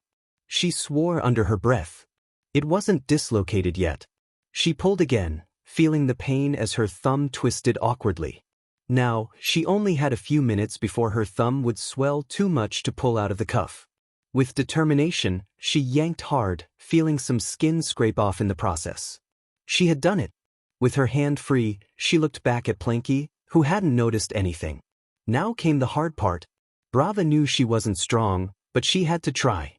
With a throbbing thumb, she charged off her bed and collided with Planky. Her mind screamed an apology, but she knew one hit wouldn't take him down. What? How? He exclaimed, his eyes widening as he noticed her hand, his face shifting to horror. Brava gritted her teeth. Of course, it hurt, but she had been through worse. The man grabbed her arm, trying to hold her down without any intention to harm. Planky was a good man, and she respected that, but respect wasn't enough to keep her from kicking him. He doubled over in pain. That was a low blow, he gasped. Brava, in a panic, blurted out, "I know." She rushed to the door and flung it open. "Brava?" a man called from the doorway, surprised. "Gentle." Brava's eyes widened. "What are you doing here?" "I came to rescue you," he replied. Brava's heart leaped. She had never lost trust in him. She had just grown impatient. "Well, what are you waiting for? Rescue me." With adrenaline coursing through her, she was ready to take risks. Gentle scooped her up and ran. "Isrin okay?" she asked. "He hasn't contacted me. I've been trying to reach him, but I can't. The news says they have him cornered, but don't believe it. He's too slippery." "Brava!" He stopped running, almost dropping her. "I saw him use his wings. It wasn't the most graceful, but he used them." Brava shouted, "I saw that too. I'm so proud of him, even if it means he's running away from the law." He paused. "Again." "Me too." In the back of Brava's mind, she knew that with time, Izuku could have had a happy life with Eraserhead. It troubled her. "There!" a guard yelled from down the hall. He ran toward them, but Gentle turned the air into an elastic force, sending the man bouncing off and landing in confusion. Brava laughed until the man gasped, "You're the other one. In the video." "Time's up. Time to get out," Brava said nervously. They ran. "Brava," Gentle said, out of breath, "I'm sorry I was so late. If I were you, I would be disappointed." Brava felt a pang of shame for feeling that way, but she had never lost hope. "Let's just get out of here. And sorry to disappoint you, but I still love you." Gentle chuckled, but it was cut off as Brava's quirk activated. He took off, making everything he touched elastic. When they found a window, it was quickly broken.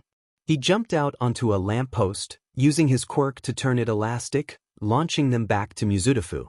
They were determined not to let down the newfound trust they had from Izuku. After all, they were a powerful team. Meanwhile, another figure was trying to reach their informant while avoiding Hawks, who was patrolling unexpectedly. Ducking under a fire escape, they waited for Hawks to fly past. The man was calling out, "Phantom, come out. We need to talk." Not too worried, they thought about how Hawks was likely just looking for dinner. They ran into an alley, a prime spot for rats. "Pissed. Rat, are you there? A bird told me you wanted to talk." Nothing responded. "Come on, I brought cheese," they whispered. Little pitter-patters emerged as the rats sniffed the air. Thoughts of all the food they had bought but never eaten crossed their mind. Animals were easily persuaded with food, and they had noticed that the rats had been helping them without asking for anything in return. But this rat seemed scared and needed a bribe to share what it knew. Bending down, they offered a small piece of cheese. As the rat ate, they asked, "What do you know?" In a squeaky voice, the rat replied, "My distant cousin saw it. He ran into me and told me everything. I want the information from him." "Where is he?" "Dead. Got too hungry and went for some cheese, but it was a trap." Frustrated, they pressed, "Tell me what you know." The rat blinked up at them, and they sighed, offering more cheese. Finally, the rat spilled the details. "My cousin Jerry said there's something big going on. He was scared out of his skin. Well, he was before he died. Anyway, he mentioned a bar where people always flip tables and food ends up on the ground." "But what else?" "Jerry said they were talking about going after some kids at a camp. Before that, he mentioned a kid named Izuku, and before that, there was a man sizing up the boss. Jerry had said that the weaker-looking one won, which made the strong, burly man angry." I couldn't interrupt, otherwise, the rat might stop and ask for more cheese. I wanted the rest of the cheese. "How many people? Who was who? Shigaraki? Was he there? I know he broke out of jail, but he's not burly, he's fat." At one point, something had turned to dust, but I clearly remembered him telling me about a camp and wanting to take 2 people, saying, "Don't worry. He'll be there, just as we planned in the beginning. Everything is going according to plan." "What camp?" I asked. Just as I thought the rat needed more cheese to speak, it replied, "All I know is that Jerry put together a group of kids with quirks going to a camp, and those people want to take away at least 2 of them." I sighed and then ran my hand over the remaining cheese. "Hey, It snickered and ran away. Well, that rat is a I muttered. For hours later, I was able to hear bits of information about the League of Villains. It was frightening how little information there was. Under normal circumstances, I could have compiled a full document about it and a plan to address the situation. Everything I had heard was never from the source. It was frustrating. To take out that frustration, I hit a man over the head, left a note for the police, and then kept doing the same. I do have a source, Blackie. Has it been long enough for her to gather information? I ran across the rooftops and dropped down onto the top of Eraserhead's apartment. PSSE, Blackie. I whispered. I felt a twinge of annoyance. Unlike when I was there, a couple of windows were open. Vivi. I heard Hitoshi call. Where are you going? The cat meowed. Okay, just come back. Vivi meowed. She clawed up, and I lifted her the rest of the way. I was glad to see how happy she was. She looked a bit healthier and ran around me, yelling in joy. Calm down, I laughed. I need to know if the camp coming up is for UA. For the next 10 minutes, she told me everything, down to the food they had been feeding her. My heart raced when she confirmed that Class 1A and 1B were going to a training camp, completely unaware that they could be attacked by villains. Vivi. Eraserhead called from the window. Where are you? Vivi gladly jumped off my lap and onto the ledge of the window. Eraserhead jumped down. I stayed still. He let out a laugh. I'll get you dinner. It's been a long day out on patrol. Vivi meowed in response. No, I already got her dinner. Hitoshi yelled. Vivi meowed in frustration. They laughed. My heart sank. I had always known they would do better without me. They just needed me to leave to realize it. It doesn't matter. It's my fault they are going to be in danger. I need to fix it. One of the people they are targeting has to be Eraserhead. They have already tried once. They will try to capture him to get to me. The second person I didn't know, but I couldn't let that happen. I jumped off the roof, this time landing safely. 2 hours later, my phone buzzed. I looked down to see that Brava had sent me a location. My worry that something had gone wrong faded. It was Brava. She was too smart for anything bad to happen to her. Gentle was always there to help her too. I had nothing to worry about. I was just being overly cautious. I ran to the location, which took me about 30 minutes. I burst through the door. Brava! Ren! Gentle yelled. Izuku! Brava shouted at the same time. They rushed to me, hugging me tightly. Not again! I exclaimed. Accept the love. Brava yelled back. Never! I hugged them back. After a moment, I added, I thought I would be the last one to contact you guys, not the other way around. Well, life happens, Gentle said. They must have seen the worry on my face because Brava reassured me, don't worry. I was just healing.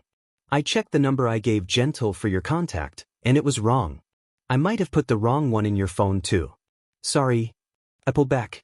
What? I contacted a stranger? I held in a laugh. Don't worry, the second time I called, they said I had the wrong number. What happened to your phone?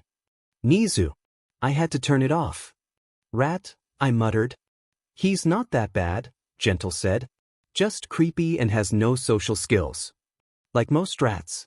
With that on my mind, I interrupted. I need to get to the Beast's Forest, you know, the wild pussycat's domain, by tomorrow or tonight. I have to fix some loose ends in my life. They didn't respond. Sorry. I mean, I could find a way myself. No, Brava said, comically wiping tears from her face. You just asked for help. We know. All I asked for was a ride or directions. I don't know where it is. My boy. Gentle wiped away his own tear. We are happy to accompany you. Brava turned to Gentle. I never thought this day would come. She paused and sniffled. Our little bird is finally asking for help, not just for us to bandage his wounds. Hey, this is not the first time. I protested, racking my brain. You know that one time with the... Brava asked. The bad guy. It has to be other than Stain because Brava asked for your help that time. I was stumped. No, the other bad guy. Oh yeah, the one with the banana quirk. Yeah, that one. I just made that up. Darn it.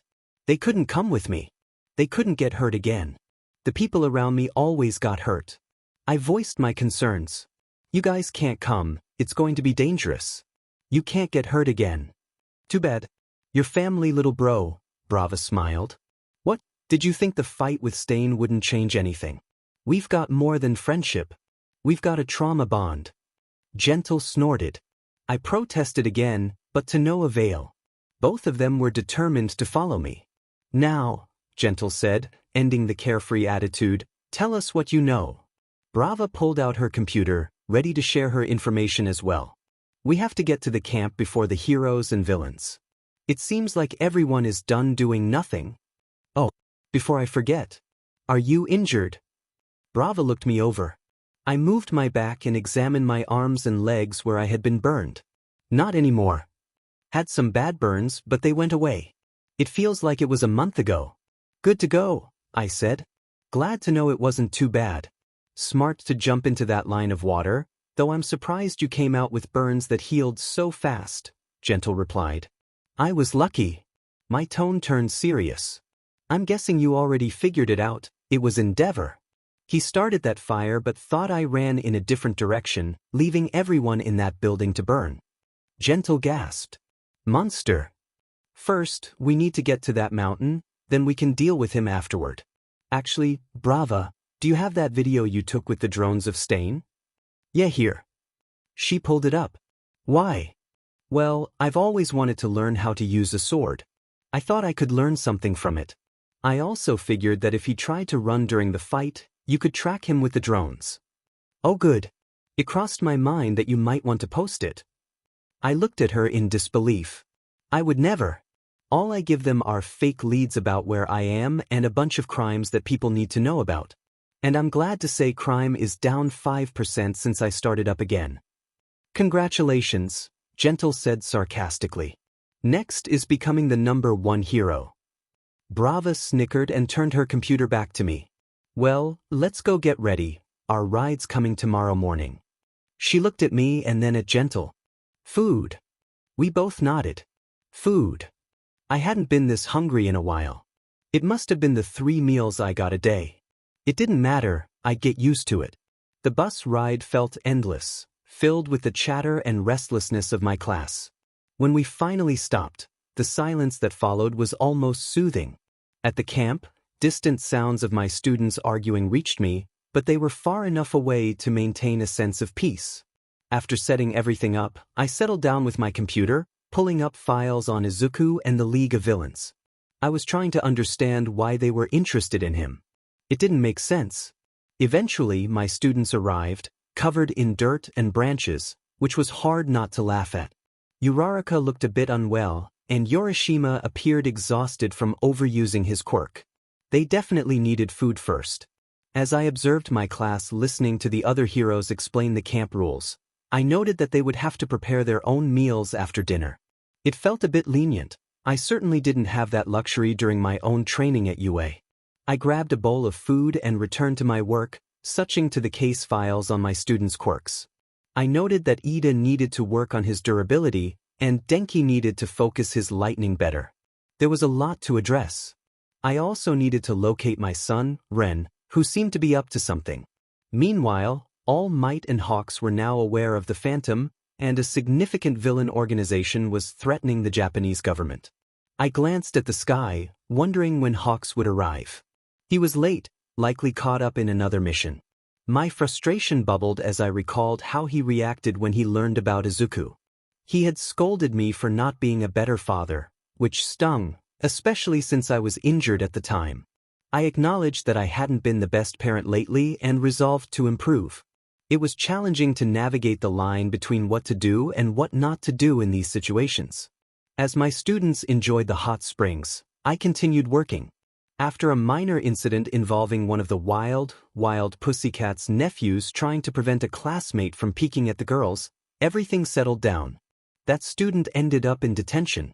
Getting everyone to bed took considerable effort, and threats about grades didn't seem to have the desired effect. I finally stepped into the warm water of the hot springs, letting the heat envelop me. I looked up at the stars, pondering why Izuku hadn't noticed any patterns the last time we observed the sky. Squinting into the distance, I spotted a figure flying toward the camp. It had to be Hawks. Moments later, he landed in the water, soaking his clothes. "This feels great after a long flight," he said. "You're late," I replied. "And you're a secret keeper," he shot back. We sat in silence until I felt the warmth of the water begin to fade.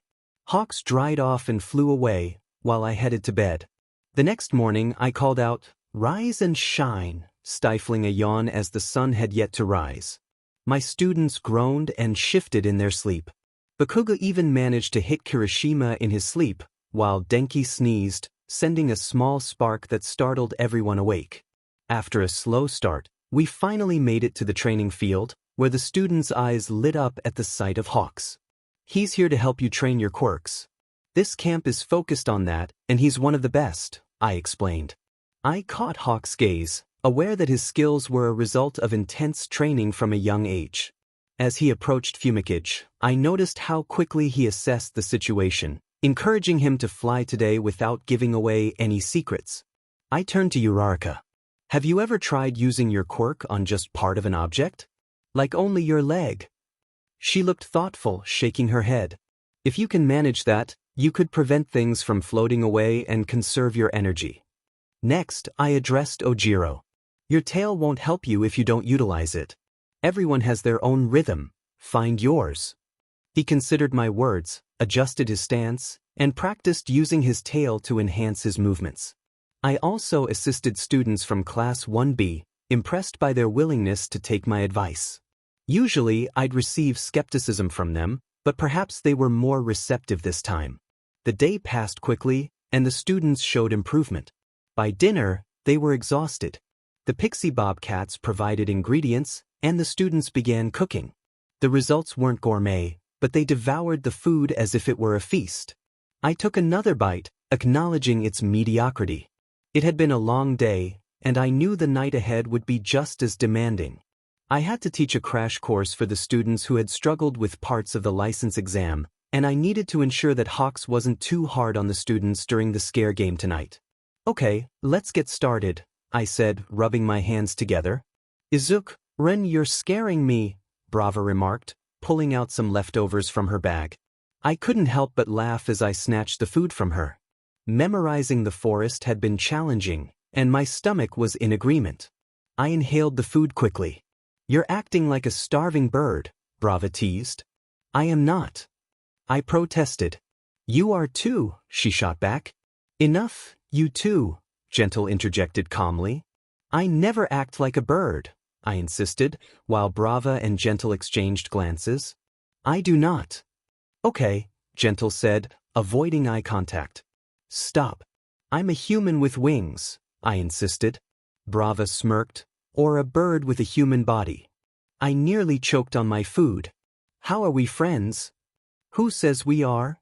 Brava leaned over, trying to grab the food back. I instinctively slapped her hand away. Gentle sighed, bringing his hand to the bridge of his nose. "Children." Both Brava and I glanced at each other, then at the food, then back at Gentle. Our eyes landed on his food, and our hands darted toward it. Unfortunately, he activated his quirk, and our hands bounced off an invisible barrier. He continued to eat gracefully. "Children." I quickly finished the last bit of my food, my stomach still rumbling. "I'm still hungry." Brava patted her stomach, which made a strange rumbling sound. "Me too. I saw some berry bushes while memorizing this place. Let's go get some." Brava sighed. "The only berries that grow here are poisonous." I kept my internal panic hidden. Maybe that was why my stomach sounded like a crying banshee. "How poisonous?" "You did not," Gentle exclaimed, looking even more exasperated. Brava face-bombed. "You'll live," she muttered under her breath. "Barely." Who in their right mind eats berries randomly in a forest without considering if they are dangerous? "Bird brains," Brava replied. While my bird brain was able to memorize the forest, no one saw me either. They all looked dead tired. Though, I trailed off. "Though what?" Gentle prompted. "Hawks is here." "That's good," Gentle said. The number 3 hero is here. We have less to worry about. Exactly. He can handle some of the major villains. As Brava spoke, she used grand hand gestures. I was thinking the same thing. He's not reckless enough to come after us when there are other villains around. I also managed to get a count of how many people are here. All of Class 1A and 1B, the cat heroes, 2 teachers and a kid. That's about it. A kid? I don't know, he looks about 7. Will this change our plan? Gentle asked. Yeah, a little. We can't risk having a kid on the battlefield. But it won't change much if Brava can find a way to get him away. Gentle and I need to be in position and ready before you do. Plus, you're better with children. I watched as Brava's mind began to work, searching for a solution. I have no idea. Well, I don't either, and he can't be there when the action starts. It will only distract every single hero down there. But aside from that, and being in over our heads with a half-baked plan, we're ready. What plan? Gentle asked, his eyebrows raised. Okay, it's still in the works. But at least we have that. Gentle, you are? I'm going to go out and protect classes 1A and 1B. Good, and Brava? First, I'll get the kid out, then warn all the heroes and explain everything so they aren't confused. And I'm going to protect classes 1A and 1B with Gentle. They will likely try to take the students of 1A, especially the powerhouses. So keep an eye out for Bakagu, Todoroki, and Momo. Make sure you tell Eraser this is a kidnapping, not a fight. And what about you? Brava asked. Just try to have faith in me. We always have. The calmness of Gentle's words was overshadowed when he added, plus, I have a lot of faith in Crowy. That crowbar has your back.